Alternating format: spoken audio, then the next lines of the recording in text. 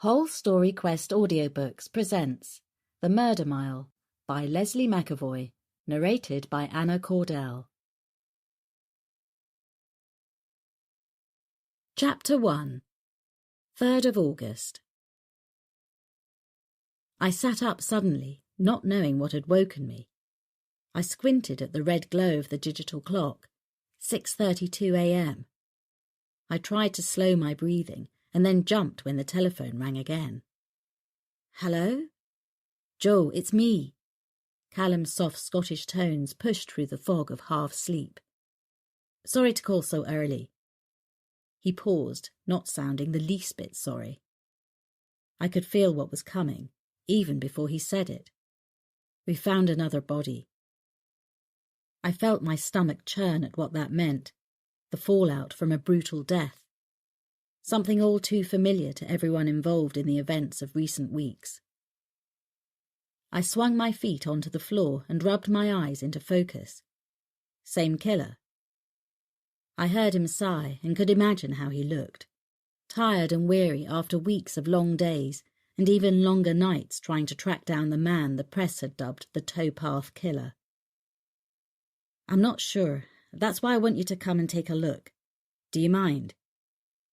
A million reasons why I did mind raced through my head, but I was trying not to sound unhelpful. What about Taylor Kane? She's not exactly going to be pleased to have me trampling all over the case, is she? He let out a deep breath. "Just as well it's not her decision then, isn't it? This is my investigation, and I want you involved."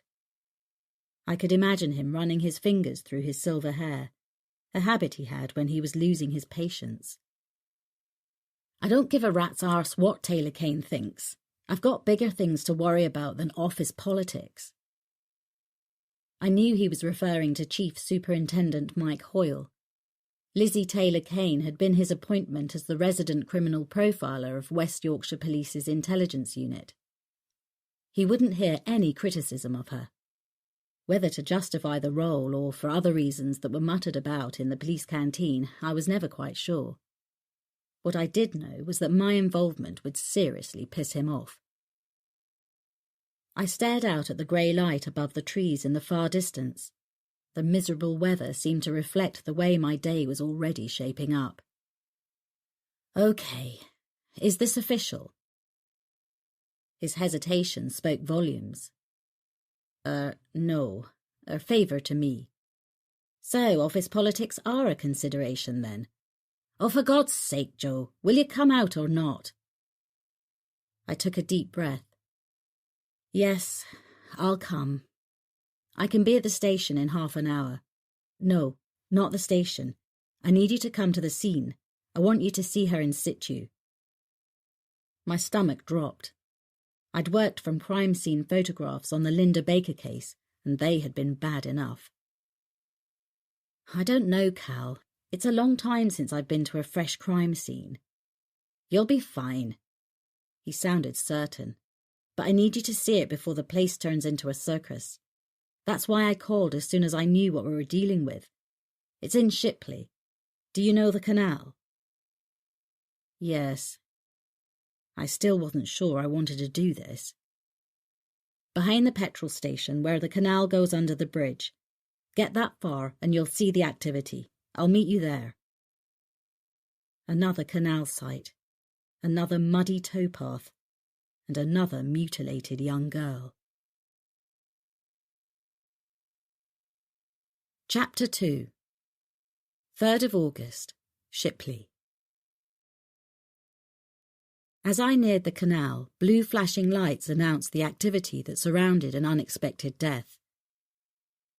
Callum was leaning against the bonnet of a patrol car, the collar of his waterproof jacket turned up against the drizzling rain, his long legs stretched out in front of him, as if he had all the time in the world.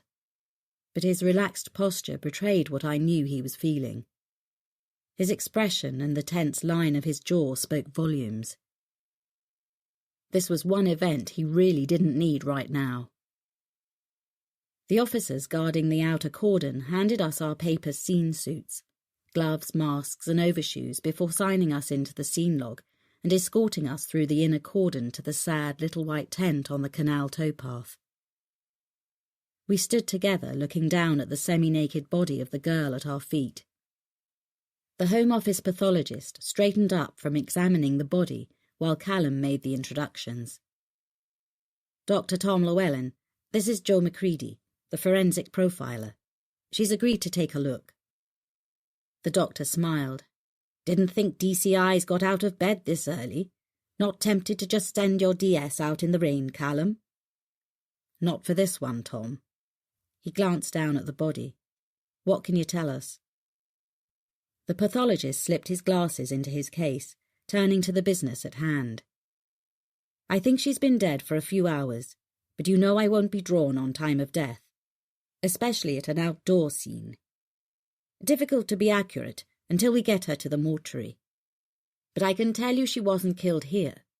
This is probably just the deposition site. She's been bound hand and foot, with what looks to be electrical cord. Again, I can get more information on those after a proper examination. He fished his car keys from his pocket.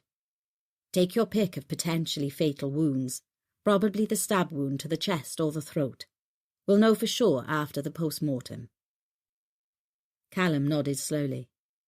Okay, thanks, Doctor.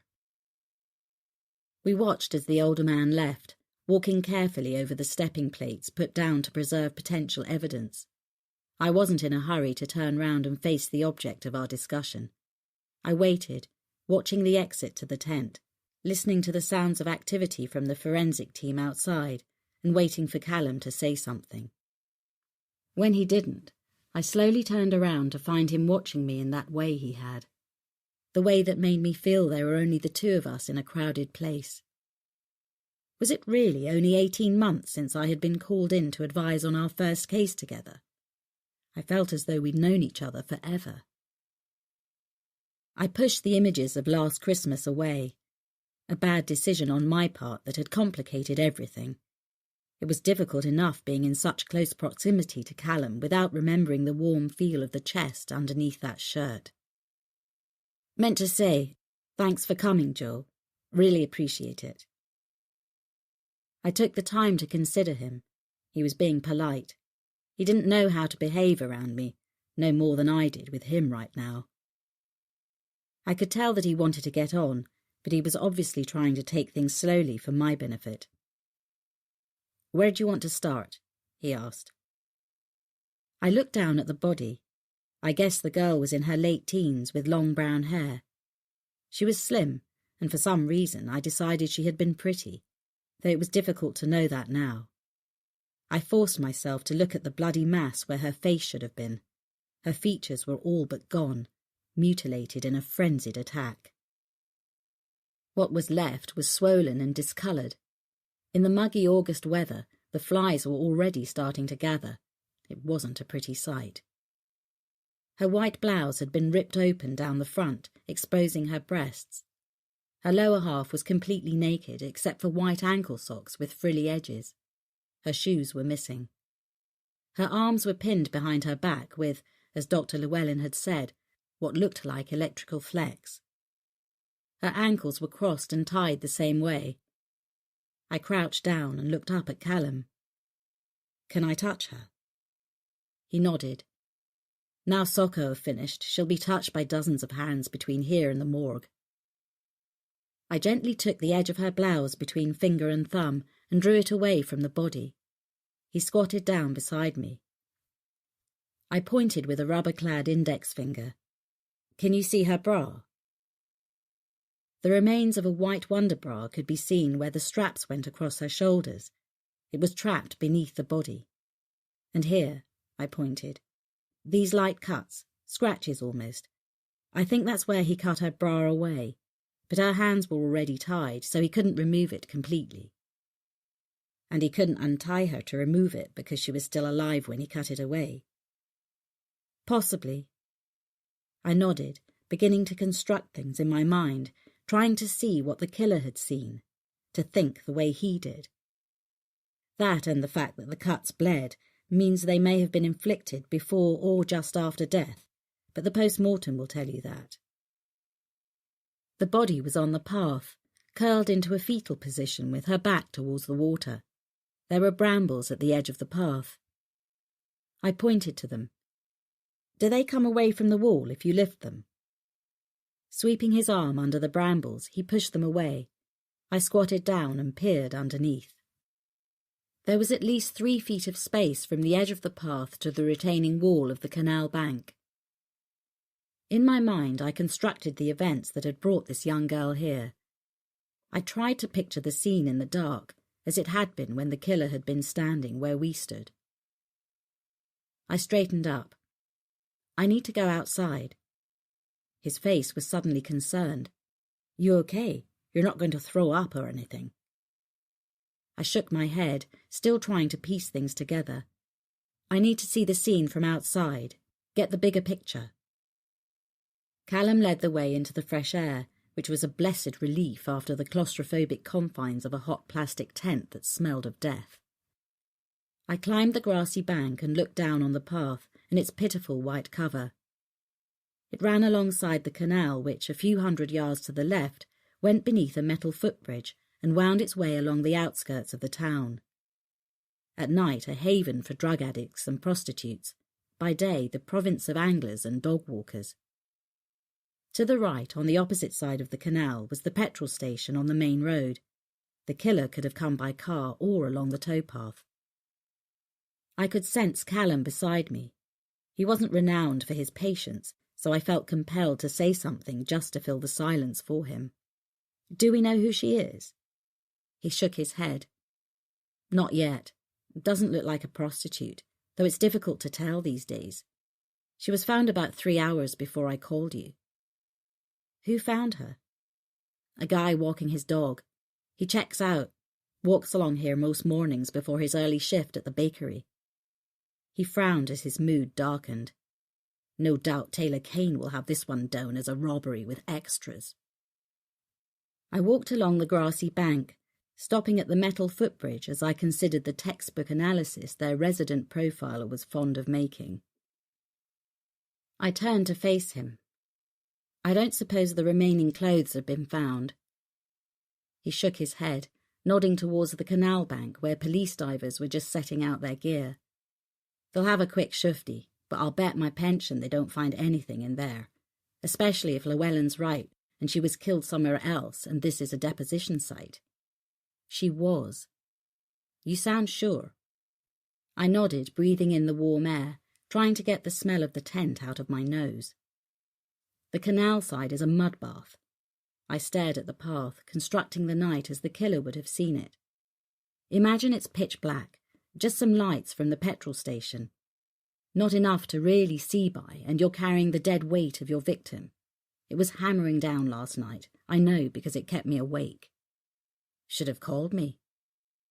He was grinning that wonderful lopsided grin of his. I pretended not to have heard.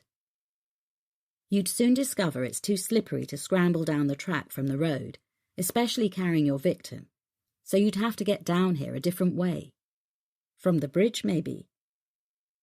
I nodded, still staring down at the sad little tent. Perhaps. I could sense his frustration. I wanted to offer him something more positive, but I wasn't about to speculate just to make him feel better. Look at it this way, I offered. If we are dealing with the same killer, Taylor Kane's theory for Linda Baker falls apart. She can't assume it's a hate murder against a girlfriend or lover. That doesn't hang together when you start to get multiples. True, he said, straightening his shoulders and looking back down the path to where the body was being moved on a stretcher up to the coroner's ambulance. But are we dealing with the same killer? He turned to me. What do you think, Joe? Have you got Linda Baker's photos? They're in my car. I knew they would be. In the 4 weeks since Linda's body had been found on a towpath on the outskirts of Fordley, he had carried the crime scene photos everywhere. He'd picked Linda's case up because he just happened to be the on-call senior investigating officer the weekend the call had come in. It should never have been his case. But now the towpath killer was almost becoming an obsession with him. He put a large hand on my shoulder to move me aside, as a police photographer loaded down with equipment pushed past us on the narrow track. His eyes were concerned as he looked at me. "Are you all right?" "I don't know," I said honestly, as I looked down to the small tent. He took my briefcase from me. "I'll carry that. Watch your step." I felt his warm hand disconcertingly in the small of my back as he half-guided, half-pushed me up the slippery banking.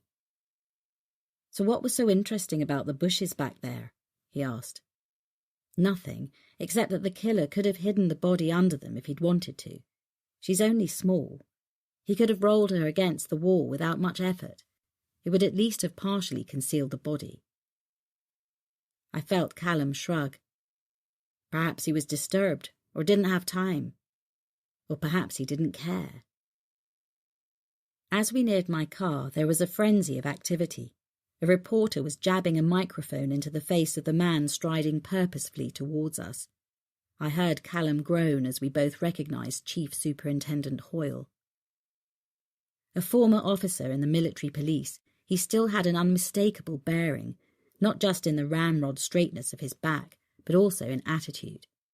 To me, he always looked like he had a nasty smell permanently under his nose. "Sir, you know Dr. Macready?"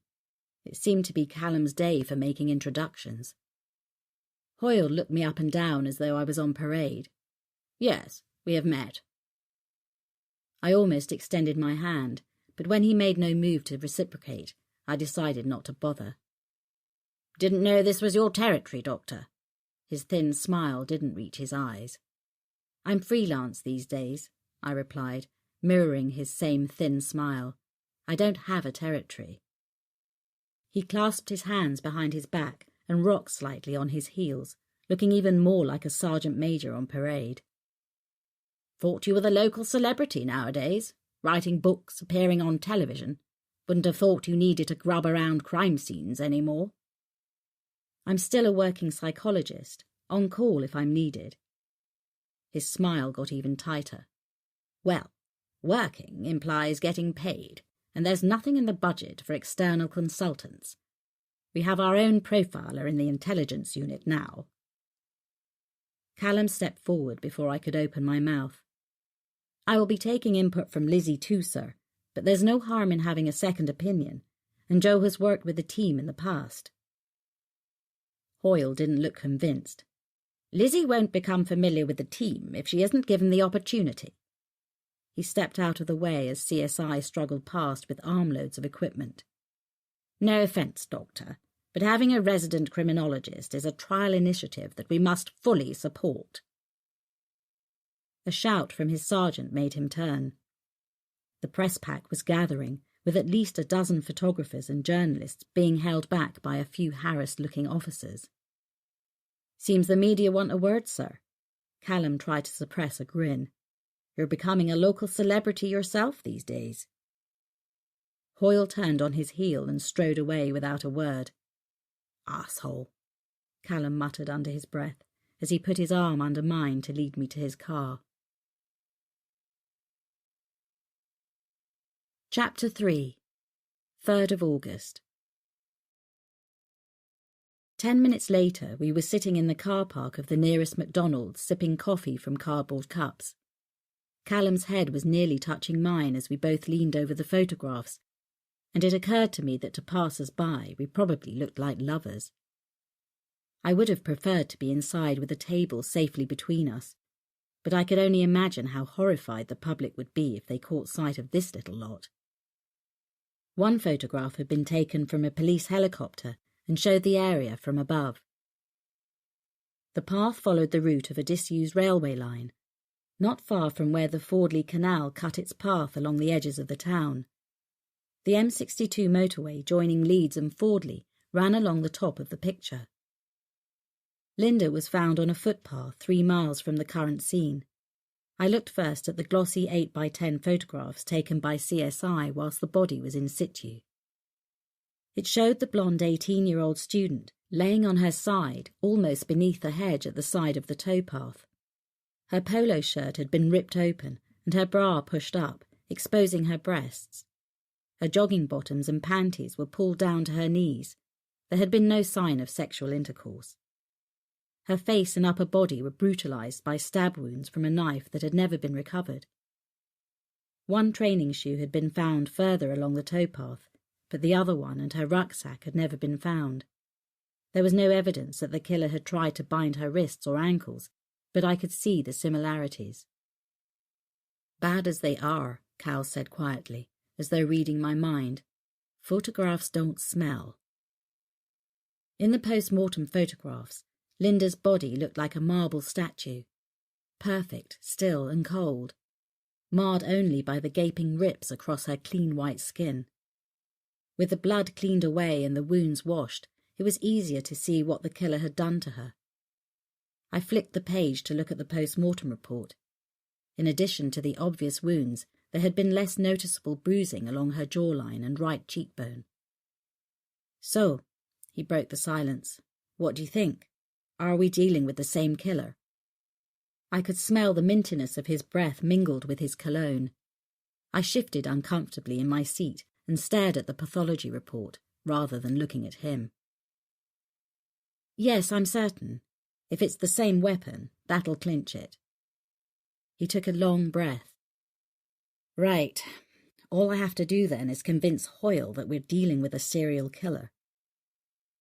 I closed the folder and stared out of the passenger window at people doing normal, everyday things. Technically, he's not a serial killer until he's done 3. Nitpicker. Callum sounded exasperated, but I could hear the humour in his voice. I carried on. "The problem you have is convincing them of the motivation, and that will determine the kind of people you focus your attention on in the search. Get that wrong, and you could be looking in completely the wrong direction. Hoyle's pet profiler has already got us tracing every past boyfriend and male acquaintance of Linda's at Fordley College. So help me out here, Joe. What am I looking for?" I sighed, trying to order my thoughts into some kind of logic. Well, there are differences, but they're far outweighed by the similarities. Go on. Linda was a blitz attack. It wasn't as well planned, and he took a much greater risk. Because she was killed at the scene. Right. He killed her on the footpath. It's a popular spot, and we know there were people about just before the attack, and not long after. To have struck on a warm summer's night in the open air involved taking one hell of a chance, but he was so aroused he was willing to take the risk. The bruised jaw suggests he punched her in the face to disable her before beginning the more vicious attack. Meaning what exactly? He didn't know his victim, at least not in the social sense, otherwise he could have engaged her in conversation to lure her off the path. He's immature, not sophisticated enough to do this with more polish. His attack was hurried. No time to bind his victim. Plus, he didn't come equipped with anything other than the murder weapon, so I don't think he intended to act it out that night. Go on. I shrugged. She was in the wrong place at the wrong time. When I first looked at this one, I suspected he might be out there on the prowl, fantasizing, probably even watching courting couples along the towpath. He's in a high state of arousal, carrying a knife, and stumbles across Linda, taking a shortcut home. So a blitz attack on an opportune victim. Right. And although there's no sign of sexual drive behind it, it's definitely sexually motivated. He's a voyeur up to this point. That's why I told you to check reports of flashes or peeping toms in the area. I suspected then he was escalating from more minor offences because the fantasies weren't doing it for him, so he moved up a gear. And similarities? In both cases, clothing from the lower part of the body is missing, along with some personal belongings. You think he's taking trophies? I nodded. Also, there's no sign of the murder weapon. I think he's using the same weapon and taking it away with him. Because of forensics? Possibly. More likely he regards the knife as a treasured possession, so he doesn't dispose of it or leave it at the scene. I glanced at the photographs as I continued. Sexual predators refine their technique and increase their skill with each new encounter. They learn and improve. He wanted more power over this victim. He needed more time for that, time to bind her and control her so he could heighten his pleasure and savour the moment. He's into sadistic control. Remember the bra? He wants to cut it away while she's alive, while she's bound and helpless. He wants to see her reaction. With Linda, he killed her too fast, had to because it was a public place. I call the initial encounter Crime Scene A, which is rarely ideal and not how he imagined it in his fantasies. So this time he moves the second victim to a prepared place, Crime Scene B. Somewhere he's left things ready and he can have time with her. He kills her there, then dumps her body by the canal. Both sites run parallel to major roads. Think he gets to the deposition site by car. I shook my head. These are not just dumping sites for him. I think this is his territory. He knows the area and the canal footpaths give him an easy way to move around the edges of town unnoticed. He feels safe enough to leave the bodies in relatively open ground, knowing he can still get away unnoticed. No, he's confident in these surroundings. When you find him, he'll have a strong connection to this area or to the canal. He nodded, looking down at the photographs in my lap. Anything else? He'll have wanted relationships, but probably lacked the social skills to get a girl. If that's the case, his sexual fantasies will have had to sustain him. Along the way, he probably developed fetishes. Often these offenders become so preoccupied with these things that the fantasy is the driving force. The woman becomes less important. Eventually, she's just a dehumanized object for their pleasure. I finally looked up.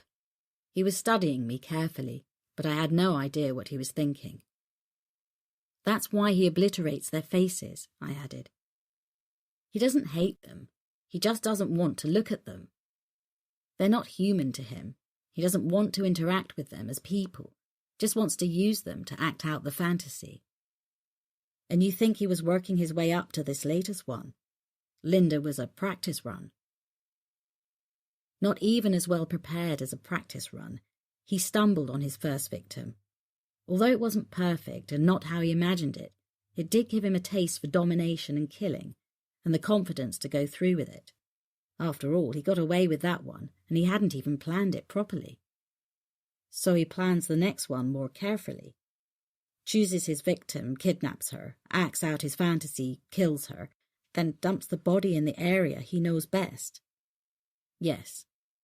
So he'll continue to escalate. If we don't catch him, he'll kill again. I nodded. Grim though the concept was, he was right.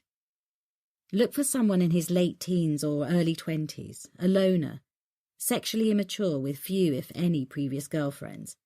Probably lives with a parent or alone.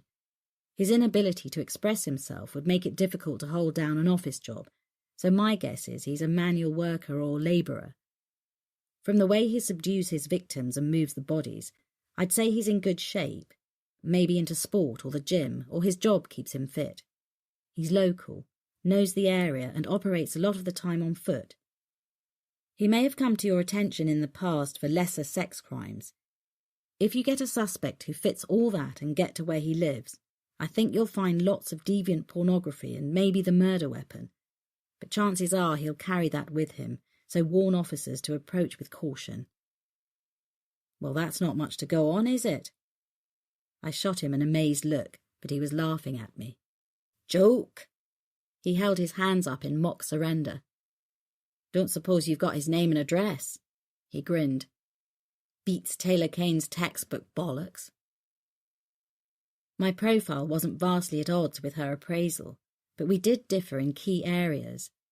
Linda had died as a result of 18 stab wounds to the face and upper body.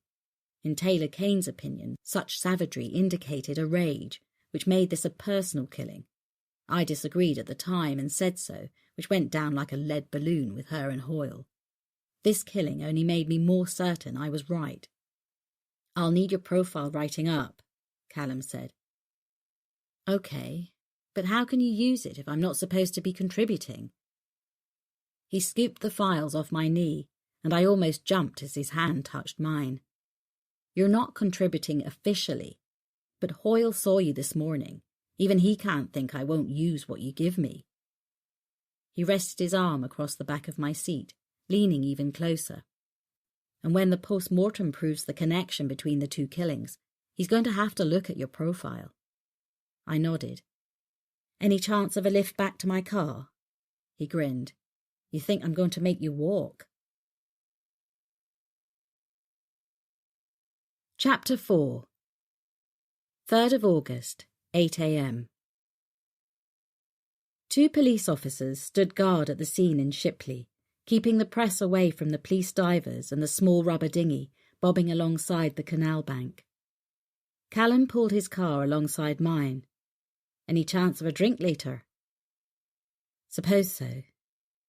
I was distracted as I tried to get into the car before the press spotted me.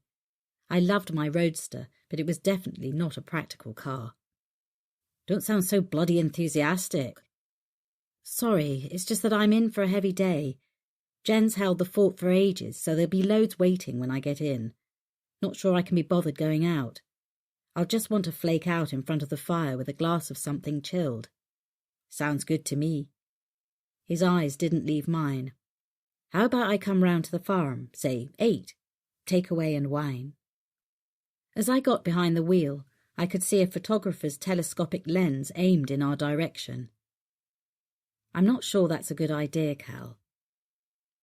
His expression lost its softness, and his tone wasn't playful anymore.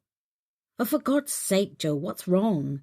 Can't a mate see you for a drink to celebrate your birthday?" I was watching the photographer as he began making his way towards us. I nodded down towards the canal. "I think we'd better move. Bandits at 12 o'clock. Callum looked in the direction of the press and nodded, sighing as he pulled his car door closed.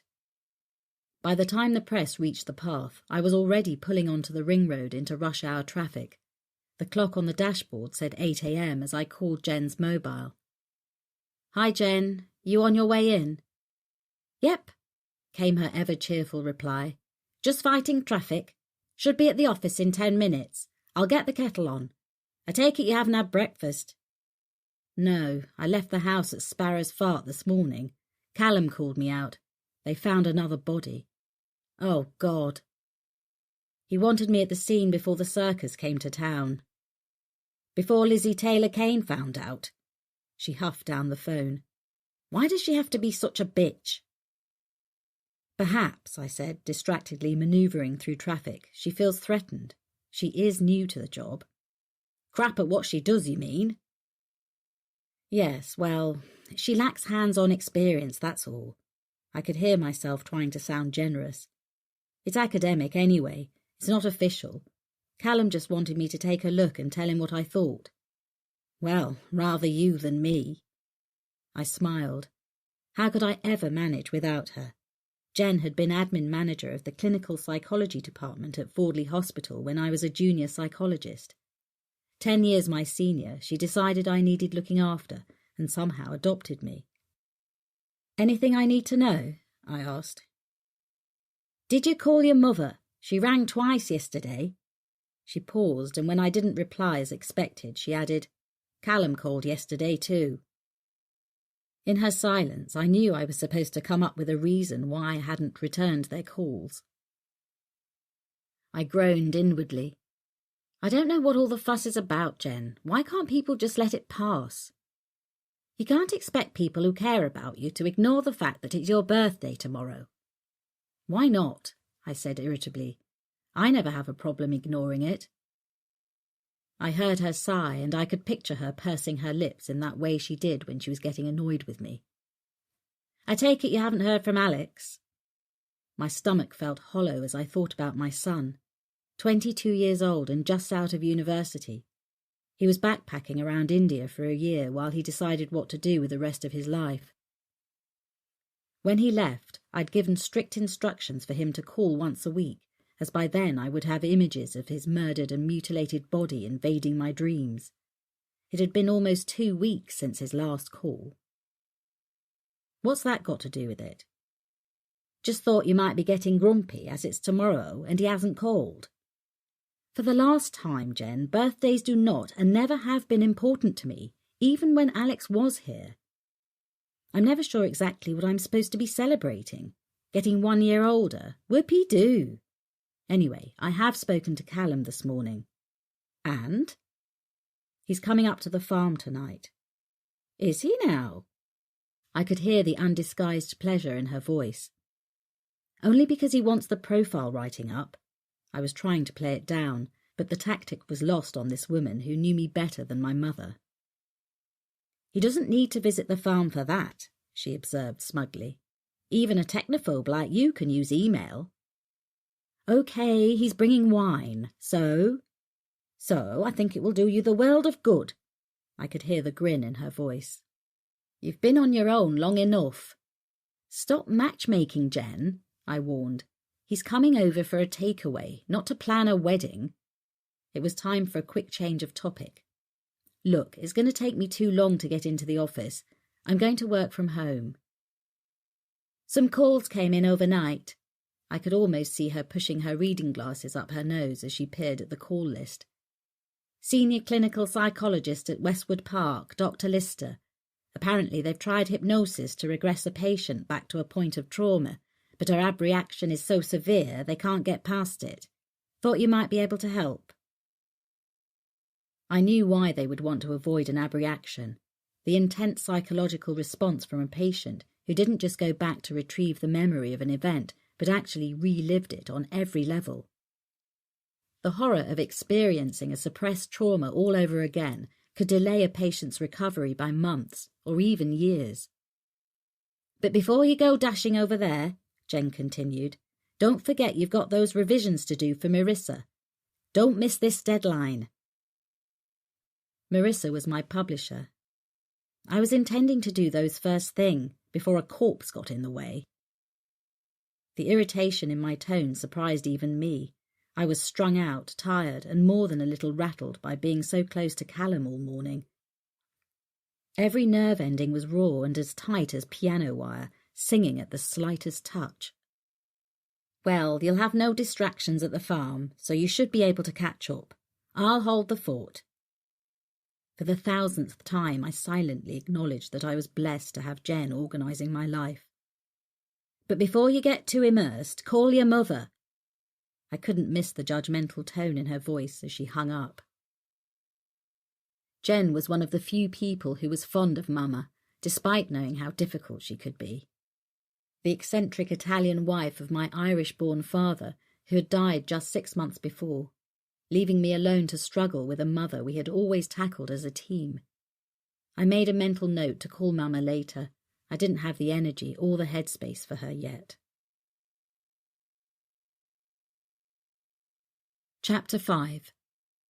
3rd of August, 9 a.m. I waited as traffic lights held me at red. The rain was easing off, and through the drizzle I looked around at people in cars waiting to start their day. They probably thought I was just the same, worrying about sales targets or reports for the boss, but my working days had always been filled with damaged minds and horrific crimes. He's out there somewhere, I thought. A man who showered, ate breakfast and slept somewhere every night. Probably younger than my 46 years. Probably unmarried and probably white, or so the statistics would suggest. After that, he could be anybody. You could pass him in the street, sit opposite him on the train, or at the next table in a restaurant, and never guess that his hobby was killing and mutilating young girls. Callum had always been driven, but he seemed to be pushing himself and the team even harder than usual on this one, partly because Hoyle had told him he might be replaced as the senior investigating officer, as he had only picked the case up in the first place because he had been on call. Inevitably, when I thought about Callum, images of last Christmas ran involuntarily through my head. Yuletide nostalgia and too much champagne, and my defences had evaporated as I gave in to what I'd secretly wanted since the day we'd met. I woke up beside him the next morning with a dry mouth, a bad hangover, and a head full of regrets. Since then, the illusion that I could lead a solitary life had been challenged by DCI Ferguson on a regular basis. I had made huge efforts to hold him at arm's length, emotionally and literally ever since, and I knew it hurt him.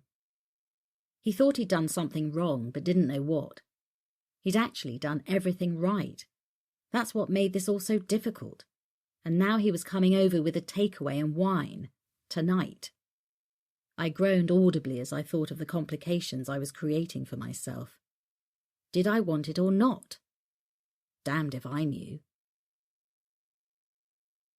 The weather was relentless as I drove to my farmhouse, located outside the village of Kingsbury. The countryside here was little changed since the Doomsday Book, wild and magnificent, in turn beautiful and desolate, depending on the weather. I'd come here when I became head of forensic psychology at Westwood Park. It was close enough for the 40-minute commute and far enough away to be a tranquil refuge when I got back from the horrors that filled my working day. I swung around the gravel, turning circle in front of the house. As I opened the porch door, 5 stone of bounding boxer dog catapulted past me before he skidded to a halt, then trotted back. "Hello, Harvey." I rubbed his velvety ears as he pressed his wet nose against mine in a nuzzling kiss. Then he was off, crashing through the hedge into our meadow. My friend George Theakston owned the farm a mile down the lane. After that there was no one between us and Kingsbury village, which was 4 miles away. My mother worried it was too secluded. I loved it for the very same reason. Harvey galloped back to the house, wet and dripping. He stood on the tiled floor of the porch and shook himself, looking pleased with the mess as I rubbed him down with an old towel. The kitchen was one of my favourite places, constantly warm from the Aga. It felt as though the house was giving me a welcoming hug as I came through the door. I dropped my briefcase onto the farmhouse table and lifted the lid on the Aga, putting a heavy-bottomed kettle onto the hot plate.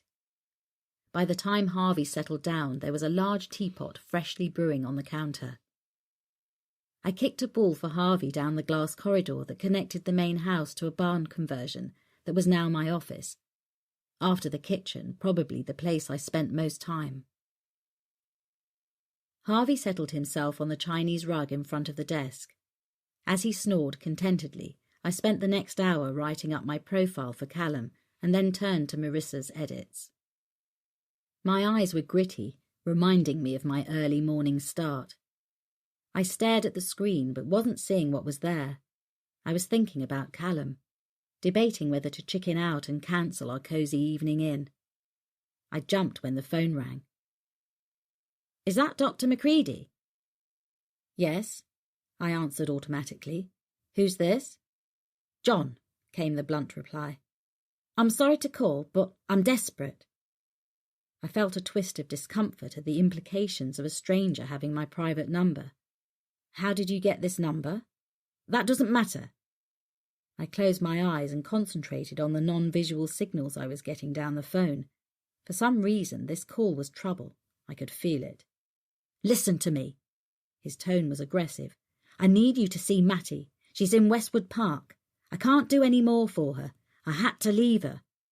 "Mattie?" "Well, Martha. My girlfriend. Her doctor admitted her. He thinks she'll top herself." His words tumbled out, disjointed and fragmented like a person on the edge of panic. But the verbal cues I was getting told me that John was a man who rarely panicked, someone who was used to being very much in control. "Did my secretary give you this number?" "Yes." He was lying. There was no way Jen would ever give out my private number. "You shouldn't have called here." "For God's sake," he shouted. "It doesn't matter. What matters is that you see her." "Calm down, John." It wasn't worth pushing the point. I automatically reached for a pen. "What's the problem? What does her GP say?" His breath exploded down the phone. "He's useless. She's been seeing him for months. In the end, he knew she was psycho." There was a pause as he gathered himself. "It's the nightmares. They scare me to death.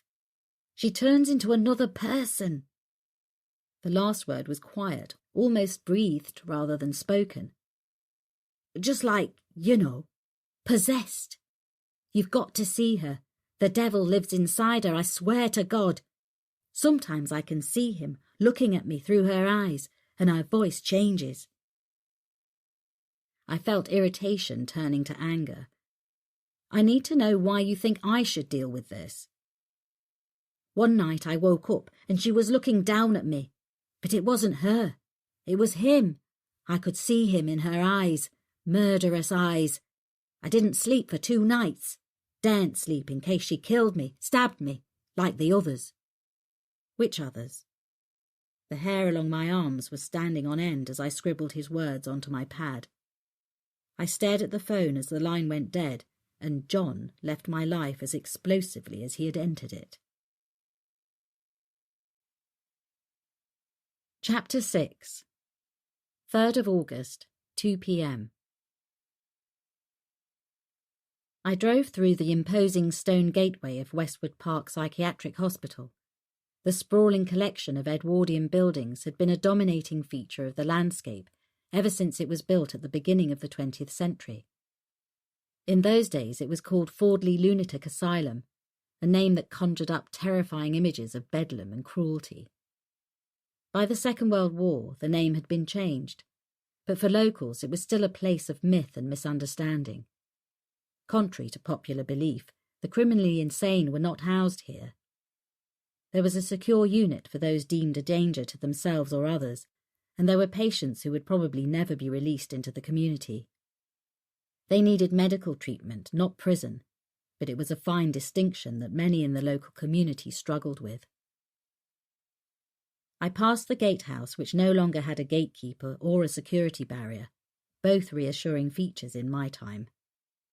The light was taking on the dim glow of a dull day as I drove past the cricket pitch and swung into the visitors' car park.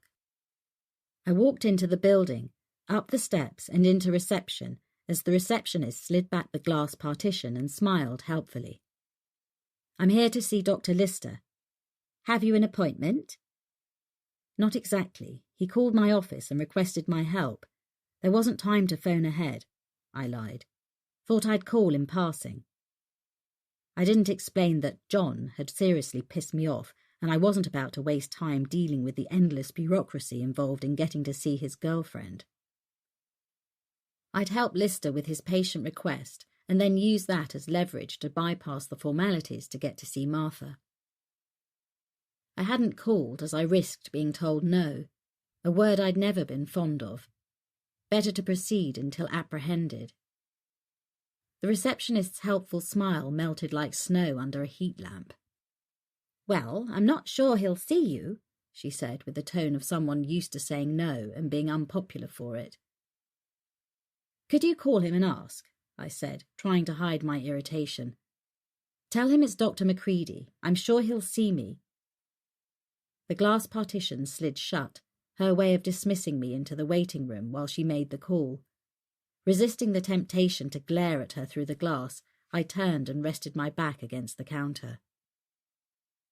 The waiting room was like the million others I'd spent half my professional life in. Painted institutional magnolia with rows of uncomfortable blue upholstered chairs, rigidly fixed together and bolted to the floor to prevent patients or visitors hurling them as weapons. I turned as the partition opened behind me. Her smile had vanished permanently, replaced by the look of a woman sucking a lemon. "Dr. Lister will see you. Go to the end of the corridor and up the stairs. His office is 3rd on the left." "Thank you." I walked through familiar corridors and reflected on the way things had changed since my day. I would never have allowed the public to walk through the building alone. Staff being attacked and even killed on hospital premises had increased, and if anything, precaution should have been tighter, not slacker. I could feel my opinion of Dr. Lister's administration slipping already. At the top of the stairs, the vinyl flooring gave way to carpet, announcing to the senses that this was the territory of administrators and not the patients. The clacking of my heels was muted by the soft beige carpet, and as I approached the 3rd door on the left, a tall, thin man emerged and turned to greet me. "Dr. Lister." His smile was tired as he shook my hand with a weak grip and then dropped his arm as though the effort were too much for him. The white lab coat hung from him as though he had either borrowed it from a bigger person or lost a lot of weight. The whole image made him look 10 years older than he probably was. "Sorry you had to wait," he said. "I'm afraid I wasn't expecting you." It was obvious he couldn't remember whether I'd returned his call, and he had forgotten our appointment. I decided to be generous. "I should have called ahead, but it was a spur-of-the-moment decision," I lied, feeling far too animated against this backdrop of depleted energy. He hesitated in the doorway and then stepped aside, gesturing for me to go into what had once been my office. The dark wood coffee table and matching desk hadn't changed. The leather chair that I had bought out of my meagre office budget was still there, though more scuffed than when I'd last seen it. The beige walls were lined with bookcases full of medical journals that spilled at crazy angles and ended in untidy piles on the floor. I tried not to stare in case the disgust showed in my eyes. I wasn't the tidiest person in the world, but there were limits. As I took a seat opposite him, the atmosphere settled around me like a damp blanket. It was a room suffering from neglect, a dumping ground for journals and papers and the surrogate office of many people, not the loved and protected space of a single individual. It made me feel depressed all of a sudden. He slumped in his chair, distractedly patting his pockets as he spoke. "I've read your books," he said, as he fished a crumpled pack of cigarettes from his lab coat pocket and held it out to me. I shook my head. Smoking was one vice I had managed to avoid. Oblivious to the no smoking sign, he lit the cigarette with brown-stained fingers and took a long drag, considerate enough to blow the smoke away from me. "I saw you at a conference last year, speaking on current life regression, so obviously I thought of you when we had problems with Martha. I understand you used to work here." I was still stuck on the punchline. Martha? "Yes, years ago. That's the patient with the severe abreaction, Martha." He nodded, pulling a file from a lopsided stack on an overcrowded in-tray. "Martha Scott." Aggressive John's girlfriend and the severe abreaction were one and the same. He scanned the page as he spoke, not lifting his eyes to me. "Originally attended as a day patient, 22, although she has a mental age of a 10-year-old. During treatment, it became clear she had suicidal thoughts, but her boyfriend seemed to be a stabilizing influence. As she lived with him, we felt there was no need to admit her." I began making notes. "Did the boyfriend attend any appointments?" "No. He spoke to the doctors on the telephone and took an active interest in her care." He frowned through the cigarette smoke. "I always felt it was strange." "What was?" "That they were a couple. I mean, she was probably pretty before her illness, but her mental age was not at all congruent with his. I couldn't imagine he could hold a conversation with her or have much social interaction. They'd almost be like parent and child. Do you have his name?" I could feel the anticipation as I waited for his answer. He flicked back to the original green admission form. "John Smith." John Smith. It was so cliched it was almost funny. I looked at him, waiting for some reaction. Nothing. Stubbing out his cigarette with one hand, he passed the file to me with the other. "Then, a couple of days ago, she turned up here. She was distraught, said the boyfriend had left her because he couldn't cope. Her violent episodes were beginning to frighten him, and he had to take more and more time off work to make sure she didn't attempt suicide. He brought her here and just left. Didn't even come in with her." "What can you tell me about this abreaction?" He sighed, running fingers through his thinning hair. "She attended some sessions to learn relaxation techniques.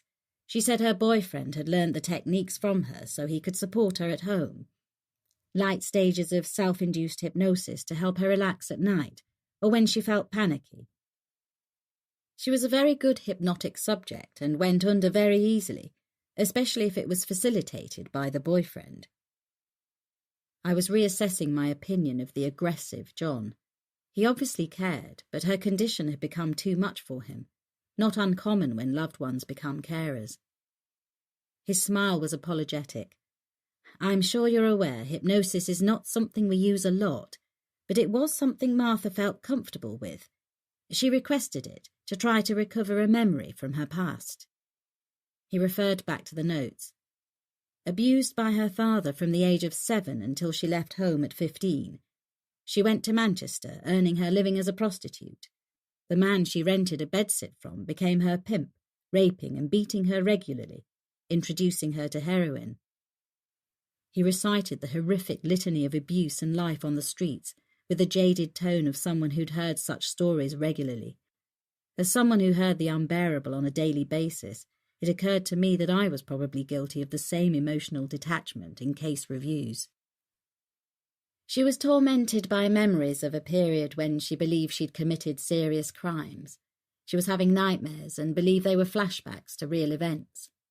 What kind of nightmares? She thought she had committed murder, more than once.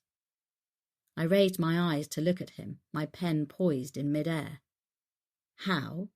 I dreaded the answer, though I knew what it was going to be. She thought she had stabbed other prostitutes. Any evidence she might have? He looked at me steadily. As you know, Dr. Macready, claims like this are made on a daily basis here. We have people confessing to every crime imaginable, and some not yet dreamed up. If it's to be believed, we have a cast of characters here from Lord Lucan to Count Dracula. I even have a patient in the secure unit who assures me that at the next full moon he'll turn into a werewolf before my very eyes. He refuses to eat anything but raw meat and laps water from a bowl.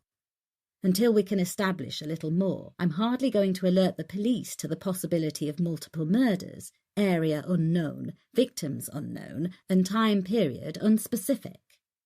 If and when we can fill any of those gaps, then of course I will refer it on to the relevant authorities. I knew how unprofessional I must have looked asking for evidence when we both knew that outrageous claims were the norm here, but I justified it to myself. After all, I'd heard about these dreamed-up stabbings before. Daren't sleep in case she killed me, just like the others. And you want me to see if I can get past the abreaction? I asked. He regarded me steadily for a moment, as though debating whether or not to go further. Finally he sighed, his eyes looking weary again. You are without doubt the expert in this field. He flicked ash onto my once pristine carpet. Your work with current life regression to treat trauma in patients is well documented and well respected. Thank you. I meant it. So, naturally, with you living here in Fordley, you were the first person I thought of. I know it was a liberty, calling you out of the blue. You must be very busy. He was hedging around a subject I was by now familiar with. I decided to put him out of his misery. But there is no budget for calling in external specialists. It has been mentioned to me already today. Sorry? Never mind. I'm happy to help out, free of charge. I looked at him with sympathy. I do remember what it's like, you know, trying to manage on a budget. He actually managed a smile as he gave me the case file and smoked another cigarette while I read through it. Finally, he got up from the desk. If you're happy to start today, I'll take you to meet Martha. Chapter 7. 3rd of August, late afternoon. Carpet gave way again to hard vinyl, and my heels clattered loudly behind Dr. Lister's sensible rubber-soled shoes. Posters on the walls reminded staff and visitors that certain items were prohibited. Weapons, alcohol, glass bottles. It was the smell that hooked my memories, leading me back by the olfactory senses to an era when I'd get in the car after my shift and open all the windows, even on the coldest nights, to blow away the institutional stench of carbolic urine and sweat that no amount of disinfectant could cover up or wash away. Dr. Lister used a swipe card, opening metal doors that led even deeper into the maze. As we neared the end of the block, I became aware of the feeling here. Not a positive energy, but rather something to be careful of.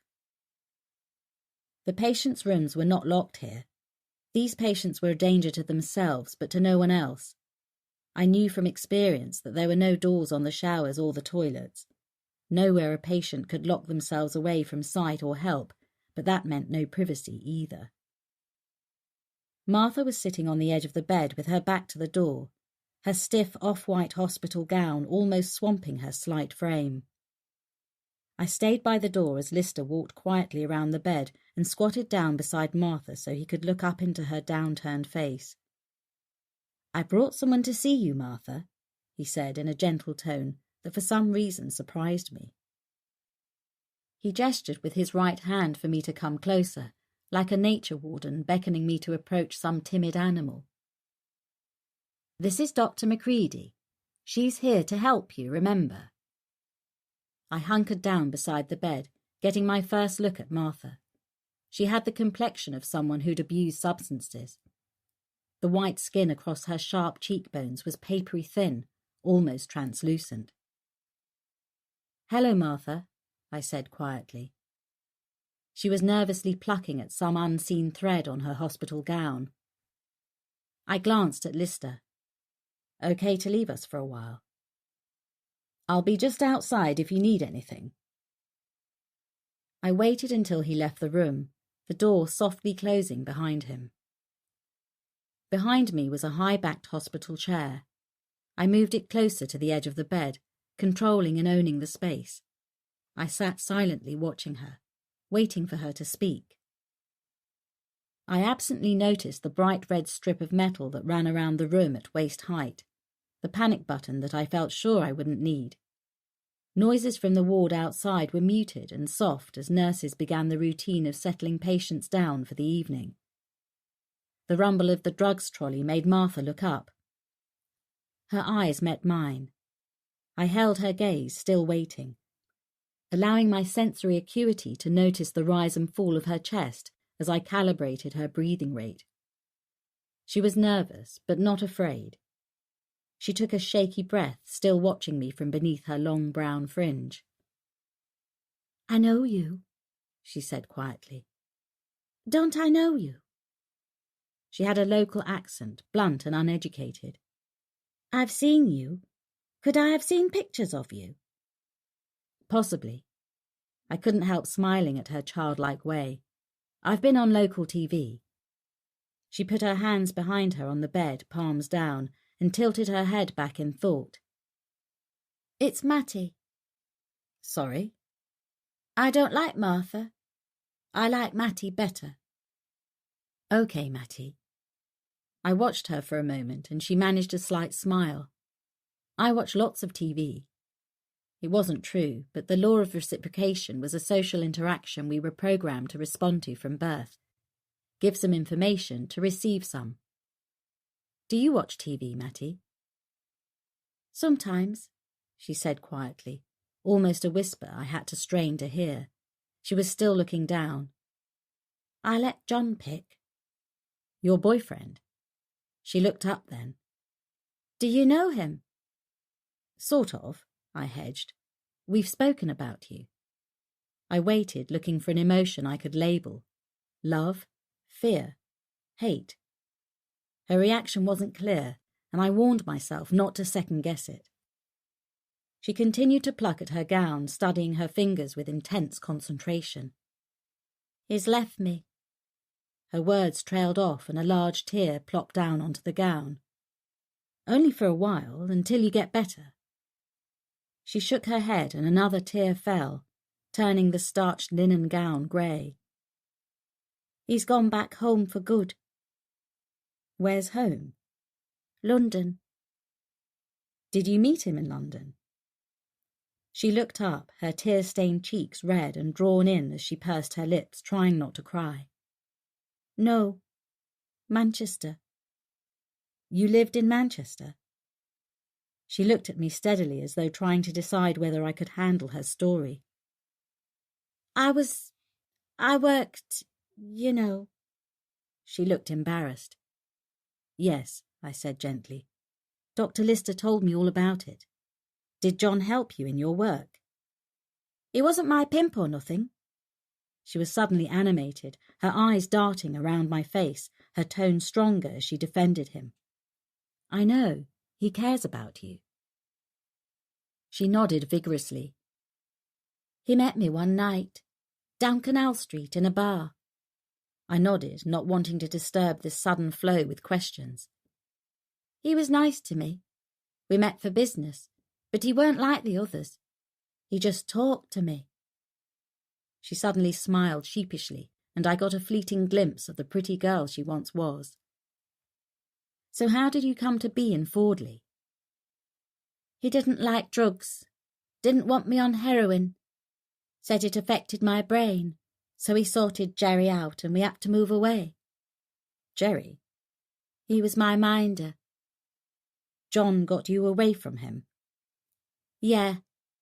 Jerry paid me sometimes with a fix. John didn't like that. Said he couldn't talk to me when I was off on one. So we left. John had a job in Fordley, so we came here." I wanted to take notes, but instinct told me she would stop talking if I began to write this down. I watched her relax. She pulled one leg underneath herself, her other leg dangling off the bed. "Sounds like he cares for you a lot." Her eyes suddenly welled with tears and she sniffed back a sob. "He didn't like me riding on his bike in case I came off. Wanted to keep me safe.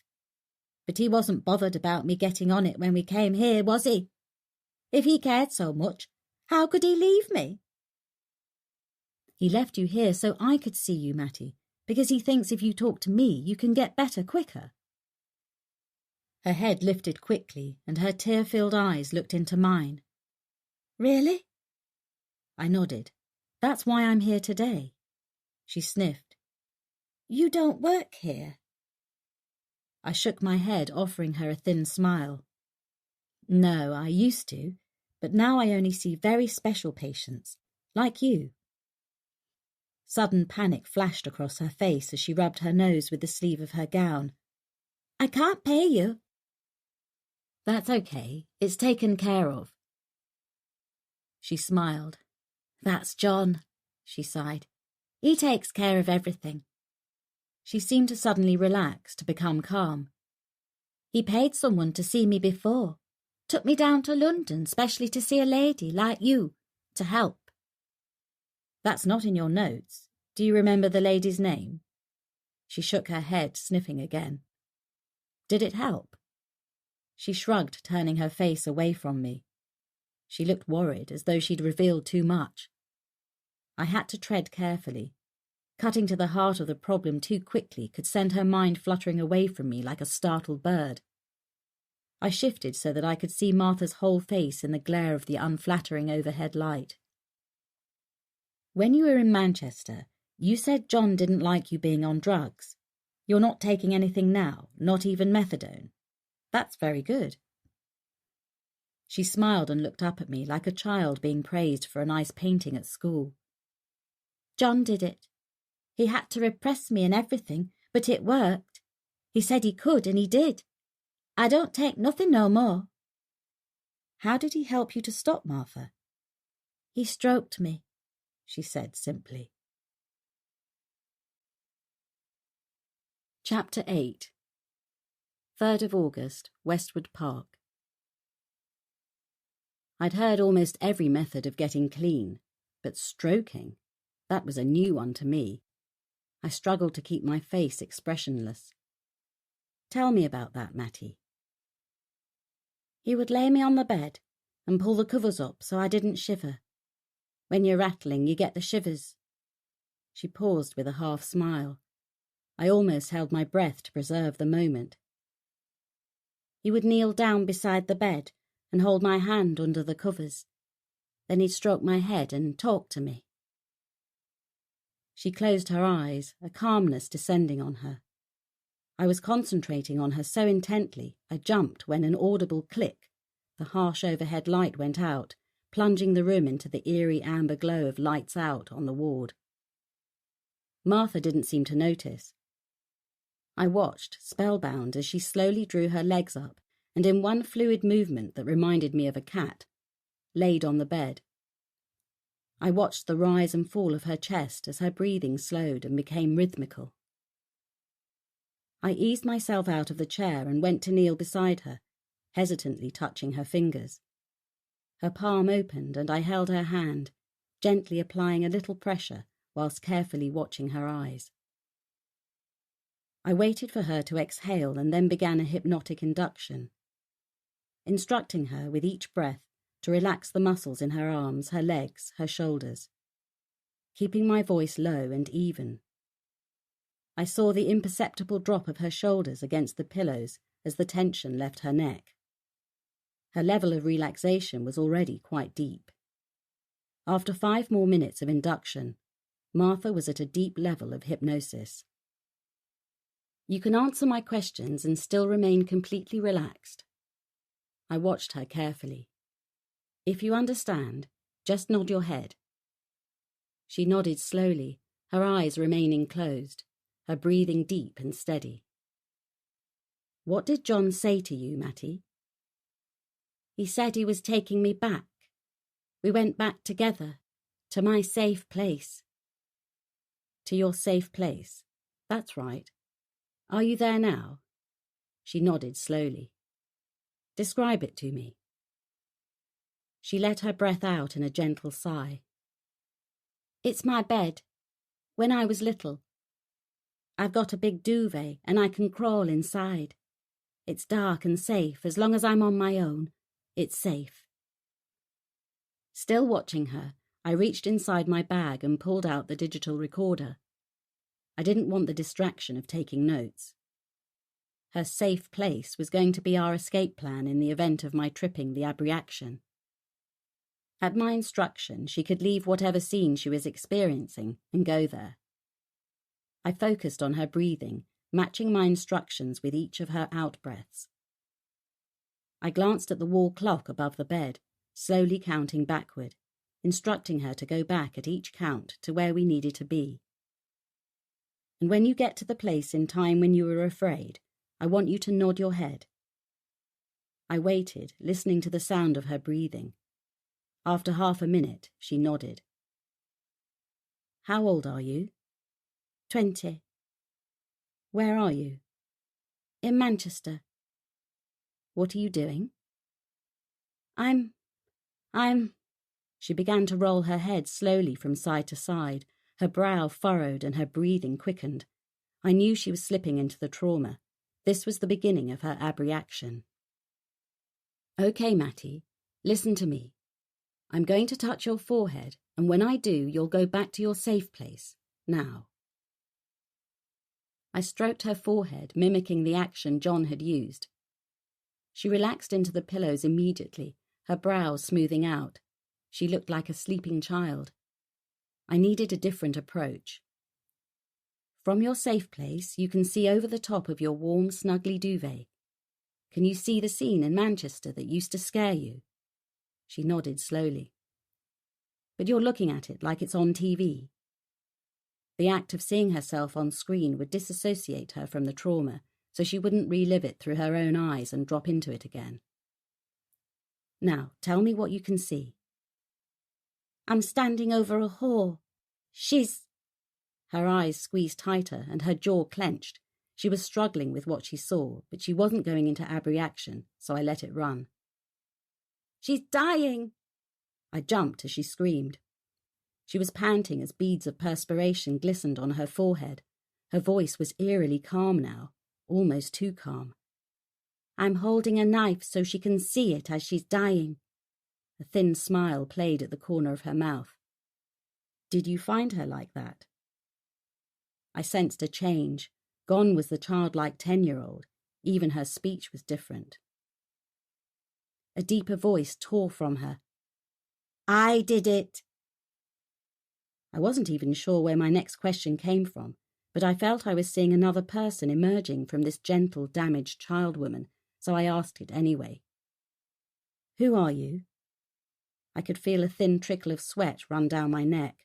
The room suddenly felt oppressively hot. Everyone knows me. Who? Jack the Ripper. Chapter 9. 3rd of August, evening. Westwood Park Hospital. I hadn't seen that one coming. Somehow I had to find a handhold in her psyche to pull her back to me. If this was the cause of her fractured state, I needed to explore it. But I'd lost the roadmap I thought I had through Martha's mind, my route blocked by a sudden encounter with another personality. I had to see where this would go, but that meant relinquishing control and just holding on for the ride. I heard my words as if someone else was speaking them. "Does Mattie know you're there?" Mattie's lips curled back from her teeth in a feral snarl. "She tries to keep me out, but she's not strong enough. At night, when she sleeps, I come and she remembers." I swallowed, feeling the roof of my mouth go dry. "Remembers what?" "Remembers when I killed them. The whores. They didn't catch me then, and they can't catch me now. I kill through her." "Did you try to kill John?" I could hear myself asking the questions, but I couldn't believe where this was going. I thanked God for the digital recorder. "She wouldn't let me. Then I got stronger than her. I almost had him. But he woke up and saw me. He left us here, but I can get out. I can leave her behind now and kill again, thanks to you." I'd had enough. I was losing my detachment and needed to regain control. I reached out to touch her forehead and send her back to her safe place. She shot bolt upright. The shock threw me back from the bed, my heart hammering out of my chest. "Jesus!" She turned slowly to look at me. "You can't send me back. Not now." "Jack." I never got to finish. Mattie launched herself off the bed, almost seeming to defy gravity. I was thrown onto the floor and scrabbled backward, trying to create space between us. The emergency alarm clattered as I pushed my fingers against the metal strip above my head, as though pushing it harder would make it ring louder. The door crashed open, sending up a puff of plaster dust as it bounced off the wall, and my line of vision was blocked by a flurry of green as ward staff piled into the room. Legs stood over me and around me, and I heard Mattie's high-pitched scream as they hauled her unceremoniously back onto the bed. I tried to push myself up, but my arms were shaking. I gave in and slumped back against the wall, willing my breathing to return to normal, keeping my eyes closed. Part of me not wanting to witness the restraint and sedation I knew were happening over my head. When the screaming calmed to a grunting, I slowly opened my eyes. Dr. Lister was staring down at me, his face taut with concern. "Are you all right? What the hell happened?" Good question, I thought. What the hell did just happen? Chapter 10. 3rd of August, evening. Westwood Park Hospital. I sipped the tea Lister gave me, wishing it was a brandy. He looked ashen as he sat back in his leather chair and lit another cigarette with slightly trembling fingers. He blew a stream of blue smoke annoyingly in my direction. If we'd thought Martha was a serious risk, I would have taken more precautions. I shook my head, feeling as though all my strings had been cut as the adrenaline ebbed out of my system. Not your fault. There was no reason to think she would react like that. Still, he inhaled deeply. We are liable for the safety of our visitors. Was he genuinely concerned for me, or for a possible claim against his public liability insurance? I'd had enough and wanted to get out of his depressing, chain-smoking presence. I stood abruptly and put my cup on his desk. Don't worry. If there had been contraindications to a hypnotic intervention, I should have seen them, but there was nothing. I began to shrug on my jacket. We thought we'd seen a serious abreaction, but nothing like this. He stood up, looking rattled. I made for the door, stopping with one hand on the handle. Martha's had abusive relationships with all the key male figures in her life. This could be her subconscious creating a strong male character to regain some control. Two elements of her personality, the weak and the dominant, struggling to be integrated. We need to do more work with her to get a firm diagnosis, but that could explain Jack. Could she be capable of murder if this alter personality broke through into her conscious state? The thought had crossed my mind, but I really didn't think Martha, that gentle, childlike persona, was capable of hurting anyone, not even herself. I'll listen to the recording and transcribe the notes, then I'll come back to you. I'll have her assessed in the morning. If she's still agitated, we can have her transferred to the secure unit. I'll arrange another visit. Thankfully, I walked out into the cool night air. As I looked up into the clear night sky, a shiver ran through me as I realised it was a full moon. When I started the car, my mobile went into meltdown. There were 4 messages from Callum, escalating from irritated to downright pissed off. I could feel annoyance coiling inside me. Why did relationships have to be so bloody difficult? Even as I dialed his number, I decided I was in no mood to soothe bruised egos or calm ruffled feathers. He answered on the 3rd ring. "Cal, it's me. Where the hell have you been?" he exploded. "Did you want me sitting in your porch with a congealed chow mein until you decided to turn up?" "Oh, for God's sake, stop being so bloody precious," I bit back, not bothering to tone down how I felt. "You're not the only one who gets called out in an emergency.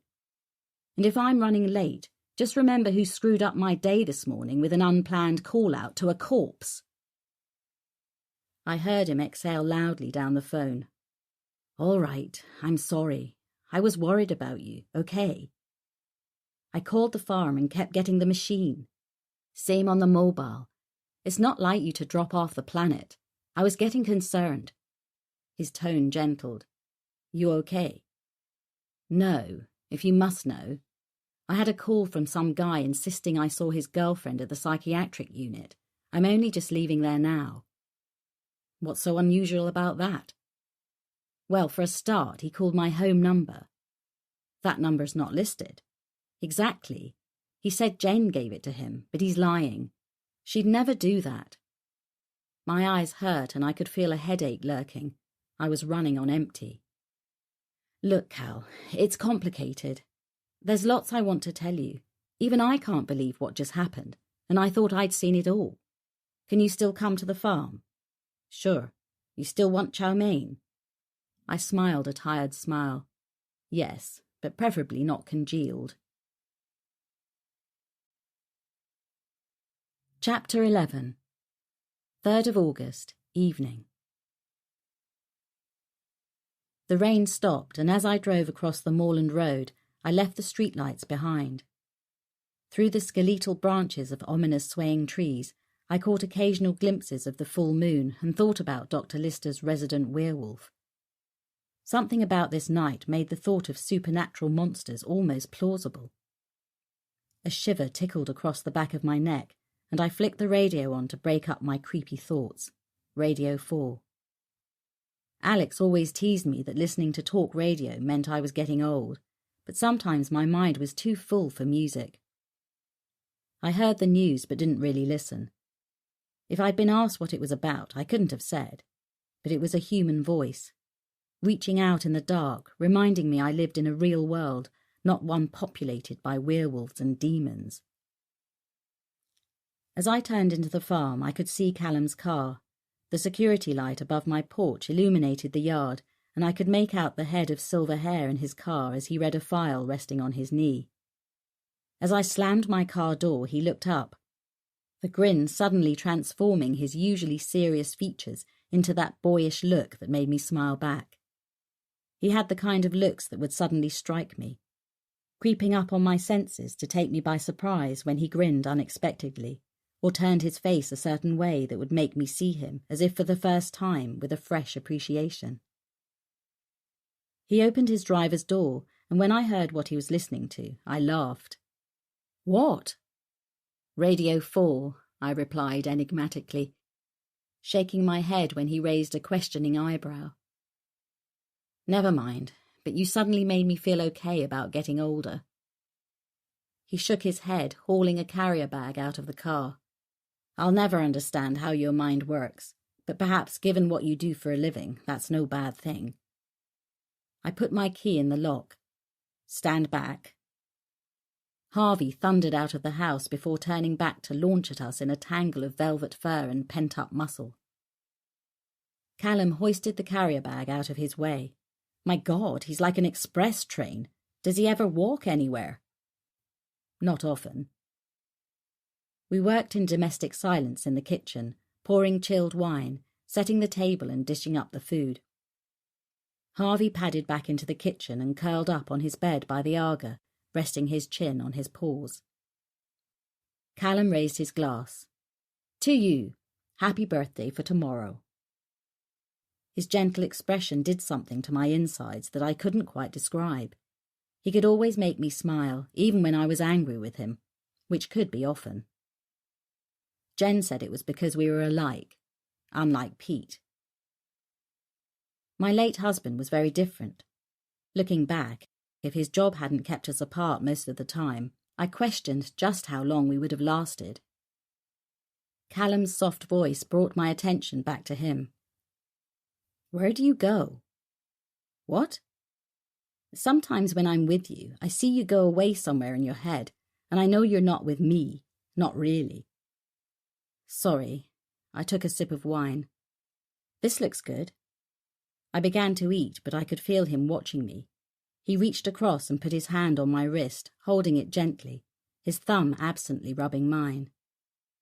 I was thinking about Pete, if you must know. I watched his face, ready to judge his expression. Frustrated? Jealous? He smiled. That's nice. Nice? I wasn't expecting that. He shrugged, scooping up a forkful of noodles. Nice that being here with me makes you think of him. I could take it a lot of ways, but I'll take it as a compliment. He raised his eyes to mine, and they seemed even darker blue than usual. He took a sip of wine. You never talk about him. I was tempted to become intensely focused on my plate, but resisted the urge and looked back at him. Pete had a job we couldn't talk about. In fact, he had a whole other life we didn't talk about. I sipped more wine, feeling myself relax as the tension of the day slipped away. He was a husband and father when we were together, and then he went away to play soldiers, and I never knew what happened in the intervals. He was killed serving abroad. Special forces, I'd heard. I nodded slowly. It's been 22 years, almost to the day, since an army captain knocked on my door to tell me the news. I'd dreaded it, but almost expected it every day, once I understood what he did for a living. Must have been tough. That's one word for it. I was 24 with a baby, coming to terms with being a widow. Fresh out of university and not knowing how I was going to keep a roof over our heads. In my mind, I watched the movie run all over again, though now it didn't hold the pain and bitterness it once had. Just a sadness and regret for the things I felt Alex had been deprived of, with no man in his life except his grandfather. When they came to the door, they were holding Pete's ID tags, the charred remains of his watch and his wedding ring. Those three things kind of summed up his life. So Alex never really knew his father. I shook my head. Pete was captured by insurgents and tortured to death. They burned his body. There was nothing to send home. We don't even have a grave to visit. Shit, Joe. He sounded as though he truly meant it. I'm sorry. It's okay. 22 years is a long time. When I moved here, I started again. No photographs, no haunting memories. Time to draw a line. Alex has all the belongings the army sent us, including Pete's commendation for bravery.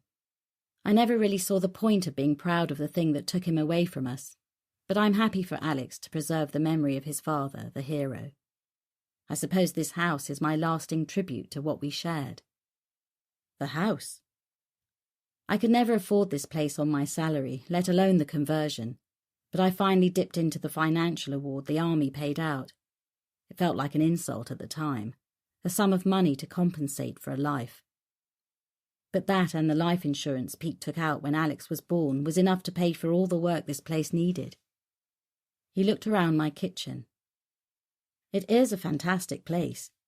You didn't take his name when you married. What? Pete's surname, different from yours and Alex's. McCready's your maiden name, isn't it? He'd done his homework, but I didn't mind. In fact, I felt quite flattered. Because of the nature of Pete's work, he said it was better if I didn't, safer for me and Alex. In any case, it was my professional name, the one on all my accreditations, so easier all round to just keep it. We ate in silence for a few minutes. Maybe it was the wine, but I was glad I'd told him. It felt as though the timing was finally right to share all those private things with someone. Or perhaps Callum was the only person I could have told. He spoke first. "Want to tell me about your eventful evening, then?" Over the remainder of the wine, I told him about John's call and my session with Martha, but for some reason I left out the bit about Jack. Maybe because I needed time to work through what I thought had happened in that room. Or maybe because he'd think I was as mad as Martha. So John's girlfriend was Martha Scott? I nodded. "Could you check for me? Into her story, I mean." He pursed his lips, swilling the last dregs of wine slowly around the bottom of his glass. "I'll see what I can do, but we're full on with the towpath killings, so I can't spend too long on it." I suddenly felt selfish. Sorry, I should have thought. "Don't worry about it. I'll get one of the indexers to run the names. Never know, we might get lucky." I began collecting up the dishes and Callum came to help. "Might not be that easy. John Smith. Too corny to be real." He grinned up at me as he crouched in front of the dishwasher. "I know it's the name given by every couple having a dirty weekend, but there are some real John Smiths out there, you know." Well, I'm not convinced. There's something about all of this that bothers me. Apart from the fact that John said his girlfriend wanted to murder him and that she stabbed people while possessed by the devil, what on earth could possibly bother you about this story? Sounds like an average day at the office to me. By this time we were both laughing. I flicked at him with the edge of the tea towel and he ducked out of the way, catching my arm and swinging me around in a playful hug. Suddenly the laughter stopped, our faces only an inch apart. I could feel his warm breath on my face the instant before he kissed me. Chapter 12. 3rd of August, evening. I drank in the feel of him. It would be so easy to deepen this kiss, to lead him by the hand to my bed. But I'd done that before, allowed a moment to turn into a night. I didn't want to fast forward what we'd started. I wanted to learn all the little domestic things about him that I didn't know. Somehow that was important to me now. I put a hand on his chest and eased away as gently as I could. He held me in his arms, reluctant to let go. "I don't want to move too fast, Cal." He nodded, stroking my nose with his. "I know. I can go as slow as you like, just so long as we're travelling in the same direction." I changed the subject before I lost all my resolve. "I could do with more wine. Did you bring another bottle?" "I put it in the fridge while you were toweling Harvey off. By the way, how come he didn't rip me limb from limb for taking liberties with you just now?" We both looked across to Harvey, snoring contentedly on his bed. Perhaps, Cal observed, he realizes I'm a protector too. I was reminded of what happened the last time we opened a second bottle and decided I needed a diversion. I wrote up the profile, by the way. If he noticed my blatant shifting of the moment, he was too polite to show it. "I'll go to the office and print it off for you." He poured 2 glasses. "Hang on, I'll come with you." I pushed open the door into the glass corridor. The carpeted floor took away any feeling of coldness from the huge windows, its deep pile muffling the sound of our footsteps. I looked across to the woods, but all we could see in the darkness was our own reflection. He looked the most relaxed I had seen him in weeks. The usual frown lines across his forehead were gone, and his shirt was unbuttoned at the collar. His silver hair flopped across his forehead in a casual way he would never have allowed at work. He perched on the edge of my desk as I searched the computer files. "Here we go." I hit the print key and the laserjet hummed to life. Hope this proves useful. I suddenly realised that I hadn't asked him anything about the investigation. Any more on the victim? He ran a hand through his hair. We've got a name, Julie Lamont, a hairdresser from Fordley. She completed her college course 3 months ago and took a job at a salon in Shipley. She didn't turn in for work yesterday or the day before. I've got officers interviewing the family, so we should have a better picture by morning. But we do know that Julie and Linda didn't know each other outside of college. We checked. There's no link between them until they were both murdered and dumped by the canal. I chewed my pen in thought.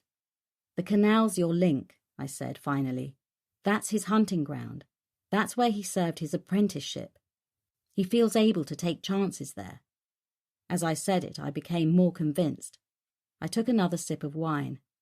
Concentrate your efforts around there, and you won't be far away from him. When I looked across, he was lifting a book from my bookcase, absently turning it over in his hand. I tried to read it once, he said, lingering on the photograph of me on the back cover. I'm flattered, I smiled. You should be. I don't read books, unless they're technical manuals. This is a manual for the human mind, into the strategies people develop to navigate through life. You make it sound simple. In some ways it is. The human mind is a computer. It delivers what you program into it. Trouble is, a lot of programming happens when you're too young to remember. So it's back to the childhood stuff then, he teased. Lay down and tell me about your mother and all that. I leaned across the desk and shut down the computer. You'd be surprised. As children, our parents are gods to us. If they tell us we're hopeless or stupid or clumsy, we don't question it. Children believe it and act out the behaviours that go with it. As we left the office, he slipped his arm around my waist. So that's what you do with your patients. Go back to the original hang-up. I nodded, enjoying feeling the warmth of his body hugged so close to mine. Parents aren't always the villains. A bad divorce, a bereavement, they can all lead to people developing unhelpful strategies. They embed it in their personal history. It becomes the story they tell about themselves. If they see themselves as a victim, an abused child, or an abuser, it defines who they are and makes sense of events they've gone through. Past traumas end up shaping a person's present and dictating their future, and it's usually not in a positive way if they cross my path. Harvey was still snoring contentedly. I perched on the edge of the table. I devised a technique for uninstalling the trauma in a person's unconscious, allowing them to reprogram past events. So they forget it. No, but reprogramming how they perceive it. It can be like turning a key for some patients. That was what the book was about, but I never expected it to become a bestseller. His hard thighs straddled mine as I sat on the edge of the table. He rested his forehead against mine, his eyes intense as though he wanted to see inside my head. So what's the story you tell about yourself then, Joe? The story that builds the glass wall I can't get past. The intensity of the question caught me off guard. It felt uncomfortable having my own strategy turned on me. Touché, I tried to smile and failed. You tell the story about Pete. He said it softly, but a barb shot through my stomach. How dare he use the fact that I had opened up to him tonight? Perhaps the strategy you use, he went on, is to never allow anyone that close again, so you don't get hurt. Perhaps. I felt the warm glow we had built all night suddenly evaporating into a coldness I couldn't stop. What's wrong?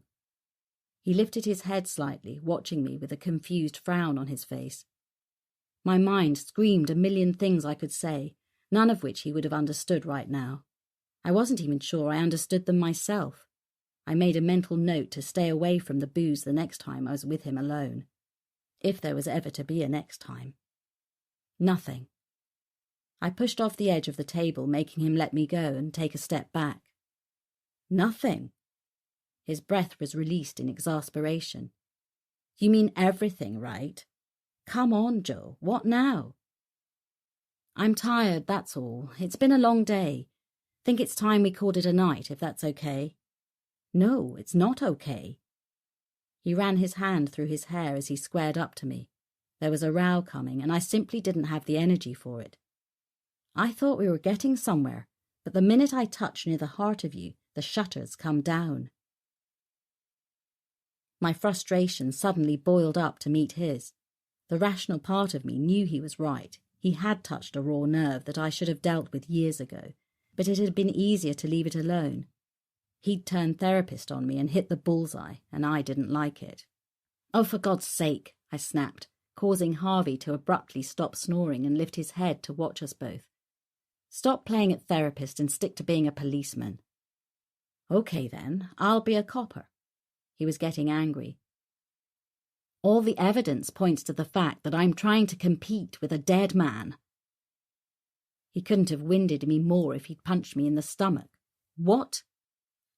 "You said that when you came here you left Pete behind. A fresh start. So, like a dumb bloke, I took that as a sign we could move on from the flirting and dancing around we'd done ever since Christmas. Which, by the way, as a night with a special woman, I rated as pretty bloody marvellous." He suddenly turned away from me, pacing in front of the Aga, his voice getting louder. "But the minute I get to that point where we can be real people and stop shadowboxing, I get the Ice Maiden again." He stopped and turned to face me, his eyes blazing. "Know what, Joe? I don't think you are over Pete, or that you've tried to stop telling that story about yourself. In fact, over the last 22 years of being his widow, it's become who you believe you are." I watched with my mouth open, unable to speak as he tore his coat from the hook by the door and snapped up his car keys. "And until it stops being that way, I may as well wait another 22 years before I try again." "Callum!" I called after him, but I could already hear the car roaring to life. He hadn't even bothered to close the door. By the time I walked into the porch, I could just make out the red tail lights disappearing down the lane. "Shit!" I exclaimed to Harvey, who stood beside me, curiously tipping his head in a question I didn't even know how to begin to answer. Chapter 13. 4th of August. I swung my legs out of bed and padded naked into the bathroom. I peered at my reflection in the mirror, noting the dark rings under my eyes. "Stupid bitch," I said out loud to my reflection. "You need a good therapist." I spent my professional life telling clients they needed closure on troubled relationships. Why couldn't I take my own advice? I took my temper out on my clothes and slammed down into the kitchen, even ignoring Harvey as he padded over to me for his morning hug. My mood wasn't improved by the weather, which was wet and humid as we walked into the meadow. Harvey amused himself by chasing the scent of rabbits long since gone, as I followed aimlessly behind him, absorbed in my thoughts. A familiar figure walked towards us across the bottom field, dressed in a waxed jacket and old corduroy trousers, the whole ensemble topped off with a tweed flat cap. He raised his arm in greeting, his other arm cradling a shotgun. "Morning, George." He grinned with a huge mouthful of tombstone teeth as he rested his elbows on our adjoining fence, using his thumb to push the peak of his cap back. "Fine day for it, lass," he observed without humour as he grimaced into the drizzle. "Yon dog doesn't bother though, eh?" I smiled despite my black mood as I watched Harvey romping around. "No, he's fine as long as he's out." Harvey sniffed at George's pants and lifted his head to accept the rough patting on his ears. "He's good security up at the house, though," I said. "Best burglar alarm I could have. No one would try the house with him inside." George nodded. "But let's face it, since when did we ever get burglars round here? God almighty, most people don't even know this lane exists. Anyways, I walk by most days and check on the place for you." His eyes twinkled with fun. "Part of my duties, you might say." He continued to pat Harvey, who was enjoying all the fuss. "Am I right in thinking it would be your birthday today?" I looked at him in surprise. "How did you know that?" He smiled, but it was tinged with sadness. "Used to walk the moors with your dad, didn't I? He'd always make a fuss on your birthday. Whenever we were out, he would tell me about his surprises for you. I reckoned it would be about now." I nodded intently, focused on my Wellingtons as we trudged back to the house. Miss him like hell, George. I was horrified to feel hot tears pricking at the corners of my eyes. George diplomatically averted his eyes, looking across the fields. A typical Yorkshireman, full of emotion but loath to ever show it. "So do I, lass, so do I." He patted my shoulder roughly. "Take care." With a wave of his arm, he strode back out across his field, leaving me and Harvey to stare after him. I decided work was the only thing to push the black mood away. I rang Westwood Park and arranged to see Martha as soon as she'd been assessed. I'd been thinking about her all night. As I got into the car to drive to Fordley, I called Jen to let her know my plans. "By the way, Jen," I tried to slip the next question in diplomatically, "have you spoken to someone called John? He said he'd called the practice to get my home number." "No, and if he had, I wouldn't have given him your number. Why do you ask?" I could hear the discomfort in her tone. "He called the farm last night." "What?" She was incredulous. "I hope you don't think for a minute I'd be stupid enough—" I cut her off. "Of course I don't. He said you'd given it to him, but I knew you hadn't." There was a pause and I could feel her thoughts tumbling. "I've worked with you long enough to stick to protocol." She sounded upset. "Don't worry about it." But even as she said it, I knew she wouldn't let it go. Jen was a perfectionist, and things like this would eat away at her. As soon as I cleared down her call, my mobile rang again. The display said private number. "Dr. Macready?" I answered absently. "Mum?" "Alex!" It was that unexpected I nearly stopped the car in the middle of the road. "Where are you?" He laughed. "Mumbai. The most civilized place I've been in weeks. Anyway, just calling to wish you happy birthday." A mix of emotions rolled through me all at the same time. Relief at hearing his voice and knowing he was safe. Frustration that he hadn't stuck to the rules and called as often as he'd promised he would. For an instant, a reprimand crossed my mind, but I bit it back before it came out of my mouth. I used my own mother as a how not to parent manual. Habitual criticism was her stock in trade. I could feel the heat of totally unexpected tears. "Oh, thanks, baby. You don't know how much I've missed you." "Are you crying?" He sounded incredulous, and I remembered the hard-nosed reputation I'd worked so hard to develop, even with family. I sniffed loudly, reaching for a tissue. "No, I have a cold, but I've missed you all the same." I heard him sigh. "I know. Sorry, Mum. India's phone network might be good, but they haven't quite reached the out-of-the-way places I've visited lately." "When will I see you?" "I'm planning on coming back before Christmas. I've got a couple of interviews lined up in London. Then I can spend a few weeks with you." "Great. Who are the interviews with?" His tone was instantly cagey, or did I imagine that? "Oh, nothing special. Don't want to jinx it. I'll tell you when I'm back." "Sure." I tried to inject a smile into my voice as I rubbed my nose with the tissue. "I'll catch you up when I see you. Give my love to Nonna." "I will. Bye, baby." I was quiet when I went into the office, and Jen knew me well enough not to ask. I buried myself in work for the rest of the afternoon, only realising as I was leaving that we'd hardly spoken. As I shrugged on my jacket, she barely looked up from her computer, too used to my moods to be affected by them anymore. "Callum called. He said it was urgent, and could you call him as soon as you finished?" I stared at her, realising that she didn't understand how important that might be, given last night. "Oh," was all I could manage. "Anything else?" "Nope."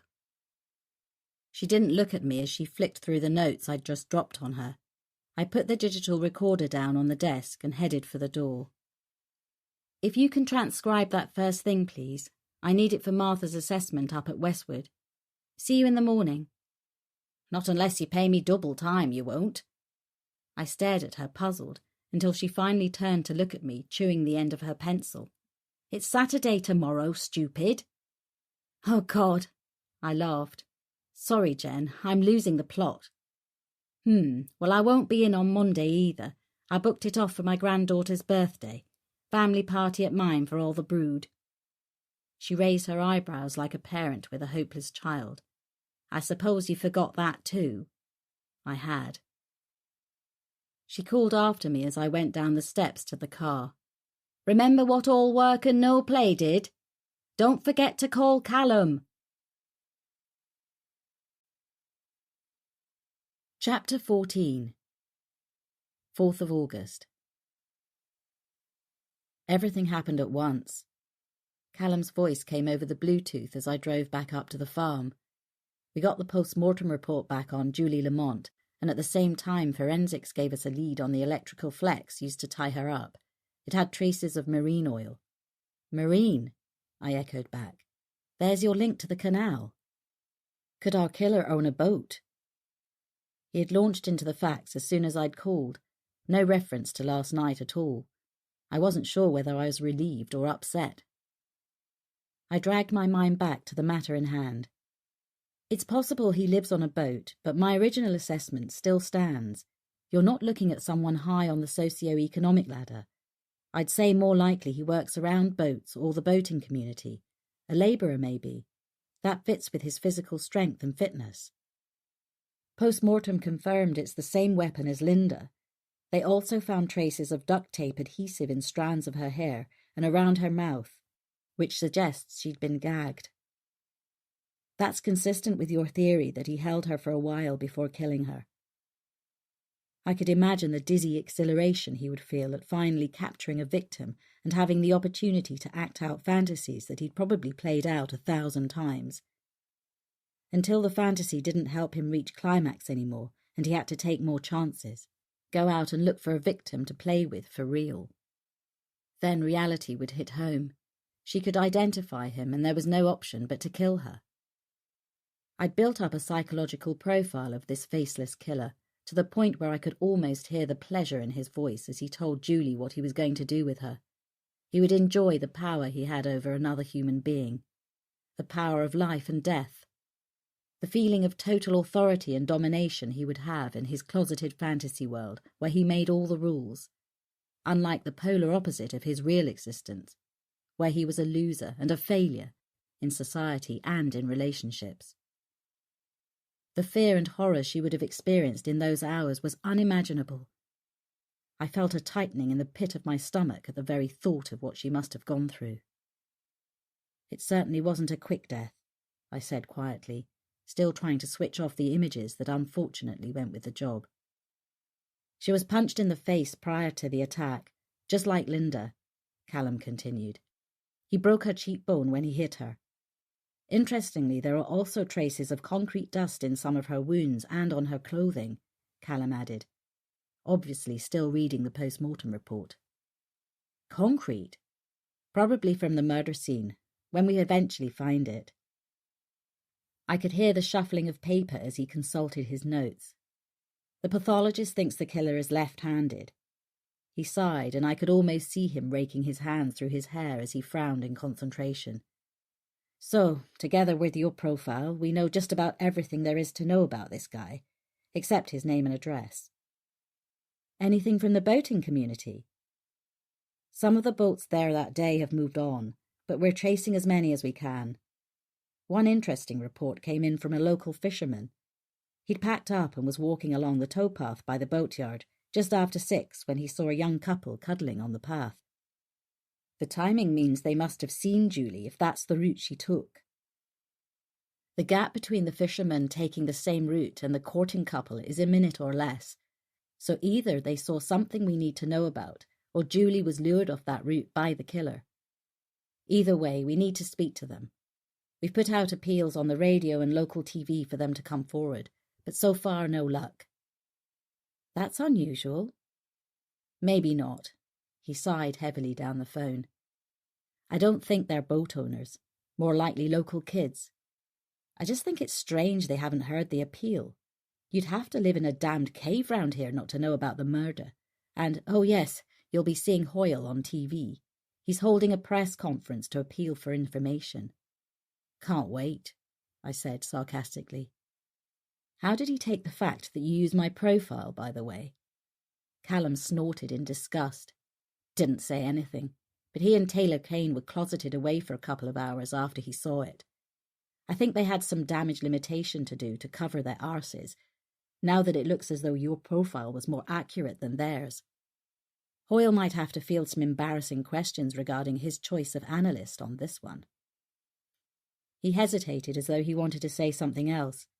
I caught my breath waiting. I'll call you when we have something. And with that, the phone went dead. I felt tired, strung out, and miserable. I'd obviously blown it with Callum, and on top of that I was 1 year older and facing a weekend alone. Automatically, my fingers dialed a most familiar number. It was answered on the second ring. Hi, Mama, it's me. Josephina, happy birthday, bambina. Happy birthday to you, happy birthday to you, happy birthday, dear Fina. Happy birthday to you. I gritted my teeth throughout the whole tuneless rendition. Thanks, Mama. How are you? I'm wonderful. In fact, you just caught me. I'm going bowling with the girls. If you hadn't have called, I would have been so angry with you. I've been trying to get you all week. I know, Mama. I sighed, resigned to the fact by now that every conversation between me and my mother, regardless of original content, always turned into a reprimand. I've been working with the police this week on this latest towpath killing and— Terrible, terrible, she interrupted me in her heavily accented English. No job for a woman, dealing with killers and rapists. Why you can't get a proper job, eh? Yes, Mama, I know. Go work in a shop or an office. It's good enough for other people, but you always have to be different, just like your papa. She sighed, perhaps realizing after all that this was my birthday. I only worry, bambina. You know it's only that I worry about you. I know, Mama. Anyway, I heard from Alex today. Sandro! When can I see him? He'll be back for Christmas. He's got job interviews lined up. See, sensible boy. He goes for proper jobs. Knowing Alex as I did, there would be nothing ordinary about his choices, but I kept the thought to myself. Listen, Mama, I need to pick your brains. Ever since she got her bus pass, she had become a walking encyclopedia on bus routes. The number 46 bus from Fordley. To Shipley? Yes, I know it. But what do you want it for? It's against your religion to take a bus. I ignored the dig.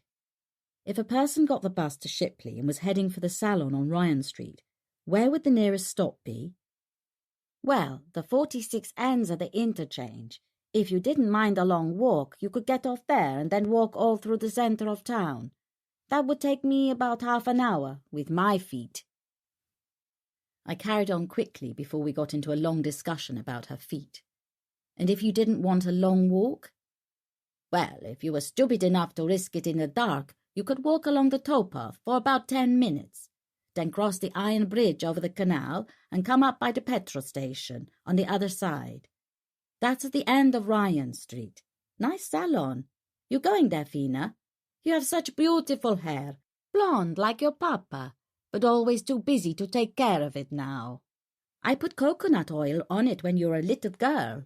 You're too busy now for such things. Just a quick comb and then— Sorry, Mama, I have to go, but thanks. Have a good night. I'll catch up with you next week. As the phone went dead, I swung the car around and drove out towards Shipley. Chapter 15. 4th of August, Shipley.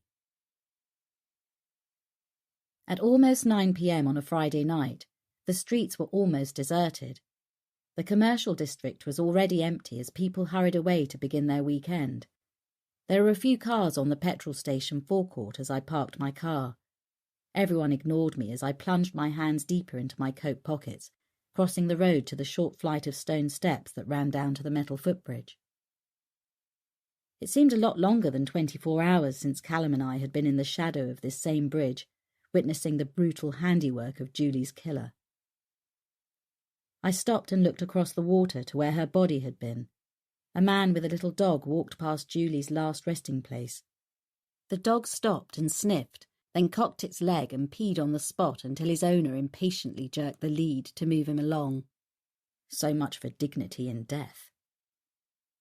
The light was dimming, the sky still grey with unshed rain. The atmosphere was close and oppressive. By the time I stepped off the bridge and walked to the dumping site of Julie's body, the dog walker was nowhere to be seen. A jogger padded past me, wired for sound and oblivious. Boats were moored along both sides of the canal, gently lifting and falling on the water. The soft creaking of their mooring ropes carried on a faint breeze. Most of the barges were tightly locked up, hatches padlocked, decks cleared, curtains drawn against curious passers-by. It took another 2 minutes to reach the spot where the path snaked up a right-hand turn and onto the road above, opposite the interchange where Julie would have gone for her bus. I stood at the bottom of the path and looked around. In my mind, I pictured the young couple the fisherman had seen, standing on the path, cuddling. Perhaps they were saying goodbye. The girl about to go for her bus, hugging her boyfriend. Wouldn't he have walked her those last few yards to see her safely onto the bus? A thought was forming at the back of my mind, my profiler's database of facts and circumstances providing a possible solution to an inconsistency. Look for inconsistencies, my teacher and mentor Professor Geoffrey Perrott used to say, for that is where the answers are found. The teenage lovers and the fact that they had suddenly disappeared were inconsistencies my instinct didn't like. Ahead of me was the boatyard, a large, sprawling place with the skeletons of dead or dying boats in its graveyard. Massive rusting hulls hauled out of the water like beached whales waiting to be dissected. The original iron hull of an old Dutch barge had been cleaned and renovated. On the top deck, a new wooden structure replaced the old wheelhouse. The back of the structure was covered by a heavy tarpaulin, fastened down by huge ropes tied onto giant metal rings set into the dock. As I turned back to retrace my steps, something on the houseboat attracted my attention. I looked back. Nothing. The corner of the tarpaulin lifted slightly in the warm breeze, and I could see a dim light coming from deep inside the cavernous hull. Then the canvas flapped gently back down, and the light was gone. I looked around me. There was no one to be seen in either direction along the towpath. I pulled my coat around me. An instinctive gesture that mirrored the vulnerability I was beginning to feel. I glanced back at the houseboat. It glowered silently at me across the quickly darkening water, seeming to crouch ominously before pouncing like some giant malevolent beast. What was it that was so wrong with this picture? I had the unnerving but very definite feeling that I was being watched. I looked back to the houseboat. Nothing moved except for the corner of the tarpaulin, gently lifting in the breeze. It looked different. Why did it look different? What had changed? I watched for a few more seconds and my skin began to crawl. The light inside the hull had gone. I suddenly felt totally exposed and alone. The footpath was deserted and the light was fading fast. Oh my God! In that instant, I knew the answer to the inconsistency. 1,000 disjointed facts suddenly crashed together to form the full picture. My heart began to hammer as I saw it all as the killer had seen it, as he was seeing it right now. My breath came faster as I debated my next move. Go up the steps to the main road to bright lights and traffic, then face the 20-minute walk back to my car, or go along the deserted towpath and get to my car 10 minutes faster. The same choice Julie Lamont had made a few days earlier, a choice that had cost her her life, and if I made a mistake, it might very well cost me mine. I turned to my right and began to climb the steep path up to the main road. Was it my quickening imagination, or did I hear a sound behind me from the towpath below? A twig cracked behind me, and I almost cried out, but I didn't have the breath. I willed myself not to look back as I scrambled for the top just a few feet away, certain now that he was behind me. Over my own laboured breathing and the pounding in my ears, I could hear the grunting of someone coming up the steps just inches behind me. I virtually sprinted the last few feet to the road, anticipating with every step the rough hand that would claw at my ankle and drag me backwards into the darkness below and away from safety. I fell onto the pavement at the edge of the road, nearly knocking into a jogger going past. I ran a few more steps and then risked a backward glance. The dark silhouette of my pursuer was there for a fleeting second, then gone. But I could hear a man's hard breathing gradually getting fainter as he disappeared back towards the dark water. Suddenly I was surrounded by people getting on and off buses, kids hanging about by Costa Coffee, sharp, naked neon lights and noise. I leaned back against a barrier, struggling for breath and drenched in sweat, my whole body trembling. I reached for my mobile at the same time as a white city taxi pulled up at the curb. Without thinking, I pulled open the door and fell into the back seat. Ryan Street petrol station. The cabbie turned to look at me, puzzled. You new in town, love? I shook my head, irritated to be quizzed at a time like this. No, so don't make it a 20-minute round trip. I know where it is, I said acidly. He turned back and looked at me in the rear-view mirror. I was about to say, it's stupid to take a cab when you could walk it from here. He signalled and began to pull out into traffic. But you just back from charm school. I can see you're too exhausted to make the walk. I dialed a number and almost sobbed when I heard Callum's voice. Joe? Cal. My voice wouldn't come. Oh, sorry, I forgot about the flowers. I ordered them in advance so you'd get them on your birthday, before last night and everything. If you got home and found them, then... No, I hardly registered what he was saying. I'm in Shipley. I've been down by the canal. I heard the explosion of his breath down the phone. Are you insane? Going down there alone at night? His voice had an edge to it I hadn't heard before. Cal, Oh, God. There was a pause for a fraction of a second as he registered that something was badly wrong, then his tone became all business. Where are you? I'm coming to get you. My car's by the petrol station on Ryan Street. Can you come now?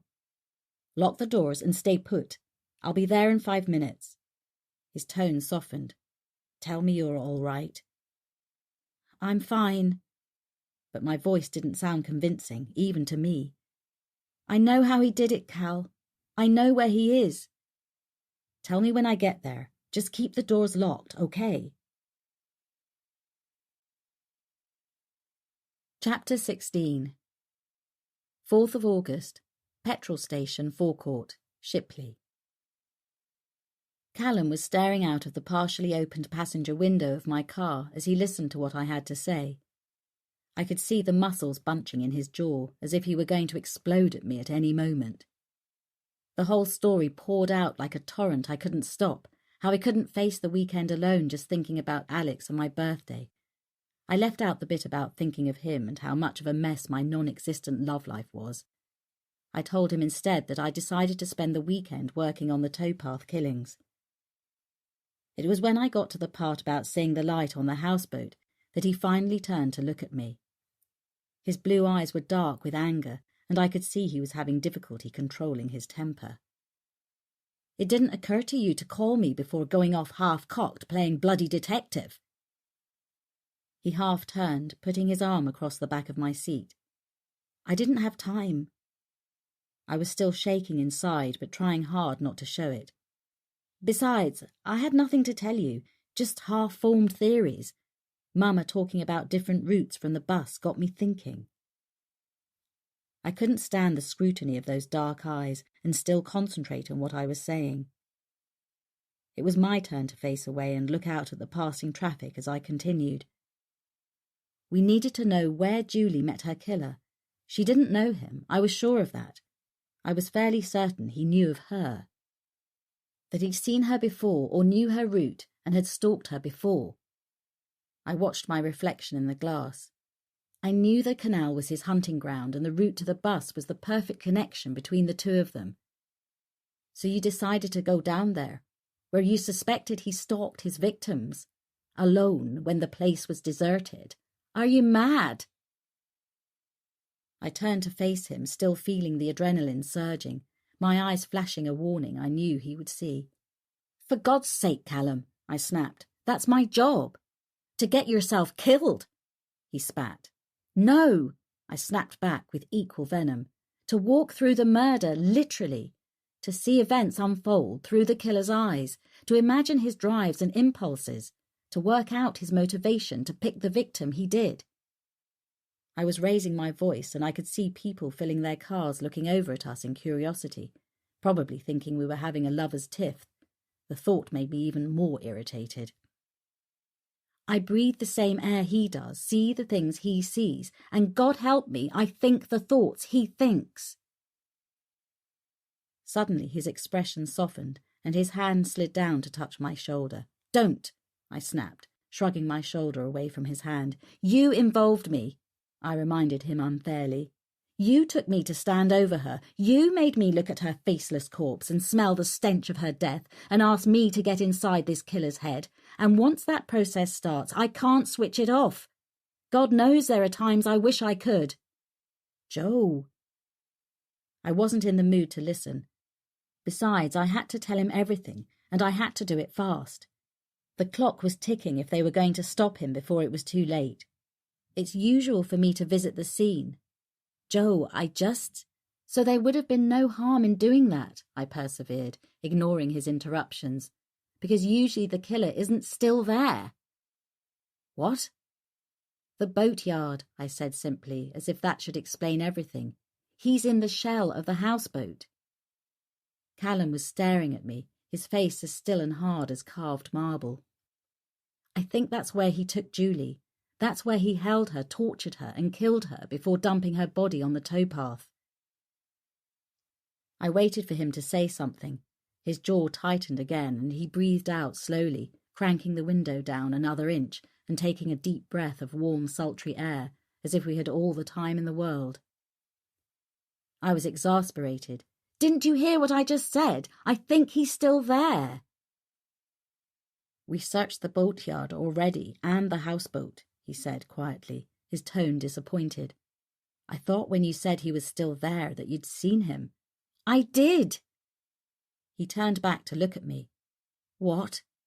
But you said. I saw a light coming from inside the hull. For all he knew, I was the police or maybe a journalist. He was listening intently now, his eyes searching my face as I spoke. He turned the light out when he realised I'd seen it, and I made a dash for it up the embankment. My heart began to beat faster as I recalled it. Callum, it's him. I know it is. Why would he stay so close to the scene? He asked wearily. Surely he wouldn't want to be within a mile of the place with us crawling all over it. He has nowhere else to go, I said simply. With all the publicity, it would attract more suspicion if he were to disappear. He stays because people would notice if he didn't. Besides, I added quietly, he gets off on being so close to the fallout. We went over that boatyard with a fine-tooth comb, he said, but I could see some doubt creeping across his face. How fine? If I call in the cavalry and you're wrong, and if I'm right? I could see the possibilities and strategies running in his head. Finally, he seemed to come to a decision. He held my shoulders in his hands, looking at me squarely. Go to the farm, do not pass go, do not collect £200. Cal, no arguments, he said, and from his tone I knew it was useless to try. He pulled me to him, and I felt his lips brush the top of my hair. And if you give me any trouble, lady, I'll have you locked up. So what's it to be? I suddenly felt weary. Okay, I said. I'll wait for you at the farm. Please be careful. Chapter 17. 4th of August, Kingsbury Farm. As usual, work was my distraction. My emails downloaded at a crawl as I tapped a pencil against my teeth and cursed the download speed we got. Even though Marissa had arranged for satellite internet to be installed, it still wasn't brilliant. I rarely visited her in London, so email and Skype were our mainstays. My technophobia was a constant source of amusement for her, and she ribbed me endlessly. When my book had first been accepted and she'd realised what a technical Neanderthal I was, she'd organised everything, even sending her techie from London to the farm to set everything up and show me how to use it. I dialed into the Fordley practice to pick up my messages, wondering how I'd ever managed without the ability to do it before. There was a message from Dr. Lister. He sounded tired and more than a little irritated. There's been a development. The changeover staff weren't aware of Martha's pending assessment or that we were considering a move to the secure unit, so they allowed her onto the day ward. Understandable, as she wasn't listed as high risk. And, well, it appears she's absconded during a shift change. I heard the loud exhale and knew he was smoking. We don't know how it happened. I groaned as I listened to his litany of thinly veiled excuses and bullet-dodging logic. If that had happened when I'd been director, I would have kicked his arse all around the grounds. The Section 2 papers hadn't gone through, so there's little we can do. I've reported her to the police as a missing person.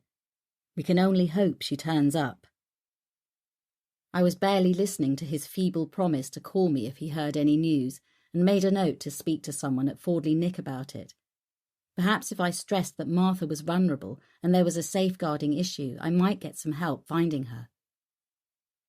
I worked on some changes Marissa had requested on the manuscript, watching the clock until Harvey suddenly growled softly, lifting his head up from his paws. I couldn't hear anything. Then the phone rang. I was beginning to think we were on a wild goose chase. Callum was calling from his car and the reception wasn't good, but despite that I could hear the triumph in his voice even before he told me the rest. I felt relief flooding through me like a warm tide, relaxing the muscles in my neck and shoulders. It was only then I realised how knotted with tension I'd been all night. To be honest, I was cursing you. Thanks. Well, be fair, it wasn't much to justify calling out the cavalry. There was a pause, and for a second I thought his signal had gone. Then, I think we've got him, Joe. Oh, thank God. Was he on the houseboat? No, but the team found a space in the hull under the wheelhouse. I'm on my way to yours now. I'll explain when I see you. Seeing you must have spooked him. He's done a runner, but he didn't get much of a head start. We're all over the area. Helicopter with heat detectors, dogs. We'll get him. Do you know who he is? David Woodhouse. Boatyard owner gave us his name and address. He's his electrician. I'll be there soon. I can show you what we found.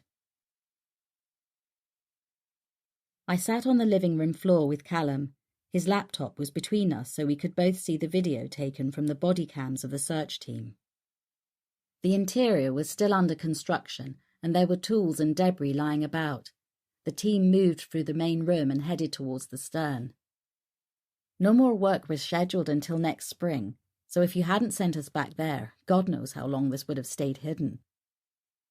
Callum shifted his position, and I felt his arm slide across the seat of the sofa behind me. I could smell the soft cologne he wore as he leaned closer. There's a hollow space in the hull with a crawl space under the whole thing that they fill with concrete for ballast. Concrete? I thought back to the post-mortem report and the concrete dust found on the body.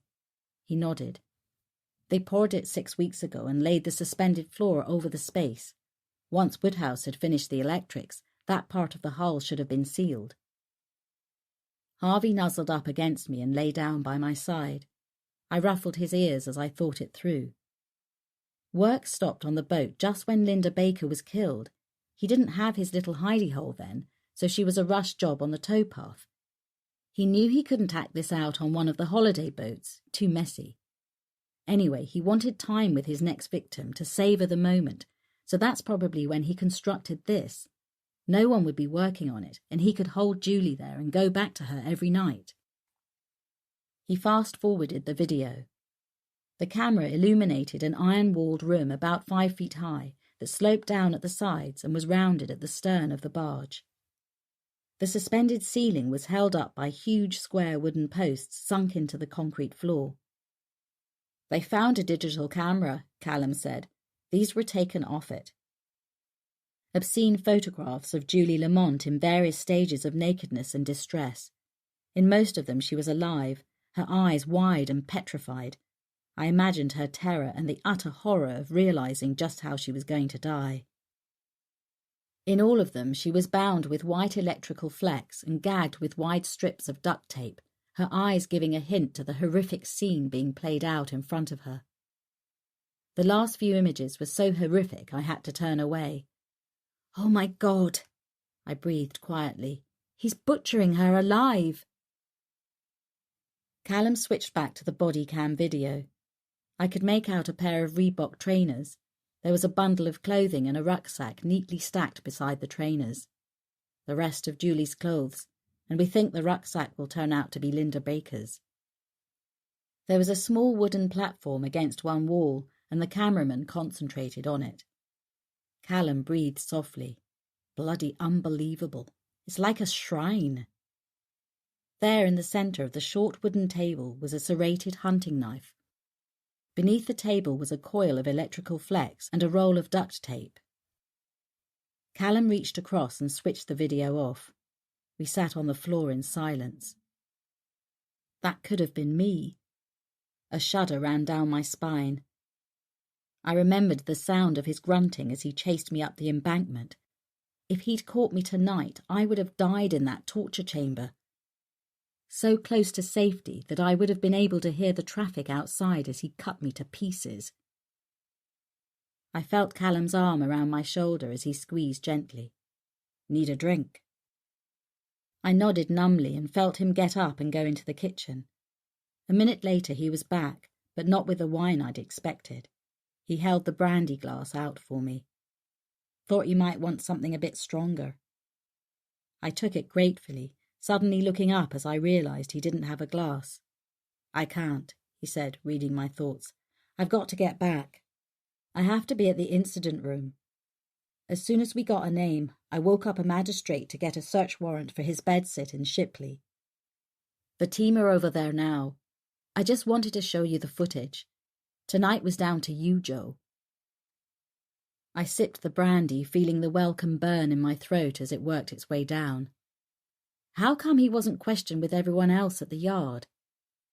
Callum ran his hand through his hair, and I tried not to notice how good he could look, even at a time like this. He was delivering a narrowboat to Skipton. Apparently it takes over a week to sail that far. Uniform made a note to pick him up later. Events overtook them and he got overlooked. It happens. He looked at me in silence for a moment and then asked, "How did you know?" I took another sip of brandy. The cuddling couple. What about them? When I walked it, I realized that Julie would have been at the same spot as those lovers when the fisherman saw them.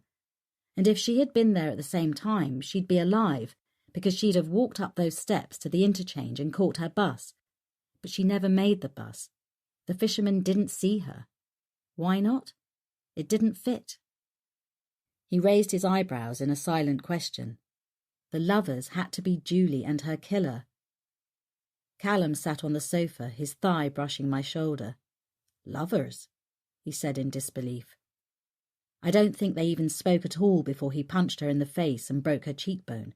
He's holding her limp body against his, just as the fisherman comes around the bend in the path. I timed it tonight. It takes 24 seconds from there to the interchange, so he just hugs her to him and tries to look like they're a couple until the fisherman is up the steps and out of sight. After that, he couldn't have moved her far. He only had a minute or so before she came round and started giving him trouble. I looked across and saw the light in the disused boat, and it all fell into place. "Trouble is," Callum said softly, "he saw you too." I couldn't hold his gaze, so I looked at the carpet and fiddled with the stem of my glass, which was why I ran for it. I heard him sigh slowly, and then he got up to leave.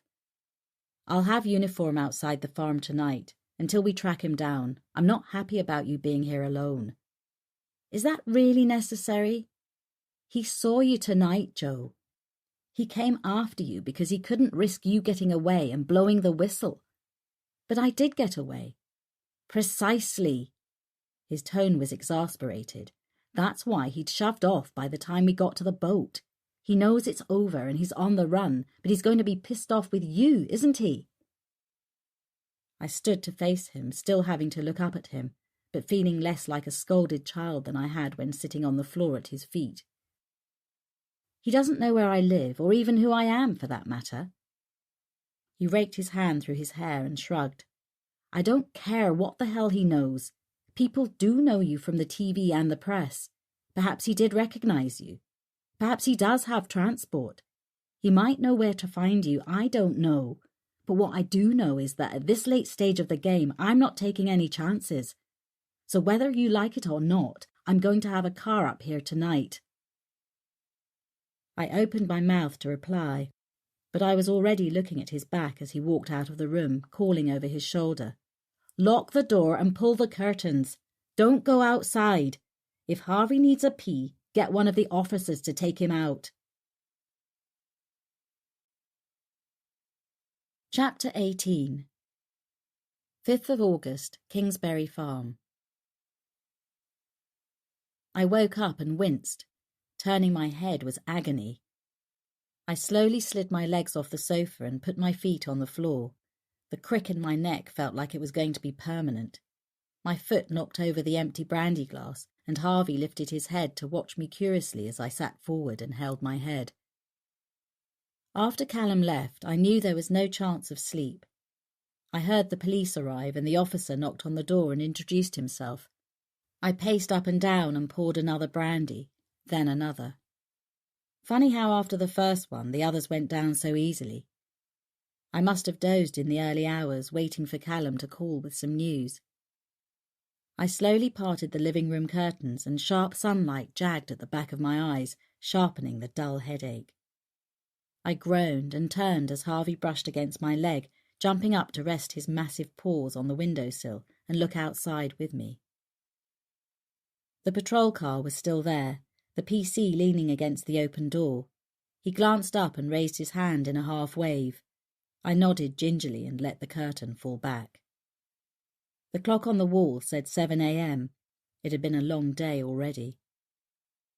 I was loading the dishwasher and contemplating my second dose of paracetamol when the telephone rang, jagging bright red pain across my eyes.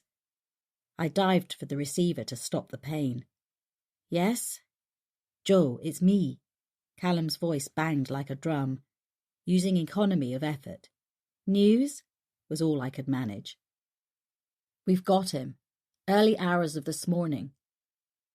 I expected him to sound happier about it, but he just sounded bone-weary. Why didn't you call? I knew I sounded petulant, but decided my hangover was more than enough justification. It's after 7. Sorry to state the obvious, but you weren't exactly my top priority. You're bloody lucky I've snatched a minute now. I pushed the dishwasher closed with my foot, drying my hands as I cradled the phone under my chin. Okay, sorry. I tried to soften my tone, realizing we were both too strung out to risk an argument. I've been worried, that's all. Are you okay? Just knackered. I could do with a week's sleep and a change of clothes. CSI are processing the houseboat, and we need to get samples of his DNA from the flat to tie him to the scene. Now we've got him in custody, the clock's ticking. I imagined him checking his watch as he spoke. I've got my best Tier 3 trained interviewers lined up to have a crack at him as soon as his brief arrives. Tier 3 officers were trained in advanced techniques, looking for hidden tells in interviewees, body language, speech patterns that indicated deception. I'd been part of a team of forensic psychologists called in to help design some of the training years ago. We should be good to go any time now. I just took the chance to nip out and call you. Thanks. I meant it. I needed to know that he still wanted to keep talking to me. Need any advice on what you're looking for at the flat to evidence his state of mind? There was a pause, slightly too long, and then he said hesitantly, No, it's fine, Joe. We've got that covered. I felt that sickening sensation when you find out your best friend had a party at the weekend and didn't invite you. Oh? I let the silence at the other end lengthen. I'd long ago learnt that there was something about the power of silence that often made people say far more than they would otherwise. Hoyle wants Taylor Kane to advise.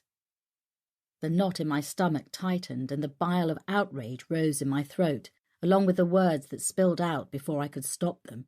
Great. Harvey jumped as I slammed my mug onto the table, spilling tea. I could feel the throbbing pain across my eyes intensify as my blood pressure went through the roof. It was my profile, Callum, and me on that sodding towpath last night. Or have you forgotten that? Joe, listen. But I was too far gone to listen. No, you listen. I paced across the kitchen as my anger boiled over. You roped me in on this despite my saying that Taylor Kane should be your first port of call. But you insisted and said Hoyle would just have to live with it. That you would let him know you used my profile in preference over hers. And he does know. You let me put in half my week and over 20 years of experience for free, while that inefficient lightweight sits on her arse in a nice warm office and gets a hefty salary. Thank you very much. It's not about money, is it, Joe? Damn right it's not, I exploded. It's about professional credit for bringing sexual psychopaths like Woodhouse to justice, none of which I'll get now, thanks to Hoyle and his bit on the side. But everyone knows it was your profile, Joel. He was trying to calm me down, but his gentling tone just made me even angrier. Everyone on the team knows it. That's what we all worked from, and that's what got him. So how does Hoyle square that one now? It's all about justifying her on the budget, Joe. You know how it is. He just wants her to be visible. No one will say it was her profile. No, they just won't say it was mine. Joe, don't ever ask me to help unofficially again, Callum. Not ever. I slammed the phone down and winced as my head banged in sympathy. My stomach was churning and I knew it wasn't the brandy. I sounded like a spoiled child, but my professional pride was punctured. And something else. Callum had called me in as a personal favour, one he knew would cost me time and effort, and after last night nearly a hell of a lot more, and I felt let down. I didn't want the glory. I just wanted to know that Callum had the strength of character to back up an unpopular decision when it counted. It felt like he'd backed down when it was politically expedient, leaving me out in the cold because it wouldn't be a good career move to upset the established order. That hurt. It hurt like hell. Chapter 19. 5th of August. The rest of the day dragged by in a monotonous grey that matched my mood. My mother rang to see what I was doing for the weekend, and I lied.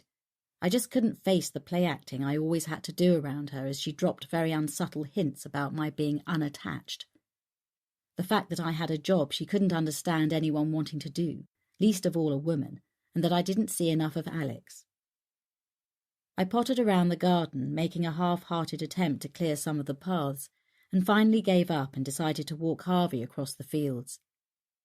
Old George was striding across the top acre by the woods, his shotgun across his arm. He waved as he saw us and leaned against the fence. "Did you have a good birthday, lass?" "Worked it, as usual."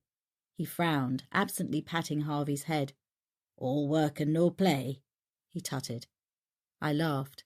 "Careful, you're starting to sound like Jen." "Wise woman, that." He scratched his forehead. "Heard from your Alex?" "He called me to say happy birthday. He'll be home for Christmas, hopefully." I threw a stick for Harvey. "Do you ever hear anything from your boy? Simon, isn't it?" I vaguely remembered George's son coming to visit once, just after I moved into the farm. An abstract image of a fancy car and an expensive suit that looked out of place along our old dirt track. He sighed, looking out over the fields rather than meeting my eye. "Nay, lass, he was never one for staying in touch. I get a Christmas card, but that's about it." I studied his weathered profile, aching at the thought of growing apart from Alex like that. I could tell he was trying hard to give nothing away. You must miss him. His wide shoulders shrugged beneath the Barber jacket. "Nothing in common, lass. Soon as he could, he left home. Nothing here for him. I mean, he was never going to be a farmer, was he?" He turned to me and smiled. "Moved to Durham for a while, but once his mam died, he went off down London for some fancy job that I don't even understand. Reckon he must have got his mother's brains." I patted his arm and raised a smile. "Well, if he's got her brains, he must have inherited your looks then." "Aye." He grinned at me. "Lucky bugger, eh?" He sniffed and wiped his hand across his face, looking out towards the woods. "I've cleared the old cottage of some muck, lass, and done a few running repairs." I smiled, touched as always by his consideration, and happy to let him change the subject. "Thanks, George. What do I owe you for your time?" He snorted. "Catch yourself on, girl. I'm not going to bother about a few days fixing up the old place." I watched Harvey as he bolted around the field, running off pent-up energy. "Not sure what to do with that old building, George. Needs a new roof for a start. It'd cost a fortune. And for what? I wouldn't want to sell it." I grinned at him. "Don't want any neighbours apart from you."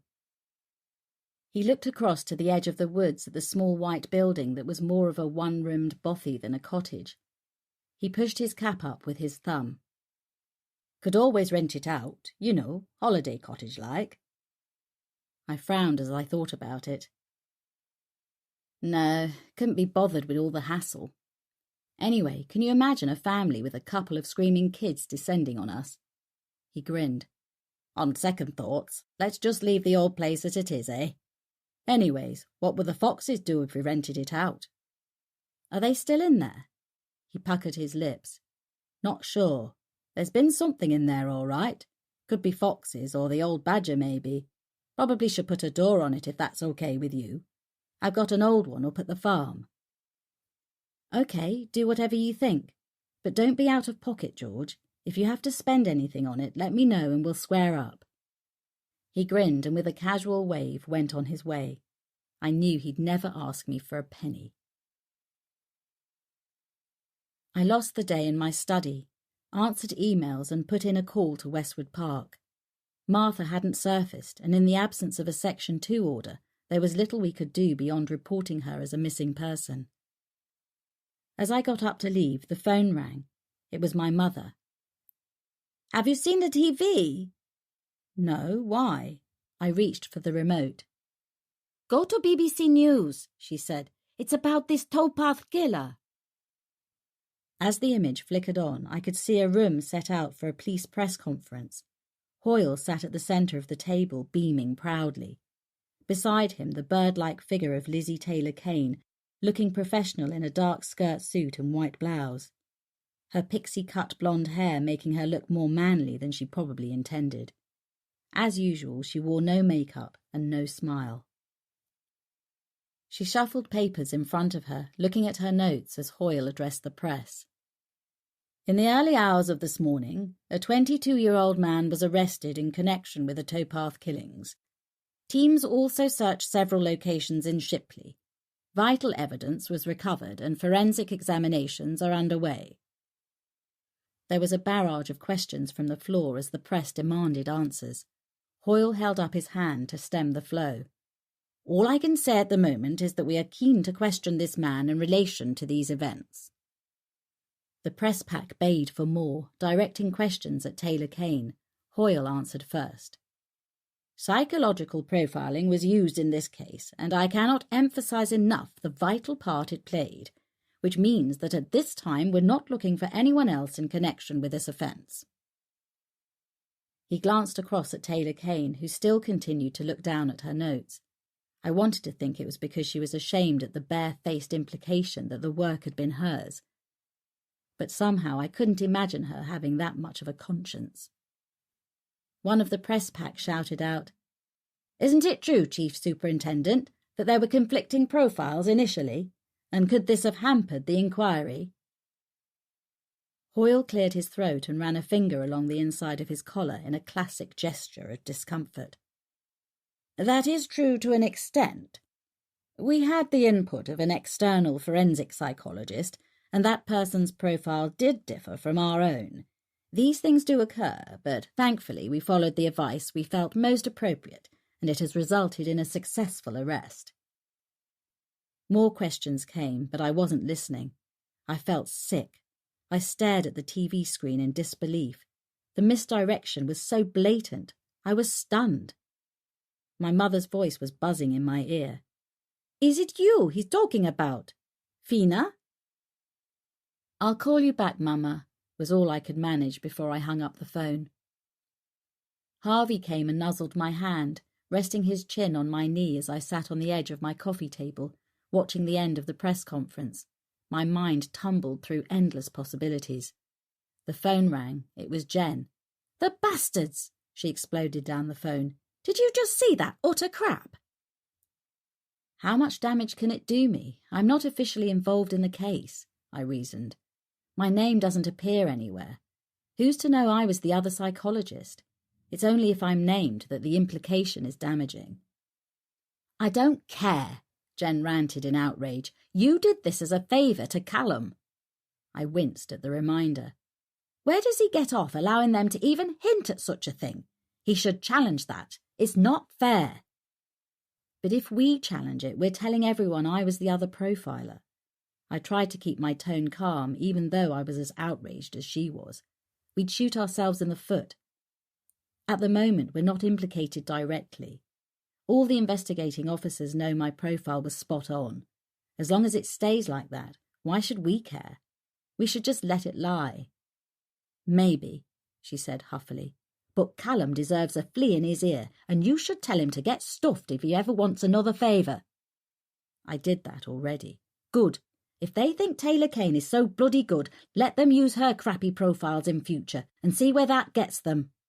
Why let her bask in the glory of all your hard work? I heard Jen's husband calling her from another room. She had obviously slipped away to call me.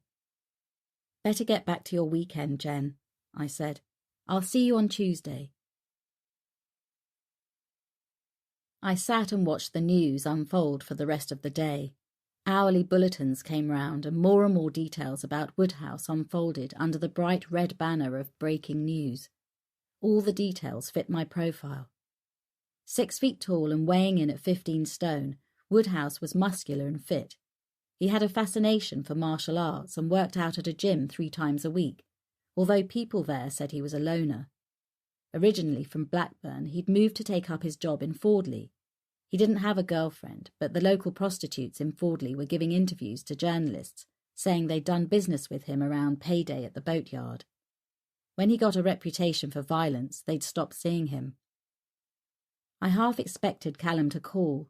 It hurt that he didn't, and I had to hear all of these details on the news like everyone else.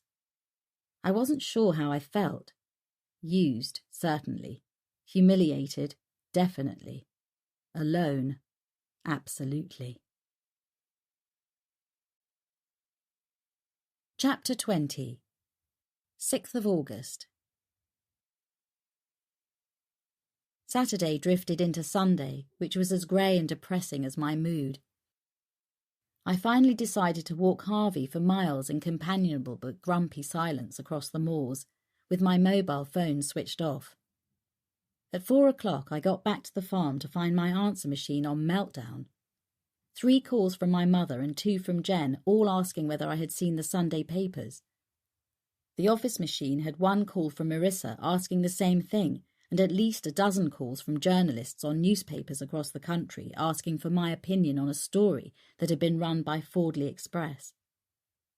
I left the house without returning any of the calls and drove to the nearest newsagent in Kingsbury. Normally I would have walked to the village, but decided to keep a low profile until I saw the paper. I couldn't bring myself to look at it until I was back at the farm, but nothing could prepare me for what I saw when I finally opened it on the kitchen table. There it was across a double-page spread, a grainy black and white photograph of me and Callum standing by my car, heads together, looking very conspiratorial. It had obviously been taken by the paparazzi on the canal bank on Thursday morning. The banner headline read, "Did botched profile cost Julie her life?" Botched profile? I stared at the article in total shock. My stomach churned and twisted in a tight, cold knot of anger and a feeling of monumental betrayal. My name wasn't mentioned once, but references to a police spokesman alleged there had been 2 different offender profiles, one of them by an external psychologist who was not on the payroll and had not been officially invited to contribute to the investigation. The article continued relentlessly.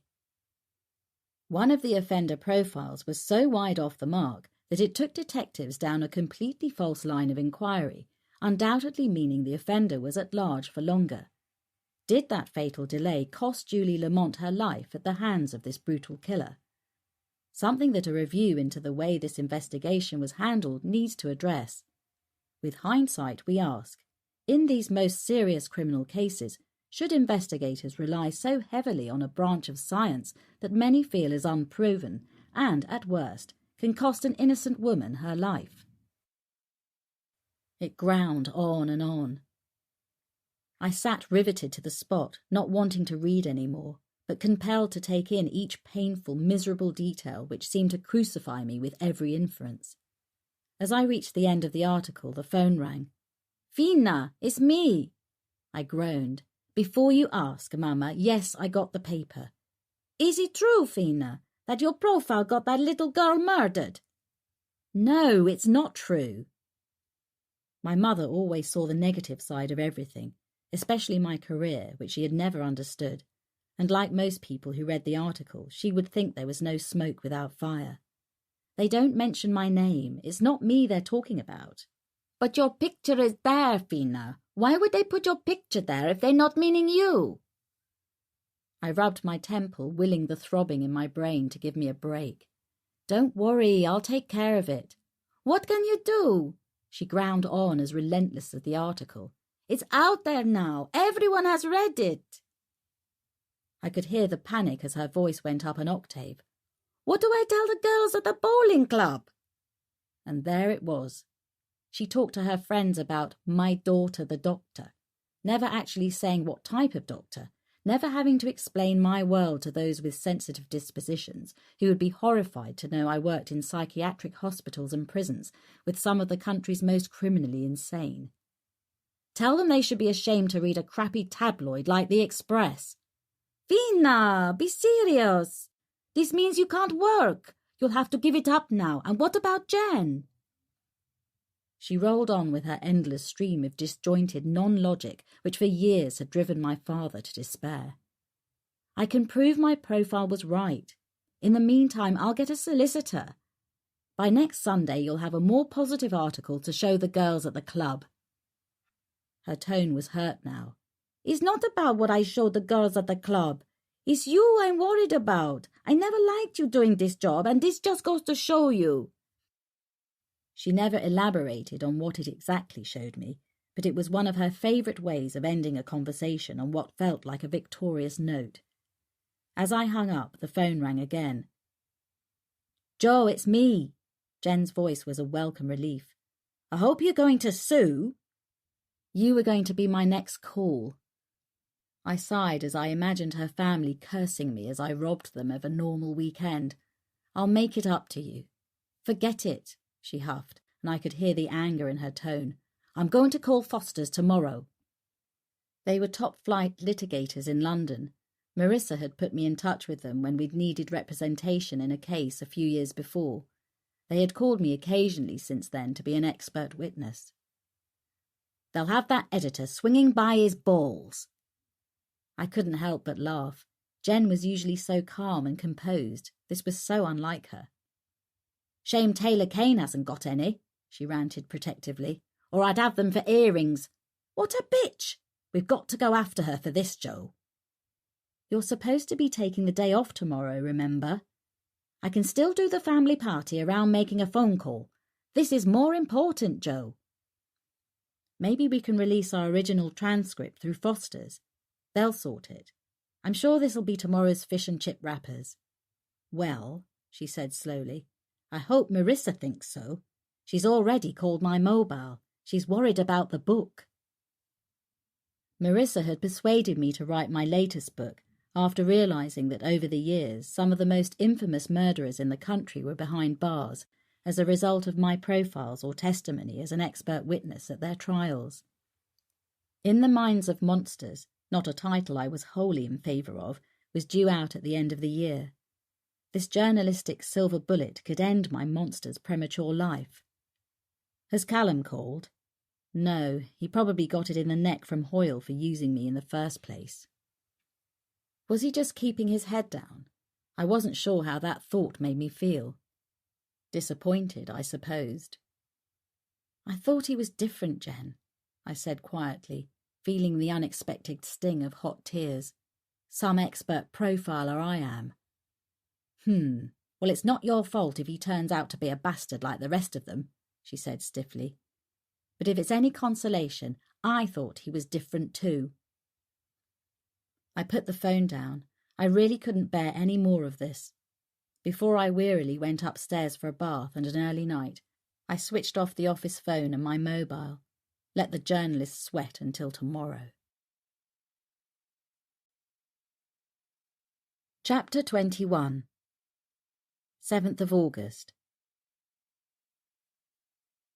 The bed was oppressively hot. I tossed and turned, trying to quieten the maddening chatter in my brain. I didn't remember falling asleep before a relentless pounding pressed at the edges of my tumbling nightmares. I sat up suddenly, disoriented, trying to make sense of the insane commotion I could hear throughout the house. The clock said 5:30 a.m. Harvey was barking and throwing himself against the kitchen door, which was being hammered on by frantic fists. The whole house reverberated with banging and howling. As I crossed the kitchen, blue flashing lights from outside illuminated the room in a surreal pulsing glow. Harvey strained at his collar as I heaved him back and swung open the oak door. The police officer's face told me instantly something I had come to recognise and dread ever since my first experience of it over 20 years before. Someone had died. Sorry, Doctor. We tried all your listed numbers but couldn't get through. My throat went dry. Is it my mother? Alex? His expression altered. No, sorry, nothing like that. Your family are fine, Doctor, absolutely fine.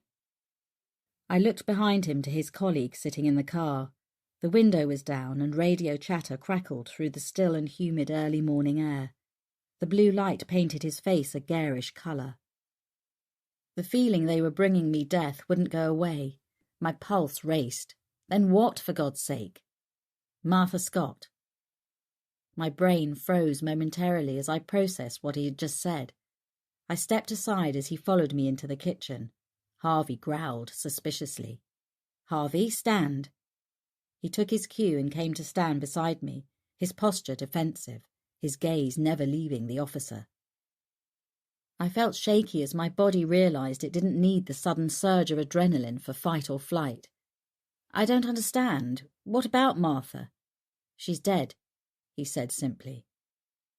I automatically began to fill the kettle, flipping the lid on the Aga. She's a potential suicide. Is that what's happened? Not unless she stabbed herself over 30 times.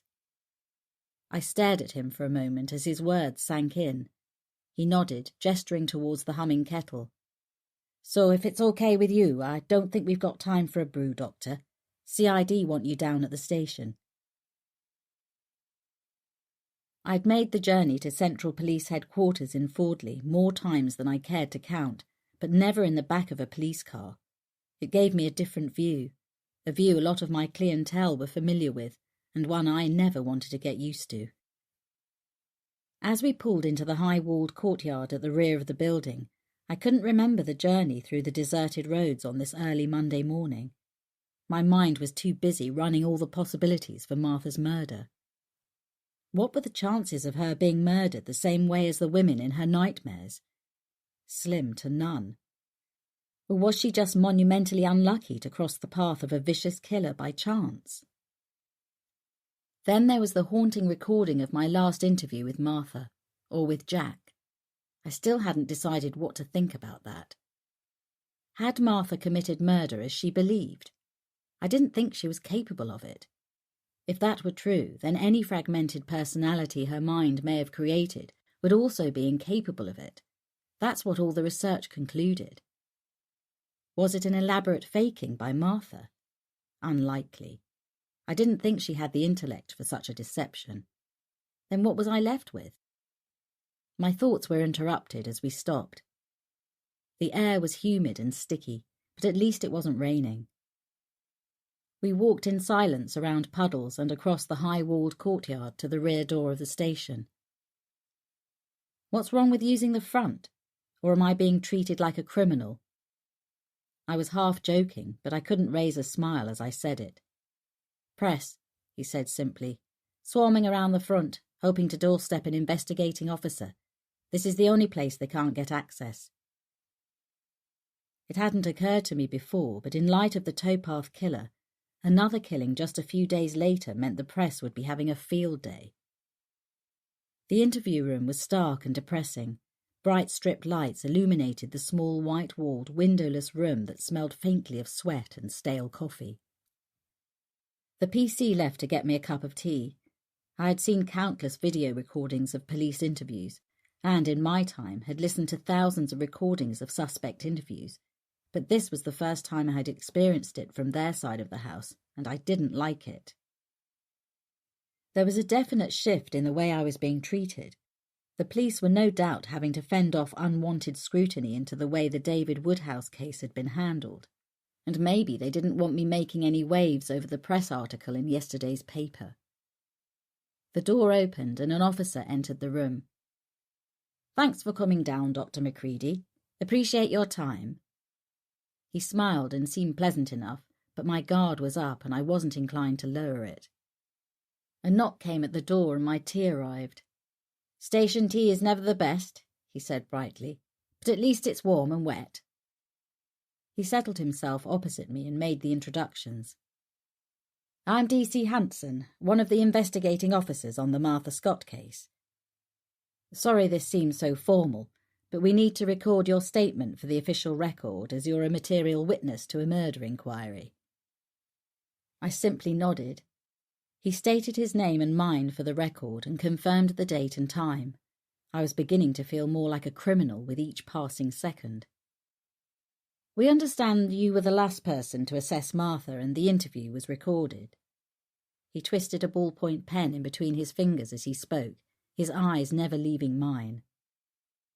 "Dr. Lister tells us that the interview was, eventful, and that as a result, Martha was scheduled to be moved to the secure unit." "That's right." I knew his disarming manner was designed to build rapport, but I was keeping my distance. He flipped open a file. "What exactly happened?" "She suffered a severe abreaction and attempted to attack me. She was restrained by ward staff." "Were you hurt?" he asked, glancing up at me from beneath a blonde fringe. "Only my pride. I was dumped on the floor. Nothing serious." "You weren't angry about the attack?" I looked at him with the surprise I genuinely felt. "That's like me asking if you ever get cross when someone breaks the law." "What caused her to attack you?" His question was straying into dangerous waters. "I was regressing her back to events that frightened her." "Which were what exactly?" he pressed on. "She felt she had done things she'd rather not recall." "What things?" he pushed. I sat back in my chair, looking at him over the top of my clasped fingers, a pose that subliminally indicated intellect and authority. I wondered if he'd been taught that in his interview technique courses. "What you're asking me violates confidentiality. I'm not sure I can divulge that just yet. Your patient is dead, Doctor, and in view of the circumstances, I'm sure she won't mind if you help us out. I'm sure you're aware that until I get authorization for the release of her records, they remain confidential." He sighed, looking exasperated.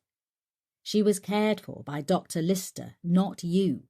So confidentiality isn't an issue, surely." I sighed, mirroring his exasperation.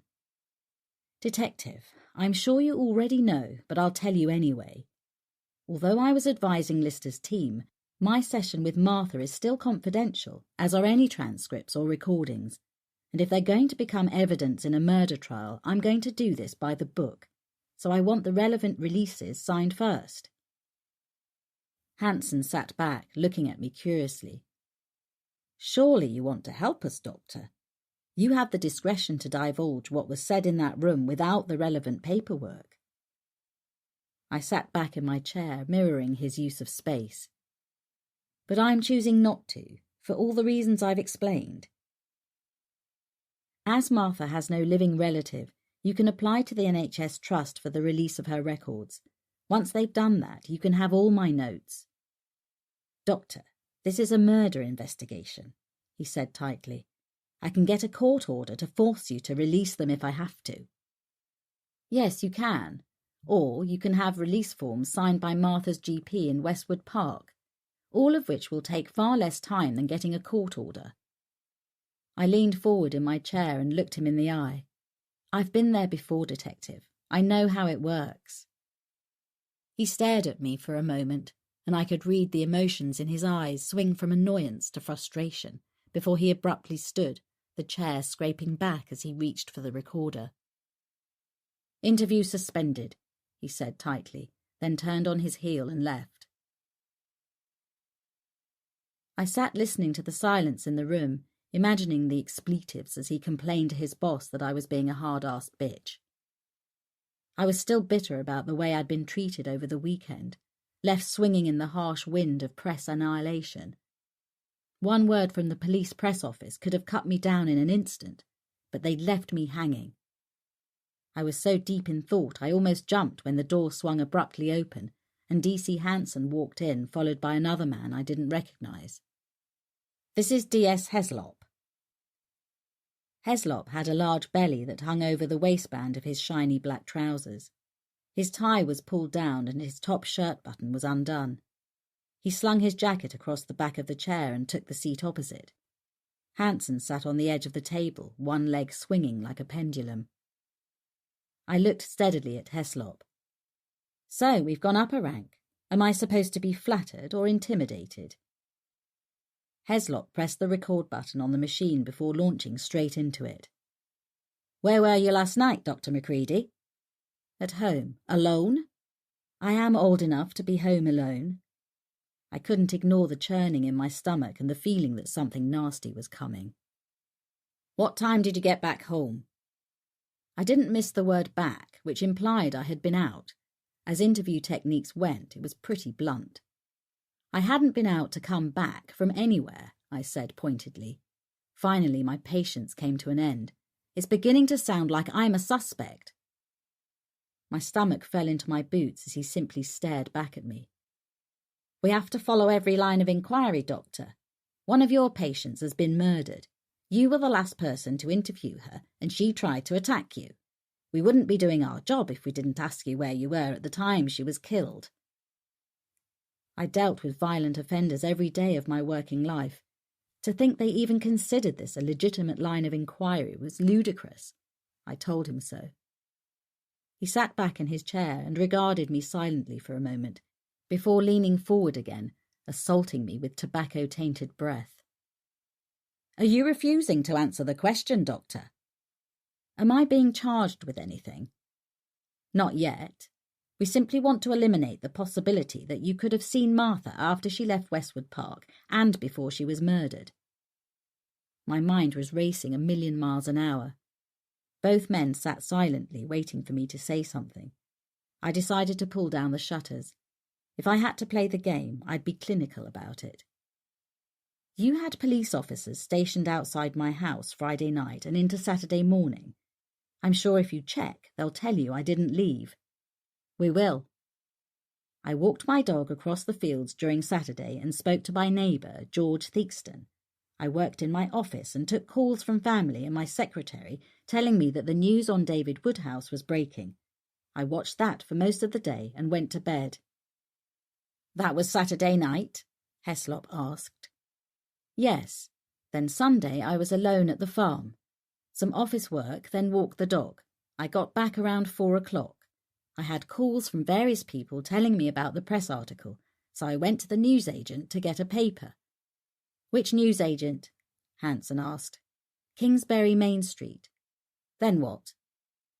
I took the paper back to the farm, read it, and took a call from my secretary. What time was that? Around 5. What was the call about? Suing the editor of the newspaper and possibly the West Yorkshire Police for libel. I let the sentence hang for a moment before continuing, because of their inference that my profile cost Julie Lamont her life. I stared pointedly at Heslop, who had no trouble meeting my eyes. When we all know it was Lizzie Taylor Kane's profile that was at fault, that's why the SIO asked me to produce a profile he could actually work with. Isn't it true you have a relationship with that SIO, Doctor, and he was just doing you a favour by bringing you into the investigation? What favour would that be? I raised my eyebrows. Getting me out of bed to see a mutilated corpse? Or perhaps working for free? Doctor, or the favour of not coming to my defence when I got hung out to dry at the press conference. Maybe Hoyle's relationship with Taylor Kane explains why he's covering her arse by exposing mine. Heslop had finally heard enough. His breath left him in an explosive sigh. OK, Doctor, let's leave that for now and move on to Sunday night. Yes, let's. I was determined not to be rattled. After arranging with my secretary to instruct our legal team, I had an early night. I was woken at 5:30 this morning by you and... I stretched my arms to encompass our surroundings. Here we are. We couldn't reach you on any of your numbers. Perhaps because you weren't there at all. No, it's because I unplugged my office line and turned off my mobile. The press were ringing them off the hook and I wanted some peace. If you'd tried my home number, you would have reached me. He flicked through the file. We don't have your home number listed. I know, I smiled tightly. I only give it to friends and family. What about DCI Ferguson? He said sarcastically. Does he have it? Yes. Did you think to ask him for it? Heslop looked back at his notes rather than at me, and I could see the muscles bunching in his jaw. So at approximately 3 a.m. you were in bed. Alone? Correct. Is that when Martha was murdered? The pathologist estimates her time of death at approximately 3 a.m., yes. I tried to look bored by the whole thing, but my pulse was racing. Before you ask, I couldn't have met up with Martha earlier. By my reckoning, when she absconded from Westwood, I was with DCI Ferguson in Shipley, telling him about the boatyard. After that, I had police stationed outside my house who can vouch for my whereabouts. But you were alone all day Sunday. What exactly are you implying? My tone was as tight as my nerves were becoming. That I arranged for Martha to abscond, then met her on Sunday and stabbed her to death. Do you mind telling me why I would want to do any of that? She did attack you. It was Hanson who spoke. I turned my most withering glare towards him, gratified to see him look down at his notes. If I murdered every sick patient who attacked me in my career, there would be a trail of bodies that would clog up the M62. If you haven't got anything better than that, I suggest we end this farce and I'll be on my way. Heslop opened his mouth to say something else, when the door opened and a PC stuck his head around the door. Boss, need a word. Interview suspended as Heslop and Hanson leave the room. Chapter 22. 7th of August, Fordley Police Station. I had often sat in the observation room across the corridor, advising interviewing officers on the type of questioning to use. I never imagined I would ever be on this side of the glass. I jumped suddenly as the door opened and the constable who'd brought me to the station appeared again. Your brief's here to see you, Doctor. Brief? I waited for a second, expecting a duty solicitor. I've never been so relieved in my life to see Jen walk in with a man I took to be the solicitor. I must have looked shell-shocked because Jen took charge. Joe? She brushed past Hanson and Heslop. This is James Turner from Foster's. I called them as soon as I knew you'd been brought in here. I accepted his outstretched hand. His gold cufflinks flashed as he delivered a firm handshake. The sharp dark suit and crisp shirt oozed success. The whole image of affluence carried on a subtle waft of expensive cologne. His smile was confident and his piercing blue eyes met mine easily. I'm from the Criminal Law Division based in Manchester. Highest paid bloody defence lawyer in the country, Heslop half muttered under his breath. Hanson looked more uncomfortable by the minute. Only because I'm the best. Turner grinned broadly. And now, if it's all the same to you, gentlemen, I'll speak to my client in private. He ushered Jen to a chair and pushed the door closed with the back of his heel, hefting his briefcase onto the table. Jen, how did you know what was happening and to call Mr. Turner? James, please. Those disarming blue eyes almost made me forget my train of thought. I couldn't get hold of you, so I called Callum. Couldn't get him either, so I called the station. Thought maybe Callum had brought you down here. The duty sergeant told me you'd been brought in for questioning regarding the Martha Scott murder. She watched as James arranged his legal pad and Mont Blanc pen on the table. I'd just finished transcribing that spooky recording of your interview with her on Thursday, to hear she was dead and that they dragged you in as a material witness. I was going to call Foster's anyway about the press conference and the Sunday papers, so it made sense to tell them about all this as well. James took my call. Just lucky I was on call. I'm normally based in London, but I'm here temporarily to recruit for the new Manchester office, so I picked up the case. He twisted the top off his pen and scribbled some notes onto the bright yellow legal pad. The duty sergeant gave me the details when I arrived. I've also had a brief chat with Handsome and Gristle out there. He made me laugh, despite everything. This theory has no foundation that I can see. Their supposition that you might have met with Martha is flawed, and you're alibied by their own officers. I don't think for 1 minute that's what this is about. He paused to take a sip of coffee. I opened my mouth, but he silenced me with a commanding wave of his hand, and I glimpsed the tough persona that lurked beneath the polished charm. I bet he could be a complete bastard to face in court. Suddenly I was more than glad he was on my side. The heat rising from my cup felt comforting on my face. Then what do you think this is about? James looked at me with those piercing eyes again. I take it you can prove yours was the correct profile in the towpath killings. Of course we can, Jen bristled. We have an electronic trail of it being uploaded to the server in Fordley after it was written. They haven't brought me in about the towpath killings, I said. This is about Martha. You think so? He looked at me steadily. Because whoever authored the incorrect profile has far more motive to discredit you and distract the press away from how the police handled the Woodhouse case.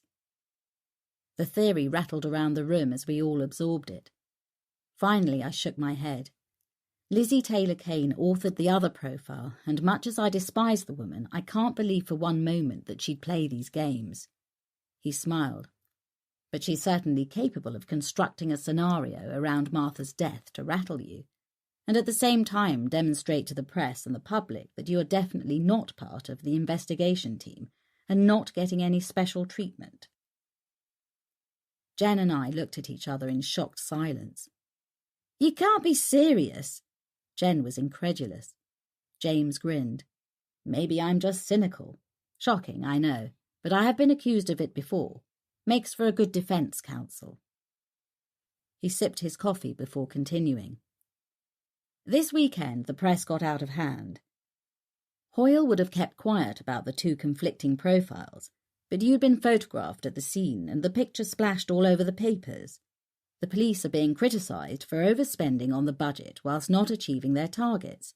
How bad would it look if it came out that not only did they use an external psychologist over their own, but that you produced an accurate profile while theirs didn't? Hoyle had to do some damage limitation.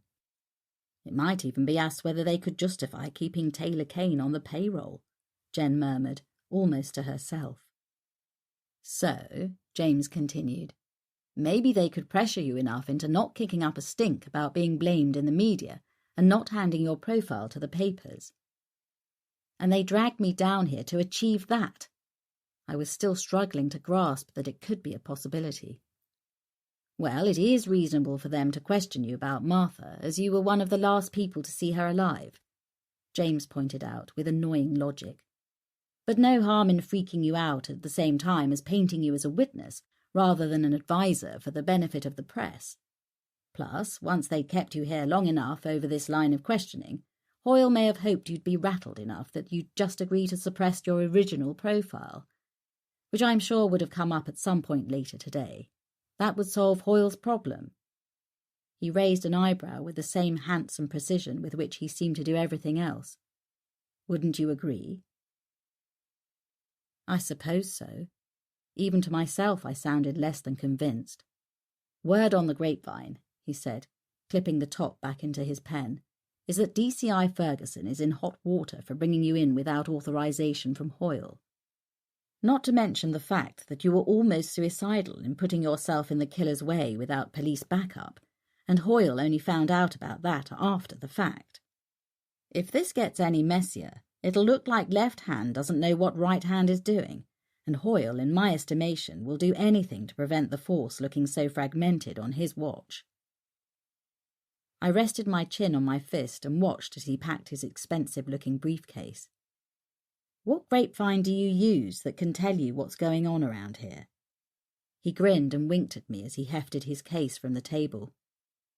The kind that make us the most effective criminal law firm in the country, he said enigmatically. So I wouldn't be surprised if you don't hear from Ferguson for a while. Think he's probably being kept away from you for now until the press furore settles down. My head was pounding. I was vaguely aware of Jen clearing away cups and busying around. James left to speak to Heslop, and I sat staring at the coffee stains on the table, trying to order my thoughts. A moment later, James was back. "Okay, ladies, we can get out of here whenever you're ready." I looked up at him, feeling suddenly bone-weary. What have they said? Let's just say I've made it go away for now. I've confirmed the NHS Trust should have releases for Martha's records, and all your notes will be released to them through our office tomorrow. He grinned down at me. Always assuming you do want me to look after this for you. Yes, of course, I muttered, wondering just how expensive the most expensive criminal lawyer in the country would be.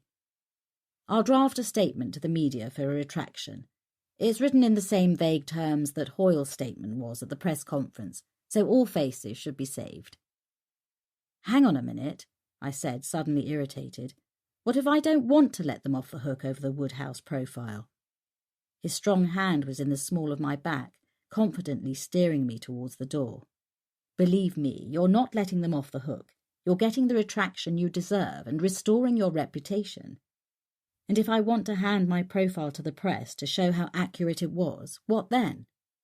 Then you would be operating out of ego rather than common sense, he said irritatingly. I stopped in my tracks, forcing him to stop abruptly beside me. This is not about ego. Then it's revenge. Either way, you're above all that, and if you want a logical reason for not doing it, the Woodhouse case is sub judice. You'd be prejudicing his case by revealing details to the press before his trial. And I know that once you've had time to get some sleep and think about it, you'll decide that would be unprofessional. I looked at him for a moment before saying quietly, "I'll bet you're a complete bastard in court." He laughed. "Absolutely. So be thankful that right now I'm your complete bastard." As we opened the door into the corridor, he was still smiling. Jen went off to get the car, and I looked down the corridor to see Hanson coming out of the observation room. I ducked away from James's guiding arm and strode down the corridor. "Joe!" I could sense him following me, but ignored him, pushing the door open with a sweep of my arm. Lizzie Taylor-Kane looked up, startled, her hand knocking over the coffee cup on the table. Opposite her, Hoyle jumped up to avoid the spreading pool of liquid. I could feel James arrive at my shoulder just as Taylor-Kane rounded on me. "So how does it feel to be on the other side of the glass?" She almost curled her lip. Hoyle shot her an uncomfortable look. "Lizzie, I really don't think—" I might have known you'd want to be here for this. I was contemptuous. Writing books and appearing on TV like a celeb doesn't make you Teflon Macready, she spat, unable to keep the venom out of her tone. I think track records around here speak for themselves, don't you? James said with irritating calmness. Taylor Kane was prevented from stepping towards us by Hoyle, placing a hand on her shoulder. I watched her fuming in front of me and suddenly found her amusing. Political manoeuvring to cover up incompetence. Class act, love. You tipped off the press about the towpath scene on Thursday, didn't you? That's how they got there so fast. The rising colour in her cheeks told me I was right. Hoyle shot her a look that said volumes about the conversation they'd been having about that.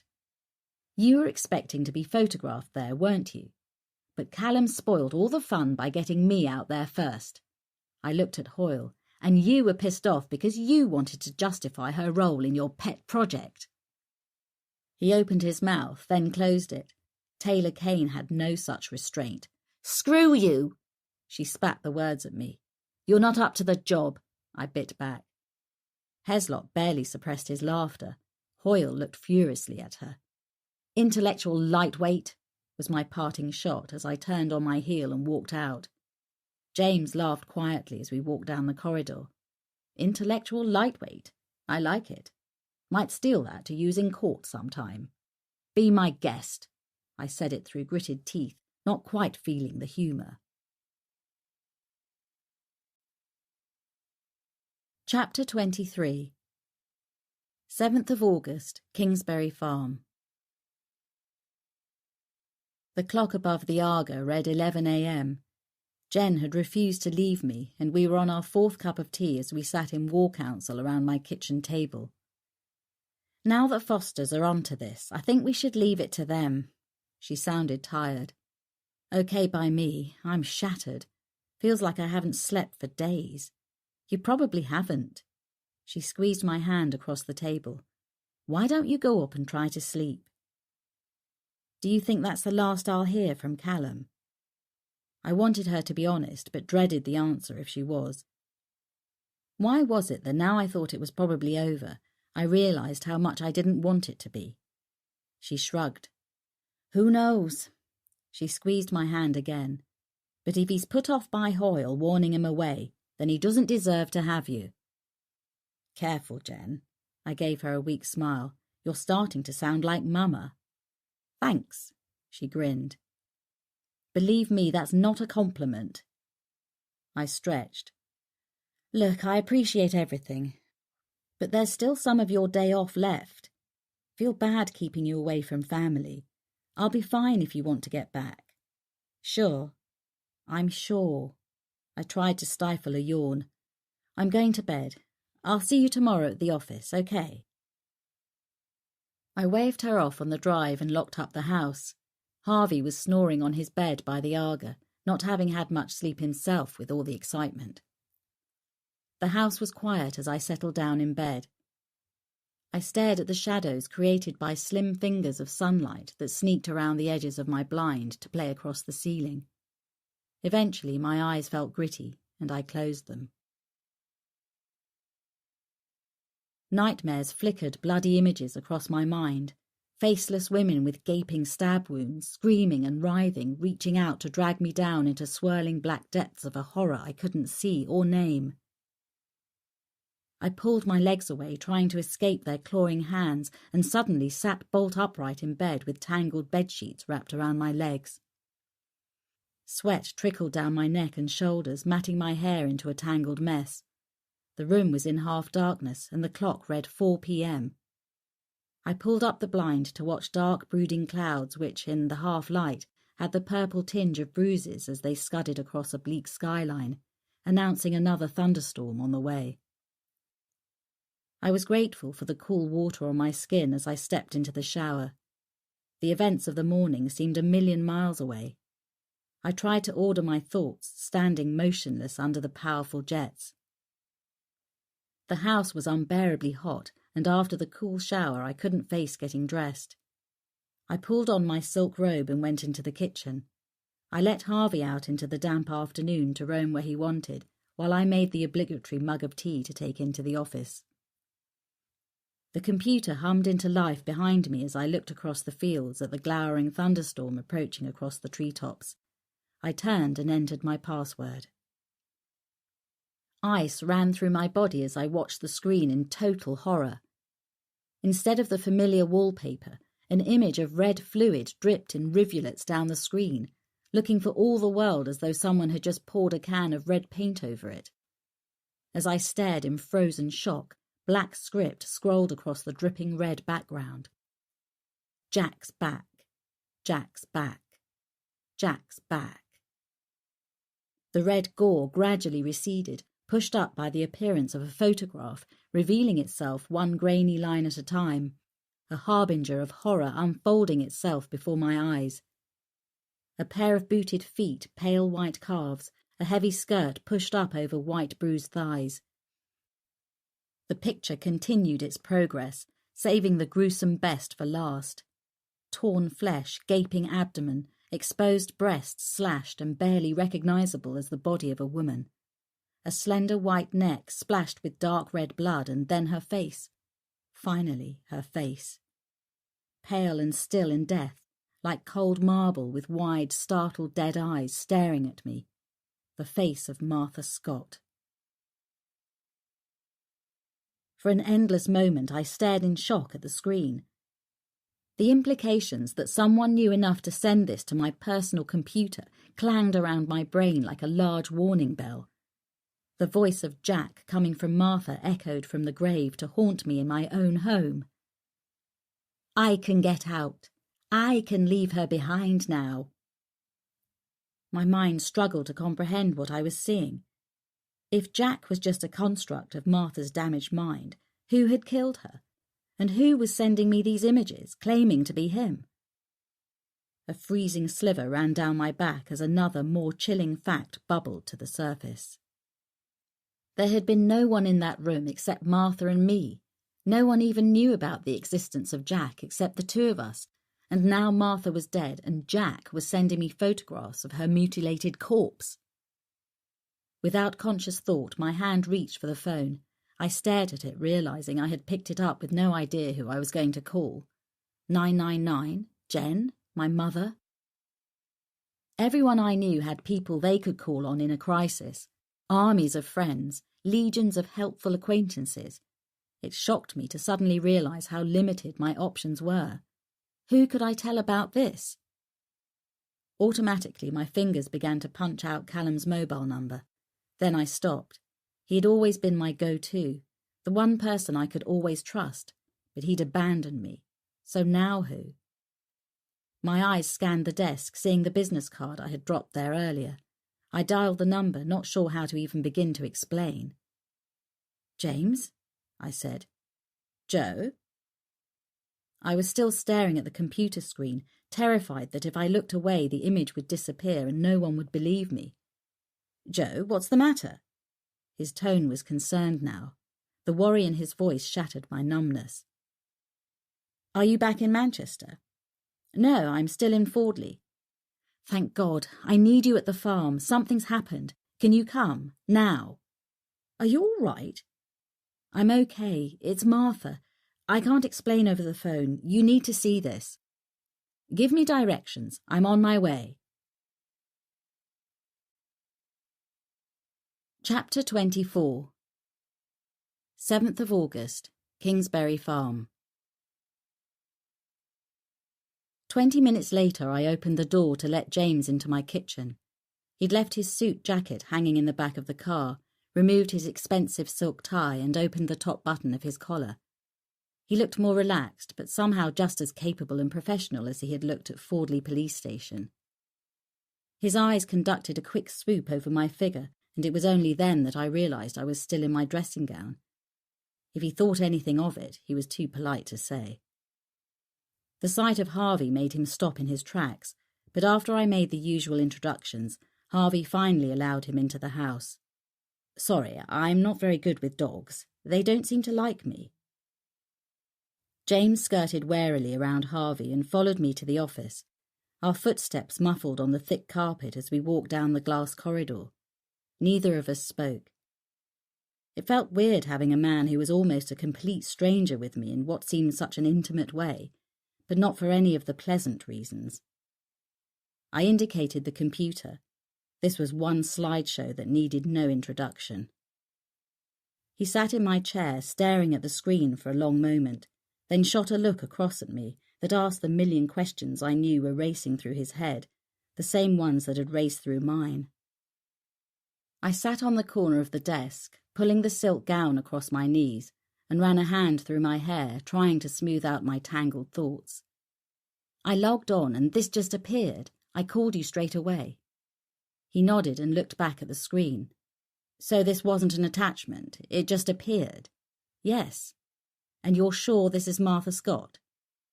I nodded, not really wanting to look again into those dark, glassy eyes staring at me from the other side of life. Who's Jack? I slipped off the edge of the desk to walk over to the huge arched window and looked out across the darkening fields and scudding storm clouds. I hesitated. You wouldn't believe me if I told you. Try me. Jack the Ripper. Chapter 25. 7th of August, Kingsbury Farm. James put a call into his office and followed that with a call to Fordley Police Station after listening to my story. His eyes held mine with an intensity that was bordering on uncomfortable. We need to find out who produced that image and how they managed to send it to your computer. The police will get their computer specialists onto it. Have you got any ideas? Me? He snorted back a laugh. I thank God every day that my profession still take notes by hand on a legal pad. What I know about technology you could fit on the back of a stamp. I looked back at the image. At first I thought it was a crime scene photo, but it's not. How do you know? I've seen enough of them in my time to know the difference. I'm impressed. Don't be. I stared at the damn thing long enough. Believe me, it wasn't the first thing that occurred to me when I saw it. What was? He was in professional mode now, questioning me as my defense counsel would. I didn't mind. In fact, it was a relief to begin taking this thing apart without the emotion that had hit the pit of my stomach when I'd first seen it. How could Jack, the creation of a damaged mind, become a physical entity that could commit a murder? He can't. His eyes held mine. Jack the Ripper can't come back after over 100 years and kill again. He had finally said out loud what I hadn't dared. The outrageous possibility that I'd spoken to Jack the Ripper through Martha, and that, true to his promise, he'd freed himself and made her his first victim. Then, as there was only myself and Martha in that room, how does Martha's murderer know about Jack and what was said during that session? I could see his mind processing all the possibilities. He frowned. Who else heard the recording or saw the transcripts? Me, Jen and Martha are the only people who know what went on in that room.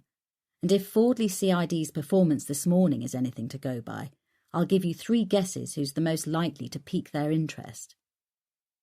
I glanced at the clock on the wall. Speaking of which, they'll be here any minute. I should go put some clothes on.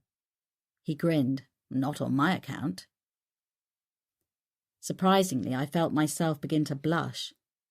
Does flirting with your clients come with a fee, or do you charge extra? He laughed. Only if it doesn't work. But if they agree to come for dinner, I write it off. I looked back at him and couldn't help but meet his smile. Just how am I supposed to respond to that? Agree to come to dinner? The way my luck's running, I'll probably be spending the night banged up in Fordley Nick. He shook his head. No, you won't. He sounded confident. I opened my mouth to argue, but he waved away my protest, his eyes holding a different kind of intensity this time. Trust me, Joe. His tone was gentle. You are a material witness, but receiving that image makes you a victim in this. I'll insist you've been put through enough. No need to drag you down to the station. His eyes held mine just a fraction too long. I'll take care of everything. I was distracted as I heard tyres on the gravel drive. As I swung open the door, standing there was the last person I'd expected to see. Chapter 26. 7th of August, Kingsbury Farm. Callum!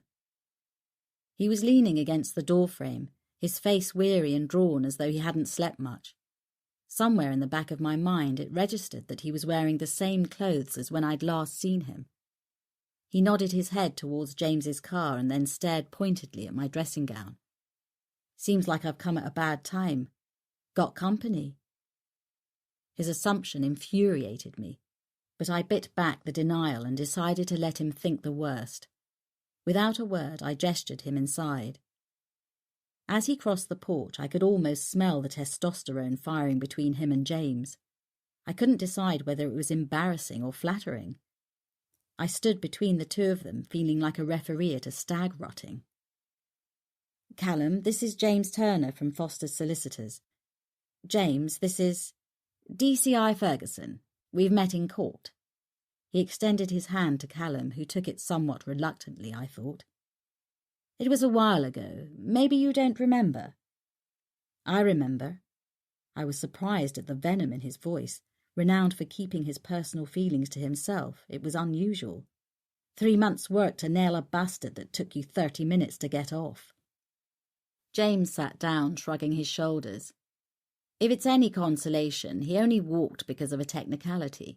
Nothing wrong with the policing. The lab let you down. Callum took the seat opposite, his blue eyes locking with James's. Not to worry, eh? Callum's Scottish accent could be so deceptively soft. He was killed a year later. Gangland shooting. So I suppose justice was served in the end.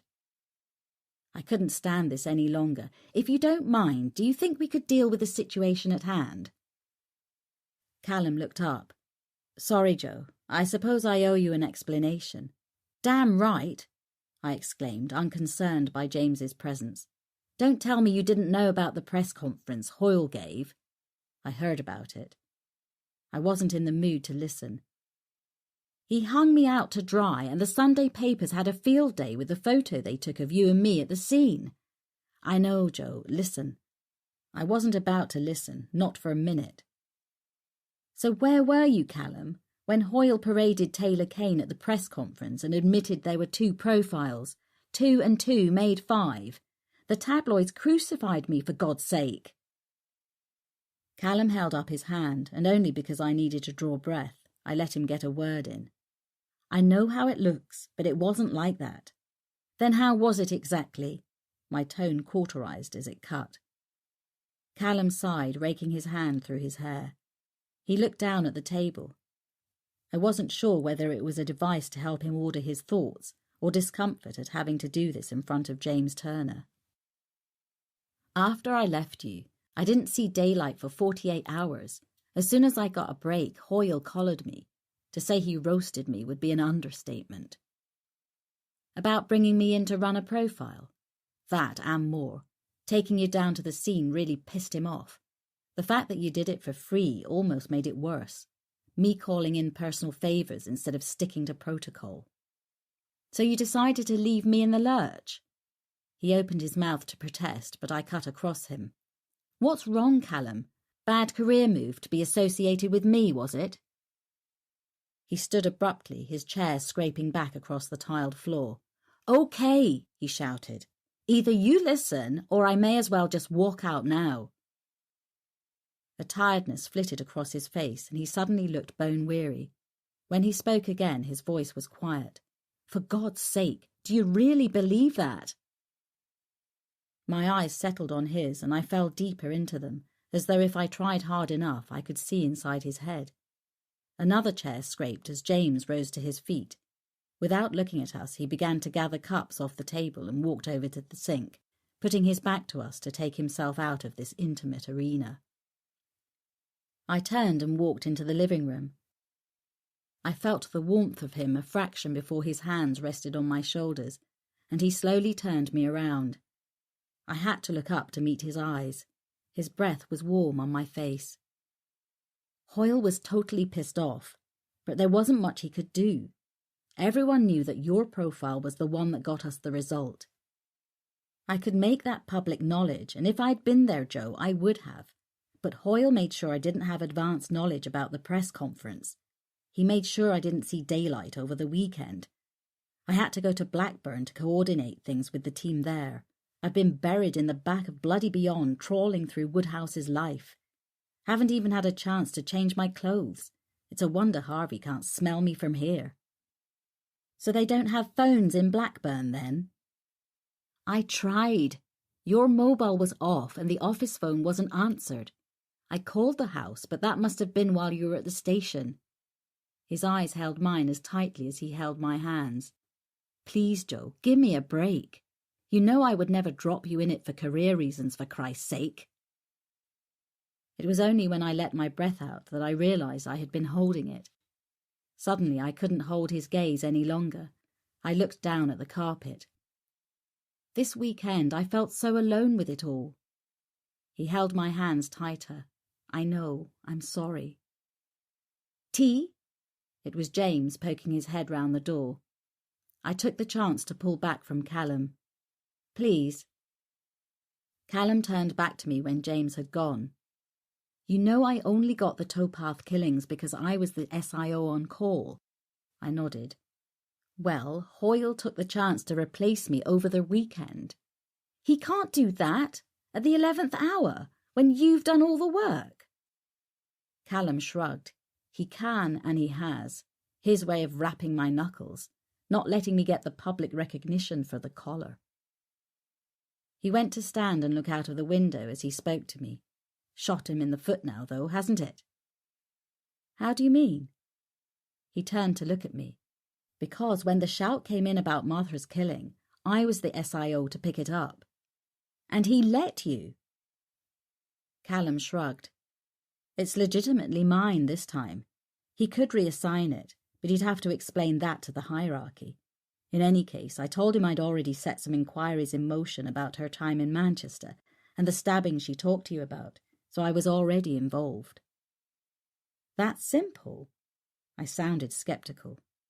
He shrugged again. No, but he did make a point of asking whether we were having a relationship. If we were, then he would have reassigned it. I drew a shaky breath and tried to sound unemotional. Not sure I managed it. You obviously said we weren't. Well, we're not, are we? He said softly. I felt my emotions turn to stone. No, I don't suppose we are. James nudged the door open with his foot and came in juggling 3 mugs of tea. He was keeping one eye on Harvey, who was following him around, growling softly. That dog really doesn't like me, he said. You'll be fine, I said. He's been fed today. The joke seemed lost on him. I'll go pull some clothes on. My tone sounded brittle even to me. You show Callum what he needs to see. Chapter 27. 7th of August, Kingsbury Farm. They were both staring intently at the gruesome image that continued to scroll down my screen. The techies will track this, Callum said as I entered the office, though I doubt his IP address goes back to the 1800s.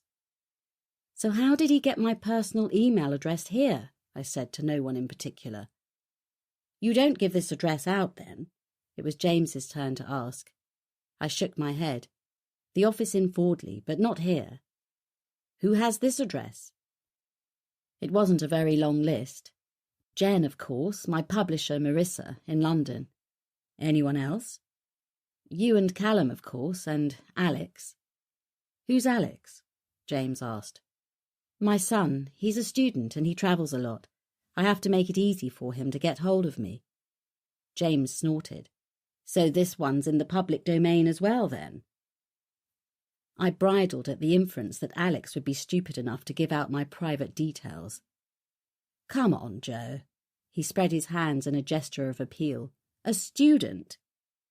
My son, I said in a tone that crackled with static, has been brought up around the fact that I deal with some of the most dangerous criminals in the justice system, and he isn't in the habit of giving my private contact details out to anyone."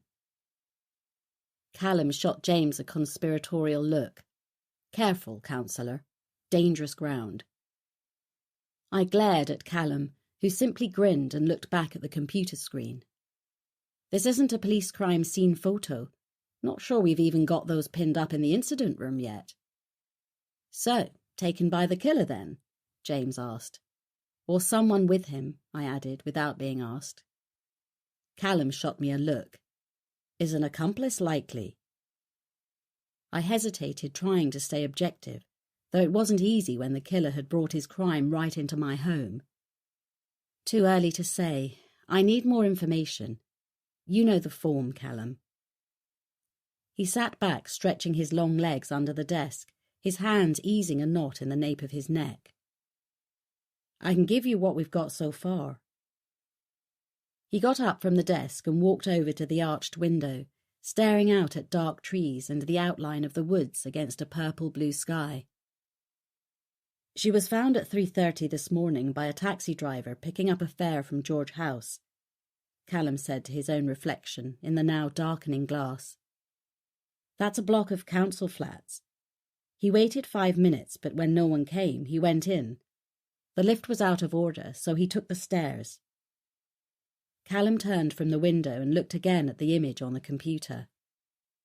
"Found her laying on the first-floor landing, just as she looks there. His call was logged at 3:35 a.m. We're conducting door-to-door interviews at the flats, but so far it appears everyone is deaf, dumb and blind. There's been a blanket put over the press, and so far it's a news blackout until we know more." James was looking at the image again, his lips pursed thoughtfully. "Why you?" he asked quietly. "What? Why has the killer sent this to you? What's the connection?" "Because I spoke to Jack. I called him out and he made Martha his first victim and sent me the image to prove it was him." Callum shot me an incredulous look. "You're not serious." "I set him free. Martha's death is my fault, and he either wants me to feel guilty or he's thanking me." They looked at each other with uneasy expressions, but I wasn't really directing my comments to them. I was tracking possibilities, the way I worked through the criminal mind, processing the often illogical, impossible mental leaps murderers make to validate what they do and who they do it to. Somewhere in the mental clutter would be the answers I needed to find out who Jack was and why he had chosen Martha, and now me, to be players in his sadistic fantasy. Callum pulled up a chair and sat beside me, his voice quiet, the demeanour of a man speaking to a mad woman. "Joe, Jack the Ripper lived over 100 years ago. This is a modern-day murderer who sends email, for Christ's sake." He raked a weary hand through his silver hair. "And whoever he is, I'll sure as hell stake my pension on the fact that he's not Jack the Ripper." I turned to slowly meet his eyes. "He believes he is," I said simply. "And if that's his reality, then that's what I have to work with, because it's only when I get inside his head that I'll be able to see what he sees and think like he does." James visibly shuddered as he gestured a thumb towards the computer. "Who'd want to live for 1 second inside the head of whoever did that?" "I want to," I said simply. "Otherwise he's going to keep on killing." My house was quiet again. The police had taken my computer away for examination. Callum confirmed I wouldn't be questioned down at the station, and James had finally taken no for an answer to dinner. Until the post-mortem report and results from the CCTV from Westwood Park were all back, there was little to be done, but the thought of sitting and waiting was driving me insane. I decided to go to my library in the office and see if I could research some of the threads that were beginning to weave into the murder. The atmosphere wrapped around me like a comforting blanket as I went in and switched on the lamps. The whole left wall was floor-to-ceiling shelves. The volumes covered every topic on murder, mayhem and monstrous minds. Alex jokingly called it the psycho shelf. If a murder had been committed since documents had been kept, I would have some reference to it. From the Borgias to the Boston Strangler, Yorkshire Ripper to the Zodiac Killer, I had an urge to collect, read and research it. A collection of material, photographs and post-mortem reports that most people would not want to share their homes with. The crimes and times of Jack the Ripper was something I had plenty of material on, having covered it in my first book, half a decade ago. With a glass of wine and a notepad on my knee, I trawled back through the terror of the East End of London 130 years ago. If my instincts were right, it was a truly terrifying prediction of what was to come. Chapter 28. 8th of August, Fordley Therapy Practice. Callum raised an eyebrow as I dumped a pile of notes and reference books onto my desk. Christ, it would take me years to trawl through that lot. How come you can read so fast? I don't move my lips. I picked up the notes I made the night before. Do you know there are more books written about Jack the Ripper than all the American presidents combined? Probably because he's more interesting. Callum glanced at my scrawled notes. You should have been a doctor. Your handwriting's shit. You should have been a policeman with powers of observation like that. He sat back in his chair, stretching his long legs beneath my desk. So, what did this lot tell you? That there are as many theories of who done it now as there were 100 years ago. But instead of worrying about the original killings, we need to work out who's behind the new one. And I don't have enough information to do a profile, do I? You haven't shared the post-mortem report, crime scene photographs, etc. Need me to go on? He ignored the dig. But you will have something. He flicked the pile of papers with his finger. I know you well enough to know you won't wait to be invited. Jack himself emailed me a private invitation, remember? Jen chose that moment to open the door and come in with 2 mugs of tea. I looked back at Callum as she left. Where am I with this? I asked quietly. Callum looked at me for a long moment before drawing a deep breath. You're involved up to your neck. The killer saw to that when he emailed you the snapshot of his little hobby. I mean professionally. You can't be involved officially. You're a material witness. I opened my mouth to interrupt him, but he raised his hand to cut across me. But you and I both know that you can't help it. He nodded towards the pile of notes on my desk. It's what you do, right? I couldn't help smiling. Right. He emailed you, so it could be someone you know. Maybe a patient or former patient. Let's face it, with your clientele, we have most of the country's criminally insane to go at for starters. Behind my eyes, I could still see the photograph Jack had sent. This isn't anyone I've dealt with before, I said quietly. How can you be so sure? I looked up into those perceptive blue eyes, my mind still trying to piece together what had begun last night. I've never dealt with an MO like this before. So, he shrugged, maybe he's changed his MO. I shook my head. That doesn't happen very often. In fact, hardly ever. A savvy killer might change certain aspects of his crimes to fool the police, but certain signatures always surface somewhere. Signatures? Any behaviour done just to satisfy his psychological need is called a signature. Repeated patterns by the same offender become his signature, and they can never change it. I thought for a moment. The Zodiac Killer in America killed for over a decade because he continually changed his MO. With hindsight, we can pinpoint certain trademarks of his today. So yes, it's happened, but with what we know now, I think we'd pick up personal signatures a lot faster. I sat back in my chair and took a sip of tea. His choice of victim, location, some aspect of the way he kills or what he does with the body, posing them in some way or thinking about the way they'll be found and what effect that has on the person who discovers the body. Callum was studying me intently. I don't believe I've dealt with this killer before, Callum, but I can tell you one thing for sure. What's that? That if this is what I think it is, we'll be dealing with him again. I hesitated a heartbeat before dropping the bombshell. By the 31st of this month, to be precise. He stared at me for a long moment, becoming very still. How come? Because I think our man is a copycat of Jack the Ripper. He watched me before slowly shaking his head. I think you're letting this so-called conversation with Jack affect your judgment, Joe. At this stage, we can't make that leap. This could be a one-off. Tell me what you've got first, I countered. If it fits with what I found last night, I'll give you the rest. He pulled a preliminary report from his inside pocket. Martha Scott, age 22, found on the first-floor landing of George House on Manchester Road. Pathologist estimates time of death at around 2:30 a.m. to 3 a.m.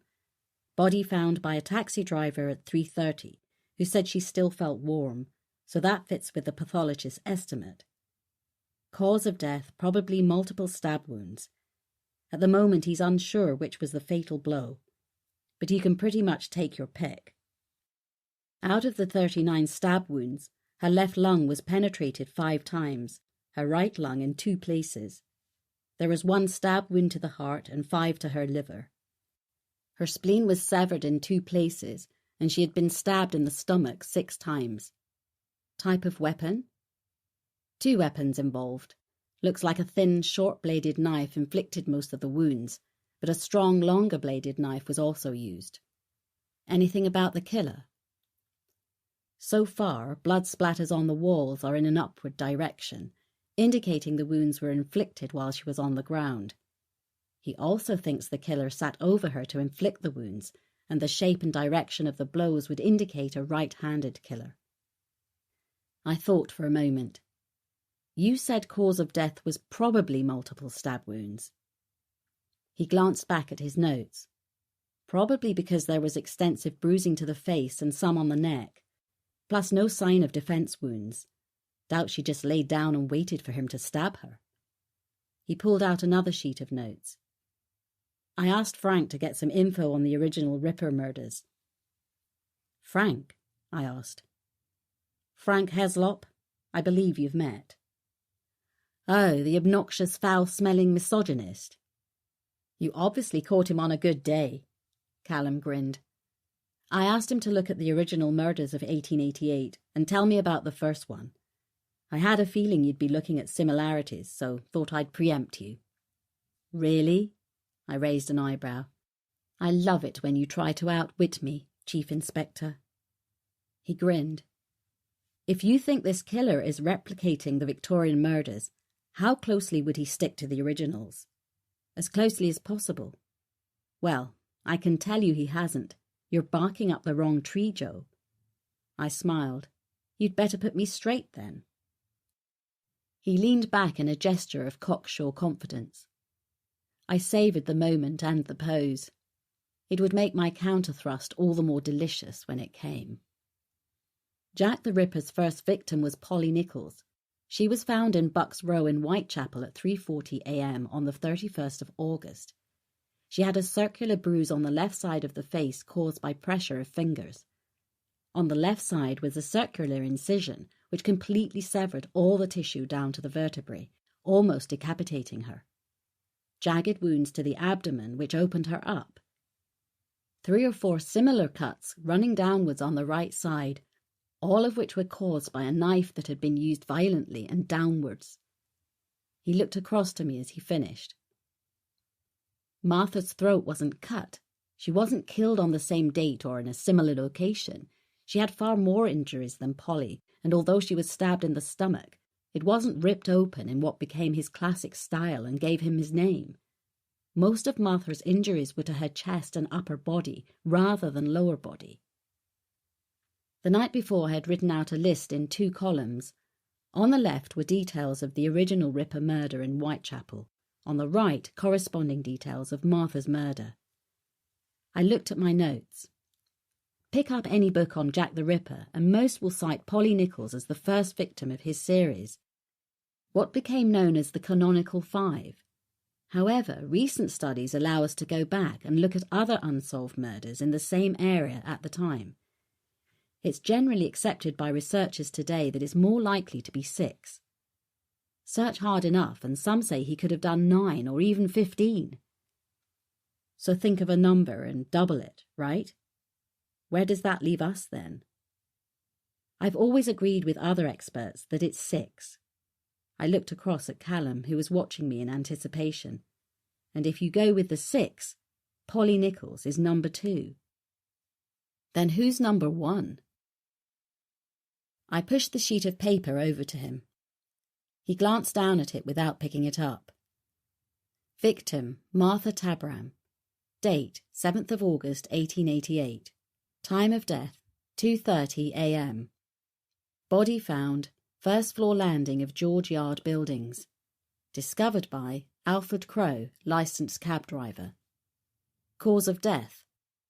Loss of blood through 39 stab wounds to the trunk and upper body. Wounds inflicted whilst the body was prone. Wounds. Left lung penetrated 5 times, right lung twice. 1 stab wound to the heart, liver stabbed 5 times. Spleen severed in 2 places. 6 stab wounds to the stomach. 18 other wounds, scratches or minor flesh wounds. Weapon. A penknife and a long, strong-bladed knife, possibly a bayonet or dagger. Killer. Right-handed. Killed the victim where she was found. Identity. Unknown. Callum slowly looked up from the list. Shit. Polly Nichols was number 2, and she was killed 24 days later. His eyes met mine, and they were filled with emotion I couldn't quite read. So the only way we know that your theory fits is to wait for another murder in 3 weeks' time? You'll be pleased to be proved right, then. I was shocked by the slur. I may deal with cold-blooded psychopaths, Callum, but it doesn't make me one. I don't want the body count to rise any more than you do. I'd love to be wrong, but I'm not. Shit, was all he said. Chapter 29. 21st of August, Fordley Police Station. As I entered the briefing room, the team began to settle. A few familiar faces nodded in recognition as I followed Callum to the front. In the intervening period since I'd seen him, the team had been following up dozens of actions and lines of inquiry. Callum had called me the day before to tell me that when they had applied to the Home Office for an expert on the Victoria Ripper murders, my name had been put forward. Despite being a material witness, my involvement had been approved.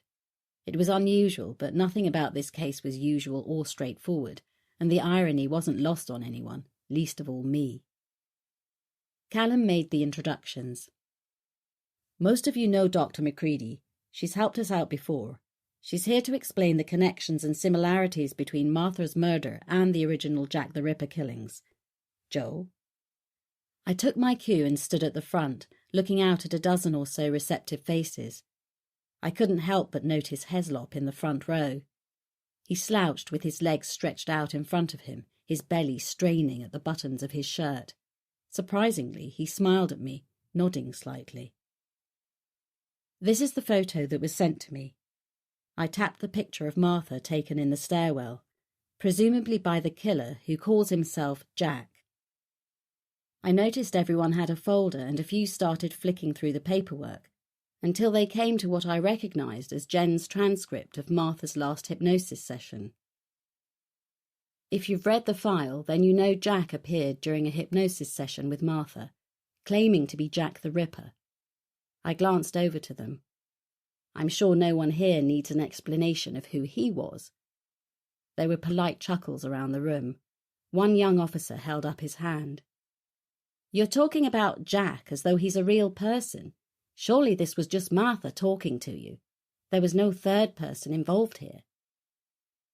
What exactly happened during that hypnotic induction I can't explain yet. Dissociative identity disorder, DID, or split personality as most people know it, is a recognised condition, but it's extremely rare. Martha displayed what looked like DID, and the alter personality said he was Jack. So far, so good. But what completely defies explanation is that the only other person present during that session who knows about Jack was Martha, and she's dead. Since then, Jack's communicated with me. He claims to be out and to have murdered Martha. No one said a word. A few officers looked down at their notes. Some shuffled uneasily. So what you're saying is that our prime suspect is an alter personality of a dead woman? It was Heslop. You and I both know that's impossible. What we have to work out is how else it could happen. Martha's not the only person to know what was said in that room, Doctor, is she? Everyone recognised the edge in Heslop's tone. No, I was there too, but I've got a distinct advantage over you, Detective. Oh, and what's that? I know for a fact that I didn't do it. Who else could have known what went on in that room? Ian asked from the back row. Lister was there just after the event. He came in with the crash team, but he wasn't present during the hypnosis session. But you told him what happened when you went back to his office? Ian asked, looking down at his notes. I told him about the abreaction, but I didn't mention Jack. OK, Callum said. Ian, take a closer look at Lister's movements after the hypnosis session. Where was he? What time did he go off duty? Where was he when Martha absconded? The usual drill. Callum indicated another officer. Lister's got a swipe card linked to the security computer, so track that around events we're looking at. OK. And let's find out if he talked to anyone else about what went on in that room, Callum went on. Who else had access to the notes? Who else was on duty? And let's look back at all their track records, see if we have any backgrounds that might lead us somewhere. Callum turned back to me. Can you tell us more about the similarities between this murder and the original Jack the Ripper killings?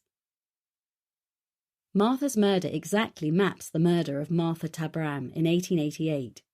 You can see from the table that the time, date, location, number of wounds, use of weapon and position of the body exactly match the original Ripper killing.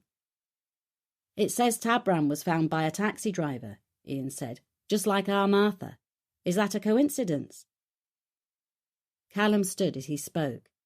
No. We checked the flat where the driver thought the booking had come from. The couple there didn't know anything about it. Looks like the call came from the killer to set the taxi driver up to find the body. I nodded. The victimology could never be random in this case. He set Martha up to be his first victim, just as he planned everything else. Her name, the fact that she had such a troubled past, that she came to our attention the way she did. She left Westwood in time to meet her death on the right night in the right place. All planned. The boyfriend is the obvious one to look at, Ian said. Or Lister, Callum added. Anyone who could make sure she was out of Westwood Park and in the right place at the right time to fit the killer's timetable. Or the doc here. Heslop threw it in almost as an afterthought. The suggestion rattled across the floor to land at my feet as the room fell silent. I think that one has been covered. I picked it up and threw it back. Callum said tightly, Move it on, Frank. Have to keep an open mind, boss, Heslop said with a grin. Wouldn't do to let personal relationships get in the way, would it? We heard it the first time. Callum raised his voice just enough. Everyone's been looked at, and if new evidence comes to light, they'll be looked at again. In the meantime, we have enough to be getting on with. What about the boyfriend, then? Ian supplied a welcome deviation. John Smith. Callum nodded towards two officers on his team. Beth and Shah are looking into him. Callum turned his attention back to me. So what else can you tell us about the original Ripper murders?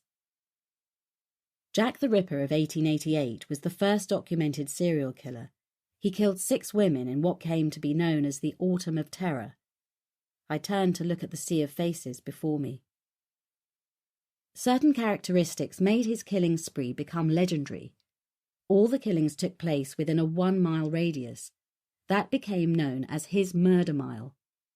All the murders were committed over a 13-week period, culminating in the almost total destruction of the body of his final victim, Mary Jane Kelly. After which he disappears without trace, never to kill again and never to be identified. That's what makes him such an enduring figure of terror. He struck anonymously and melted away as if he never existed. A supernatural myth surrounded him that still exists today. Even his name conjures up a primeval fear of being stalked and murdered by a ghost-like figure who can never be identified or caught. "What about a profile of our modern Jack?" Callum asked. "If I'm right, he's a copycat.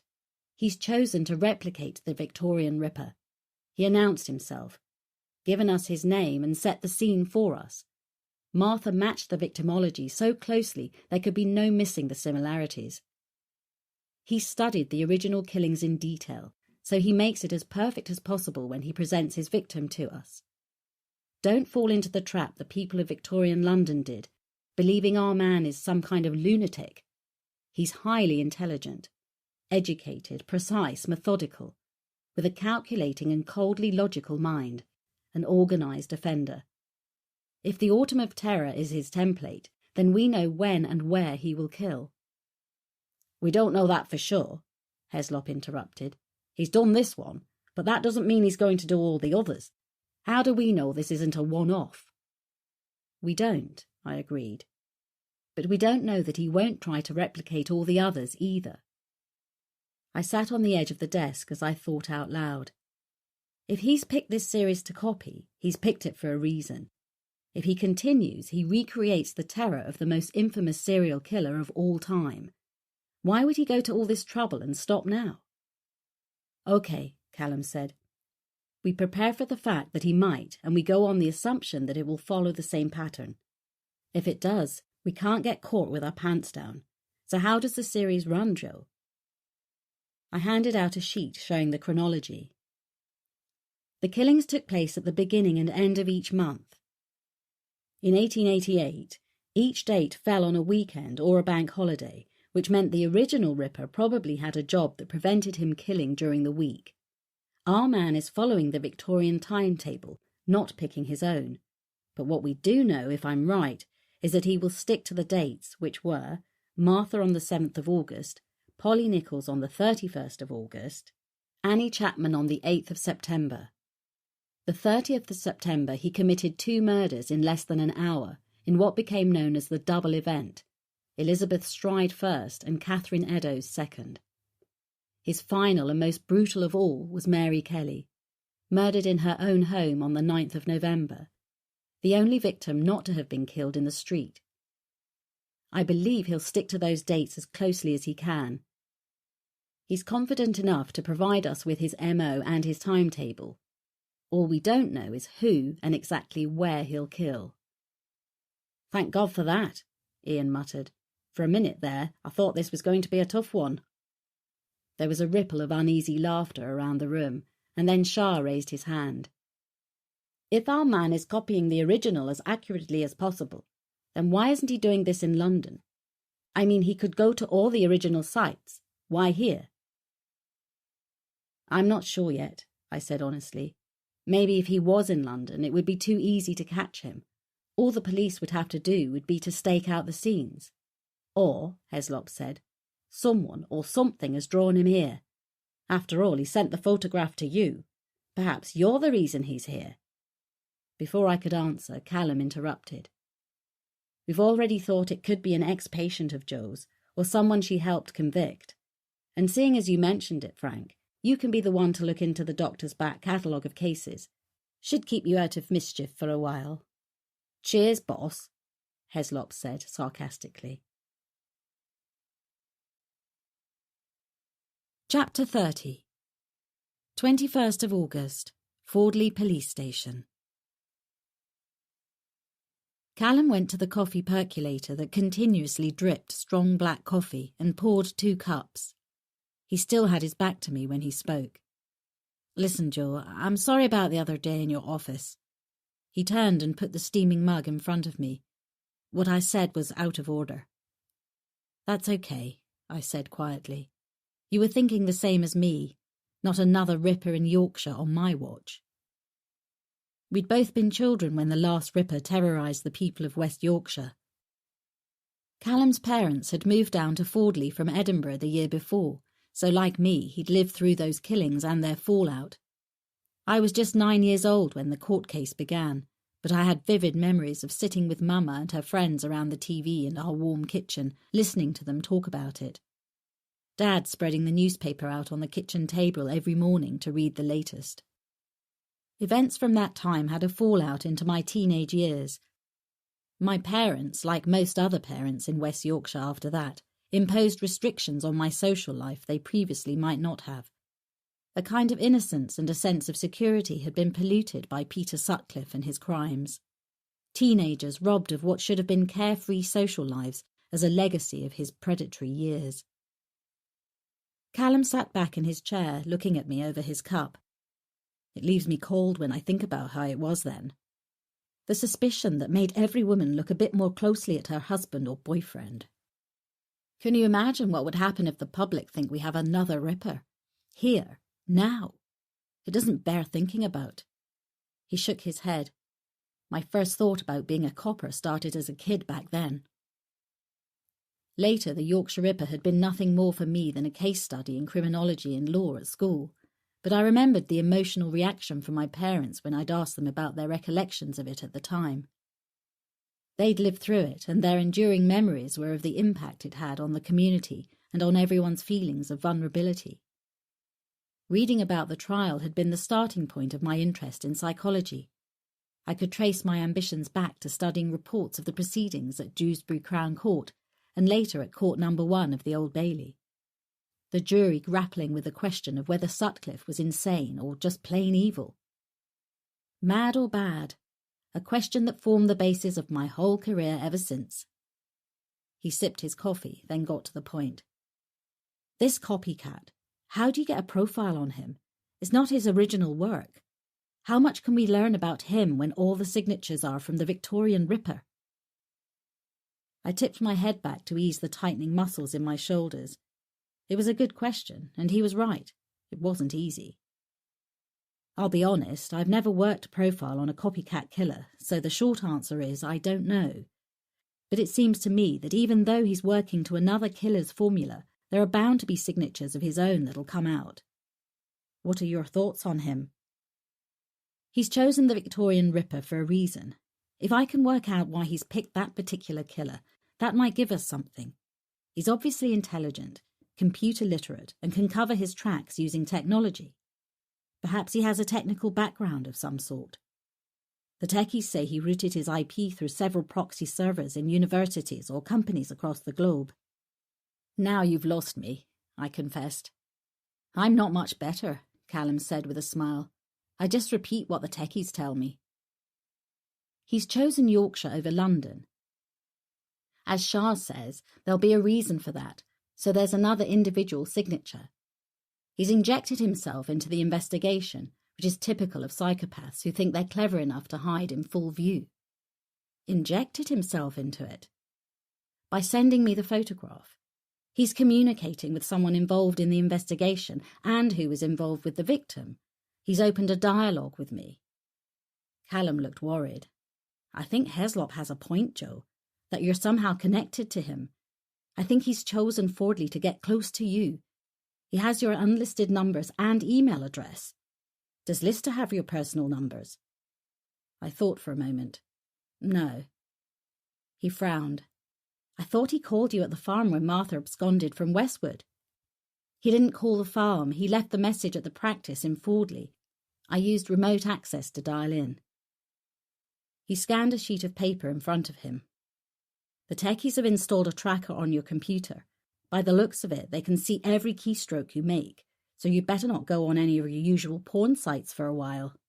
Very funny. He flicked the paper back onto his desk. We think you should have a dialogue with Jack if he contacts you again. The techies are on duty 24/7, assigned to keeping an eye on you electronically, so if you get any more messages from him, you can respond. Okay, I said tentatively. The original plan was that one of us replied as if it was you, but apparently it's better if a psychologist designs the game plan for that kind of dialogue to make sure we get it right. Too provocative and we tip him over the edge and make things worse. Not provocative enough and he could just melt away. You need to play him with just enough tension so he'll trip himself up. He nodded. And as you already know all that stuff, why bring in another psychologist to complicate things? He looked across at me and his expression changed. But there are strict guidelines to this, Joe, and you've got to agree to them or all bets are off and I'll get someone else in. I immediately thought of Taylor Kane and my blood ran cold. Agreed. He nodded. Okay, I'll get technical support to set everything up on your phone, just in case he calls. That okay? I nodded, still wondering whether I wanted to do this, but knowing at the same time that I certainly didn't want anyone else to do it. I owed it to Martha. She had chosen me to open up the silence of her death. I felt I owed it to her to finish the conversation. Chapter 31. 25th of August, Kingsbury Farm. Callum took the photographs from Martha's post-mortem report and spread them out on my kitchen table. We both put our heads together. This is a herringbone pattern in blood on the edge of some of the deeper wounds. Pathologist thinks it's probably an imprint from the knife handle which bit into the lips of the wound. I straightened up from looking at the gruesome image and took a sip of tea. The intimate details of violent death was something I had never quite become used to. Part of me thought if I ever did, it was probably time to quit. There's something else, he said. Final results from the post-mortem show that cause of death was strangulation. The same MO as the Victorian Ripper. He strangled his victims first. No struggling, no screams, and then he mutilated them. Jack didn't rip to kill. He killed so he could rip. Callum leaned back in his chair. What's the difference? In outcome, as far as the victim and the investigators are concerned, no difference. The victim is dead and the body is mutilated. But in the mind of the murderer, there's a huge difference. It's the order in which he does things, the chosen behaviours that give us clues to his drives. But our man is a copycat. These are not necessarily his drives. True, but it's that very fact that makes me think they're his drives too. Not sure I follow. Not sure I do yet, I confessed. But to quote Sherlock Holmes, singularity is almost invariably a clue. We both jumped as the large bell above the Aga rang, shattering the stillness of my cosy kitchen. What the hell? Callum almost spilled his tea. Sorry. I headed for the office to catch the call before it stopped. I had the bell put in here so if the office phone rang I could hear it anywhere in the house. By the time I pushed the door open to the office, Callum was already behind me. Harvey was hot on his heels, wondering what all the fuss was about. I grabbed the phone. Hello? Doctor. The voice was eerie, synthesized, robotic. I froze, knowing it was him, but my mouth opened and for a second nothing came out. Who's this? Please don't disappoint me. Not when I've waited so long to speak with you again. Callum gestured for me to keep him talking. Think, I had to get this right. This might be the only chance we'd get. I sat on the edge of my mahogany desk, looking down at the carpet to avoid being distracted by Callum. I pressed the speaker button so he could listen in. Have we spoken before? The metallic voice was cold with disappointment. You know we've spoken. You know we've met. Playing games with me is a very dangerous thing to do. When did we meet? My clinician's tone sounded calm. I was pleased to hear it. When you set me free, he grated chillingly. I have you to thank. It feels good to be back together, doesn't it? Together? I don't understand. I played for time. Doctor, he chided like a parent to a child. Don't waste our precious moments like this. If you're giving the police time to trace this, don't insult me. They won't, any more than they could follow my computer trail. His tone, if it hadn't been electronic, would have been oily. I like to keep our intimate moments private. He laughed softly, the sound making my bowels turn over. You're saying we met through Martha? When your mind entered hers, it brushed against mine. His whisper was intimate. I know you, Doctor. I know all there is to know about you. Why are you here, Jack? Because it's time, he said simply. You opened the door and freed me. Why me, Jack? It had to be you. You are the only one who could open Martha's mind and let me out. You're not a figment of Martha's mind, Jack. I let my tone harden to let him know I wasn't playing the game. A phantom can't kill. I was a phantom in 1888, and I'm a phantom now. But the pleasure this time is having you to share these most intimate things with. That makes you very special. What exactly do you want, Jack? The voice laughed softly, like the laughter that echoes through haunted houses in horror films. Polly, put the kettle on, he began to sing. Polly, put the kettle on. Polly, put the kettle on. We'll all have tea. Jack? The line felt empty. Jack! He's gone. Callum took the phone from me. We stared at each other in silence, neither of us knowing quite what to say. Then we both nearly jumped out of our skins when Callum's mobile shrieked through the ghostly silence of my office.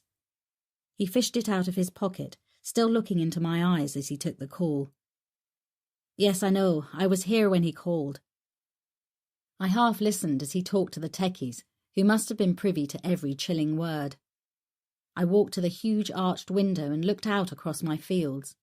Afternoon sunlight was caressing the treetops, silhouetting their spreading limbs against a dark turquoise sky. Okay, I heard Callum in the background to my thoughts. So no trace then? Harvey came to stand beside me and pushed his wet nose into my hand. I absently stroked his silky ears, my mind replaying Jack's call. He was like no other killer I had ever dealt with before. He was beginning to unnerve me. Chapter 32 28th of August. The media had agreed with the police to a 2-week blackout on coverage of Martha's murder. At least that gave me some peace. After the last brush with the press, I was in no rush for them to find out the killer had sent me photos of his handiwork. I was driving back to the farm when Callum called. I've got some info from Manchester. We found some prostitutes who knew Martha before she met the boyfriend.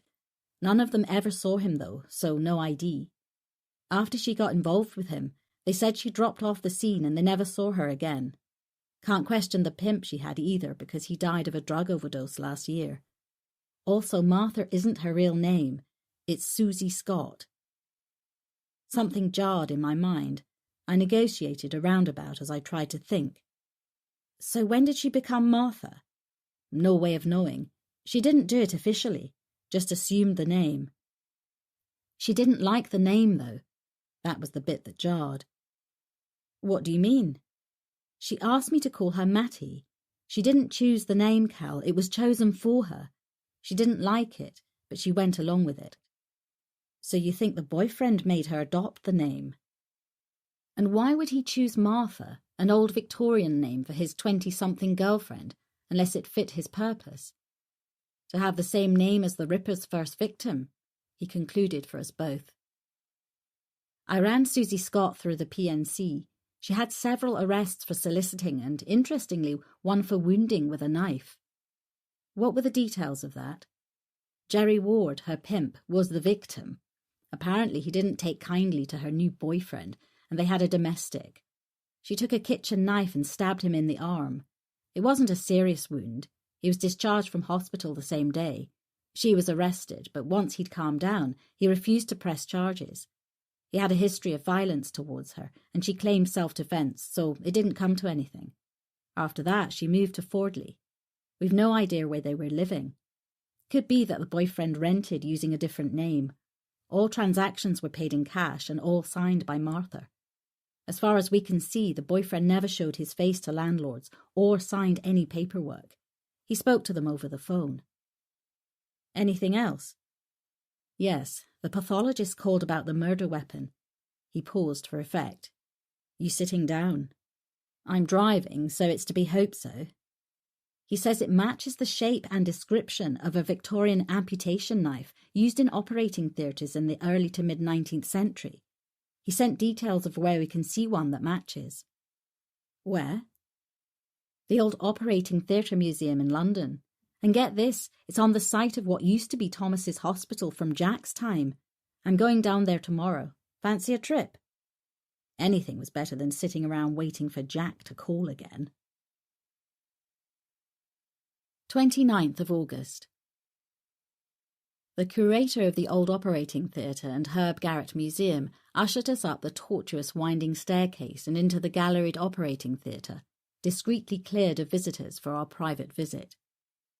God, I panted when I could finally get my breath. I hope patients didn't have to make that climb. No, the curator smiled. The women's ward was adjacent to the Herb Garrett in the church. They were brought straight in here from the ward. Students would come in via a separate entrance, over what is now the fire escape. He stroked the basic wooden operating table, almost lovingly. Putting the operating theatre up here meant they could take advantage of the huge skylight to maximise light during operations. It also offered a degree of soundproofing, which was necessary for obvious reasons. No anaesthetic, I venture to guess. Not until after 1847, but the surgeons were very skilled at making the process as fast and efficient as possible to minimise shock to the patient. A leg, for example, could be amputated in as little as 26 seconds. Which brings us to why we're here, Callum said. Ah, yes, your amputation knife. We followed the curator through a small doorway into a corridor. The wood-panelled walls were lined with posters and sepia photographs of what the hospital looked like back then. A wooden display case with a sloping glass lid stood against one wall. Inside were an array of cutting tools, saws and blades. The curator carefully set the lid back and lifted out a curved blade.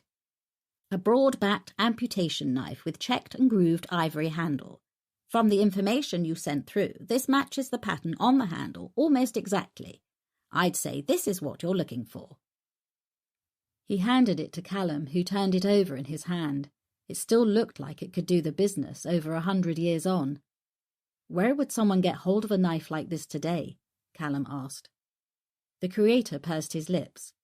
Not on the open market.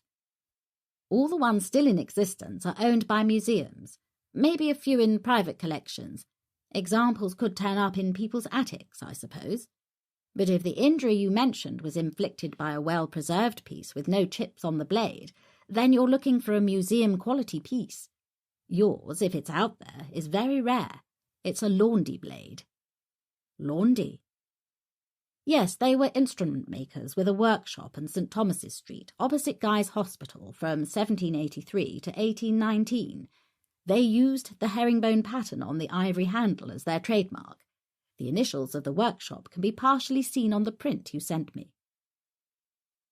Callum fished the photograph out of his pocket of the blood-stained herringbone pattern found on the body and put it on the edge of the display case.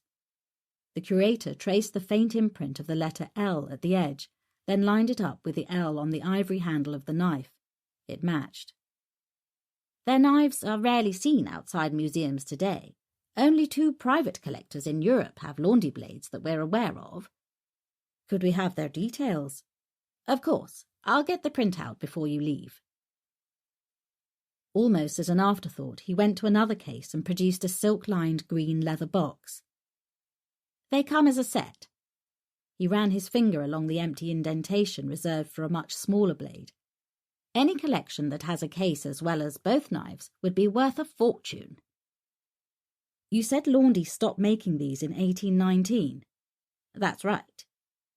I looked at Callum.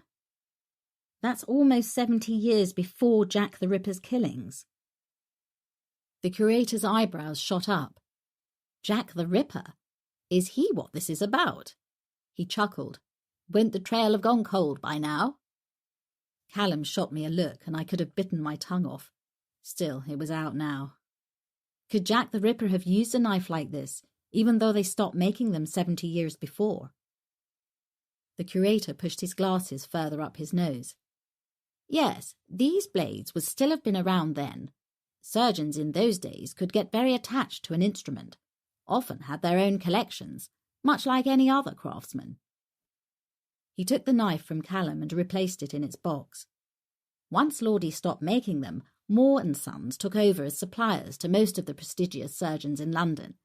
They sharpened and serviced instruments and took on a lot of Laundy's old stock. So yes, Jack probably could have used a knife like this. He grinned. Who knows? Maybe even this very one. As we left, I couldn't quite shake the images of what might have gone on in that Victorian operating theatre. Did you see the space in that box for the sister blade? I asked. Callum nodded. A smaller knife, like the one used to inflict the other wounds on Martha. What do you think? We'll check the private collectors and see if any Laundy blades are missing. Also check that no museum pieces have gone walkabout. After that, I'm not sure. Like the curator said, who knows what turns up in people's attics? Maybe our man just got lucky. Somehow I didn't think so. No, nothing he does is by chance, especially not something as important as the blade. I bet it'll turn out to be an original. If it's an original that's been catalogued somewhere, then we'll have a lead. Let's see what turns up. Chapter 33. 30th of August. Frustratingly but predictably, nothing did turn up. I sat in the incident room for a team briefing.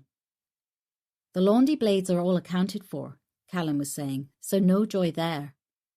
He paced the front of the room and looked across the sea of faces. Ian? Ian stretched forward from his perch on the edge of a desk, squinting at the notes in his hand. Lister checks out, boss, so nothing there.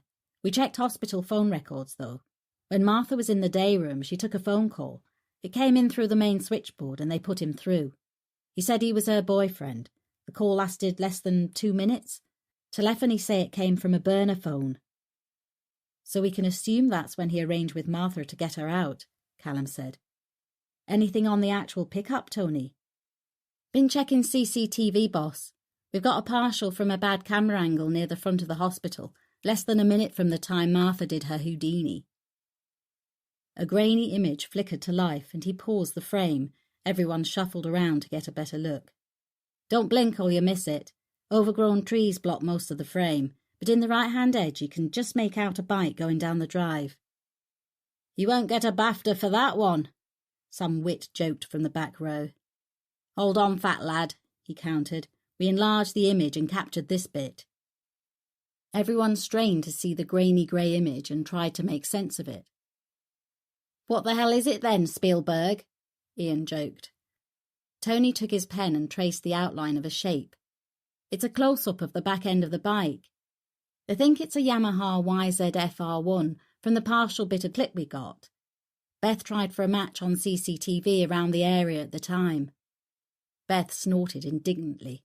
I stayed up for 2 bloody nights looking at CCTV and ANPR from all over Fordley. And? Callum asked. Can't get a number plate, but we're running it through DVLA for owners of the make and model. So the boyfriend picked Martha up from Westwood Park on the night she died, and he was the last person to see her alive. So he's our #1 priority. He scanned a file on the desk. Techies are working on the digitized voice. Nothing so far. But if the caller and the boyfriend are one and the same, it begs the question, why bother to digitize his voice? Maybe he knows we'll be bugging the phone by now, and his voice is known to us, Shah offered. Or maybe, Callum said, he has an accomplice, so he digitizes one voice to hide that fact. He turned to look at me. I had considered it, but it did pose problems. What you're describing is a folie à deux or a shared psychotic disorder. 2 people share the same delusional system and support each other, in this case to commit murder. It's happened, Beth said. Look at Hindley and Brady or Fred and Rose West. But it's rare and it's risky. It's a bond forged in depravity and the levels of trust have to be enormous. The pair have an unusually close relationship, so it's often seen in siblings or, as in the cases you've mentioned, sexual partners, husband and wife. What are the criteria? Callum asked. There's usually a dominant partner and a more passive secondary. In most cases, females have been the passive subject of an older, more dominant male partner, though it's not unknown for males to act in concert. The dominating player has the original psychosis and they groom their partner. Also, their levels of intelligence are higher than the secondary, so they find it easy to manipulate them. The bond can be familial, sexual, or financial. You said it was risky, Ian said.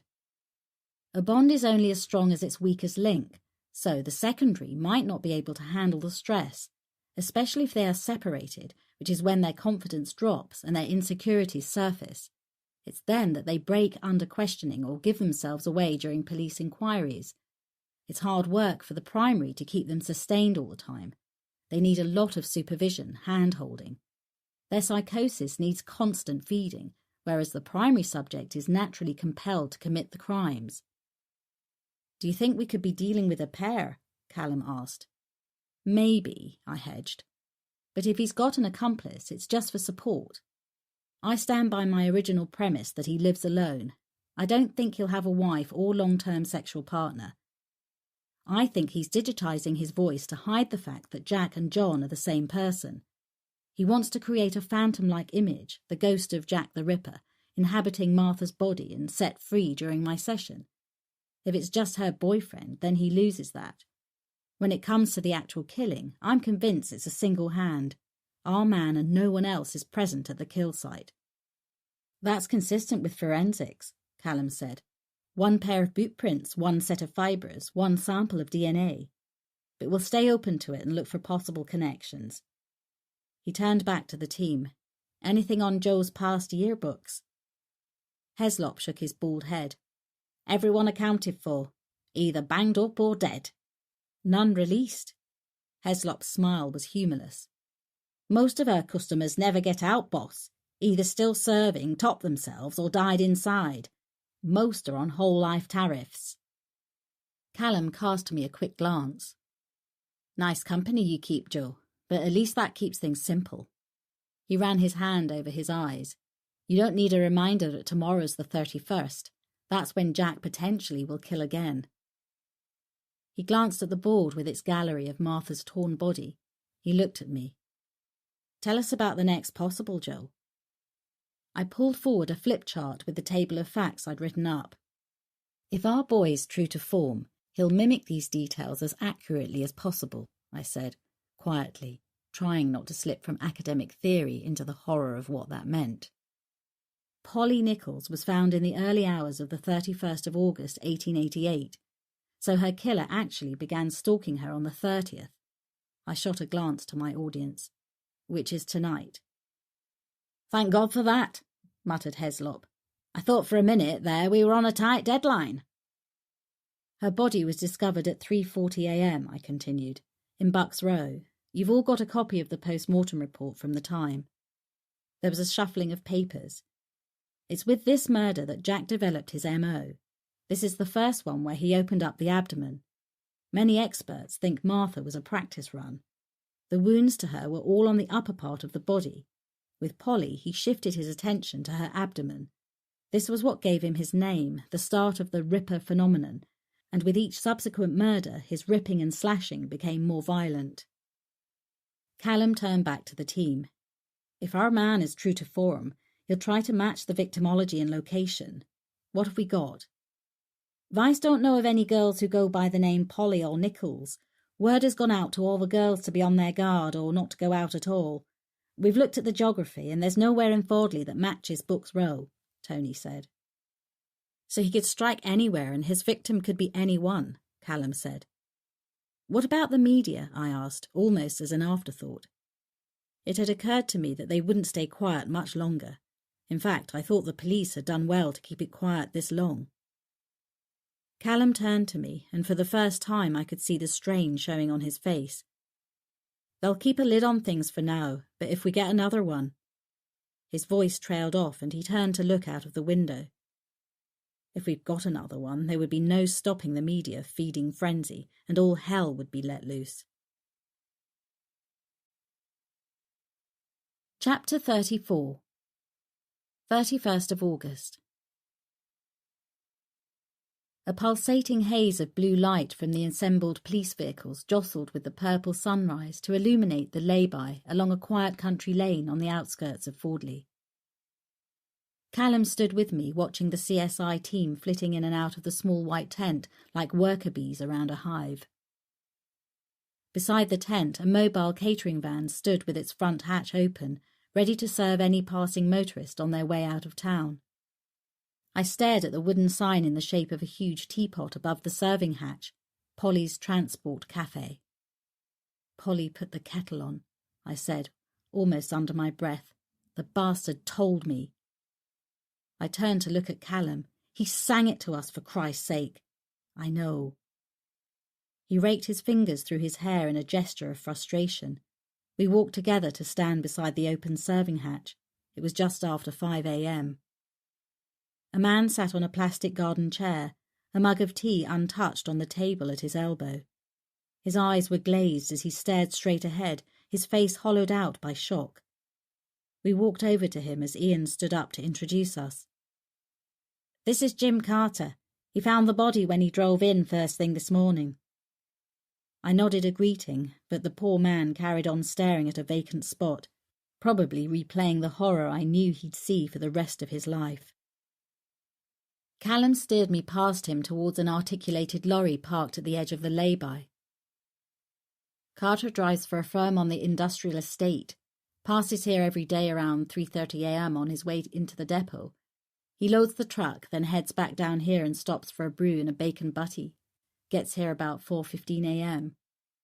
He's her first customer every morning, so he was the one to find her. Poor bastard." I glanced at the white tent. "Who is she?" "Patsy Channing." He leaned against the side of the lorry and looked up into the lightning sky. His breath plumed in the early morning chill. "She owns the van." He nodded towards the teapot sign. "But because of the name, the regulars just know her as Polly. She's been running it for a couple of years, apparently. Opens early to catch the truckers coming into the industrial estate. Closes up about 2 in the afternoon." I glanced back at the driver. Did he see anything? Said he saw her opening up as usual, gave her a wave. Everything seemed normal. Then at 4:15 he came back. She's normally behind the counter and they chat while she makes his butty. This morning the brew's there, but no sign of her. So he walked round the side of the van and found her. Injuries? Callum's eyes met mine in silent confirmation.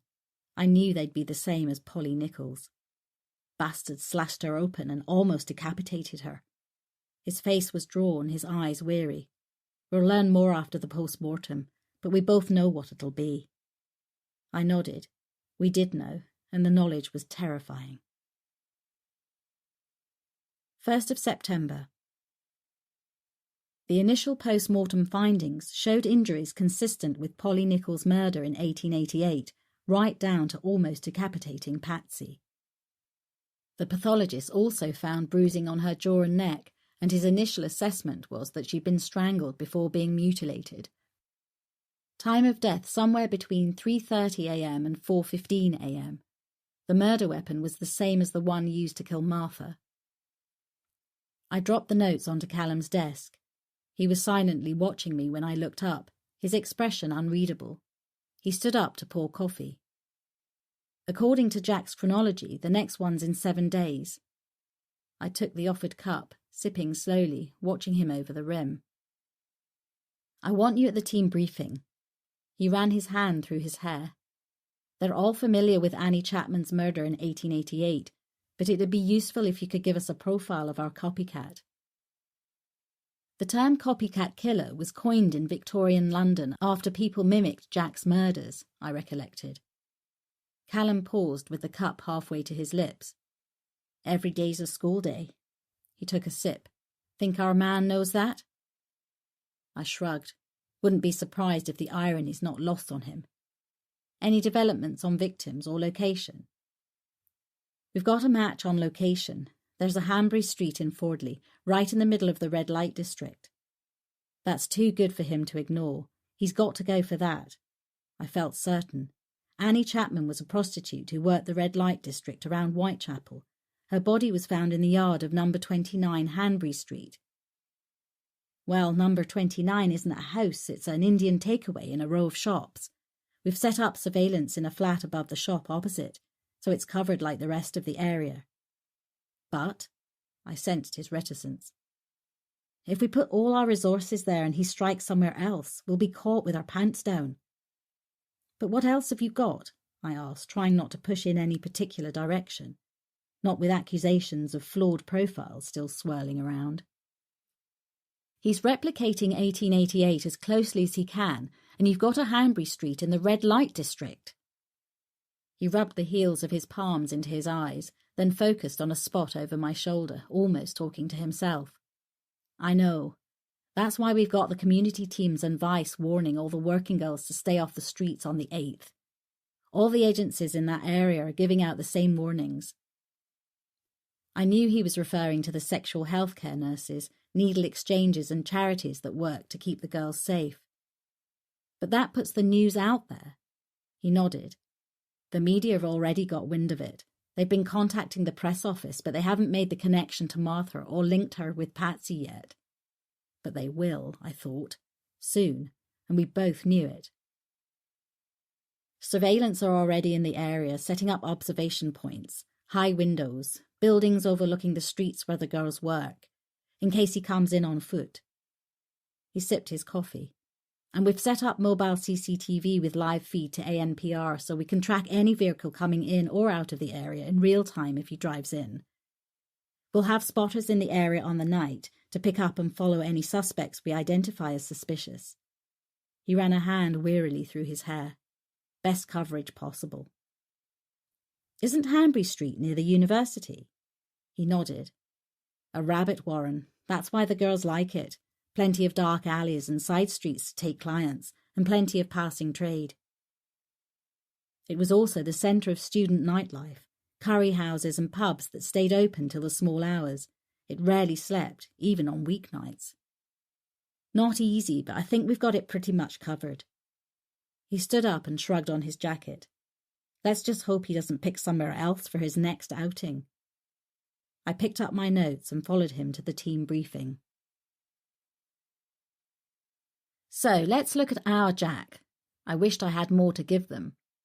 He falls into the category of a highly organised killer as demonstrated by his knowledge of the original 1888 murders. Also, organised killers don't choose their victims randomly or impulsively, and they bring the murder weapon and anything else they need to commit the crime with them. Victorian Jack chose prostitutes because they were readily available and vulnerable. He didn't have to initiate contact with them as they probably approached him. For our Jack, it's different. With Martha, we know he had a relationship with her. He groomed her into the correct victimology, persuading her to adopt a false name, etc. I walked over to the photographs on the whiteboard. With Patsy, he would have had to check out the location and become familiar with her routine, probably visited the cafe prior to the murder and possibly interacted with her, without arousing any suspicion. All of that indicates excellent interpersonal and social skills. We know he's male, and research would suggest he's white. The degree of sophistication required to plan these killings places him as older than 20, probably somewhere between 28 and 38 years old. Most likely he's a loner, not married or in a long-term relationship. I think you're looking for someone who's regarded by others as studious, even withdrawn at times. Maybe a bit of a bookworm who prefers his own company. He's neat and orderly. May even have a compulsion with tidiness and routine. He's very self-aware and not easily rattled. He's not going to panic, and any tactic designed to throw him off balance would have to be carefully planned. He's highly intelligent and obviously tech-savvy, as evidenced by his use of technology and the ability to digitize his voice when he calls. I don't think he'll work a 9-to-5 job. Martha said he often worked from home, so maybe a freelancer or self-employed. Whatever he does, it gives him a lot of flexibility and autonomy. Motive? Shah asked. Because he's a copycat, we can't assume he's driven by the same compulsions as the original Jack. I also don't think our killer's motive is linked to his choice of victim or location, as those are chosen to match the Victorian murders. So what's that leave us with? Heslop asked. I'd wrestled with this one from the beginning, and I was going to have to be honest about it. Most theories around copycat killings are that either the killer wants the same notoriety as his chosen role model, and the media attention is likely to mean he'll have a film or book written about him, or that by taking on the persona of a previous killer, it depersonalizes it, disassociates him from the act, which reduces his inhibitions. So which is it for our killer? Callum asked, watching me intently. I don't believe it's to lower his inhibitions. I don't think our man has any. I do think that the publicity surrounding it is important to him, though. So will the lack of publicity be pissing him off then? Shah asked. Probably. In fact, we could use that to our advantage.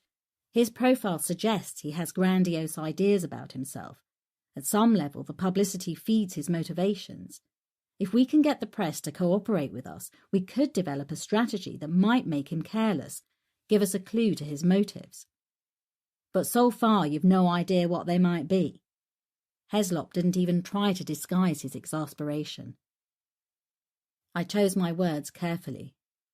There would be little point in choosing to copy such a high-profile killer if no one made the connection. He needs the publicity, otherwise he's just playing to the police gallery, and I think he wants a much bigger stage than that.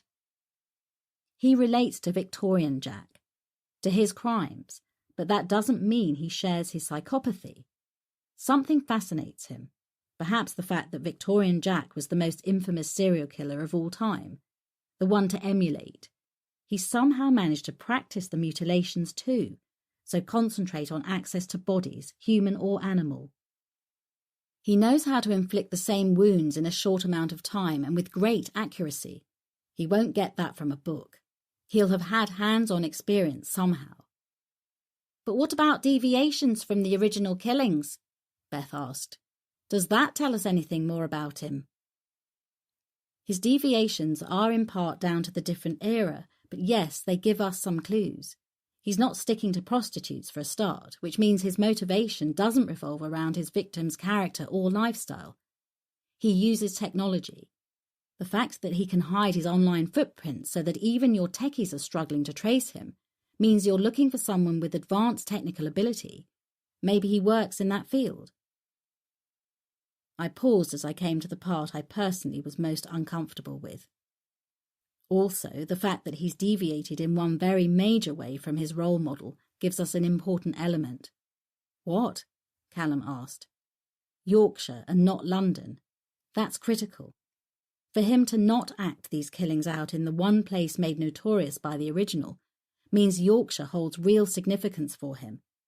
Either he's from here or it's vital to him that it happens here, maybe because of the connection with the Yorkshire Ripper. Or because you're here.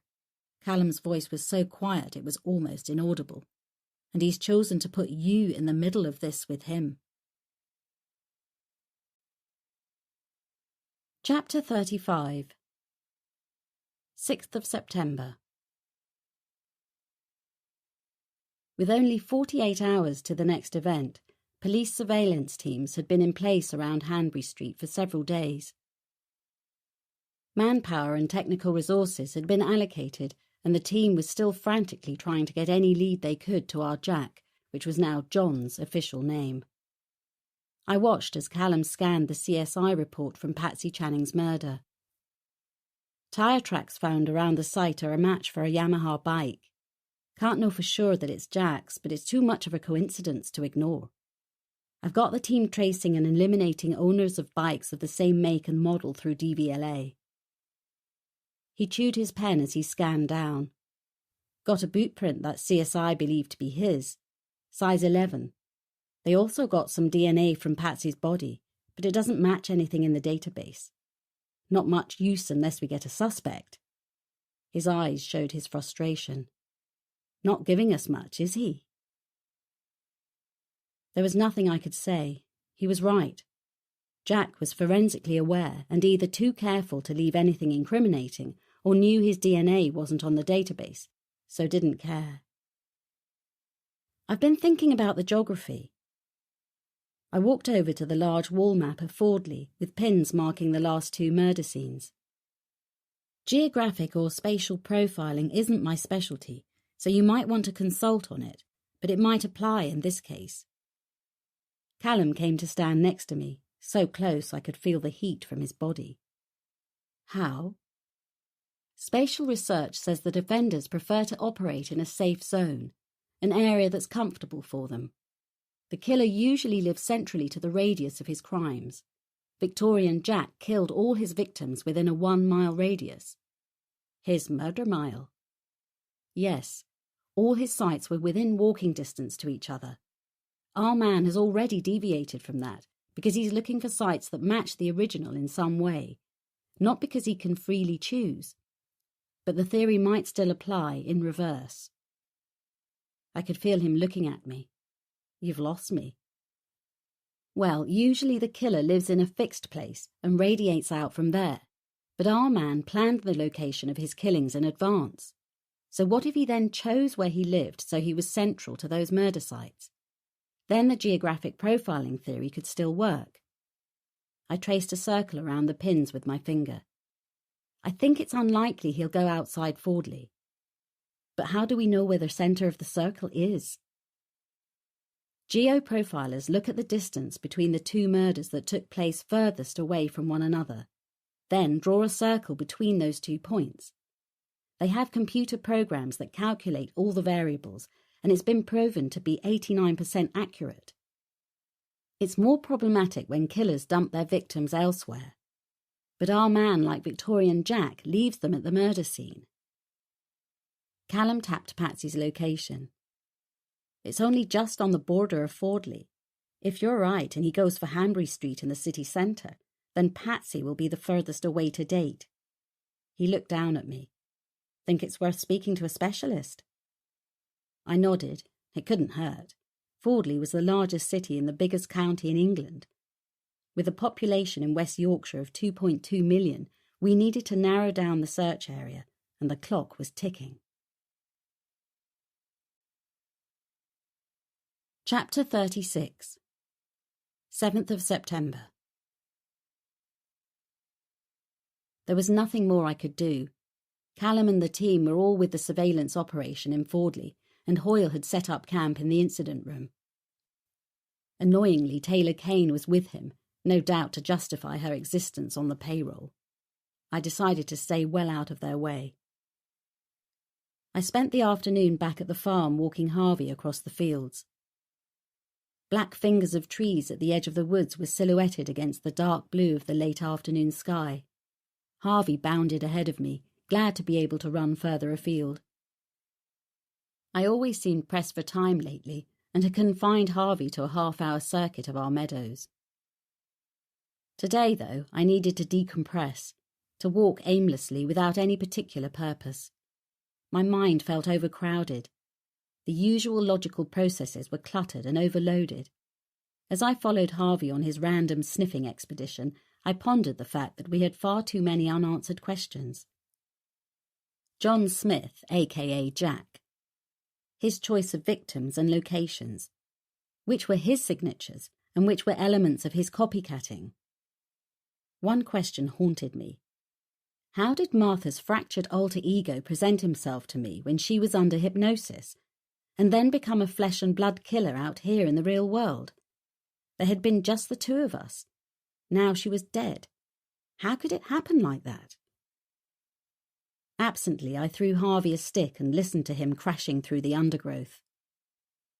A flash of iridescent copper rising into the air startled me as a hiding pheasant took off. The drumming of its wings and indignant crowing shattering the sudden stillness. Something Martha said to me that day had jarred, and now I couldn't recall what it was. At the edges of my mind, I knew it was important. I decided I'd listen to the recording again when I got back. It would give me something else to focus on than the endless wait for Callum to ring. I'd reminded him that the next body had been found at 6 a.m. on the 8th of September. If Jack was true to form, he would stick to that time, which meant he could kill any time during tonight, if he wasn't caught first. My thoughts were interrupted by Harvey's sudden low growling. He was transfixed by a figure on the other side of the trees. It was too far away for me to make out clearly, but then I saw a hand raised in a familiar greeting. "It's only George." I ruffled his ears playfully. He lowered his guard at my touch, leaning against my leg as we watched the familiar figure climb into his old Land Rover Defender and bounce it out of the gate and down the track towards his farmhouse. We followed the same direction the Land Rover had taken. 5 minutes down, the disused track brought us to my empty cottage. Obviously, George had been working there. He'd hung an old door on it, just as he'd promised. The paint was peeling and it had seen better days, but it would keep the foxes and the rats out. A wrought iron horseshoe cradling the number 13 was crudely nailed on and hung at a drunken angle. We are so grateful that you are here. This audiobook is free. Take a break, breathe, and enjoy this peaceful and beautiful thing.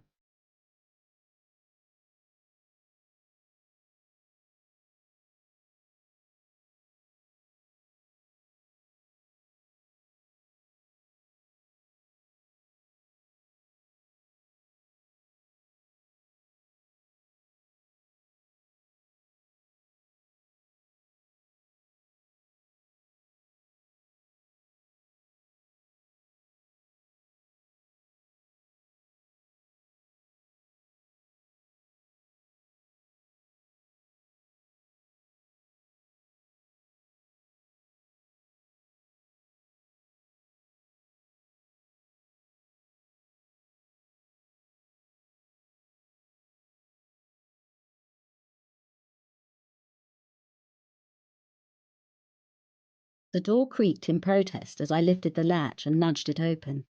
The single room was tiny. When it was inhabited, there had probably been just enough room for a table and chairs by the open stone hearth opposite the door. It felt crowded with just me and Harvey in it. He pushed past my legs and barreled his way round, his nose to the stone flags. He sniffed loudly as he followed the trail of wildlife now long gone. The floor had been swept and the fireplace cleared of the leaves and debris that had been there when I'd last seen it. I was impressed. George had been busy. I made a mental note to take him for a pint down the village pub when I had a free evening. Harvey's hackles suddenly lifted and he growled softly at nothing in particular, adopting his protective stance beside me. I ruffled his ears. "Nothing here but ghosts." But he wasn't convinced, and his hackles stayed up until we were almost back home. The night dragged. I'd spent most of it in my office going over the notes I'd made on Martha's sessions and listening again to the recording when Jack made his appearance. But whatever it was she had said, that hadn't felt right at the time. It wasn't on the recording. I stared out at the night sky as Harvey snored contentedly at my feet. Perhaps she had said it earlier, before I had started the digital recorder. I finally switched off the desk lamp. Enough. I'd had enough, and my brain just wasn't playing. A long soak and an early night were in order. Not that I expected to sleep much tonight, waiting for Callum to ring. Chapter 37. 8th of September. Predictably, sleep eluded me. My mind chattered incessantly until I fell into a fitful doze in the early hours. I woke at 5 a.m. feeling exhausted, my eyes heavy and gritty. Pulling on my robe, I went into the welcoming warmth of the kitchen and let Harvey out while I brewed tea, and then carried it down into my office. I watched Harvey bounding around on the lawn outside my window as I waited for my emails. The ping of incoming mail turned me around to stare at the screen. My fingers were shaking almost uncontrollably as I called Callum, surprised when he answered on the second ring. "Sorry, Joe, we're still in the middle of it, but quiet so far. We've had no activity down here yet." "Yes, you have," I said, not daring to look away from the horror unfolding on my screen. "No, Joe, there hasn't been another one." "Yes, there has." I'm looking at her body right now. I sat in the incident room, nursing a disgusting cup of vending machine tea, trying to get my thoughts into some kind of order. It felt like I'd stared at my laptop for an eternity before the police arrived to ferry me to the station. Now I concentrated on a spot on the carpet as I reran the image. A woman laying on her back, her legs drawn towards her feet resting on the ground with her knees splayed outwards, as if she was preparing for an internal examination. My mind recoiled from the medical analogy. That image had been more like the scene from a slaughterhouse. Her stomach had been ripped open and eviscerated, her intestines lifted out and put above her right shoulder. Other parts of her stomach had been put above her left shoulder. Her throat had been cut, almost severing her head. But through all the horror, it was her face that haunted me. Unlike Victorian Annie Chapman, this woman had been pretty. Had been because her face was bloated in death. Her swollen tongue protruding between even white teeth. It was her eyes, bright blue eyes that had probably been sparkling and vivid in life, staring blankly towards the camera, pleading with me, just like Martha. "Joe?" Callum's voice finally penetrated. "What? Sorry, miles away." His eyes were concerned as he took the cup out of my hand and held my elbow. "Let's go into my office." I felt like a spectator in a dream. He sat me in the chair opposite, watching me for a moment. If it's any consolation, we all feel the same. He ran his hand through his hair, his breath escaping him in exasperation. "We don't know how the hell he got past us. He's like a bloody phantom." Sorry. I felt impotent, useless. I don't know what to say. Who was she? He tipped back in his chair, staring at a spot on the ceiling. "Anne Stenson, a prostitute. She lived in a flat just off Hanbury Street for the last 5 years. Ironically, she took the warnings from Vice and stayed off the streets. Another girl came forward this morning and identified her at the scene, said they'd been working out of Anne's flat lately as they thought it was safer." He righted his chair and got up to pour coffee, shaking his head. "Bloody typical. They were the ones being careful. There were plenty of girls out last night, and yet she copped it. Probably because she fit the victimology better, or it was opportune and she was in the wrong place at the right time. But even as I said it, I was convinced that nothing our killer did was opportune. She was found in the backyard behind the newsagents when the shop owner put the bins out." "What number is the shop?" He turned to hand me a coffee. 31, but it shares the backyard with the curry house, which is number 29. I took the cup and looked into his eyes, which were weary with exhaustion. "Then it wasn't opportunistic," I said. "It was planned, like everything else he does. 29 Hanbury Street, exactly the same as Victorian Jack. But how did he avoid the surveillance?" "The curry house shut at 2 a.m. There's a passage between it and the newsagent next door, and we had spotters covering that all night. Nothing but a kid taking a pee and some students taking a shortcut to the university. A spotter walked down that ginnel at 4:45 a.m. and it was empty. At 5 a.m, Anne went to the newsagent, as she did every morning, according to the owner. Apparently she was always his first customer of the day. She always called in on her way back home for milk and fags as he was opening up. Today was no different, except she'd been in her flat all night. She left her mate there and went to the shop as usual. At 5:45, the owner goes to put the bins out in the yard and finds her body. "Habit," I said, almost to myself. "What?" "Routine and habit. I was wondering how Jack managed to get her to the right spot at the right time." I took a sip of coffee, not enjoying it. It was her routine. Obviously he's watched her. She matched the victimology, a prostitute called Annie. She lived near Hanbury Street, but somehow he had to make sure he could get her to the yard at number 29 on the right day at the right time. He probably watched the area for a long time, staking it out to map everyone's routine, and she fell right into it by her routine of calling at the newsagent right next to where he wanted her, Callum was watching me as he sipped his coffee. Human beings are habitual, I said. Some more than others, but for a serial killer, it's a trait they use to their advantage. If their prey is predictable, then it makes the hunt even easier, like a predator staking out a watering hole.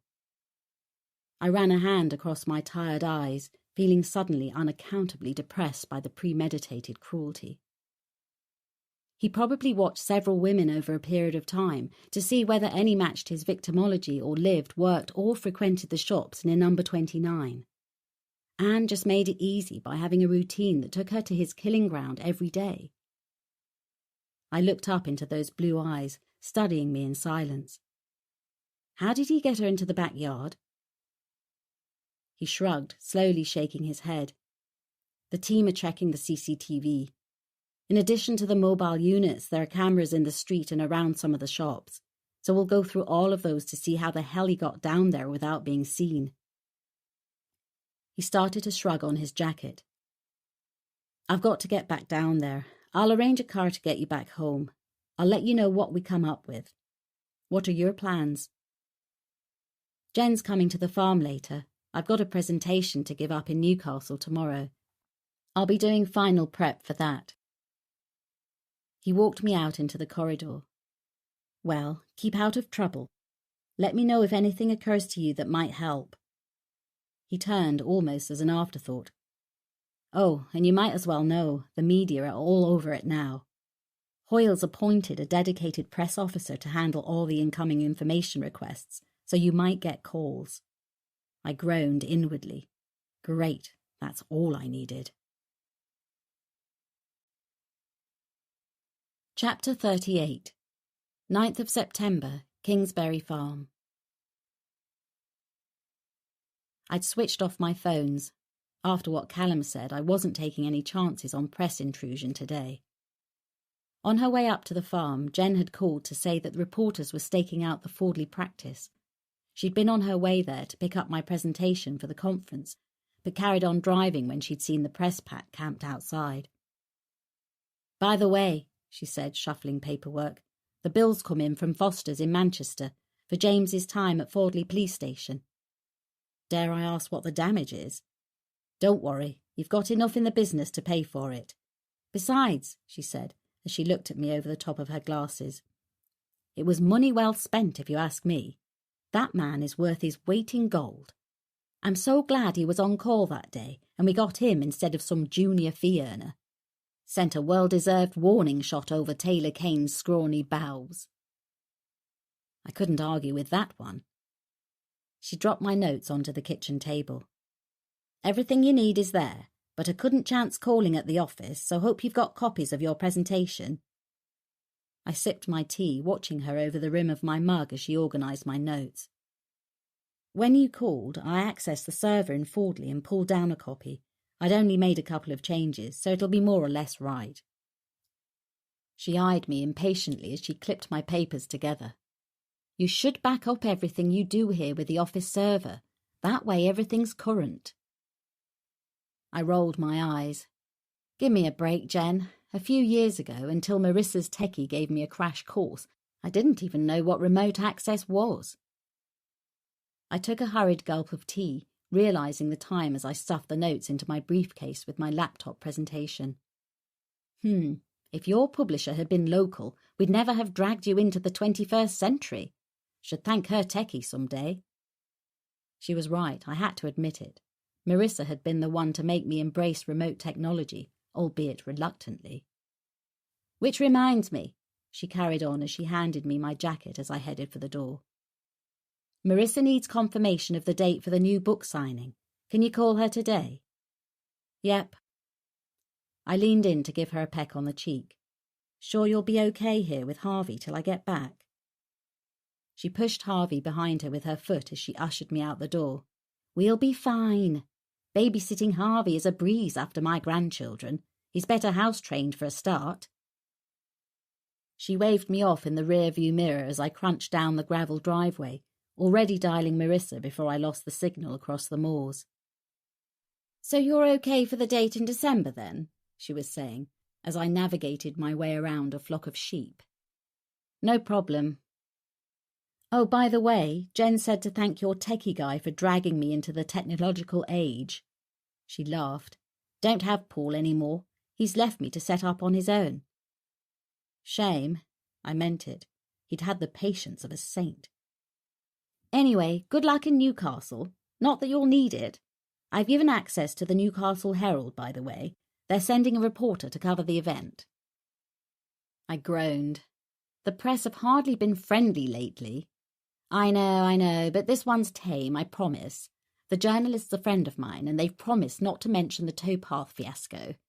This'll kick over the traces. Give us a springboard into good publicity for the book launch. Trust me.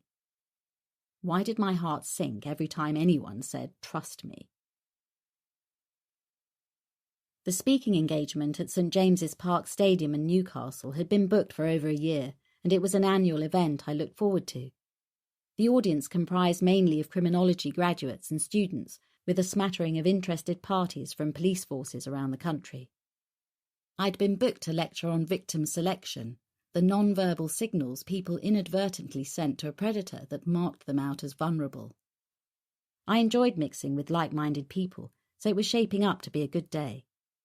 Not least because it took me temporarily away from Fordley and the suffocating immersion in Jack's monstrous mind. I just hoped Marissa had done enough to ensure the press didn't use it as an arena to bait me in. Joe, good to see you again. Darryl, the event's organiser, shook my hand enthusiastically. His slender fingers flashed purple nail polish. His genuine grin was, as always, as wide as a mile. I grinned back. His energy was always infectious and reminded me why this job was one of the highlights of my calendar. Everything you need is in the room back here. He ushered me down the corridor, linking his arm with mine. Like a couple of girly friends reunited after too long. Refreshments served in the corporate box, just on the right when you're ready. His tone was almost sing-song. He took my briefcase and set it on the table in the private room he'd set aside for me. You're on from 10 till 12, sweetie. Then 30 minutes Q&A before we break for lunch. That beaming smile again. Marissa's had your books delivered, so I'll get those set up in the main reception, and you're down to do book signings this afternoon. Is that all okay, my darling? His gestures were big and dramatic, a legacy of the drag act he'd made legendary in the LGBT nightclubs when he wasn't working the day job. That's great, thanks. I hesitated before asking, what about the press? His smile melted away. Oh yes, sweet pea, they've really been a bunch of bastards to you lately, haven't they? Don't you worry, they won't maul you here, not on my watch. Besides, the guy from the Herald is okay. He's done stuff for me before. He guided me into the corridor and along to the corporate boxes that overlooked the pitch. I've arranged for him to meet with you for a quick interview just before the book signing. I've reserved seats on the front row for his photographer. He'll get some pictures of your presentation to use on the website. Now then, lovely, let's get your mandatory cup of tea. You must be parched. I glanced down at the illuminated clock face nestled between the footlights. It read 12 p.m. precisely. Perfect timing. I ended my talk and clicked onto the Q&A slide. Any questions? The pause that followed gave me just enough time to take a sip of water and cast an eye over the audience. Just before the lights went down, I'd watched the hall fill steadily until only the seat reserved for the photographer remained empty. But halfway through, the door at the back opened and a figure had crept through the darkness and taken up the space, so I knew I had a full house. A hand was raised towards the back. Is there a cure for psychopathy? Psychopathic personality may be hardwired from birth or influenced by the environment. Each individual is different, and it depends on how much of the psychopathic personality is nature and how much is nurture. But once an individual reaches adulthood with these traits, I don't personally believe there is a cure. I took another sip of water. But you are all aware that not all psychopaths satisfy their need for narcissistic control by committing murder. Thankfully, that's just a small percentage. I've encountered far more psychopaths in business than in prison. They've obviously worked out the financial package is far better there. A ripple of laughter went round the room before I took the next question from a young female student. What's the best piece of advice you could give to someone who finds themselves confronted by a violent offender? You mean apart from run like hell? I said half-jokingly. There was laughter in the room. Well, if you're like me and not built for running, I would say never let yourself be moved from crime scene A to crime scene B. Crime scene A is usually opportune. It's where the offender has to intercept his victim, and it's usually not the perfect location. They have to run that risk. But crime scene B will have been prepared. It will most likely be secluded and away from any source of help for the victim. Definitely not a good place to find yourself. But offenders often threaten their victim, another girl in the audience said. So if they jump into your car and threaten to stab you, if you don't drive to another location, what would you do then? If it was me, I'd tell them to get on with it. Seriously? I nodded. Absolutely. Because whatever they threaten you with at crime scene A will be 100 times worse when they get you to crime scene B, so you might as well get it over with. Chances are they won't take the risk in an imperfect location like the abduction site. There are too many variables they're not in control of. Remember, like any predator, the two things they fear most are getting caught or getting hurt. In this initial contact, the risks of both are highest, so in many cases where the victim has challenged the offender, they've fled. It's a tactic worth trying because compliance at this stage is only going to put you in a worse position. And if they call your bluff, the girl persisted, then you're no worse off than you would have been if you'd allowed them to control you and move you, probably the best of a bad situation. The clock read 12:10 p.m. I noticed the dark silhouette of the photographer get up from his seat and go out of the door at the back just as the lights were slowly being brought up. Darryl moved forward to thank me, and the audience broke into enthusiastic applause. Joe, this is David from the Herald. Darryl made the introductions as I waited for the book signing. I shook the journalist's hand. He took a seat. I'll start with a few interview questions, if you don't mind. Darryl was hovering just over his shoulder, looking agitated. He glanced at me, then back to David. Where's your photographer? David frowned up at him. Photographer? I don't have a photographer. Darryl looked at me bemused. Then a wave of nausea swept through me as realization dawned.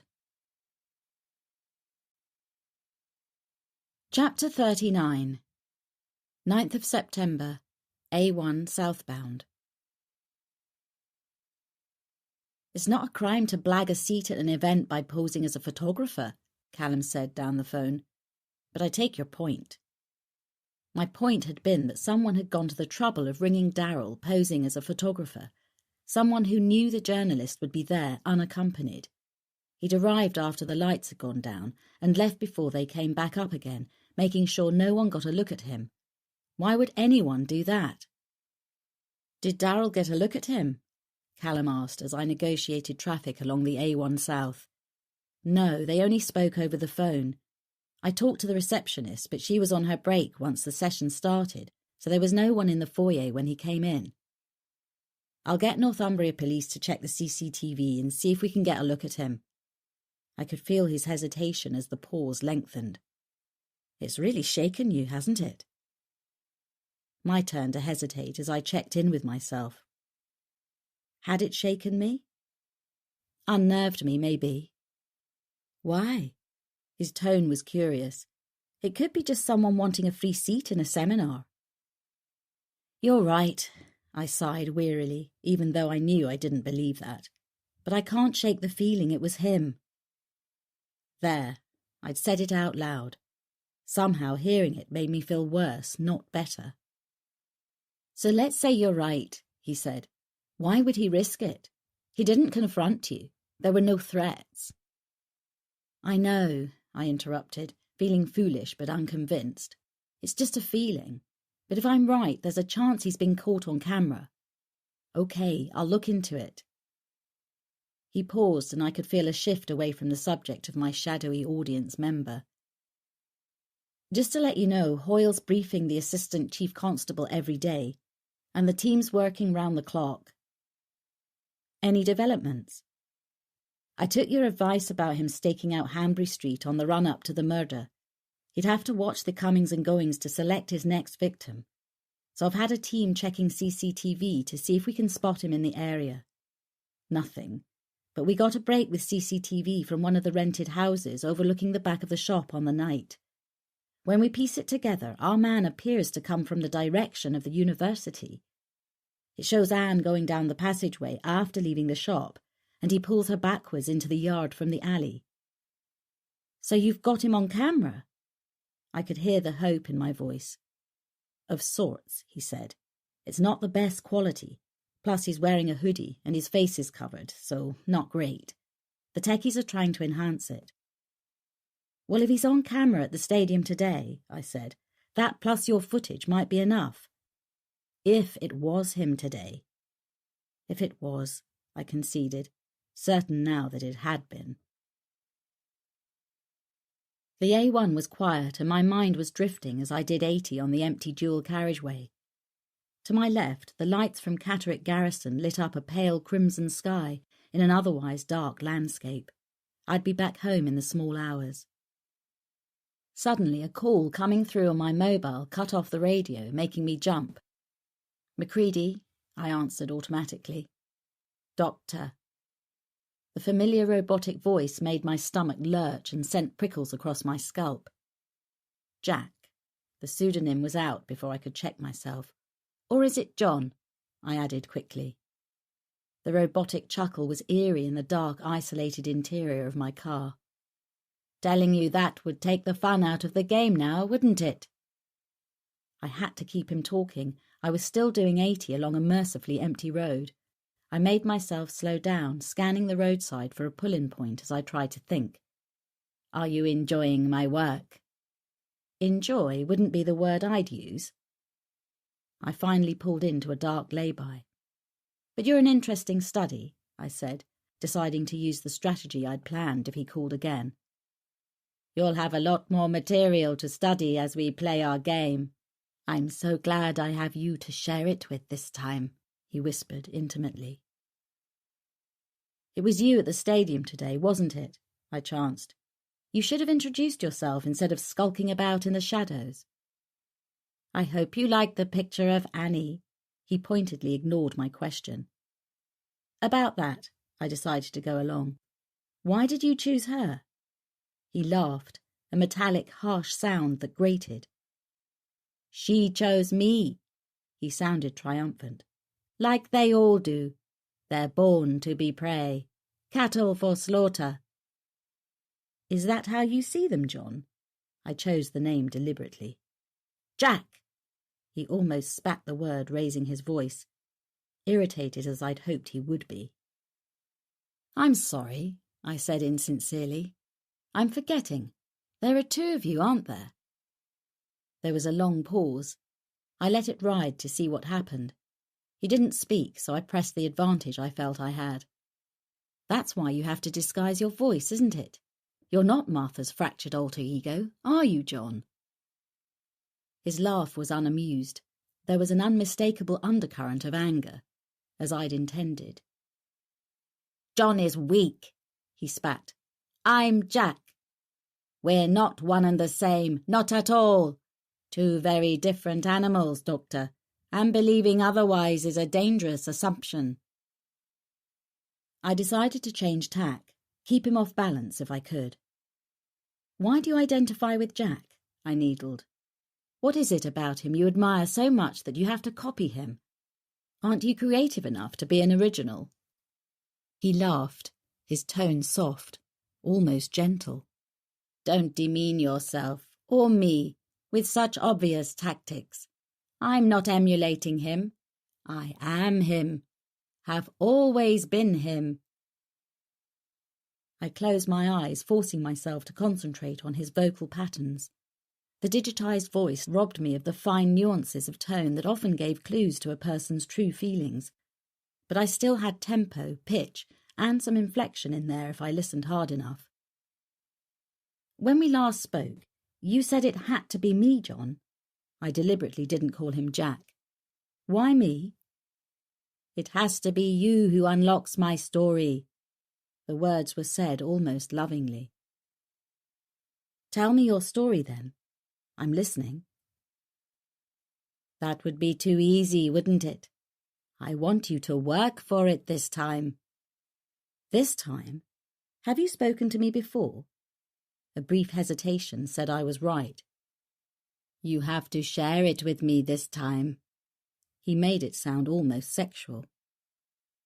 You have no one, do you, John? I softened my tone to match his, speaking quietly, gently. No one else to share things with. No woman in your life. I could hear his breathing. He stayed silent, so I pressed further.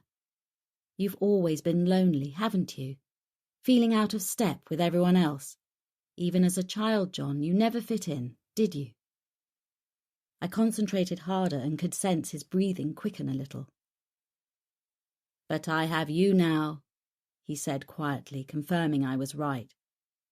I took the advantage before he regained his footing. Is that why you kill women, John? Because they treated you so badly? Do you hate them all, or just your mother? Did I hear his sharp intake of breath, or imagine it? I wasn't sure, but I gave him silence to see what reaction I'd get. He paused for only a heartbeat. I'm not in therapy, Doctor. His voice wasn't as strong. I'd punctured his defences, if only slightly, but it was a start. The metallic voice grated down the phone as he recovered himself. I admire your tactics, but don't waste our time like this. Okay then, I interrupted. Instead, tell me why you're being so inconsistent. Inconsistent? He sounded irritated. You didn't send me a picture from Polly's cafe. That's very sloppy, John, for someone trying to be so meticulous. I chose the word trying deliberately to goad a response. I had no time. He was aggravated. The trucker arrived earlier than usual. I had to leave. I'll make it up to you next time, I promise. I hope you're looking forward to it. Perhaps I'll give you a present as a symbol of our bond. A special gift. From me to you. I decided to change my questioning to try to get some answers. The laundry blades are a nice touch, John. Where did you find those? They're mine. I've had them for over 100 years. They worked so well on the Victorian whores. I brought them out again. These women aren't all whores, I said, prodding him. That's another inconsistency. He laughed. All women are whores. At least prostitutes are more honest about it. I changed tack again, wanting to keep him off balance with different questions, not allow him to control the conversation. He liked being in control. I wanted to take that from him. It must be frustrating, John, wanting to tell your story but getting no attention from the media. All your hard work and not a mention in the news. Victorian Jack had much more coverage, even 100 years ago. John? He'd hung up. I sat in the darkness, suddenly feeling vulnerable even inside my locked car. As I pulled out onto the empty road, my heart was hammering and my insides felt like they were trembling. In an automatic reflex, I switched on the radio. I needed to feel less alone in the dark with the remnants of Jack's toxic voice filling my safe space. The shipping forecast was on. I listened to the velvet tones of the male voice, reciting in rhythmic poetry the familiar roll call. Cromarty, Forth, Tyne and Humber. Reassuringly solid, banishing mythical monsters and grounding me back into the real world. Memories from childhood of Mama kneading pasta dough in the warmth of the kitchen on Sunday evening. Dad sitting in the armchair by the fire, polishing his shoes over newspaper on the floor, ready for work on Monday morning. Viking, 40s, Fisher and Bailey. It soothed my nerves. No room here for monsters and murderers. Cosy, comforting, protecting me from the tormented seas inside Jack's psyche and bringing me back to safe harbour. Chapter 40, 26th of September. Briefing Room, Fordley Police Station. The cell site data showed that Jack's last call to me on my drive down the A1 had pinged from a mast close to the football ground in Newcastle, confirming, in my mind at least, that it had been Jack at the stadium that night. I'd listened as the telephony team briefed everyone on their findings so far. As usual, it appeared Jack had used a burner phone to make that call, probably disposing of it straight afterwards, but at least it gave the team a lead. Northumbria Police sent us the CCTV footage from the stadium, Tony was saying from his seat on the front row. It shows a figure walking through the stadium at various points. He seems to know where the cameras were, though, and made sure he obscured his face with a baseball cap pulled down low. He flicked through his notes. We've compared those images with the ones taken around Hanbury Street on the night of Anne's murder. Both figures are the same height and build, and gait analysis suggests they both move with the same bearing and posture, so there's a high probability it's the same individual. Nice one, Tony, Callum said. Callum had already told me that all the data coming in had been collated and put into the Home Office large major inquiry system. Poignantly, the Home's computer had been developed after the Yorkshire Ripper inquiry, the irony of which wasn't lost on anyone. During that inquiry back in the 80s, handling the overwhelming mass of information had presented the police with some serious challenges. All the information had been kept on index cards, and the weight of evidence had literally weakened the floor of Millgarth Police Station. Since then, Sherlock's computerized namesake now processed all the information to make sure vital links and clues weren't overlooked. The actions generated were passed to the growing number of officers in the major incident rooms, which now occupied 2 floors of Fordley Nick. The police knew just about everything possible to know about Jack, except his real name, address and postcode. I sat and made notes as Callum went through everything to date. On the whiteboard, photos of Anne had joined the others. The belongings she'd carried that morning had been laid out at her feet, just as Victorian Jack had done with Annie Chapman. But instead of 2 combs and a piece of muslin, our victim bizarrely had some loose change, a carton of milk, and a packet of cigarettes. The pathologist's report confirms it's the same weapon used in the other murders, Callum was saying. We've also got more trace fibres that they believe have come from the killer's clothing and hair strands with follicles, which means we've now got his blood group and DNA. He isn't in the system, but we can use it for a match if we get a suspect going forward. Anne had also been wearing 2 rings like these when she left the flat. Callum pointed to a picture of 2 thin gold bands, but they were missing when the body was found, just like Annie Chapman, whose rings were kept by her killer. He pointed to the gory post-mortem photographs on the board. Along with all the other injuries listed in the post-mortem report, the pathologist also confirmed Anne's uterus was missing. He turned back to the team, just like the Ripper's MO in 1888. If he's cut her up and carried away her uterus, he must have been covered in blood, said Beth. How could he exit the Ginnel and walk through the street into town without attracting attention? The same question they asked in 1888, I said. Could have changed clothing, Shah said. He's carrying a backpack on the CCTV footage. Possibly, Callum said. We now know he's got the uterus in there, along with different clothing perhaps. We need to trace his potential route to see where he might have gone to change, if that's what he did. Beth shuffled the paperwork on her knee. No sign of him after the Ginnel, she said, checking CCTV to see if we can pick him up in different clothes. Update on the DNA testing, Heslop said. Officers going door to door to take mouth swabs. Joe estimates he's aged between 28 and 38, so we've broadened it to take samples from males aged between 25 and 40 to give us a margin. Just over 5,000 tests in so far. Cards being left if people aren't at home, inviting them to attend clinics. Obviously it's voluntary, but anyone refusing will be implicated, and we'll take another look. Okay, Callum said, nodding in my direction. Joe? Jack's call gave me a few interesting bits of info.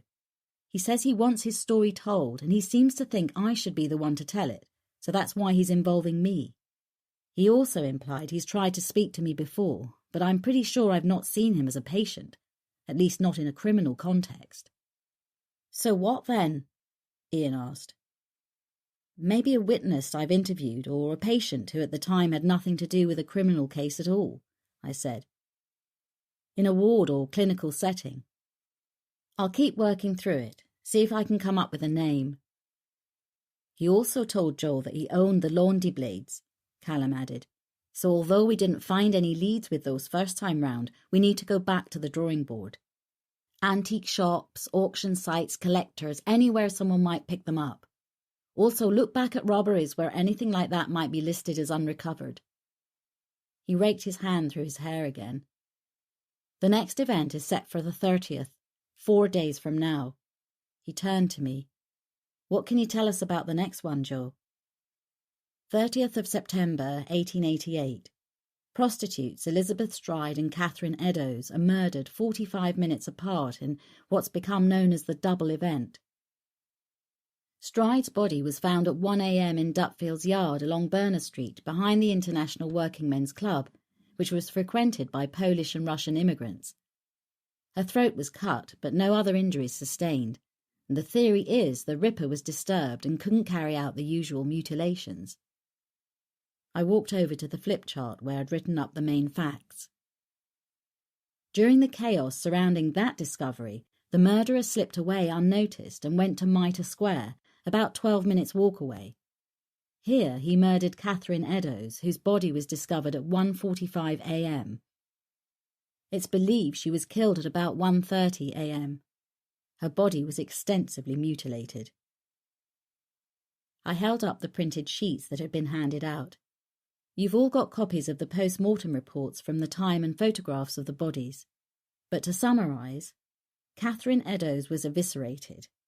Like the others, she was rendered unconscious by strangulation prior to being mutilated, preventing her from screaming. Death was caused by hemorrhage from severing the carotid artery. She was opened from breastbone to groin, and her intestines were lifted out and placed over her right shoulder. I paused to take a sip of water, trying to keep this a professional litany. Jack also mutilated the face this time, cutting off her nose and slitting her eyelids and cheeks. There are lots of theories as to why he did that. Knowing what we do now about serial killers, it shows an increased confidence and escalation in brutality. The theory suggests he was attempting to remove her face, but I suppose we'll never know for sure now. Finally, Callum broke the silence in the room as I finished by walking over to the area map. So far, there are no matches to any of the historical place names, but we know how creative Jack can be. Holmes hasn't made any connections yet either, so unlike the last one, we don't have an area to stake out. We've been allocated extra manpower and we've got Vice issuing the usual warnings to all the working girls, but, as we know, he's not restricting himself to prostitutes. So he could literally strike anywhere, Beth said, echoing the frustration of everyone on the team. Callum raked his fingers through his hair. Potentially, yes, but although we don't have any location names that match, we'll have plain-clothed officers on the streets around the red light district. Also, we'll have surveillance set up along the main routes in and out of town. We're also getting observation posts put on working men's clubs. A knock on the door paused proceedings. Callum ushered in a man I hadn't seen before. Right on cue, Callum said. This is Professor Astley from Liverpool University. As we were just saying, Jack's killing ground could be just about anywhere this time, and he might not stick to the city centre. With Polly, he went to the edge of Fordley, so there's that possibility again, and we haven't got the resources to cover all county borders. Professor Astley might be able to help us out. He specialises in geographic profiling, which is why we've asked for his input on this. While Callum introduced the team, Tony set up the professor's laptop and pulled down the projector screen. Callum had said that after our conversation he contacted a spatial profiler, but I didn't know they'd engaged one or what the man might have found. I supposed I was going to hear it now along with everyone else. If psychological profiling is the who, Astley began, flicking up the first slide in what was obviously a well-rehearsed presentation, then geographic profiling is the where. He acknowledged my presence with a slight nod. So, Dr. Macready's field and my own complement each other. Subtext. Relax, I'm not here to tread on your toes. Geographic profiling is an investigative tool that focuses on the geography of the crime and was developed in response to solving serial offences. The journeys offenders take determine the spatial range of criminal activity, he continued. These areas are the predator's comfort zone, and by mapping the murder sites we can assess with a fair degree of accuracy the area in which an offender lives. However, there is also a buffer zone an offender will avoid too close to home to avoid identification. So they don't shit on their own doorstep, Tony quipped, causing a ripple of laughter around the room. Astley never looked away from his slides. Indeed, he said without humour. Our offender is copying the crimes of a historic series, Heslop said, diplomatically avoiding any mention of Jack the Ripper. It was something we wanted to keep out of the press for as long as possible. He's not choosing these sites at random, so will this still apply? Astley adjusted his glasses as he considered the question. It will have a bearing on the analysis, but we've input that into the computer algorithm to account for the variables. Heslop looked like he wished he hadn't asked. In cases where the site of the offence is dictated by considerations other than free choice, the offender will often locate himself close to his base of operation, Astley said. For example, terrorists targeting a strategic objective will recce the area and might rent rooms nearby, embedding themselves into the local area and thereby creating a comfort zone. He paused, and as there were no questions, continued. The Criminal Geographic Targeting Software, or CGT, analyses the geographic coordinates and produces a 3D probability surface or colour map that shows the most likely area of the offender's home or search base. Astley turned to his laptop and began to call up the image he'd programmed. Every eye in the room was glued to the screen in anticipation, just as the door opened and Hoyle and Taylor Kane walked in. Astley's hand hovered over the enter key. Chief Superintendent Hoyle glanced at me with an expression of undisguised distaste, then walked into the centre of the room. Taylor Kane stood beside Callum, but her eyes stayed on me. I need to have a word with the team, Hoyle said, to no one in particular. Yes, sir, Callum said, stepping back slightly to give Hoyle centre stage. But not in the presence of unauthorised personnel. Hoyle looked directly at me and paused for dramatic effect. For a moment I considered being a hard-ass and staying put, playing dumb and making him spell it out. But the desire to not put Callum's head even further in the noose won out, and I slipped off my perch on the edge of the desk and grabbed my briefcase as I headed for the door. I wanted to say something, but couldn't think of anything that wouldn't have sounded petty in that moment. Taylor Kane, on the other hand, had no such qualms. Best leave it to the professionals. She didn't even try to hide the smirk that pulled at the corner of her mouth. The team shuffled in collective discomfort, and the room felt suddenly very still. Beth jumped up to get the door for me and shot me a sympathetic look and a regretful half-smile. I walked down the corridor, feeling my face burn with embarrassment, resisting the urge to barge back into the room and wipe that smug expression off Taylor Kane's face with the back of my hand. My stomach was in knots, and I felt sick on a cocktail of humiliation and resentment. I called Jen from the car like a hurt child wanting to vent out the bullies at school. I offloaded to her as I drove, without really thinking, towards Fordley. "What a bitch!" she said with uncharacteristic venom, but it felt good. Coming from someone whose opinion was usually so balanced, it validated my feelings somehow. "They deserve each other," she carried on, "her and Hoyle. A dysfunctional, self-aggrandizing double act. That made me smile despite myself. You should be a behavioural analyst with insight like that. Only if arseholes is a clinical term I can use, she said, still spitting. It's a collective noun. I was laughing as I navigated the afternoon traffic. It was only as I turned the corner that I realised where I was. Oh, shit! What? What's the matter? Jen stopped mid-rant, suddenly concerned. Just realised I've driven to the practice without thinking. The sight of dozens of reporters and an outside broadcast van blocking the route made me stop in the middle of traffic. I indicated back out into the flow and drove on before they spotted me. Where are you now? I asked. At home. I did warn you about the office. I know, I wasn't thinking. Meet me up at the farm tonight. I think we need to set up a temporary office for the duration. This is getting ridiculous. Chapter 41, 26th of September, late afternoon. Instead of driving back to the farm, I drove down to Hanbury Street and parked up a few minutes' walk from the row of shops where Anne Stenson's body had been found. It had been almost 3 weeks since the murder, and to the uninitiated there were barely any telltale signs of those events now. I stood in the street opposite the curry house with my back to the flat where the surveillance team had been. The curry house was closed, but the newsagent next door was a hive of activity.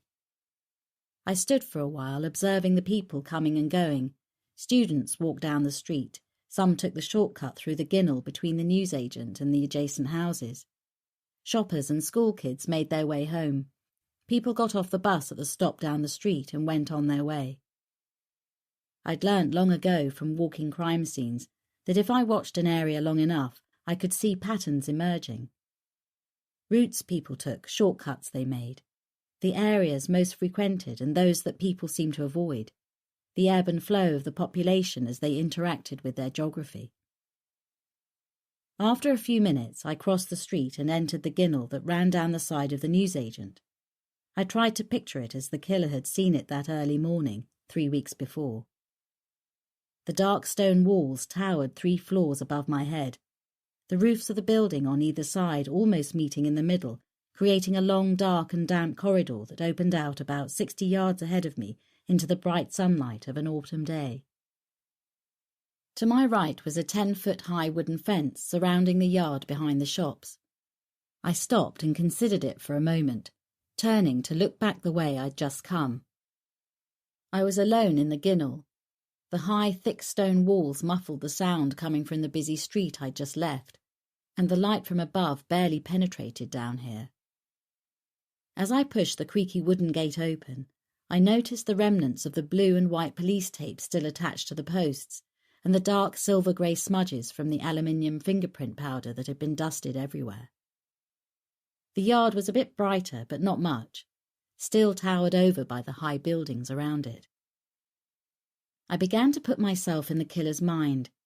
He'd come down here ahead of time and hidden in here, waiting for his prey. I turned and pushed the gate almost closed, but not on the latch. The wooden slats were old and had gaps in between, enough to see through.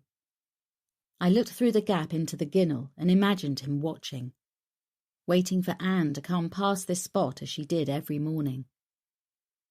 I could hear my own breathing and my heartbeat. The muted soundtrack of the city beyond was just a background hum.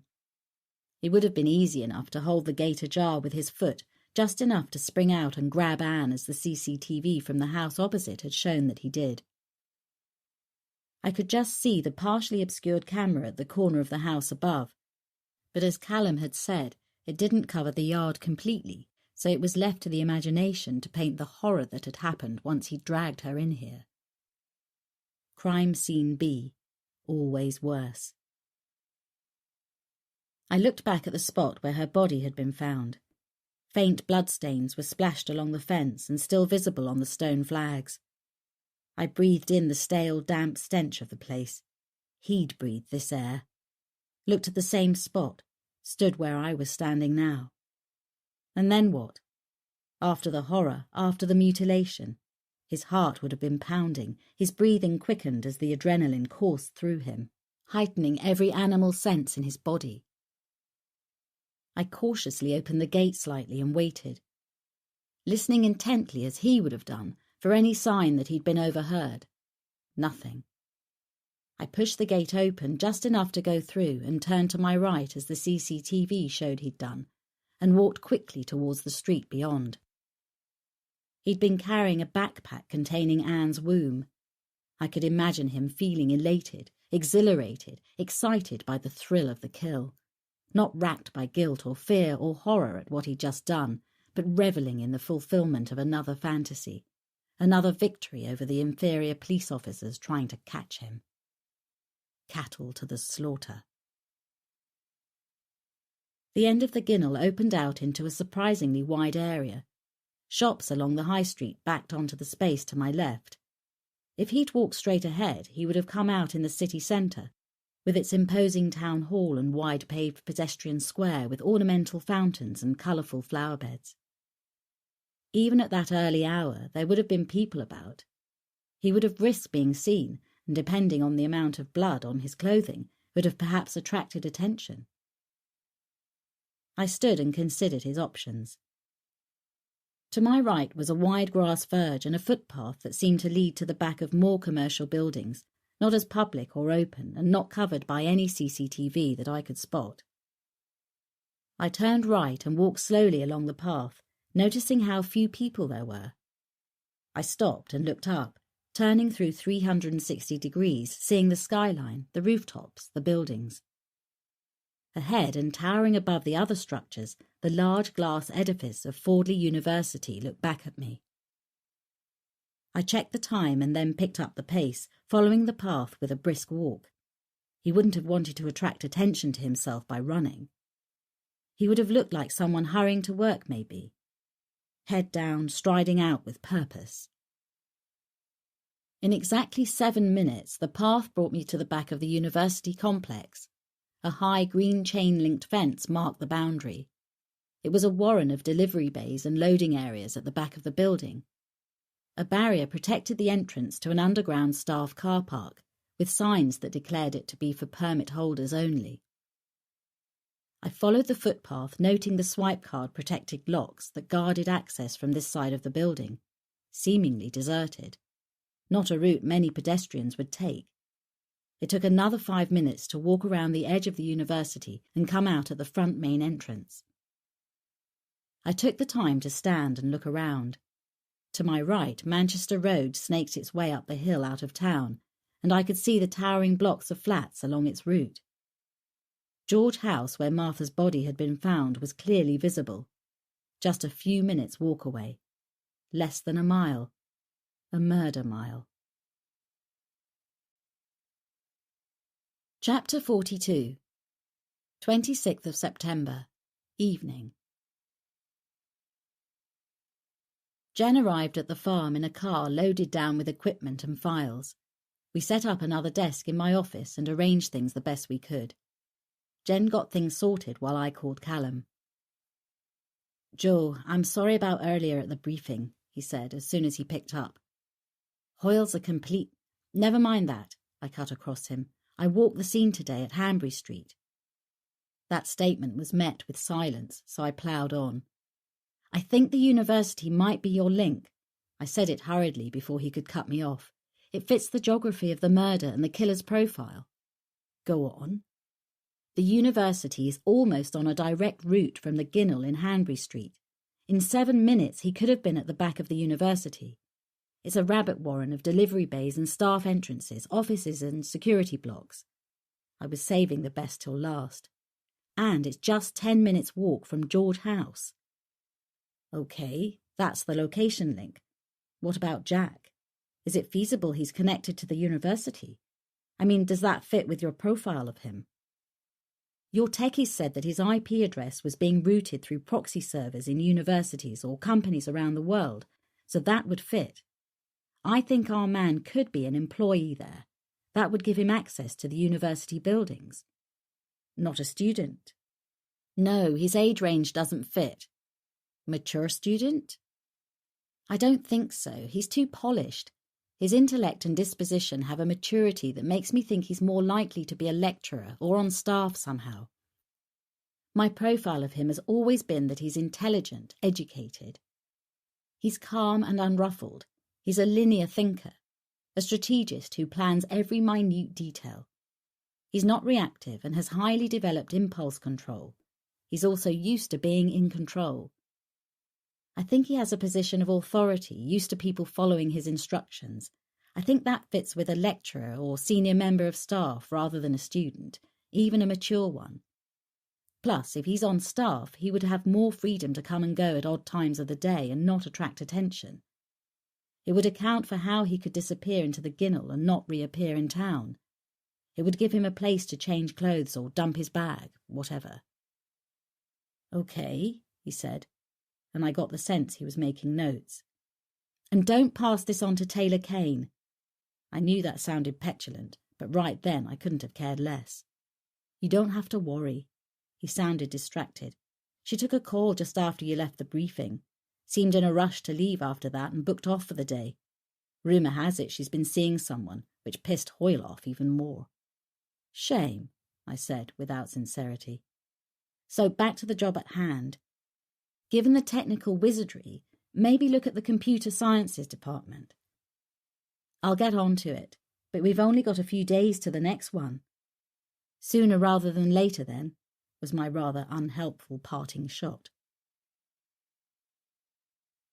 I was more determined than ever to see this through, despite Hoyle's resistance. I owed it to Martha.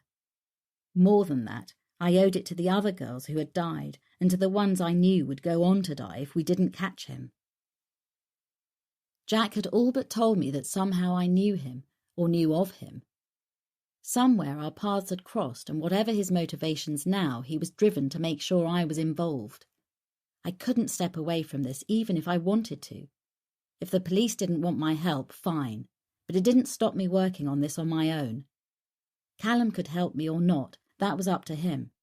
But somehow I had a feeling that Hoyle's attitude wouldn't stop him feeding me information any more than it had with the towpath killings. If we had to use back channels to communicate rather than the front door, then that's what we'd do. Jen sat down in the armchair across from my desk, looking at me as she took a sip of coffee. We'd finally managed to create some order out of the chaos of boxes, and it was getting late. "I think I should move in," she announced simply. "What?" My surprise showed. "If we're going to base the office here until this is over, it's easier than commuting from mine every day." A million reasons why it wouldn't work tumbled through my mind. The silence lengthened as I tried to diplomatically pick the one that I thought would dissuade her most effectively and hurt her feelings the least. She pounced on the hesitation. "We can't use the practice in town because of the press, and if I travel in from home, there's every chance some journalist will follow me up here. So far, they don't know where you live." That was true. The nature of my work meant I'd been careful to keep my home address and my private life private. The phone numbers here weren't listed, and I'd chosen the farm partly because of its seclusion. Only close family and the local police knew how to find me here. "What about Henry?" I brought her husband into it, legendary for his annoyance with her late-night, early-morning work ethic and protective of their family time. "He'll cope," she snorted. "He might realise just how much I do if I'm not there. He'll suddenly realise the fridge isn't self-filling or the dishwasher self-emptying. And as for changing the loo roll—" "Bit harsh, Jen." I was struggling to come up with a reason that wouldn't offend her. After all these years of living alone, I didn't know if I could share my space with anyone else. Those sharp blue eyes seemed to see right inside my head. "Remember, I've known you forever," she said. "I know all your moods. The fact that you're as grumpy as hell if you don't get enough sleep or enough tea, and you snap like a Rottweiler when you're distracted by your work. Not to mention the fact that you don't eat when you're stressed out. If you're left up here to work on this on your own, all of the above will apply, and I'm not allowing that to happen." She stood up abruptly and put her cup down on my desk like a full stop. "I've already told Henry, so don't worry about him." Her expression softened and she put her hand over mine. "This case is as big as it gets, Joe. and I'm not leaving you on your own. We're a winning team, remember? I was shocked when my eyes began to well up. I slipped my hand from beneath hers and patted her wrist as a diversion. Sounds like you got it all planned, I said, trying not to let my emotions get the better of me. I never could cope when people were unexpectedly nice to me. I have. My case is in the car and I'll sort out the spare room. I'm cooking tonight, so you can work till it's ready. Okay? I nodded, partly shocked and partly relieved to have an ally in what was starting to feel like a very lonely battle. Chapter 43, 28th of September, morning. The house phone was ringing. I could hear it from my office. "Jen!" I yelled. "Jen, can you get that?" It kept ringing. Irritated, I dragged my attention from the computer and walked down the corridor to the kitchen. I could see as I got nearer that the porch door was open and there was no sign of Jen or Harvey. She'd probably taken him out for a walk. "Hello? Joe?" James's familiar voice crackled.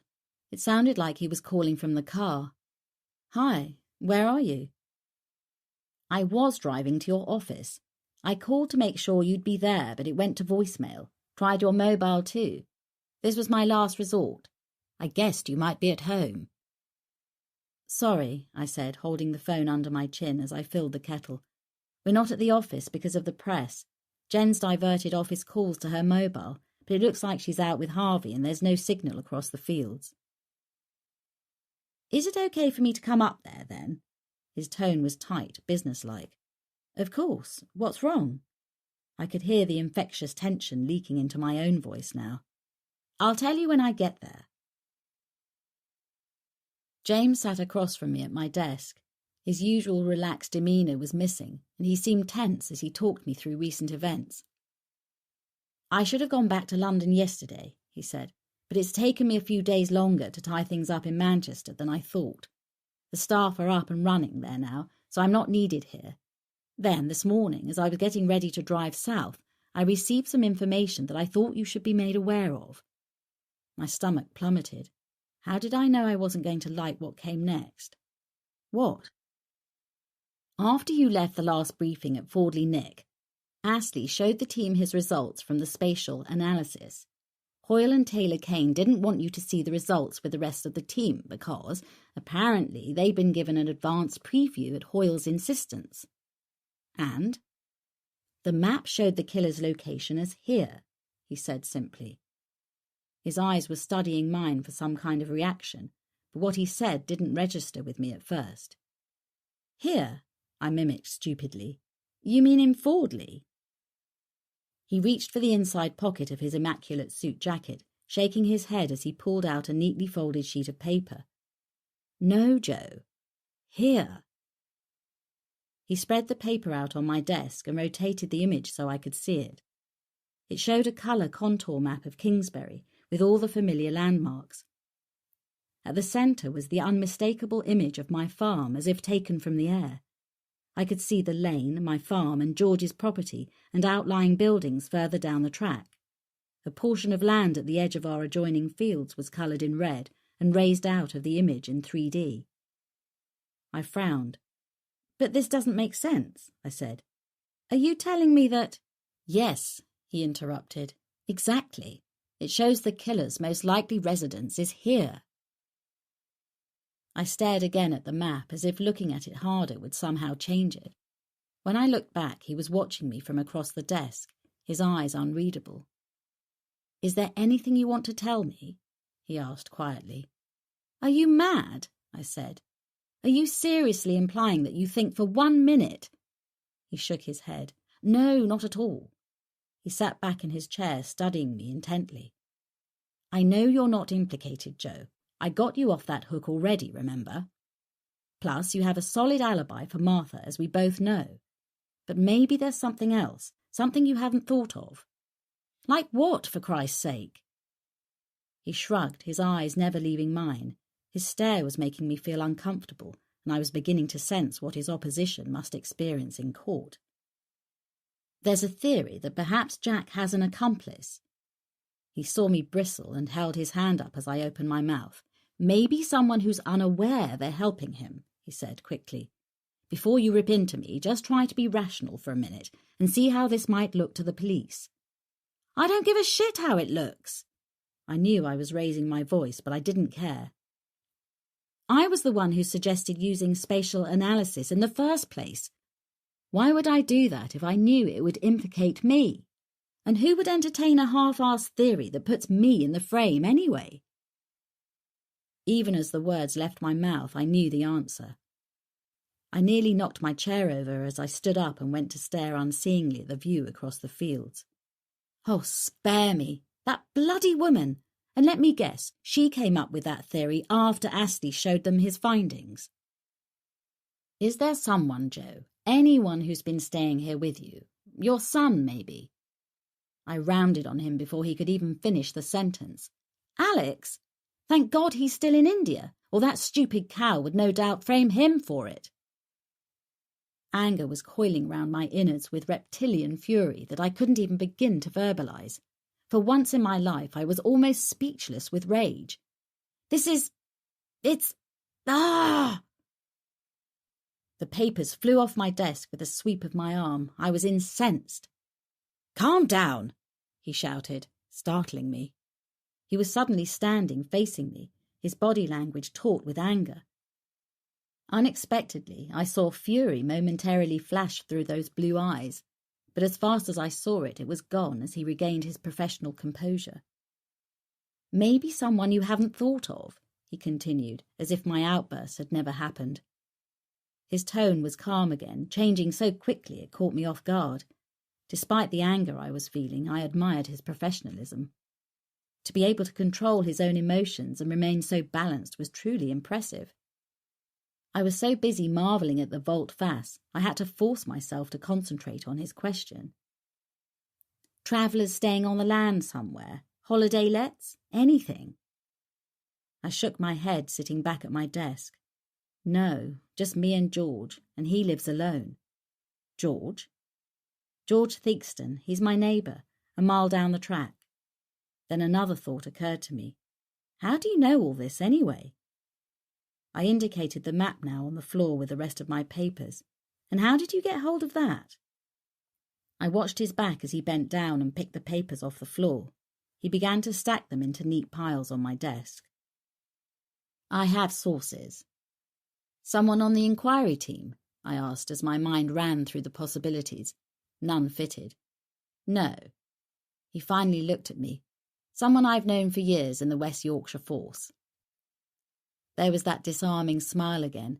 It was as if my outburst and his angry response had never happened. Fosters have contacts in all the major forces, Joe. That's how it works. Why do you think we're as successful as we are? He shrugged as he took his seat again and crossed his legs, flicking an imaginary speck of lint from his knee. It's a reciprocal arrangement. They help us from time to time, and we return the favour every now and again, sharing information or giving them a heads up when we get a sniff of something they might find useful. As long as it doesn't give them an edge over you in court, I suggested, with more than a hint of sarcasm. I couldn't quite relax back into our conversation somehow. Was it his inference about Alex that had raised my hackles, or something else? Something like that. He smiled again and regarded me with more patience this time. I'm sorry, Joe, he said quietly, as if reading my thoughts. I didn't mean to offend you when I asked about Alex. His eyes glittered with unexpected amusement as he smiled. You really must learn to control your emotions, you know. That temper of yours will get you into serious trouble one day. Believe me, it has, I reflected without amusement. Saved my skin on more than one occasion too, so I'll leave it as it is, if it's all the same to you. He shrugged. That's the Irish gene, I suppose. He smiled. Goes with the package. Listen, Joe, I was only fishing when I asked about Alex. I suppose what I meant was, is there anyone not local to the area who comes to mind? Jen moved in with me a couple of days ago, but suspecting her is even more ridiculous. I shook my head. I can't imagine how the computer could throw this location up. Can you? He pursed his lips thoughtfully. No, but then I'm not a spatial analyst. I'm a lawyer, and right now my only concern is protecting you from whatever fallout this causes. Something in his tone alerted me that there was more. Such as? He shifted in his seat. My source tells me that you should expect a visit. He nodded towards the map, as a result of that and Taylor Kane's assessment. I resisted the temptation to actually grind my teeth. So she postulates that I might be implicated when she sees Astley's analysis, and the inquiry team just accept it. I was incredulous, especially as I knew Callum well enough to know that he would discount it. Didn't they speculate in 1888 that Victorian Jack might have been more than one offender? Yes, but he certainly isn't now, I said with a conviction I truly felt. Our man kills alone. If he's the kind of character I think he is, then he won't trust anyone enough to involve them that closely. Like you said, they may even be unaware they're assisting him. If he has help, it's purely peripheral and probably unwitting on the part of the person he enlists. But you can see how they might think you're implicated somehow. The simplicity with which he said it incensed me. What would be my motive? I raised my voice again, despite his warning look to keep a hold on my Irish temper. He shrugged. For what it's worth, I don't think Callum and the team believe it either. He flicked the map with his finger. But they can't ignore this, Joe. Now it's come up, they have to action it. We both looked up as the office door was nudged open, and Jen appeared. Tea? Your timing is flawless, I said, showing her the map and bringing her up to speed. Well, that accounts for your visitor, then. I raised an inquiring eyebrow. Callum's car is pulling down the lane, she said, going down to the kitchen as we all heard the doorbell. Chapter 44.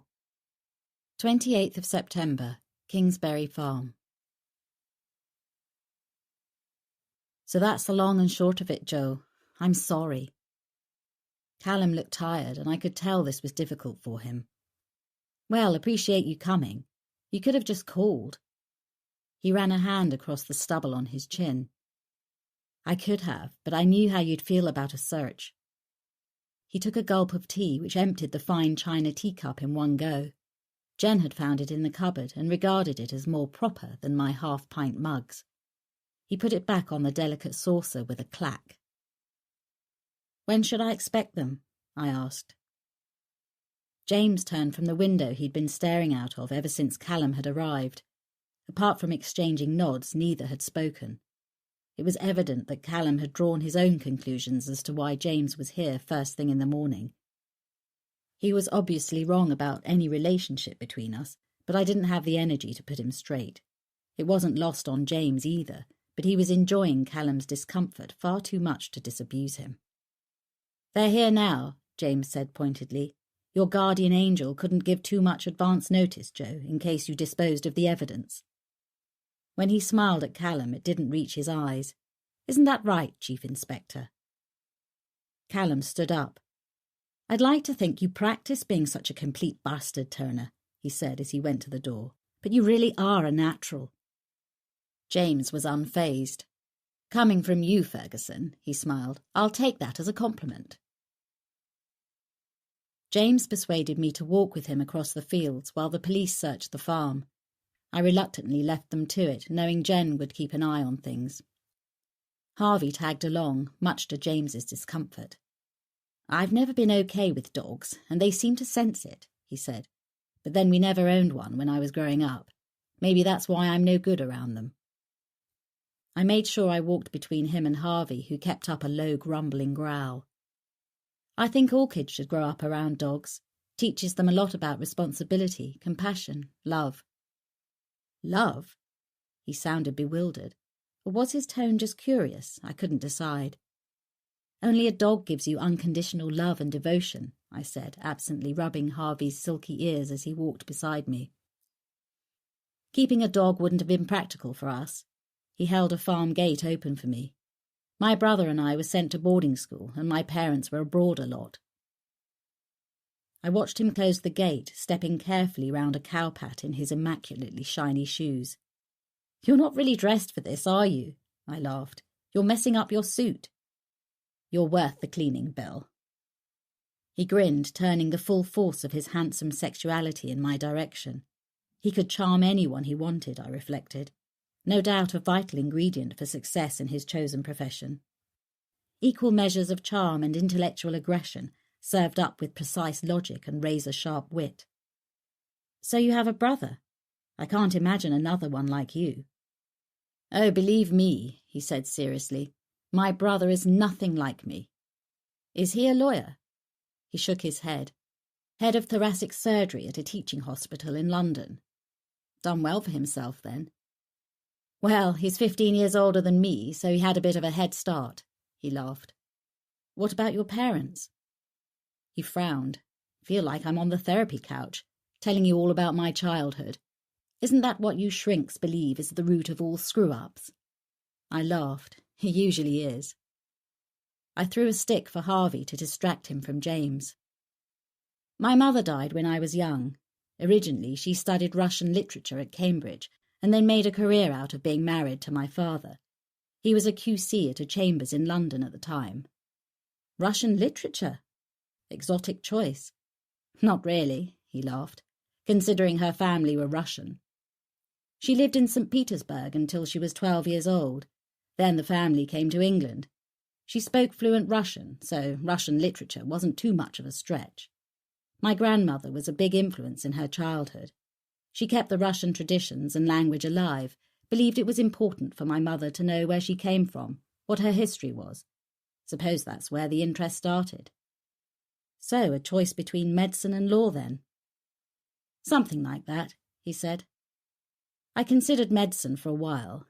My brother arranged for me to spend one summer at the hospital getting some work experience." We stopped and leaned against a dry stone wall, watching Harvey run around the meadow. It could have gone either way, but after my mother died, it was just me and my father, so I suppose his influence won out. And the rest, as they say, is history. I leaned back on the wall to look at him. He shrugged. "I've done okay, I suppose. Made partner at Foster's by 35. Youngest they'd ever had. Made my father proud, at least." That last sentence chimed in my head like the toll of a distant bell, a muffled sound echoing all the way back to his childhood. I watched his profile. He'd gone suddenly still, as if he sensed the laser focus of my damaged detectors homing in on him. He was staring straight ahead, waiting to see whether I would pursue the thing he'd inadvertently revealed. The pain from his childhood that the therapist in me had zeroed in on, like a sniper spotting a half-hidden child in the thick undergrowth of adult camouflage. Usually I couldn't resist picking up pain that people dropped at my feet, almost daring me to open that Pandora's box of childhood hurt and suffering they thought they'd become so adept at hiding, but which they allowed to peek out occasionally to those they privately hoped could exorcise it for them. I debated for a second whether to go for it. Then I let the laser dot of my aim slide past him, letting him know that today wasn't the day I'd take that shot. He relaxed beside me as I pretended instead to concentrate on Harvey. I wasn't looking at James, but I felt the tension leave his body, and we both knew he would never allow his vulnerability to become a visible target again. I picked up instead on the humble tone he'd used when speaking about his achievement at making partner at Foster's. It lacked sincerity, and he knew it. "Oh, admit it." My tone was deliberately teasing. "You love the reputation you've got. Hard-ass defense lawyer. First port of call for the rich, famous, and corrupt. Not to mention celebrity forensic psychologists in the middle of the biggest serial murder case since Jack the Ripper." He tugged my arm playfully, pulling me a little closer so that I could smell his cologne. His smile was teasing, but his eyes were looking deep into mine with a sudden intensity that seemed to still the air around us. His fingers felt warm on my wrist, pressing just enough to hold me close. I felt his breath warm against my face as his head dipped towards mine. Intuitively, I turned my face at the last moment, and his lips brushed my cheek. He looked bemused. "What's wrong?" I hesitated, watching his eyes, genuinely not knowing how to vocalize an ephemeral reaction to him, that had taken me as much by surprise as it obviously had him. "I don't know," I said, smiling slightly to take the sting out of the rejection. "Bad timing, maybe." I went to pull my hand away, but he held on to my wrist. I could feel my pulse fluttering beneath his thumb. His eyes were still holding mine with a depth that was almost mesmerizing. I smiled again, gently pulling away from his touch. "A complication I don't need right now. Nothing personal." He let my hand go, and we both looked up as the clatter of the police helicopter shattered the rural peace. "No expense spared," James muttered. "Standard procedure, I suppose." "Don't keep holding on to him, Joe," he said quietly, still watching the helicopter. "He doesn't value you." "Who?" We both knew, but I asked anyway. "Callum." "And how would you know that?" I asked, studying his profile. Looking for telltale signs of jealousy, manipulation? He wasn't giving anything away. The muscles bunched in his jaw as if trying to hold on to something he didn't want to tell me. "Like I said," he turned to me with a half smile, "I have sources." I felt a coldness spreading through my stomach. "And what do your sources tell you?" I asked quietly, almost holding my breath. He shrugged again as he regarded me for a moment, as if debating whether to tell me more. His smile was almost regretful. "He uses you, Joe, and when it's expedient, he'll throw you to the wolves just like he did after the Woodhouse business."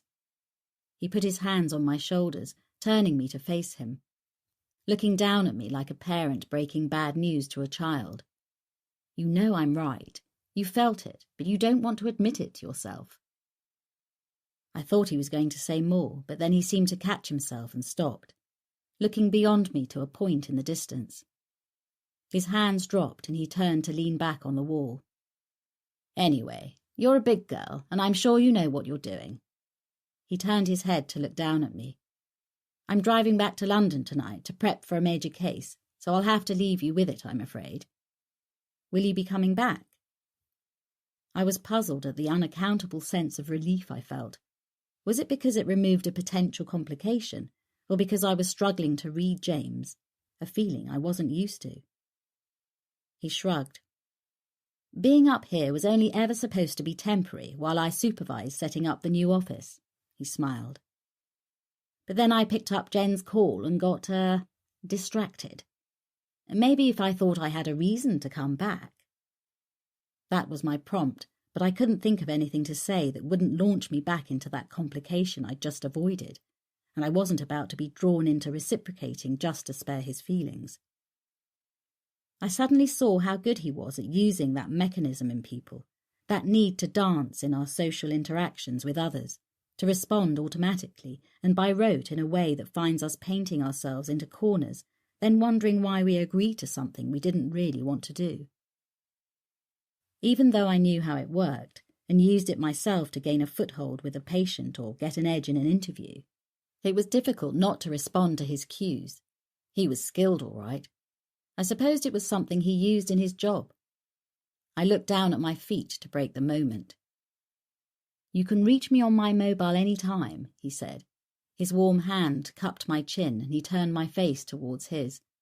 I had to resist the urge to pull away. I couldn't meet his eyes for some reason, so I closed mine.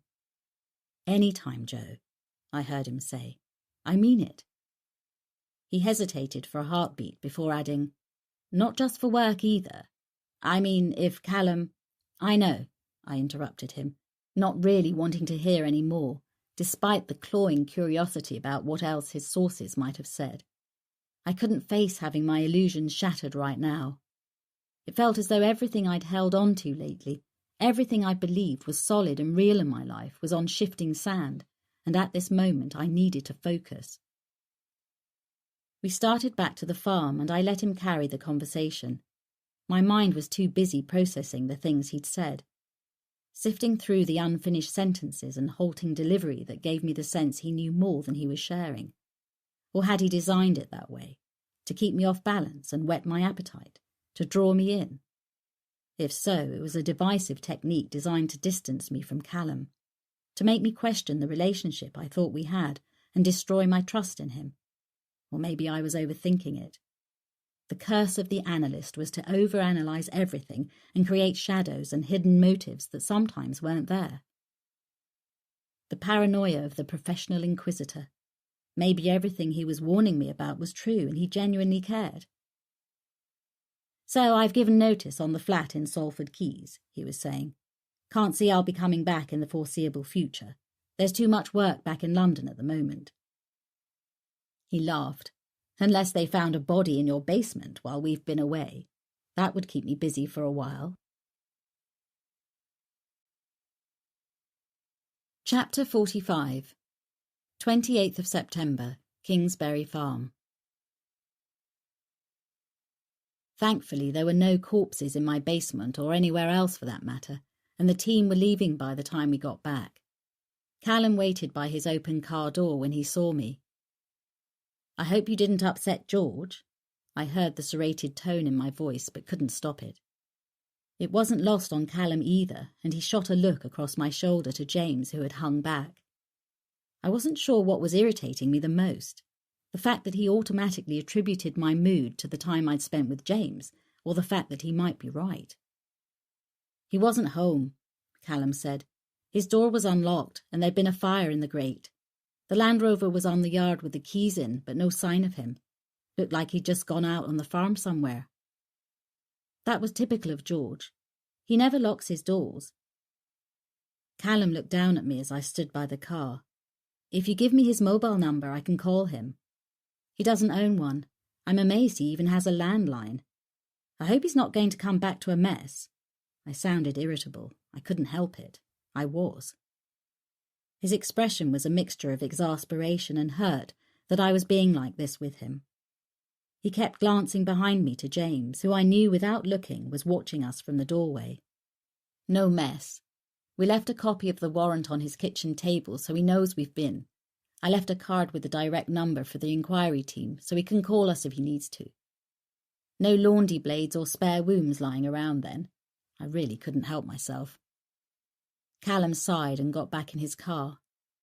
"If you need anything, Joe, you know where I am." He sounded resigned and tired, but I was being too bloody-minded to back off. Fuming as much at myself as him, I turned and walked back to the house. 28th of September, evening, Kingsbury Farm.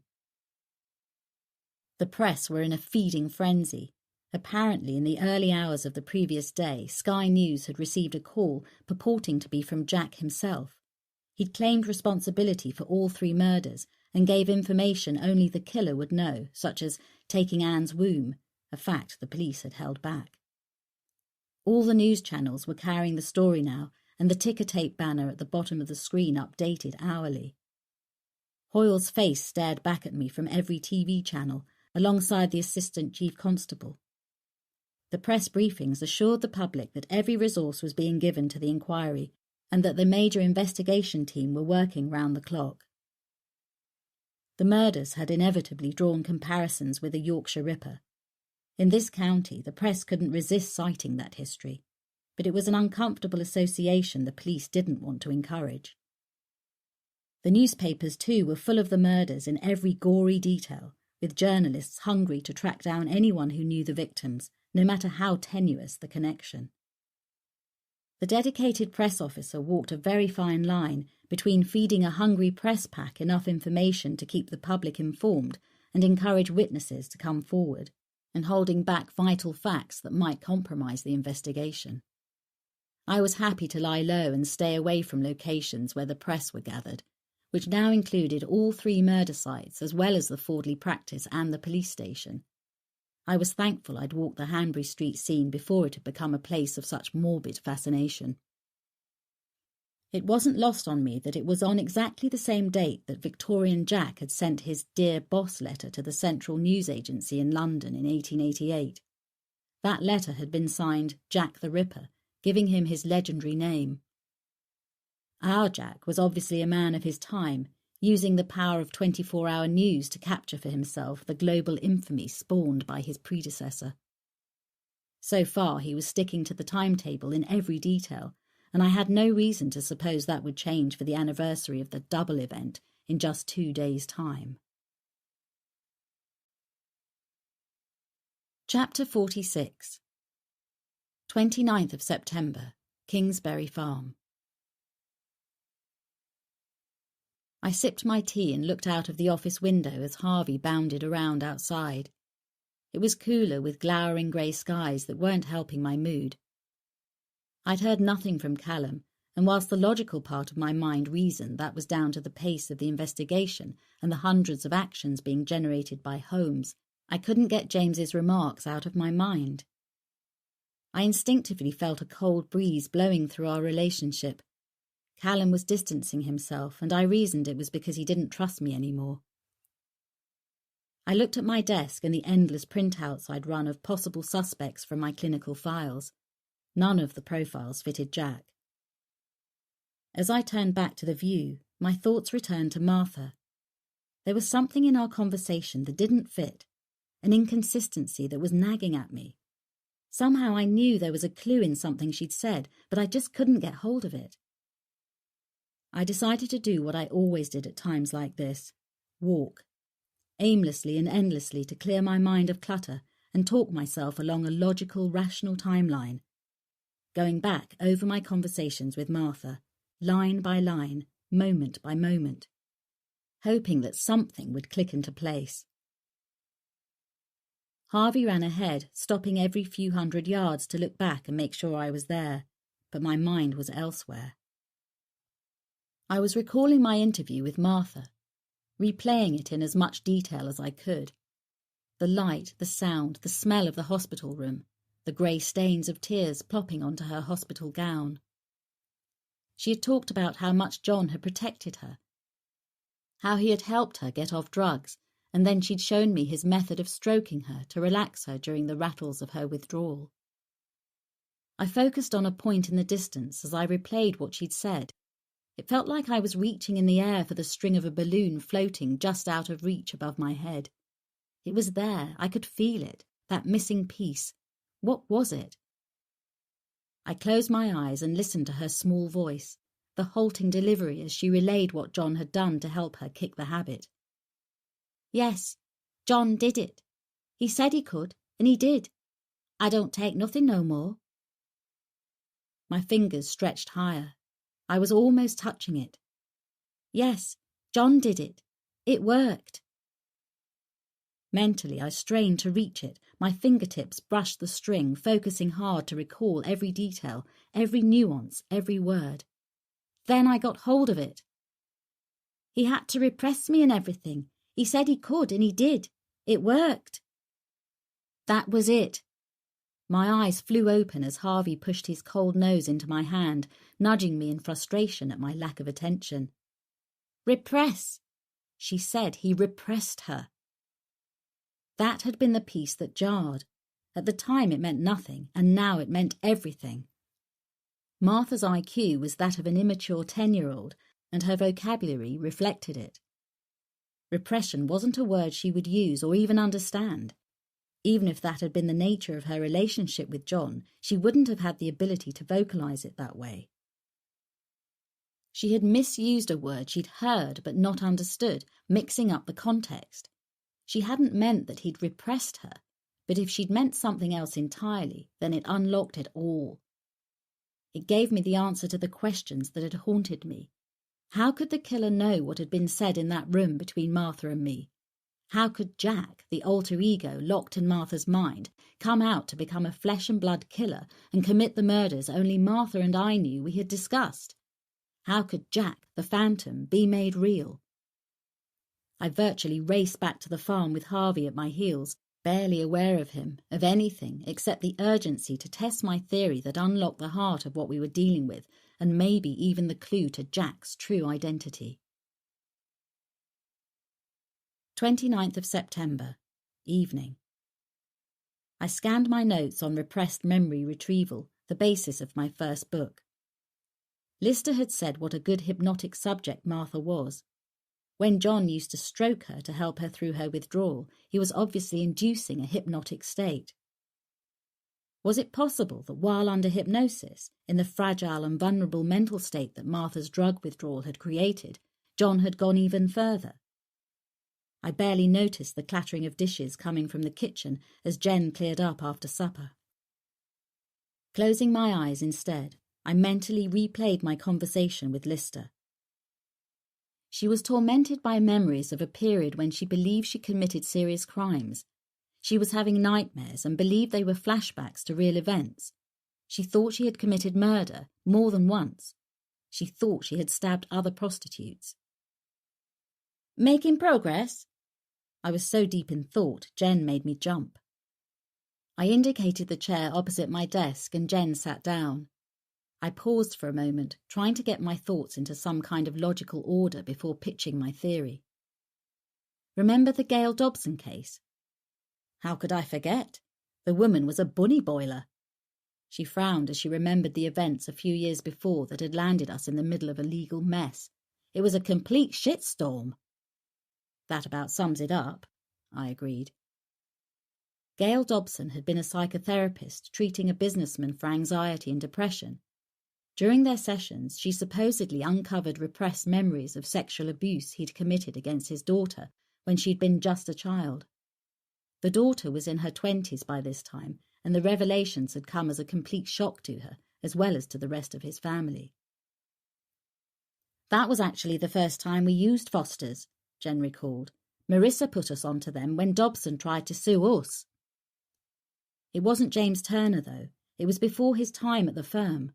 Can't remember the guy we used. Think he's retired now, anyway." I'd initially been called in by the man's wife and daughter, who were adamant that the abuse had never happened. But the businessman was so racked with guilt once the memories had been unlocked that he'd made a full confession to the police. Gail Dobson had given police statements that supported his claim. We'd become engaged in a battle between the poor man's own confession and the victims, who were fighting to prove his innocence. I assessed him privately, and the report I produced meant the CPS dropped the case before it went to court. The family took out a private prosecution against Dobson, but she didn't go down without a fight, and actually tried to discredit me during the case. She lost and was eventually struck off. For months afterwards, we got anonymous hate mail and a sustained vitriolic campaign on social media. With the help of Marissa's technical wizard, we eventually traced the hate campaign back to Dobson and handed the case over to the police. "I remember it, but what's this got to do with anything?" Jen frowned. "I think the boyfriend installed false memories into Martha to make her believe she committed those murders in Manchester," I said, as if that explained everything. "Why?" Jen asked, going straight to the heart of it. "To what end?" I might be the clinician, but Jen had spent her entire career working with some of the best forensic psychologists in the field. She may not have the qualification, but she knew more about the subject than some specialists I'd met in my time. I valued her input and her opinion, which was why I bounced my theories off her. If she thought I was wide of the mark, she'd tell me, and, just as she had now, she would pin me down until my logic passed her scrutiny. It was a great method for testing our argument before presenting evidence at trial.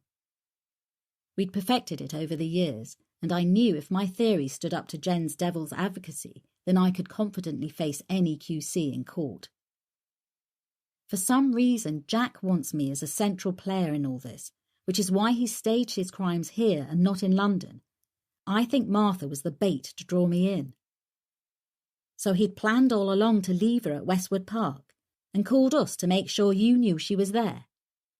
I nodded, watching her expression as she thought it all through, testing it from all the angles.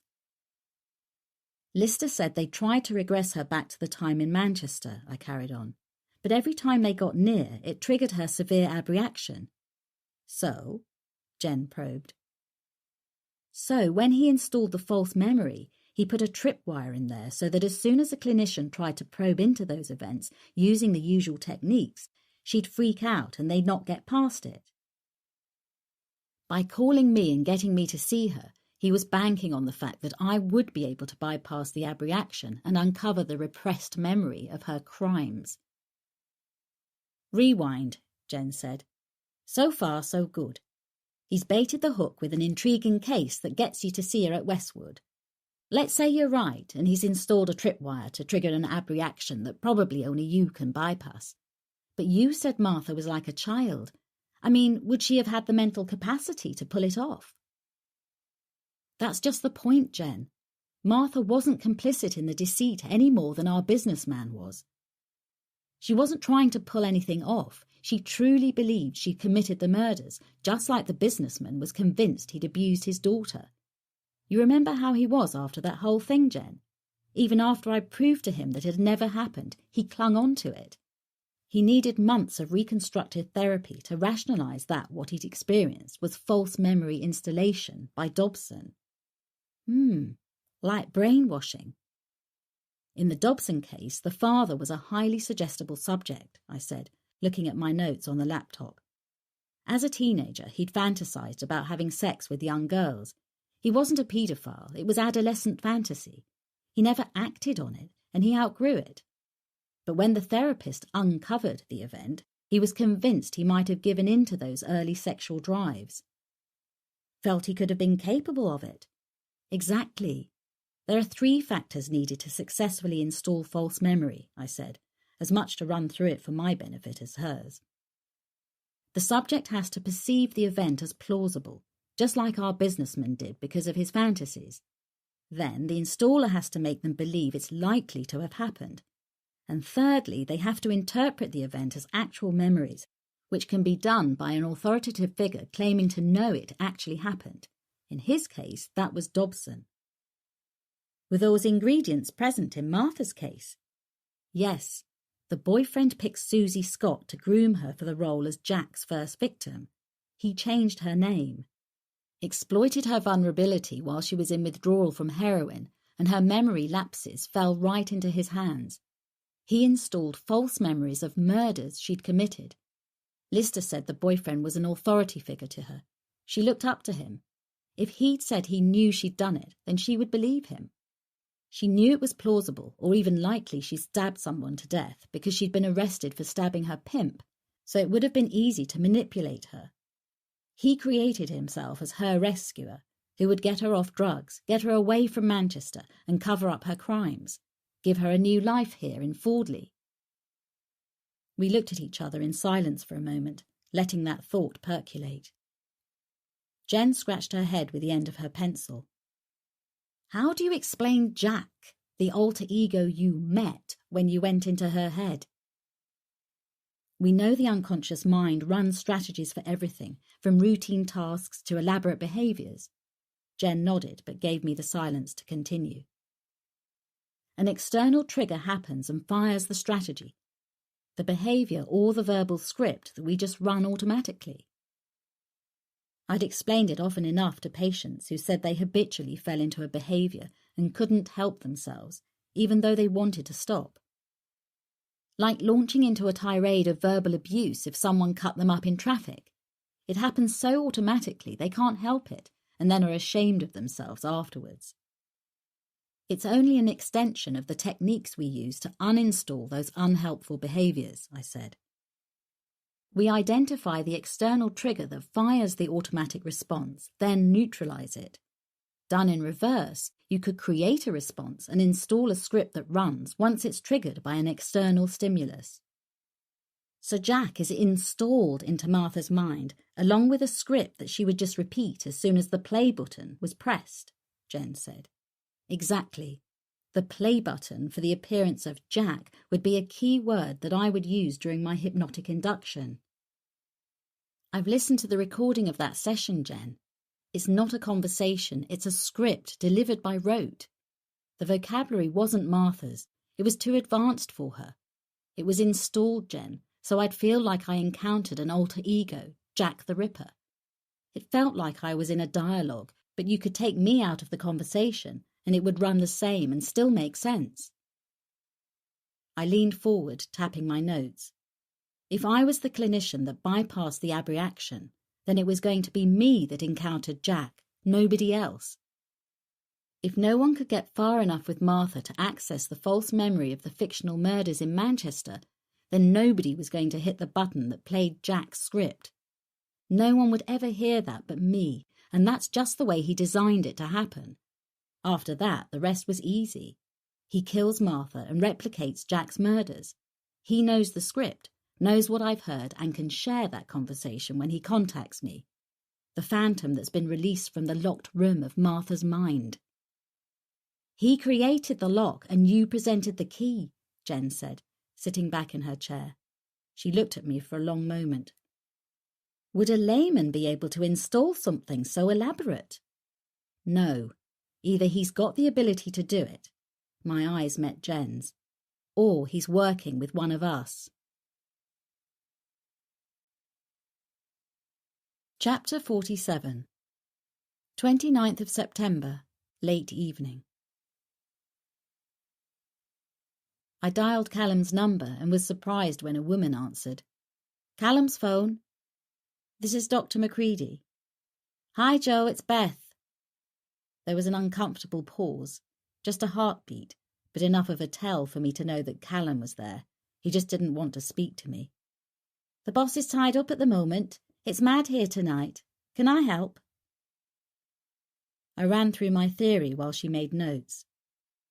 So do you think Jack and Gail Dobson might be acting together in this? I'm not saying that exactly, Beth. I mean, I don't even know where Dobson is now. Last we knew, she was in London. Her practice was in London when the original case happened. Yes, but she was struck off after the tribunal by the governing body, so she won't have a practice now. At least she shouldn't have. Okay. Beth was speaking slowly, thinking out loud. We've always suspected it was someone from your past, Joe, but we've concentrated on offenders, not clinicians. Sounds like she harboured a serious grudge. Good work coming up with her as a person of interest. It's definitely a line of inquiry. Would it fit the profile if Jack was her boyfriend or husband? Possibly, but even as I said it, I wasn't sure. It would fit with the folie à deux and the accomplice theory. Martha said that the boyfriend had taken her to London to see a therapist for treatment. She couldn't remember the therapist's name. Said it was a woman, though, so that fits. But if it is her, she's probably not involved in the actual murders. I mean, present at the scene. Her character doesn't fit that kind of psychopathy. I ended by adding, I still think the university is at the heart of it somehow too. That's great, Joe. Thanks for this. We'll follow it up. I glanced at the clock. It was almost 8 p.m. Time's tight. He'll be on the hunt already. First victim of the double event is dead by 1 a.m. We know, she said with no edge to her tone. I'll get on this now. Thanks, Joe. 30th of September, Kingsbury Farm. Neither of us had slept. I watched 1 a.m. come and go, sitting by my phone with the news channel on all night. I knew if anything happened, the media wouldn't pick it up until morning, but it was the only connection to the unfolding events that I had. Part of me hoped Callum would call as he had after all the others, or even during the night, but nothing. Any doubts that he was cutting me out of the loop were gone. Ever since they searched the farm, I'd known I was being kept firmly on the outside of the investigation. Jen stuck her head round my office door. Scrambled eggs on toast for breakfast? You been shopping? I was surprised.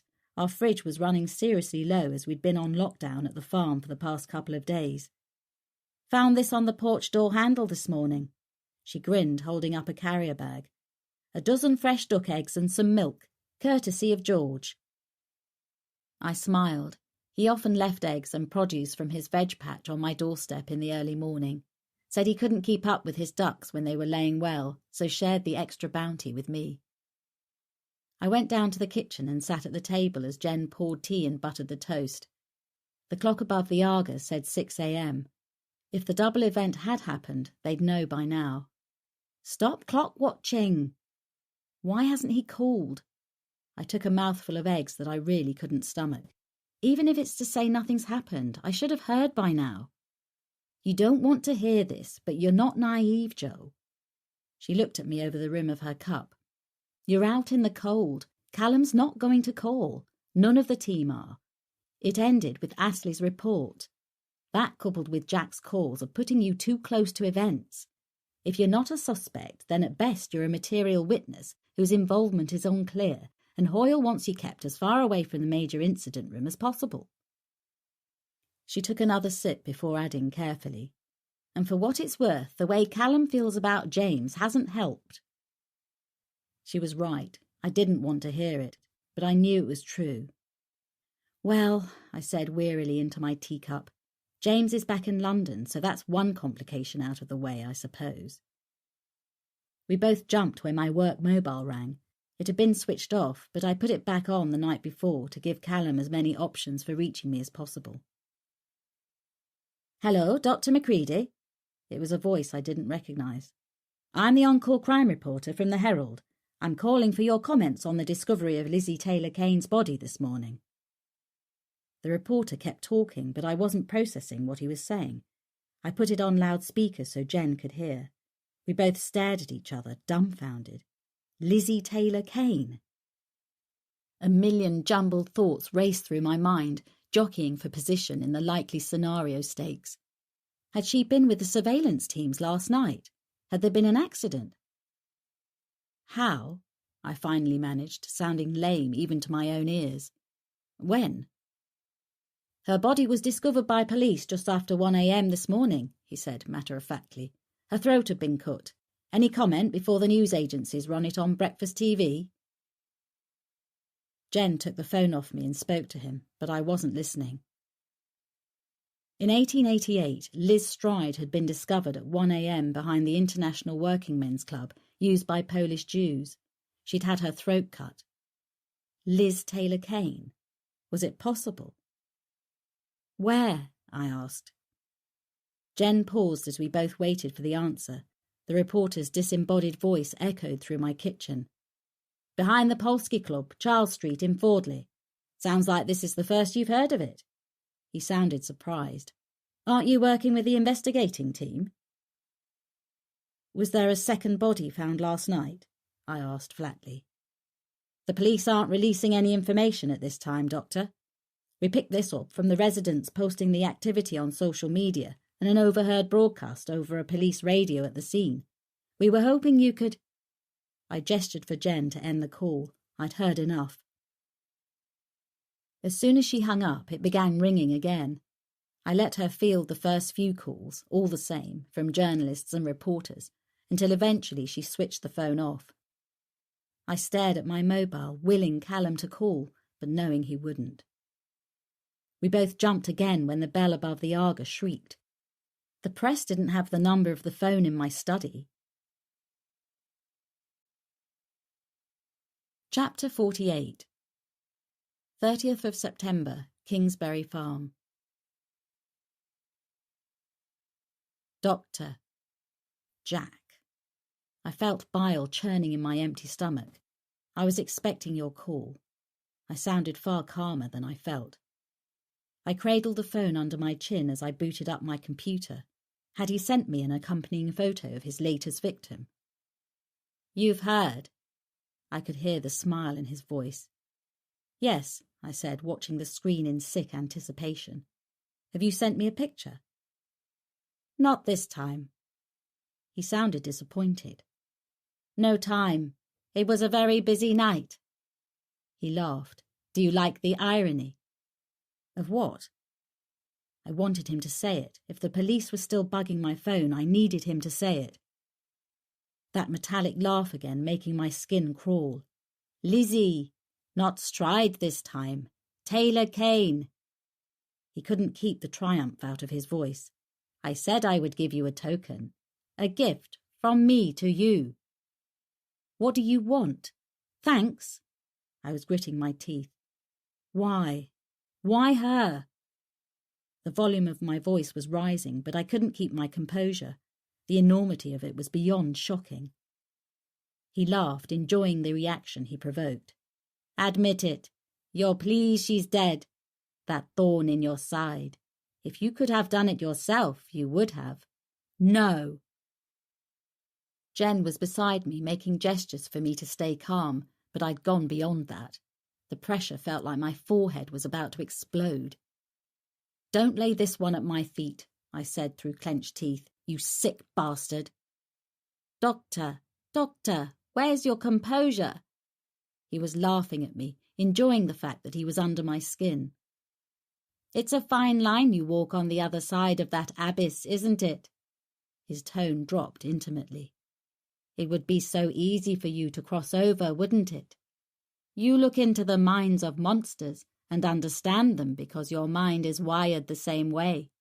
It wouldn't take that much, would it, for you to act out those drives you understand so well, that you can see in yourself as well as in people like me." I held my breath and squeezed my eyes shut, not trusting myself to speak. He took hold of my silence. "Appreciate the gift," he whispered. "The most precious gift one can give another. A life. I shared the most intimate moment of all with her. More erotic than sex. More intimate than making love. I felt her last breath against my lips. Felt the last beat of her heart under my hand. Saw that light leave her eyes. For you." I sat on the corner of my desk, my free hand gripping the edge, willing my voice to become calm again. "What about the second victim?" I chanced it. Would he realize I knew nothing about last night's events, whether there had even been a second? "A whore," he said dismissively, as if he was bored by the second event. "Not as special to us as Lizzie." "I hope you enjoy your jewellery," he said enigmatically, before the line went dead. Chapter 49. 1st of October, Kingsbury Farm. I wasted my chance when he called. Beth and Ian were at my kitchen table sitting down to the tea and biscuits Jen had laid out. They'd arrived that morning to bring me up to speed and to interview me. They were doing it subtly, but it was an interview nonetheless. It was painfully obvious that a sea change had taken place in the way I was being viewed by the senior investigating team, and I had to work hard not to show that it mattered. "In what way?" Beth asked. "I'd pre-planned my strategy if he called," I said, trying not to sound as if I was defending myself. "I wanted to throw him by telling him I'd worked out how he'd implanted the false memory with Martha. See if I could get him to give me something more, maybe implicate whoever had helped him." I shrugged, but I suppose he threw me with his choice of victim, so my strategy went to rat shit. "Understandable." Ian was sympathetic. "Totally unexpected. The last time any of us saw Lizzie was at Astley's briefing. She booked off after that and just dropped off the grid." He sipped his tea. "You say you didn't see or hear from her after that either?" I shook my head. We were hardly friends, no reason she would contact me. "And you've been here at the farm for the last few days? Just you and Jen?" I nodded. "But I'm sure you've checked the cell site data for my phone too." I couldn't keep some acid out of my tone. "So you already know that?" He didn't miss a beat. "That proves your phone was here, not that you were with it." Even though he smiled slightly as he said it, I could feel the iron beneath the velvet. I did my best not to bite. Indeed. He carried on. "We found Lizzie's mobile at her flat. Looks like she simply walked out without it, so there's no cell site data to plot her whereabouts before her body was found last night. The call she took at the briefing is listed on her phone as an unknown number. Telephony team think it was from a burner phone."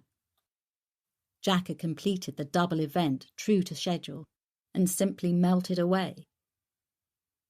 Unlike the last time, the police hadn't had a specific area to cover. He could have struck anywhere in one of the largest cities in the largest county in Yorkshire.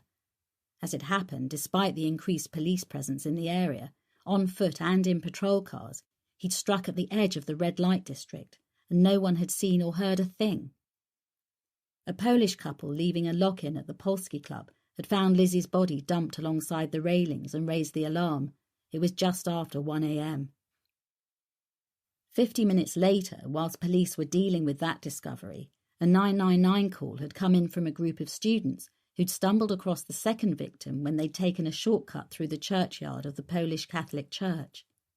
just 15 minutes walk away from the first murder scene. How did she come into contact with Jack? I said. Obviously, from what he said to me, he planned for her to be the fourth victim all along. But how did he get to her? Surely that's not an area she would have gone to normally. Beth glanced down at her notebook. We're checking to see who she called and where she went, but like Ian says, she just disappeared. Her car was left at her flat, so we can't track that on CCTV. The neighbours say the last time they saw her was on the day of the briefing. Any lead on Gail Dobson? I asked. We ran her through PNC after speaking with you, Beth said, looking briefly to Ian, who nodded imperceptibly. She committed suicide last year at her flat in London, overdosed on prescription pills and vodka. I looked down into my cup. Strangely, I didn't feel anything. The woman had caused Jen and I all sorts of pain a few years before, but I wouldn't have wished her dead. She didn't strike me as the kind to take her own life, I said, slowly sipping my tea. Totally narcissistic. Deflected responsibility onto everyone else for the situations she found herself in. I can't imagine her feeling deeply enough about anything or anyone to push her to suicide. Ian helped himself to another biscuit. Well, it wasn't totally cut and dried, he said, dunking the biscuit.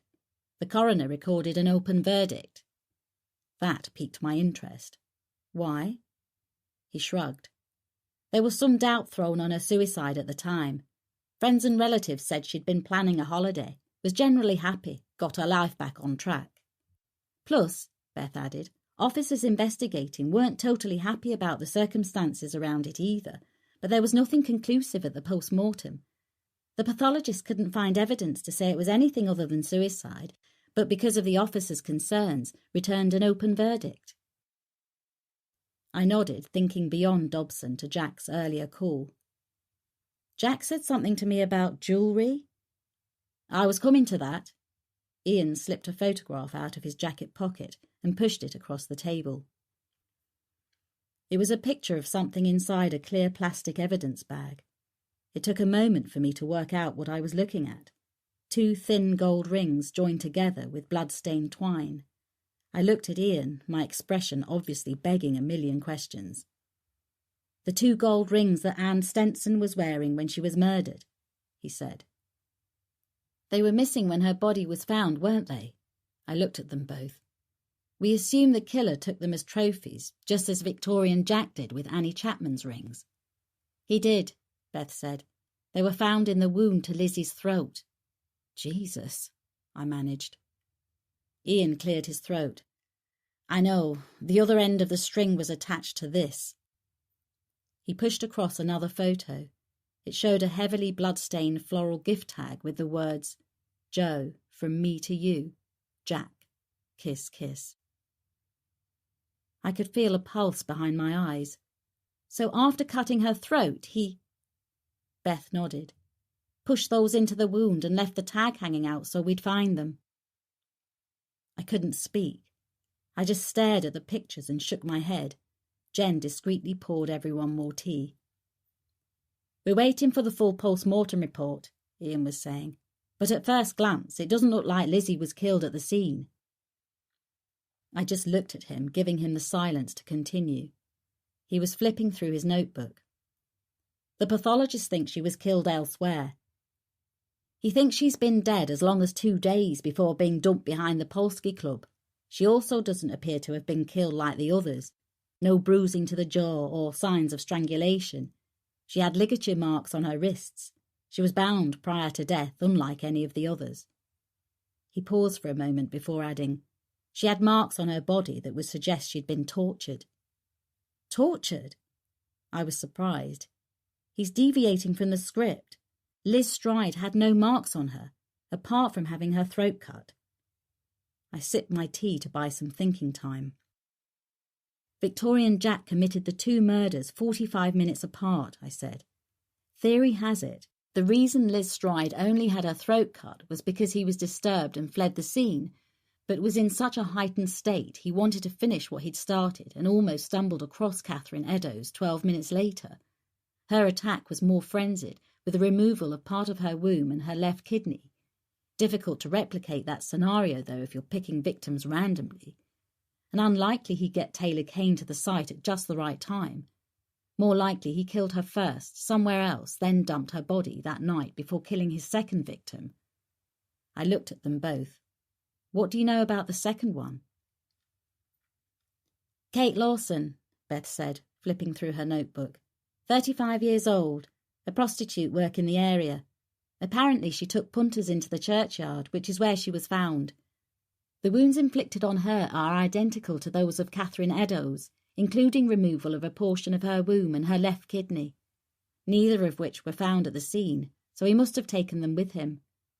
Other girls who usually worked with her had taken recent warnings seriously, and most of them were off the streets, so Kate was on her own.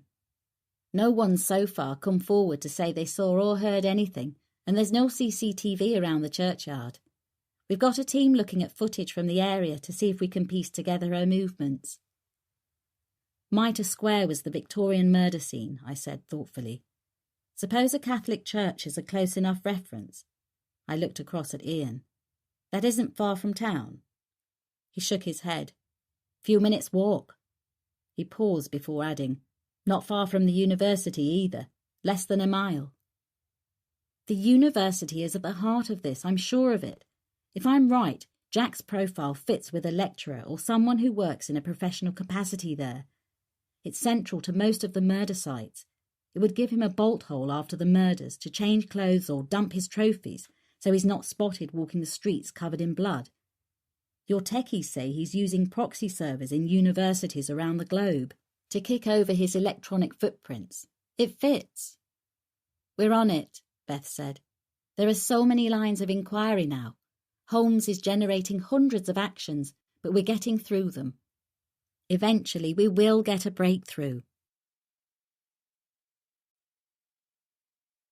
Chapter 50. 8th of October, Kingsbury Farm. A breakthrough couldn't come soon enough.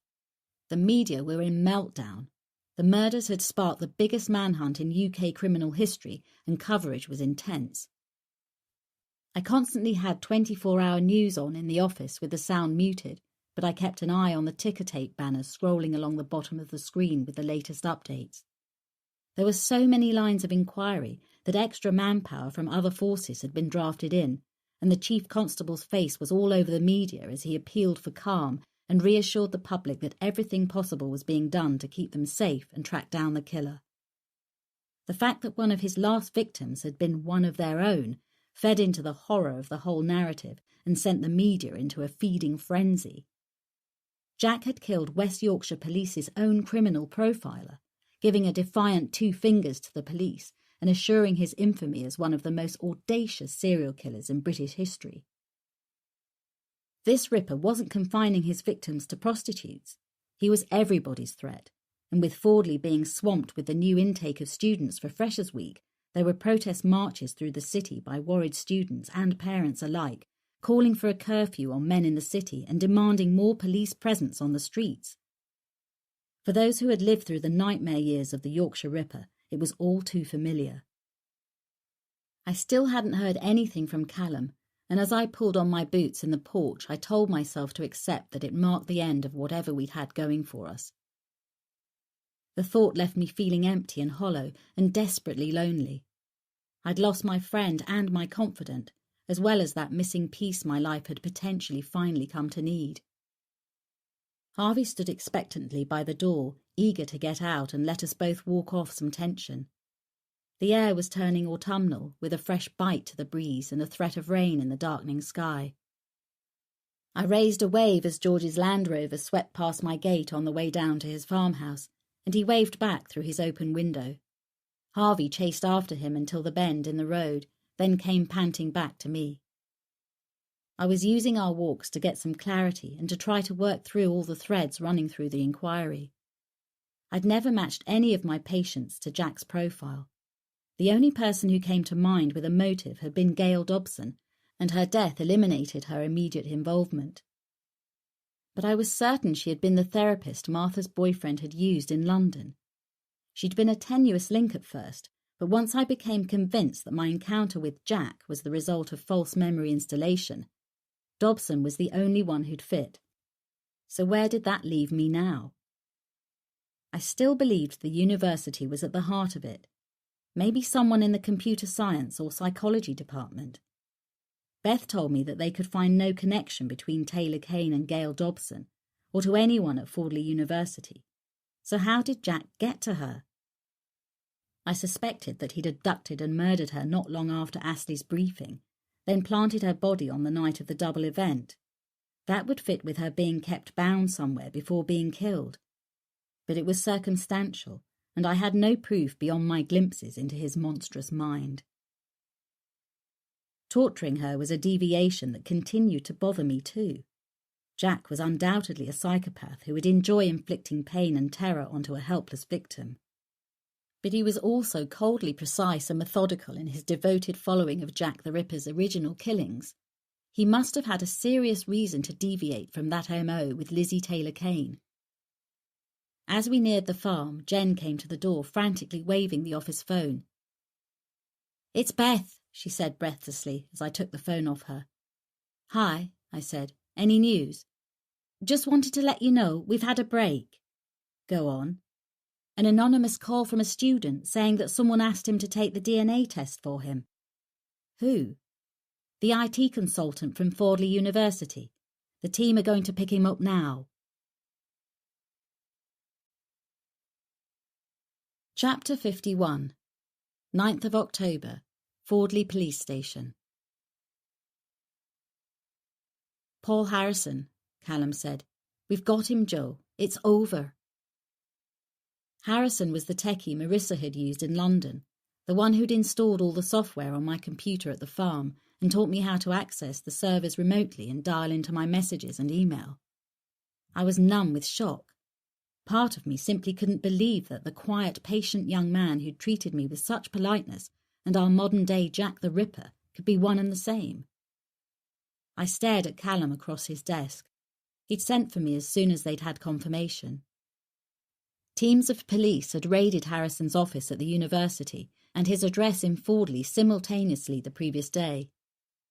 His office had been empty, but what they found at his apartment left little doubt they had their man. Callum pushed CSI photographs across the desk. The flat looked innocent enough until they got to the spare bedroom. He used it as an office. Apart from the two large split-screen monitors and laptops on the desk, they found a drawer containing several new pay-as-you-go mobile phones and SIM cards. "Techies are still going through it all," Callum said. "But that lot includes a voice digitizer. And this," he pushed another photograph across, "was the back wall of his office." I looked at dozens of photographs of myself staring back. A whole gallery taken from news articles, magazines, and more eerily, surveillance photos obviously taken covertly, presumably by Harrison. Me parking my car at the Fordley practice, entering and leaving the police station, and one even showing me walking into St. James's Park in Newcastle on the day of the speaking engagement. I couldn't think of anything to say. "His bedroom's a treasure trove," Callum was saying. "Forensics are still working the scene, but already there's evidence Susie Scott, Martha, was there." I looked again at the photo gallery on his wall as Martha's voice echoed to me. "Don't I know you? I've seen you before. Pictures of you." This was in the fridge. He pushed photos across the desk. They showed Tupperware boxes with their lids opened, revealing their grisly contents. A complete womb in one and a partial in another. "What about the kidney taken from Kate Lawson?" I asked. "No sign of it yet." "What has Harrison said?" "Not a lot. He's dead." "What?" Harrison was a freelancer, employed to look after the university computer system. He repaired the IT infrastructure and rarely spent time in his office, but was mostly in the server rooms that were in the basement. When the team at the university searched down there, that's where they found him. He'd hanged himself. Callum spoke with his back to me as he poured yet another coffee from the eternal pot in his office. "Hanged," I repeated lamely, as much to make it sink in as to confirm it to myself, as if saying it out loud would make me believe it. He wanted to make sure. He ran a hand over his eyes before taking a deep mouthful of strong black coffee, so he slit his wrists as well. He looked more exhausted than I'd ever seen him, and I found myself wondering how much sleep he'd had in the past months. Probably not much. Why? Why would he top himself now? Callum shrugged. Maybe he knew we'd been tipped off about the DNA swab. Maybe he could feel we were getting closer. He wouldn't be the first serial killer to take that option rather than face justice. Raoul Moat, Fred West. He drained his coffee. The ultimate 2 fingers to the law, the last way to take back control and let their secrets die with them. Deny us the answers, and them the humiliation of a public trial. The Jack I'd encountered seemed unlikely to kill himself if the police were closing in, but he was right about the precedent for it. I couldn't argue that others had done it before. The Jack I profiled wouldn't commit suicide, Cal. It doesn't feel right. We found the Yamaha bike in a staff bay in the underground car park at the university. He'd covered it with a bike cover, so even though we were circulating its description, a covered bike in a car park where the general public didn't go didn't attract any attention. Out of sight, out of mind. Forensics are crawling all over it, but we're pretty certain it matches the tire prints at Polly's cafe. And now we know what we're looking for. I'm sure we'll link him to it through DVLA records. I watched him rub his eyes and stretch out the tense knots in his shoulders, and reflected that he'd probably been living on a diet of junk food and caffeine for weeks. You need to get some sleep, I stated the obvious. Fat chance. Finding him has generated almost more actions than hunting for him did. He grimaced as he attempted to uncrick his neck.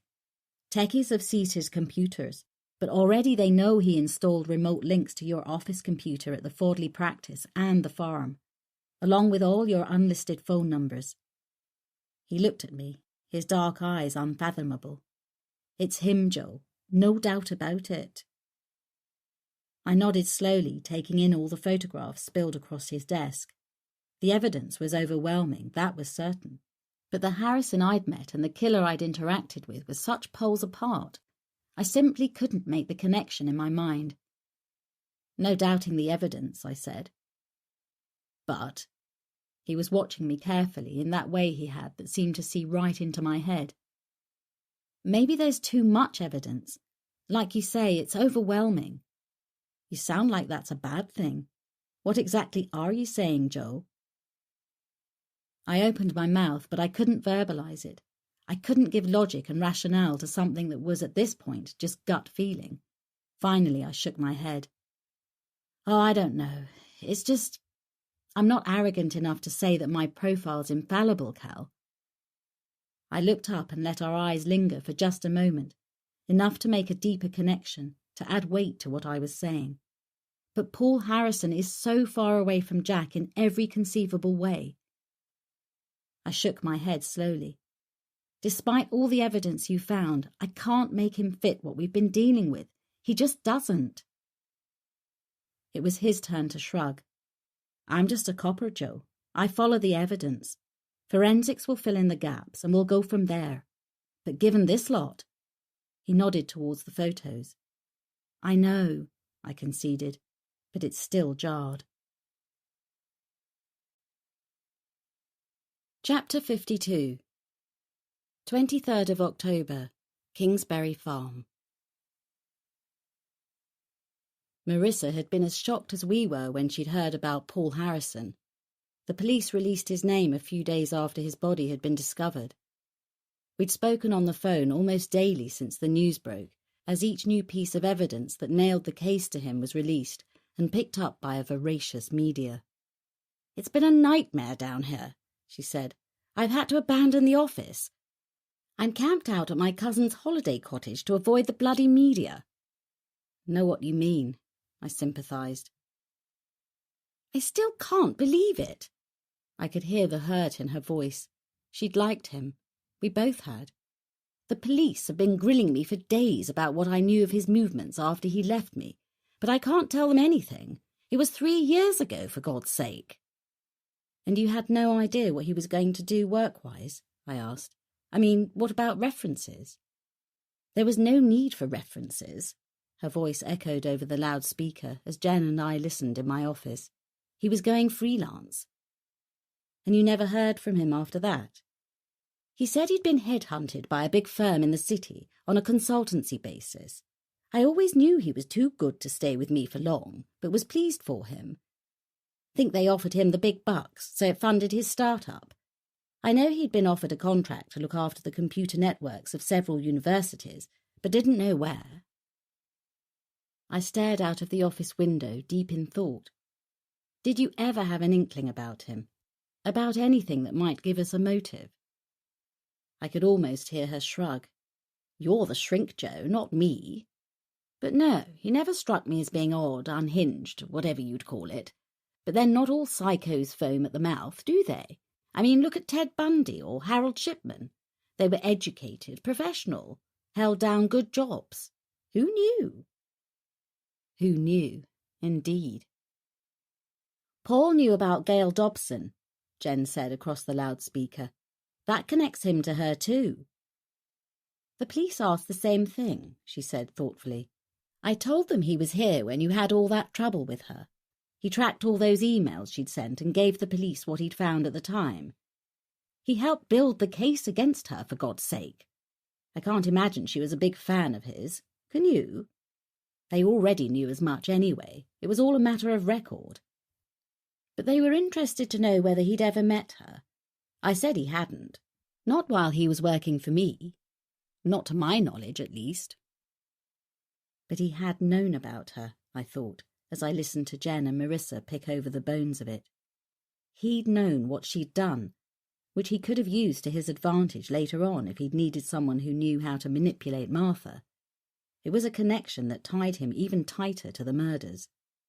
But for me, he still didn't fit the Jack that I'd been dealing with. Chapter 53. 1st of November, Fordley Police Station. In the 3 weeks since Harrison's name had been released, things had moved quickly. Forensic evidence was still coming in, but what the team had so far was damning and conclusive, and more than enough to convince everyone they had their man. Callum still looked exhausted, but less drawn than before. Whenever I saw him, though, I still felt a distance between us that I couldn't span. He was civil and formal. In some ways that made it feel even worse. Perhaps too much had happened for it to ever be the same. I didn't know, but I still hoped we could repair things once this case was done. He watched me as I scanned the paperwork he'd pushed across his desk. Forensics confirmed there was soil on the bike that matched that found at Polly's cafe, he was saying. The blonde hairs found on the victims are a match for Harrison's, and they found his DNA matched the blood spot on Anne Stenson. He tapped the pictures of the contents of his fridge.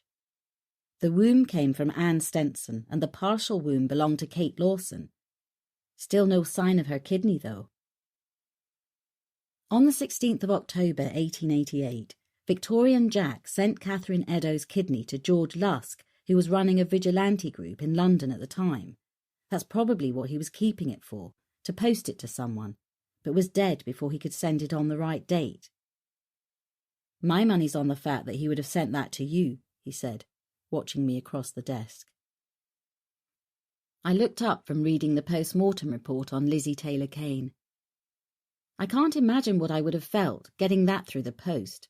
This was brutal enough, I said quietly, unable to shake the image of the gold rings with their grisly message pushed into the throat wound that almost decapitated her. He nodded, running a hand through his hair. There were traces of her all over his flat in Fordley, not to mention we found her handbag and the keys to her flat there. CCTV shows her leaving her flat on the day of the briefing. Then, the next morning, it picks up her car going back to the underground car park at her apartment block. There's no coverage inside the garage, but we're assuming it was Harrison taking her car back there. He probably let himself into her flat with her keys and left those and her mobile on the table. Dropped the latch and let himself out. That accounts for all her belongings being in her flat when we got there, making it look like she just walked out and disappeared into thin air. Any CCTV of him leaving her flat? He shook his head. No, but the cameras at the front had been vandalized. Maybe a coincidence, or maybe he'd taken care of them earlier, knowing he was planning to go there. Maintenance say they'd been broken the week before, but it would take them weeks to get round to doing them. He offered me a coffee. I shook my head and watched him pour another for himself. In the bin in his kitchen, they recovered tape with her hair and skin cells stuck to it, he said. Looks like he kept her there before killing her and dumping her at the back of the Polski Club in the early morning of the 30th. How did he move her? I asked. He could hardly move her body on the bike. He'd need a car or a van. We're working on that. Must have had access to some kind of vehicle, probably stolen. There's nothing registered to him, but we'll find it. He arched his back and stretched, relieving knots. The techies found access to your computer at the farm from the computer at the university. The pictures of Susie, or Martha as you knew her, and Anne are on there. The dates they were sent to you match up. There's also lots of activity on all his computers, accessing your remote server and your messaging service. I nodded, unable to find holes in any of the evidence. When I looked up, he was watching me. But, he asked quietly. I shrugged. All the physical evidence fits, I said, except the evidence I need. Which is what? The evidence in his mind. I don't see Jack in Harrison, I said simply. You met him over 3 years ago, Joe, and only for a few days spread over a period of weeks. I shrugged. It can be enough. But not always, he reasoned. They don't all present that, obviously. You've said yourself there are more psychopaths in business than in prison. Holding down professional jobs with partners, families. We've all come across them. True, I conceded. Maybe it was professional pride, not wanting to admit that I hadn't picked up on anything when I'd been with him. One thing was bothering me, though.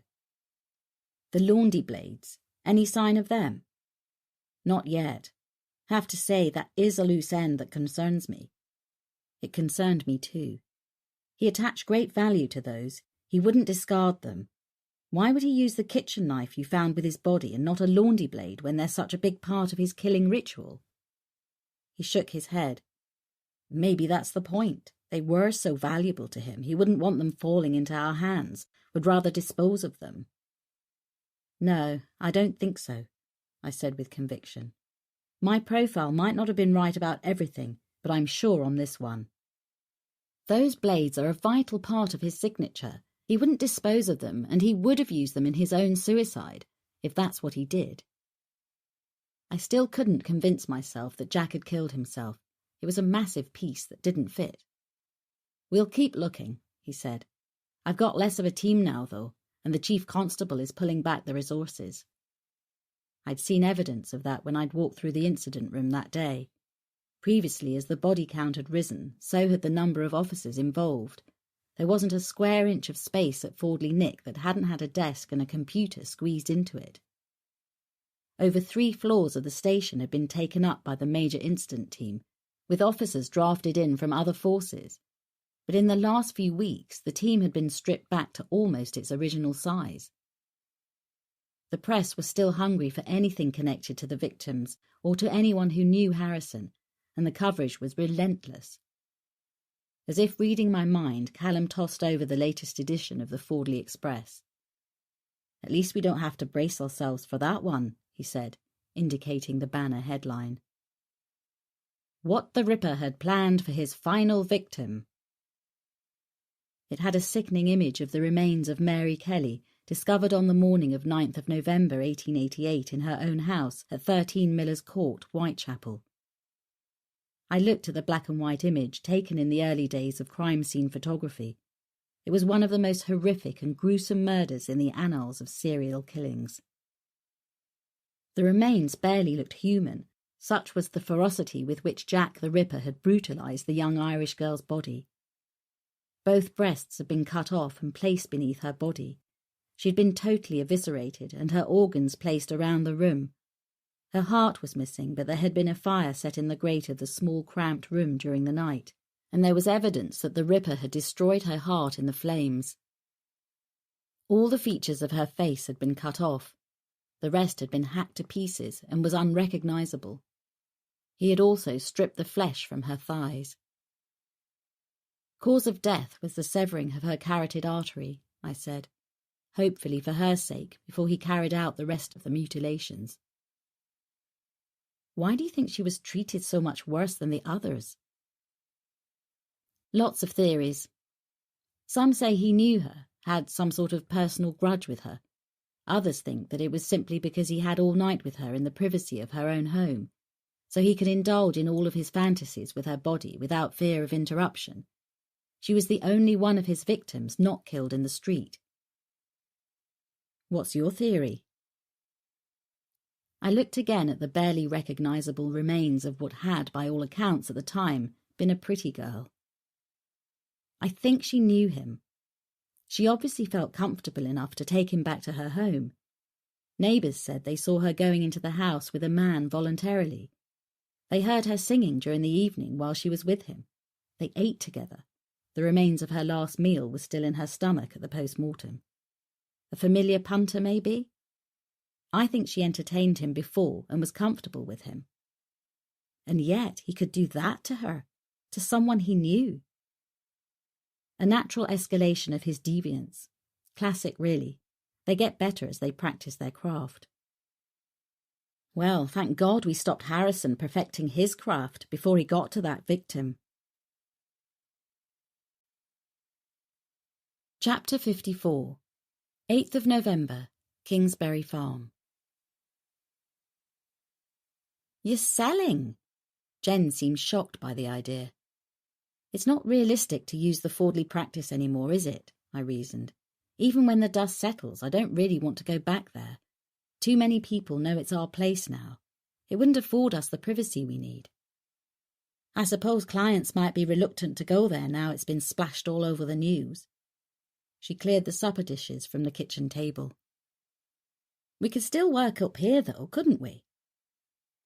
We'd agreed it was time for her to move back home, and her bags were in the porch waiting to load into her car.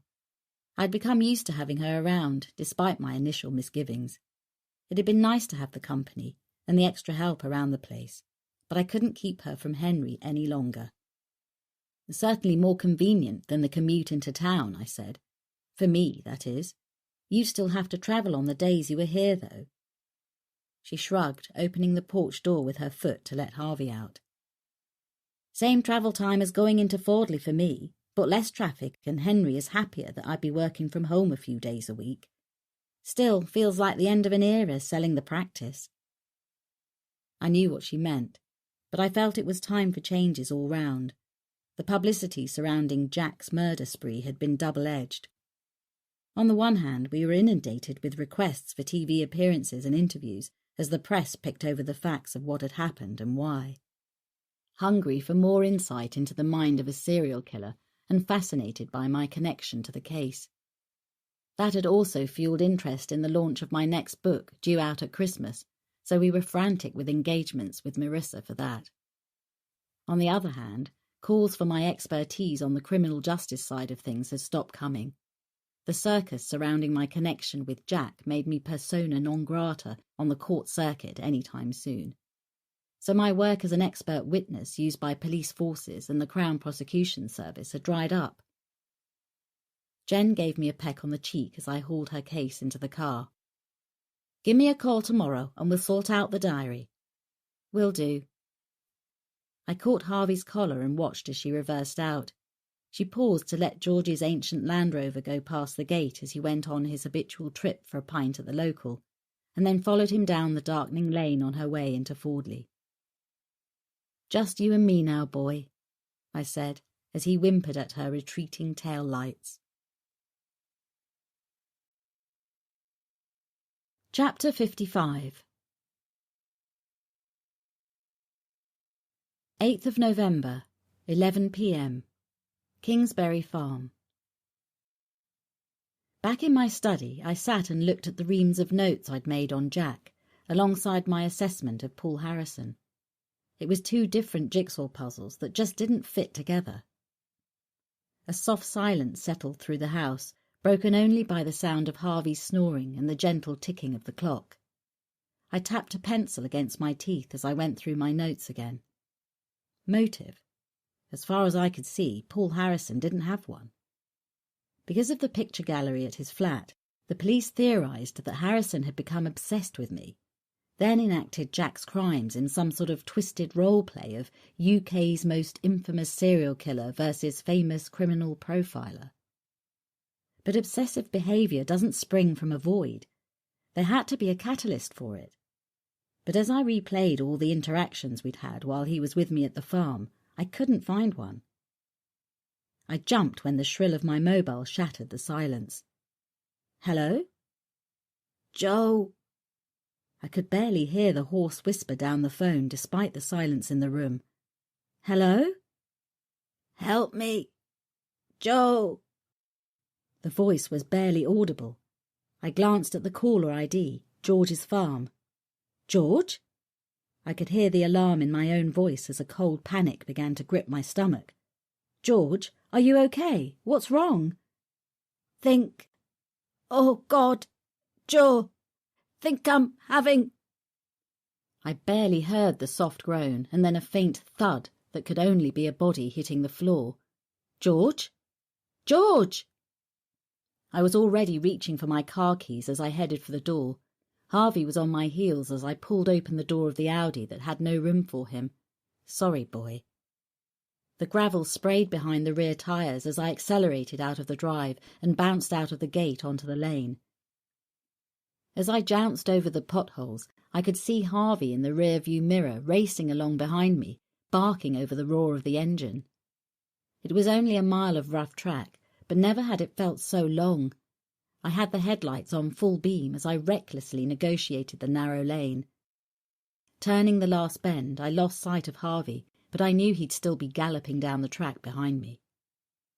I swung the car through the gate of George's farm, barely stopping before I flung open the door and ran towards the house. The front door wasn't locked when I pushed it open and ran in. The small parlour was bathed in a honeyed glow of a fireside lamp. The only sound above my laboured breathing was the mellow ticking of the old grandfather clock in the corner. The handset of his ancient telephone was swinging from its wire, dangling over the edge of the Welsh dresser. I stopped and stared at the empty spot in front of the dresser where I'd expected George to be. I walked over and slowly returned the handset to its cradle, scanning the room for any clue as to what might have happened to him. There was an open box beside the phone, its contents of gift tags spilling out as if they'd been tipped out in a hurry. I recognised the pattern. They were the same tags found in Liz Taylor Kane's severed throat. "George!" I yelled, already moving to the back of the house. I stood in the middle of the kitchen, willing my heart rate to slow down so I could listen for sounds above the thundering of the blood in my ears. His coat hung on its peg by the door. His muddy boots were on the mat. Everything seemed in its place apart from a sliver of light spilling out onto the stone flags from the partially open fridge.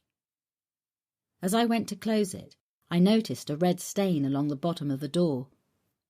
My eyes followed the sticky red trail to a Tupperware box on one of the glass shelves.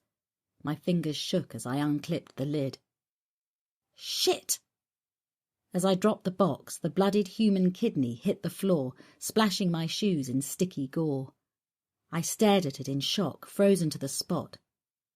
Kate Lawson's kidney, the one Jack hadn't had time to post. I heard Harvey barking in the yard, then a high-pitched squeal at the same time as the unmistakable crack of a gunshot reverberated around the house. When I ran onto the yard, Harvey was laying in the circle of light cast by my car headlights. His side was bloody and matted. He raised his head slightly and whined when he saw me, then fell back with a low whimper. "Harvey!" I went towards him. It was then I saw, out of the corner of my eye, the barrel of George's shotgun to my left. In pure reflex, I caught hold of it as the figure holding the gun stepped out of the shadows and stood in front of me. My brain froze, momentarily unable to process what I was seeing. You! The cold metal of the barrel was ripped out of my grasp as a strong arm brought the hard wooden stock round to hit me across the face with a sickening crack that I heard rather than felt as the ground came up to meet me. Chapter 56. 8th of November, 12 a.m. I swam towards consciousness, as if following air bubbles to the surface of a dark sea. Welcome to Crime Scene B. The words triggered an alarm inside my head, flooding my body with adrenaline, the surge of cortisol sending shots of electricity through my skin and tripping my heart to hammer against my ribcage like a terrified bird fluttering against the bars of a cage. This couldn't be real. I was waking from a nightmare.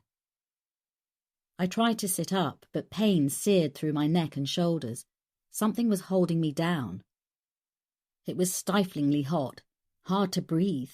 The metallic taste of blood was in my mouth. I willed my eyes to open, focusing on the face inches from mine. No! My voice sounded hoarse. James looked down at me. I was laid on a mattress, my arms outstretched, my wrists tied to the brass bed head of a narrow single bed. I twisted to one side, trying to raise my knees, then looked down to my naked ankles tied to the ornate metal foot of the bed. His fingers traced the line of my jaw where he'd hit me with the butt of the shotgun. Sorry about that, but I heard your seminar in Newcastle, so I knew you'd never allow yourself to be moved from crime scene A without a little encouragement. I tried to order my thoughts, which were tumbling in panicked chaos. I squeezed my eyelids shut, then opened them again as if that might erase this nightmare and replace it with something that actually made sense. It didn't. The 9th of November, he said softly, running his hand across my naked body. Mary Kelly, little Irish girl, my final and most beautiful piece of work. The horrific image of the mutilated remains of Mary Kelly flashed through my mind. I twisted uselessly against the tight cords that were biting into my wrists and ankles. I finally oriented myself. We were in my cottage in the woods, with the old door George had hung a few months before, the number 13 cradled in its rusty horseshoe. Number 13 Miller's Court, the scene of Jack the Ripper's final killing. Where's George? I dreaded the answer. Dead, he said simply. I dropped his body in the septic tank. No disturbed earth for the searchers to see. No grave to find. I've been living at his farm since September, the day you nearly caught me cleaning this place. I added the number 13 to the door George had put in. Nice touch, don't you think? I've been wearing his clothes, driving his Land Rover, hiding in plain sight. People see what they expect to see. I've waved to you and Jen a dozen times across the fields these past few weeks. Shivers prickled across my skin. Of course, Harvey had always known what James was. That's why he behaved as he did at the cottage that day. He'd known James had been in there. He dipped his head, trailing his lips across my neck, down my shoulders. Did you know your boyfriend had a CROP set up at your place the day they searched the farm, as well as putting a lump on your car? A covert rural observation post. Surveillance officers literally hiding in my bushes. A lump. A tracking device. Could Callum have suspected my involvement seriously enough to have gone that far? The morning of the double event, I came to deliver the eggs on my way back to George's. I wanted to keep up his usual routines, to keep him alive in your mind, so to speak. Coming to your door in the early morning, seeing you and Jen around the place, knowing you never suspected a thing as you waved to me in the distance. I almost stumbled across the surveillance officer. Then I watched while the CROP was ordered to stand down. He removed the tracker on your car before he left. His lips trailed across my collarbone as he spoke. If he'd stayed another 10 minutes, he would have seen me come to your door. Luck of the devil, eh? A million thoughts fragmenting into hot metal shards seared through my mind. My words were my tools, my only weapons. Why? Was the best I could manage. What motive? He smiled like an indulgent parent with a stupid child. My grandmother was Jane Lubnowski. He watched, waiting for me to catch up. My brain crawled sluggishly through the database of Ripper facts. Aaron Kosminski, I said slowly, the prime suspect for Jack the Ripper in 1888, had a sister, Matilda, who married Morris Lubnowski. My grandmother was Kosminski's niece. He lowered his head and brushed his lips across my neck, whispering against my skin. I am Jack the Ripper. I always felt his presence inside me. When my grandmother told me about my heritage, it explained everything, all the feelings. His hand followed the trail of his lips, skimming my collarbone, finally resting across my throat. All those thoughts, all the things I'd dreamed of doing. His grip tightened slightly. You're insane! I arched my neck to slacken his grip. He closed his fingers more tightly. Perhaps. Or maybe I'm fulfilling a genetic destiny. His face was filled with a cruelty I now realised I had caught a glimpse of that day in my office, when he'd lost his temper. But you didn't want to help me when I asked the first time. So here we are. You asked? He nodded, but his eyes were on my stomach. His hand followed his gaze as he spoke. I was 22, at university. I watched your documentary about serial killers. The UK's leading expert, they said. You talked about Jack in the film. I knew then that you were the one. I wrote to you. But you never replied. His hand lingered, gently stroking. I wrote that I was a descendant of Jack, that I felt his hungers, his drives, his needs. I wanted you to help me. His hand slid again around my throat, and his grip cut off my breath. But you didn't even bother to reply. I never received... I gasped, twisting my head frantically, trying to draw more air into my lungs. Suddenly he let go. I drew in a ragged breath, straining to claw as much air in as I could before he could grip my throat again. Instead, he got up and turned his back to me as he busied himself at the small bedside table. Light in the room was coming from a coal fire in the grate, causing James's shadow to flicker in grotesquely gigantic proportions across the whitewashed walls. The heat in the small space was suffocating. Unwanted details from the Victorian police report into Mary Kelly's death flashed through my mind. I squeezed my eyes shut to try to stop them. Inspector Aberline explored the ashes in the grate of Mary's room. The fire had been so fierce it melted the spout off the kettle. I could feel the heat from the grate, all-consuming. Both breasts were removed by circular incisions. The pericardium was open below and the heart absent. Mary's heart had been cut out and burned in the fire.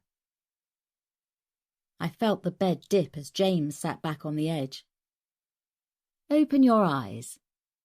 He grabbed a handful of my hair, jerking my head around so that I had to look at him. In his other hand he was holding the knife. You've been looking for this? Don't. I hated the pleading tone I couldn't keep out of my voice. He wasn't listening. His eyes travelled to my breasts, lingering for a moment before he lowered the knife. I felt the cold tip of the blade as he held it against my ribs. No. I felt the searing cold pain as he lightly drew the surgically thin edge across my skin, just deep enough to draw a delicate line of blood. Razor sharp, he whispered. Only the slightest pressure needed. Wait! My breath was coming in short, shallow gasps. I had to make him stop, make him listen, Try something. Anything. You said you wanted to stop when you were 22. I was speaking too fast. I took a breath, trying to slow my words. When was the first time you killed? He stared at me. Why? I need to know. I felt the knife lift as he released the pressure. Then he lowered his hand, resting the bloodied blade against his thigh. My mother, he said quietly. I was 14. Why? I hated her, he said simply. There was a 15-year gap between me and the golden boy. I always knew I was her menopause mistake. She blamed me for being trapped in a loveless marriage with my father. She used to entertain her male friends at the house when my father was away in London. I threatened to tell him if the whore didn't stop. She beat me. She said he'd never believe me and he would hate me for telling lies about her. I was sent to boarding school at 5 years old. Barely tolerated during the holidays, so I stayed with my grandmother whenever I could. He turned the blade slowly in his hand. My grandmother gave me the knives as part of the family inheritance, told me who they'd belonged to. My mother thought they were obscene. She hated them. She was ashamed of their history and made my father keep our ownership of them a secret. He wanted to loan them to a museum, especially given their provenance. As a lawyer, he found their story fascinating, but she was horrified people would find out about her family's connection to Jack, so she wouldn't let him. Chapter 57. 9th of November, 1 a.m. I followed his gaze as he looked at the green leather case open on the bedside table. His focus came back to me. That night, they'd rowed again. She got drunk after my father left the house. I told her how much I hated the way she treated him, treated me. She slipped onto the rug, so drunk she couldn't get up. I strangled her with the fabric belt from her dress. He took a deep breath and his eyes refocused. But you got away with it. She was petite, weighed nothing. It was easy to drag her onto her knees. I tied the belt to the door handle, then stood and watched her for a while. I didn't know enough back then to be certain she was dead, so I slit her wrists, just to be sure. That was the first time I used Jack's blade. Appropriate she should die by it, considering how she felt. Don't you think? He smiled. The memory of it pleased him. It was recorded as a suicide. No one was surprised. She threatened to do it often enough when she was drinking. You were a child, I said, with a calmness I didn't feel. Emotional abuse leaves scars deeper than physical. I shifted, trying to ease the burning tension in my arms and shoulders. It's not too late, I said quietly. I let you down before. I never received your letter, but I can help you now. He looked at me quietly for just a second, giving me a glimmer of hope, then laughed. I think you'll find you're the one on my couch now, Doctor. He held the side of the blade flat against my cheek, the tip of it touching the corner of my eye. You're the one no one is going to help this time. His fingers dug into my chin, tilting my face towards his. Your knight in shining armour thought it was all over. The cavalry have packed up and gone home. Nobody's coming to help you. It's just us for the grand finale. His knuckles blanched white as he tightened his grip on the knife, moving it from my face, lowering it to my belly. Wait! My stomach tightened as I felt it touch my abdomen. If this is how it's going to end, then at least give me some answers first. Please? The muscles bunched in his cheek as he considered for a second. Then he nodded. I took advantage of his silence. At least while we talked, it bought me some time. Maybe I could find a chink in his psyche, find enough space between his delusions and reality to salvage something, anything. Martha? He smiled. Susie? Ah, yes. Pretty little thing, wasn't she? Trusting. Like a child. She loved you. I could feel tears pricking my eyes and marvelled at the human ability to feel such compassion even at this moment, facing the monster with no such empathy who had ended her life. Almost a shame, he said, but I could see no emotion behind his eyes. I chose her for her role, right from the start. Where did you keep her? They could never find out where she lived with John. I take it you were John. He nodded. She only ever knew me as John, her boyfriend. He laughed again. The thought of her childlike naivety amused him. I kept her in my apartment at Salford Quays. I told her the police were looking for her, for the murders she'd committed in Manchester. For the period she couldn't remember because of her drug use. Yes. She trusted me, didn't ever question what I told her. I was keeping her safe, hiding her secret. But it meant she knew to stay out of sight when I left her alone, to keep the blinds closed, not go out or answer the door. No one ever knew she was there.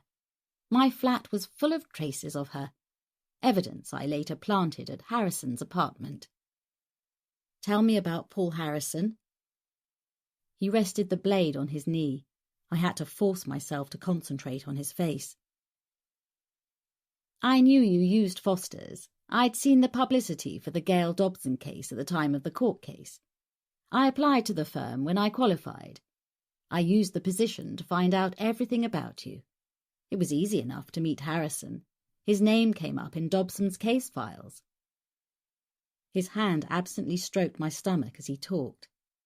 Everyone has a weakness. You know that, he said quietly. For some it's money or power. For others it's attention, affection, love. His eyes met mine and held my gaze, and for a second I glimpsed that mesmeric charisma I'd seen when we'd first met. People starved of love recognize each other. Don't we, Joe? He would have sounded seductive if it hadn't been for the circumstances.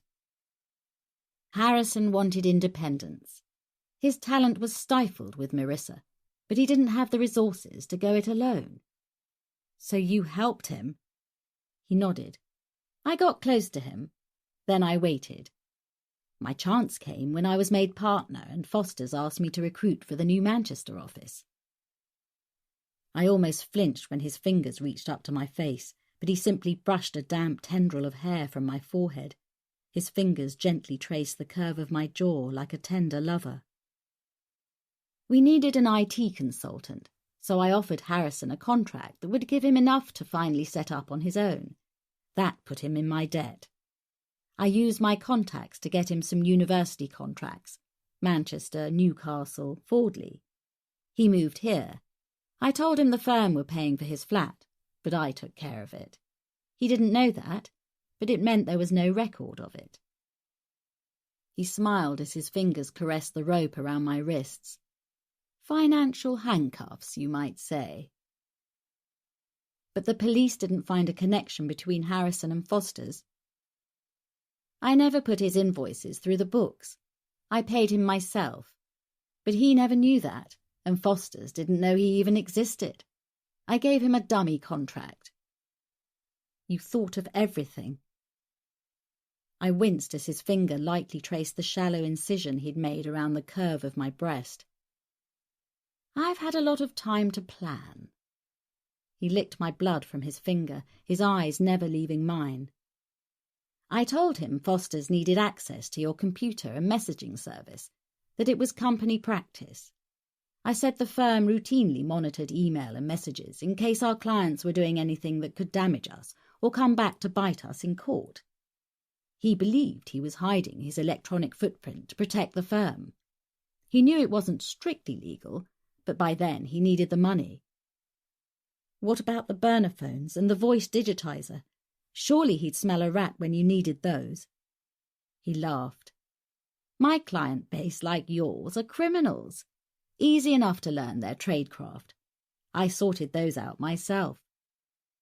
Harrison never knew about them. He used the computer in the university basement to access your computers. I'd had copies made of his keys and his passes, so when I needed to send you photographs of Martha and Polly, I'd go there at night after he left and send them myself. He never suspected. He shook his head slowly. I arranged for a lock-up near his flat so he could keep his bike there. But you had keys, so you could take the bike whenever you needed it. You used it to get Martha away from Westwood, and later at Polly's cafe. Bravo! He raised his eyebrows, mockingly impressed. After Hanbury Street, Harrison had expended his usefulness. By then, he'd set up the electronic maze that kept the police from tracing the IP addresses. The only use I had for him then was to harvest his DNA. I took a shaky breath, trying to keep my tone even. So you took strands of his hair and trace evidence from his flat to plant on the bodies?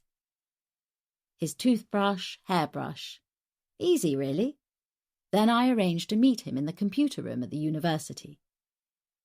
He spoke matter-of-factly, like he was talking about a day at the office. I strangled him with a noose, then hung him by it. He laughed. He was so passive, hardly put up a fight.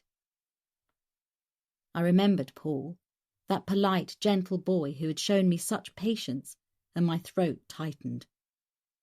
Then I made the anonymous call to the police, saying he'd asked me, his student friend, to take the DNA test for him, so they'd find him there, with all the evidence they needed.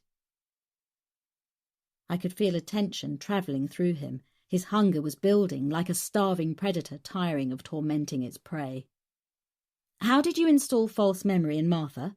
I asked quickly. "I used Gail Dobson." "She didn't know who you were?" He shook his head. "She thought I was a patient of yours with a grudge when I took Martha to see her. It was easy to convince her to help me set you up, to install Jack's script and the false memories. She thought I was going to get you involved in a fake case and then humiliate you in the press." "You killed her too?" "I would have done eventually, to tie up the loose end, but she saved me the trouble. Stupid bitch actually fell in love, thought we were in some grand romance. She threatened to kill herself when I ended it. I turned the knife, metaphorically speaking. I knew which cracks to leverage to make sure I'd destroyed her enough. Then I left the flat." He laughed. "She called me to say she was going to do it if I didn't go back that night. I told her to get on with it." I swallowed hard, but I had no saliva. The calculated callousness of it was horrific. I waited a few hours, then went back. I still had a key. He caressed my neck as he spoke. She'd taken an overdose of sleeping pills and painkillers, all washed down with nearly a bottle of vodka. She was conscious enough to know I was there. He licked his lips. So I helped her along, slit her wrists and watched her die. Not across the wrist, you understand. His finger traced a line from my wrist to my elbow, but down the arm. That's the mistake people make, going across the wrist rather than up the arm. Far more effective.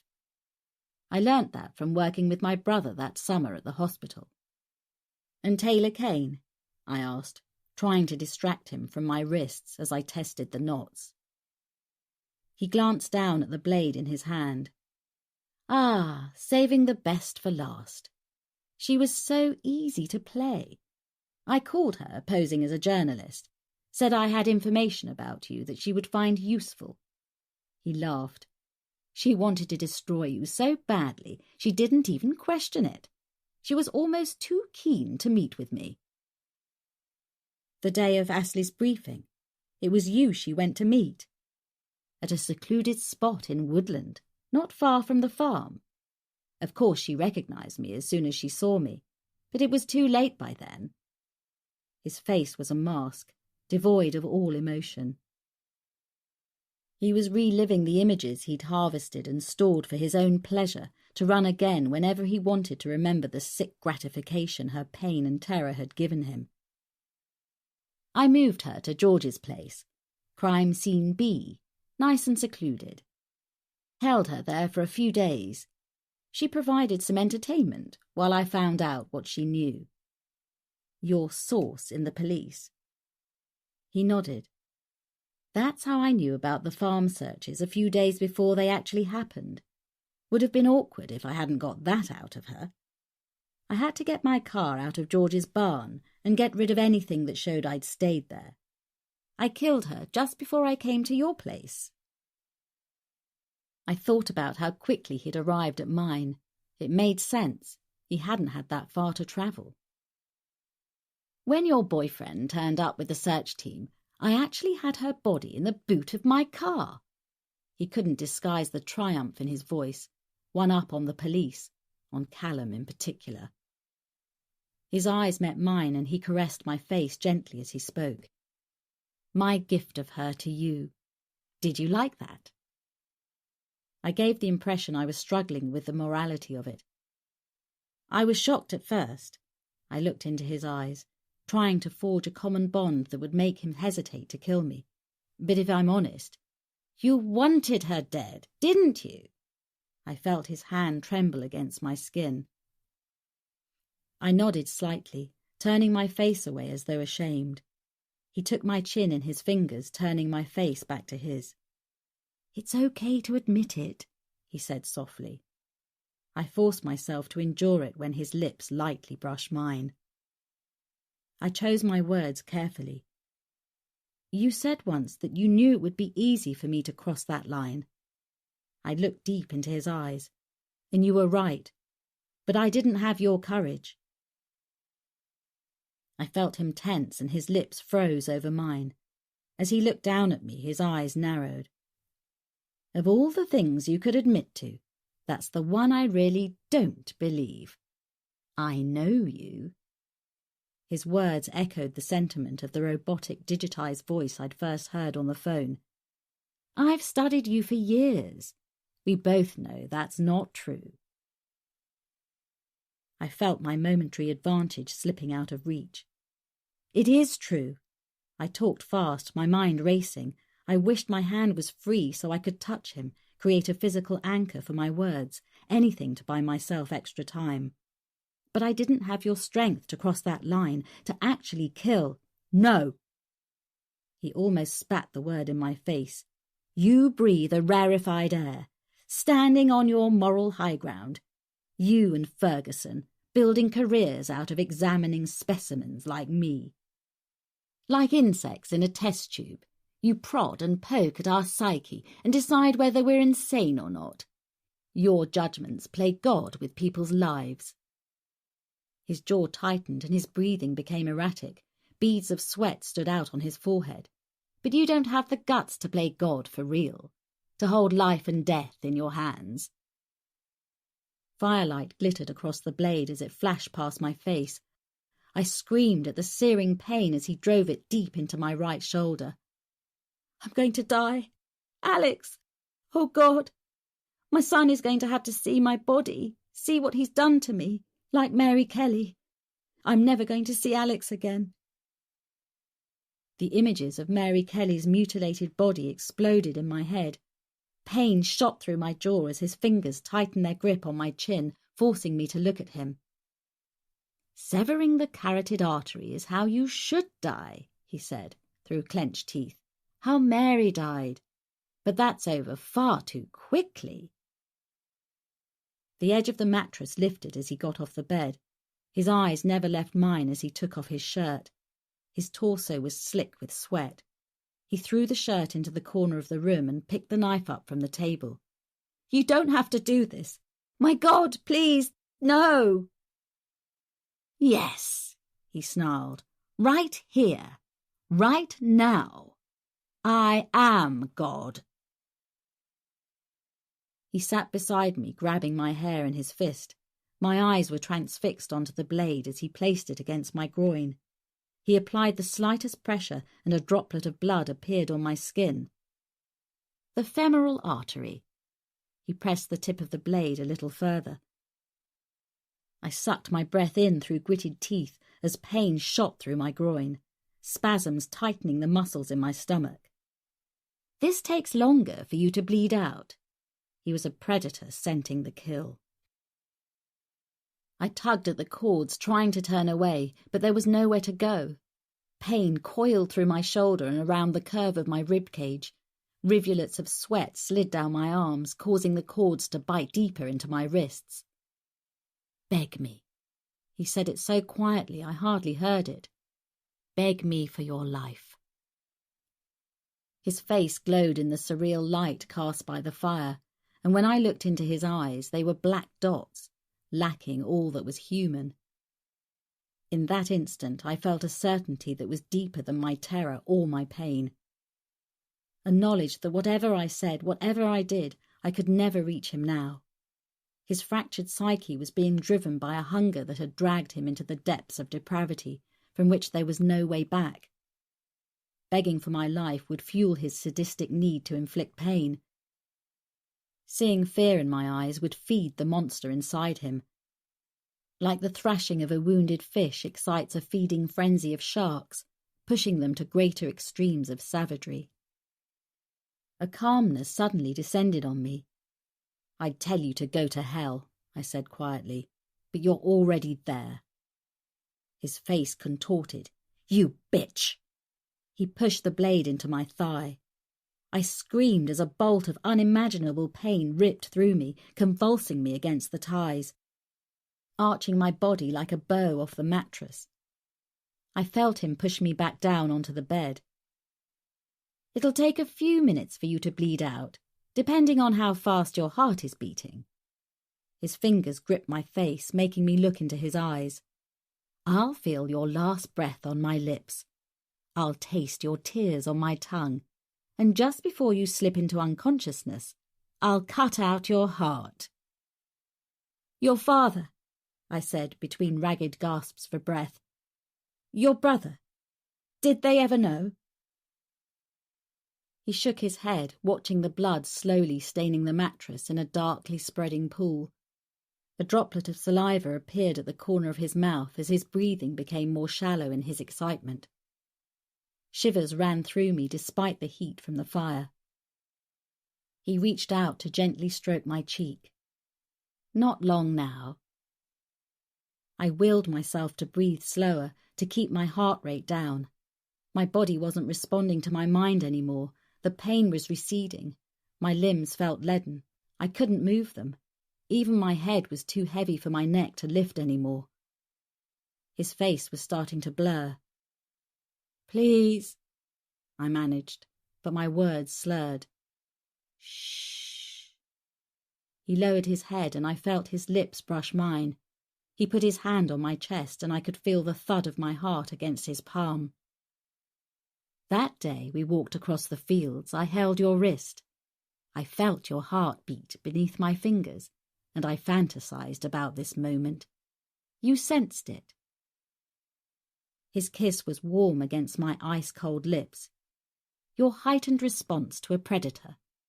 I tried to make you think it was sexual attraction, but I knew I couldn't fool your instincts for long. So I said I was leaving." He stroked my hair. "I knew I wouldn't have to wait long before we could share tonight." Darkness invaded my peripheral vision. I wasn't cold anymore. It was difficult to keep my eyes open. His voice was echoing from so far away I could barely hear him. Finally, he sat back. He raised the knife and held it over my heart. I braced myself for the final deadly blow, and then everything seemed to happen at once. The door burst open. James half turned as a figure filled the doorway. I vaguely heard a shout and James stood up. He looked down at me, his hand raised high. The knife blade glinted in the firelight as he brought it down. Just as thunder crashed into the room, deafening me. James seemed suspended in mid-air for just a second before spinning around in slow motion to slam against the wall. I felt his weight across my legs, and then Callum's face filled my vision. He was holding George's shotgun as he looked down at me. He mouthed my name, but there was no sound. His eyes were filled with a visceral fear I'd never seen before. He reached out to me as the blackness finally closed in. Chapter 58. 14th of November, Fordley General Hospital. Lucky for us, he couldn't resist it. Callum carefully put the glass of water into my left hand. My upper torso, right arm and shoulder were immobile, wrapped in mummifying bandages. One last call to torment us with the fact that Jack was still out there, determined to finish what he'd started and tell us we couldn't stop him. So he called you, just like the calls he made to me, with his voice digitized. Callum nodded as he sat back on the chair beside my hospital bed. But how did you know where we'd be? If he hadn't made that call, I wouldn't have. I tried to shift to a more comfortable position and winced as the ache in my left thigh reminded me that moving had consequences. You're going to have to run through that night again, I said, running a hand wearily across my eyes. I was only just beginning to piece it all together, and this was the first chance Callum had to come and see me, to talk to me properly when my brain wasn't flying morphine kites. You couldn't have known then that it was James, or that I'd be his next victim. You're right, I didn't know for sure, but I had my suspicions. He took a sip of vending machine coffee and grimaced. I made a clumsy attempt to put my glass on the bedside table and groaned when the stitches snagged. Callum took the glass from me with a disapproving look. Are you deliberately trying to undo all my hard work? Take it easy, for God's sake. I couldn't help smiling at him. My lips were one of the few things that didn't hurt if I moved them. Your hard work? You didn't put my stitches in. No, I just had to use the belt off my trousers to stop you bleeding to death. He plumped my pillows before taking his seat again, but I could tell he was trying hard to maintain the stern look. The Yorkshire Air Ambulance crew said that his improvised tourniquet had not only prevented me from bleeding out, but had probably saved my leg. Remember when we searched the farms? I came to see you before we left.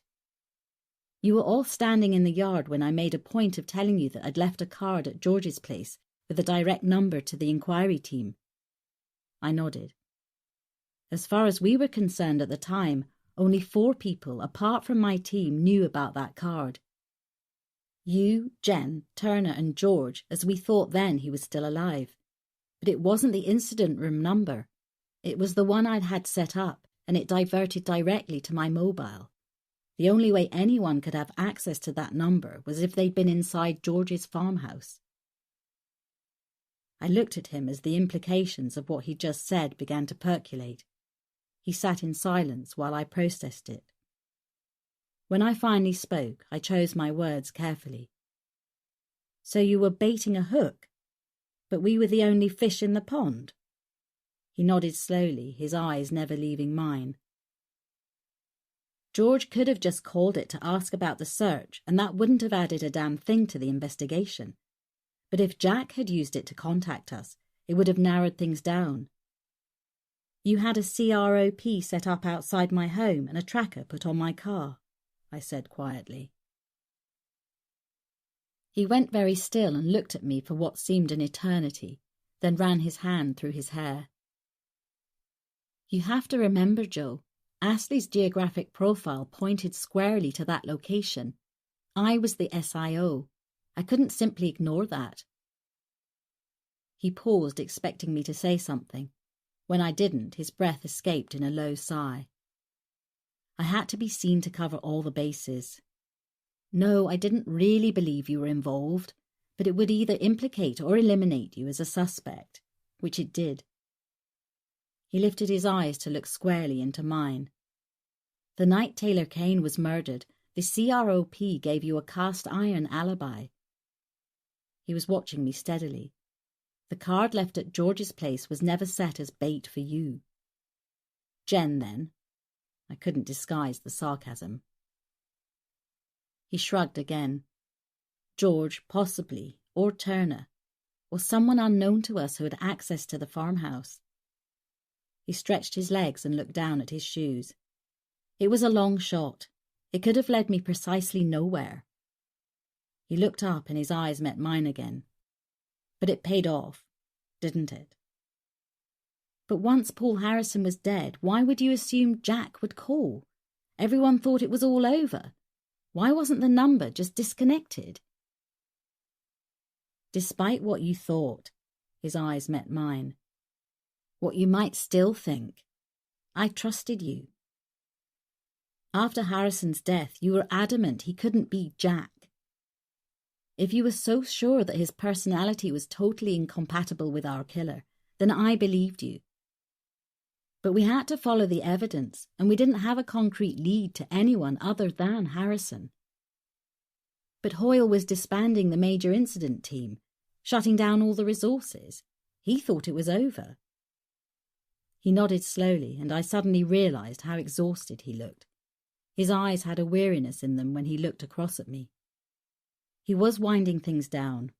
The extra officers we drafted in were sent back, but I still had my original team. So I kept some lines of inquiry open. We had loose ends to tie up. It was still an active inquiry, despite our prime suspect chilling in the mortuary. How I allocated the remaining resources was up to me, so I kept that phone line open. What Hoyle didn't know wouldn't hurt him. And when Jack called that night, the call came in on that number. But surely that only told you he'd somehow got the number from George's. It didn't tell you where he was. He could have been calling from anywhere. I had Shah with the telephony team monitoring all the numbers Jack had used previously. We assumed he'd been destroying the burner phones, but some were never recovered, so there was a chance he might still be using one of those. And he did. Callum nodded. And the signal from his phone pinged off the Kingsbury mast, so I knew he was near the farm when he called. I couldn't reach you on any of your numbers, so I drove up to your place and called out the cavalry en route. You weren't there and your car had gone, but you'd left without locking up, so I knew you hadn't gone far. Obviously, my next stop was George's. We sat in silence for a moment, both thinking about the odds that had been beaten that night. But I still had pieces missing. How did you know where he'd taken me? Harvey told me. Chapter 59. 14th of November, Fordley General Hospital. Callum sat forward in the chair. When I got to George's, there was just your car there with the driver's door open and your mobile phone on the seat. In the headlights, I could see blood on the yard. I thought it was your blood. He paused and had to clear his throat before he could carry on. The blood trail went away from the house, so I followed it down the track to the cottage. But I assumed James took me to the cottage in George's Land Rover. I was being slow on the uptake. He did, and as I got to the cottage, the Land Rover was parked outside. It wasn't your blood trail I'd followed, Joe.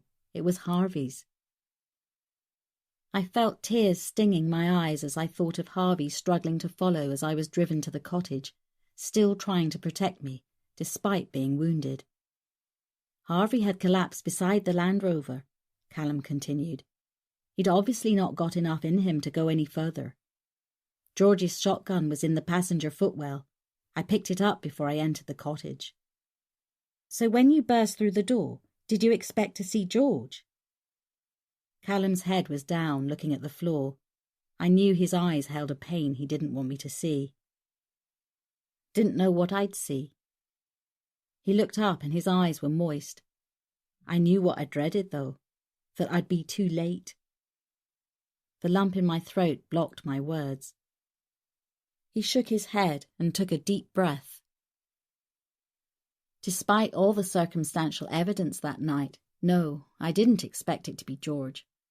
For one thing, I trusted your profile of Jack, and George was a million miles away from being like that. But I can say that I wasn't surprised to see Turner. I looked at him steadily, debating whether to ask my next question, but I needed to know. Did you mean to kill him? I meant to stop him. He looked at me in silence, then lowered his head as he spoke, looking down at the floor again. I've never killed anyone. Can't say it feels good, even though it was Turner. He lifted his head and his eyes met mine and held my gaze. I didn't have time to think. When I came through the door, I saw him, saw the knife. I shouted a warning, but he ignored it, brought the knife down. He was going to kill you, Joe. I couldn't meet his eyes any more. The images from that night were something I didn't want in my head. Callum was the only person alive who could see what I could share the connection of what happened. The experience of that night had changed us both forever, in ways we probably couldn't yet imagine, but we both knew it had. Are you glad he's dead? He looked back down. As a copper, I wanted him to face justice for what he'd done, to give the victims' families some answers. He looked back at me. But that night, I was just glad I'd stopped him, and when I saw what he'd done to you, Joe. He slowly shook his head. Yes, I was glad, and if the bastard had moved a muscle, I would have enjoyed shooting him again. Thank you, I said, for everything you did that night. He nodded and we sat in silence for a while. I could feel the dull ache of fatigue spreading like molten lead through my limbs, but I still had questions to ask. I shifted, trying to ease the ache in my leg. You never liked him, but that's not enough to make the leap that he was Jack. Not a leap, more a confirmation of suspicions. Well, you were better than me then. He was the last person I expected to see that night. Don't be too hard on yourself. My suspicions were based on things the team began to piece together, but only after Harrison's death, things you weren't privy to. But you're right, I didn't like him. He made his reputation getting the bad guys off the hook, people we knew were banged to rights. Mr. Loophole would usually find a technicality or miraculously produce an alibi. Was he bent? As a lawyer, I mean. Not crooked exactly, too clever for that, but I always felt that if he swallowed a nail, he'd shit a corkscrew. There had always been something about him that tweaked my copper instincts. I thought he might have been implicated in all this, but I didn't have enough to get authorization to breach his legal privilege. So what, then? He shrugged. I did a bit of digging into his background. His brother arranged work experience for him one summer at the hospital. I know, he told me that.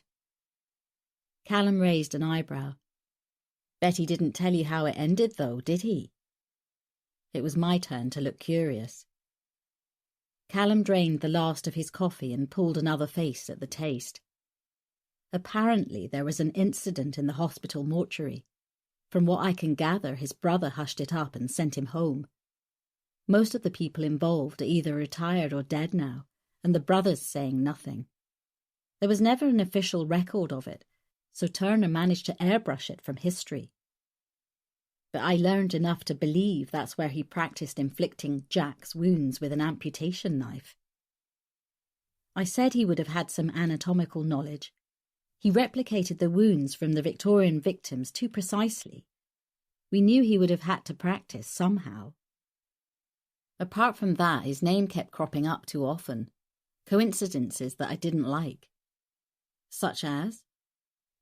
He worked for Foster's and they were the same law firm that represented you during the court case with Gail Dobson. Turner didn't work for them then, so there was no connection during that time. But a few years later, while he was there, she commits suicide. I got the intel team to dig into that one.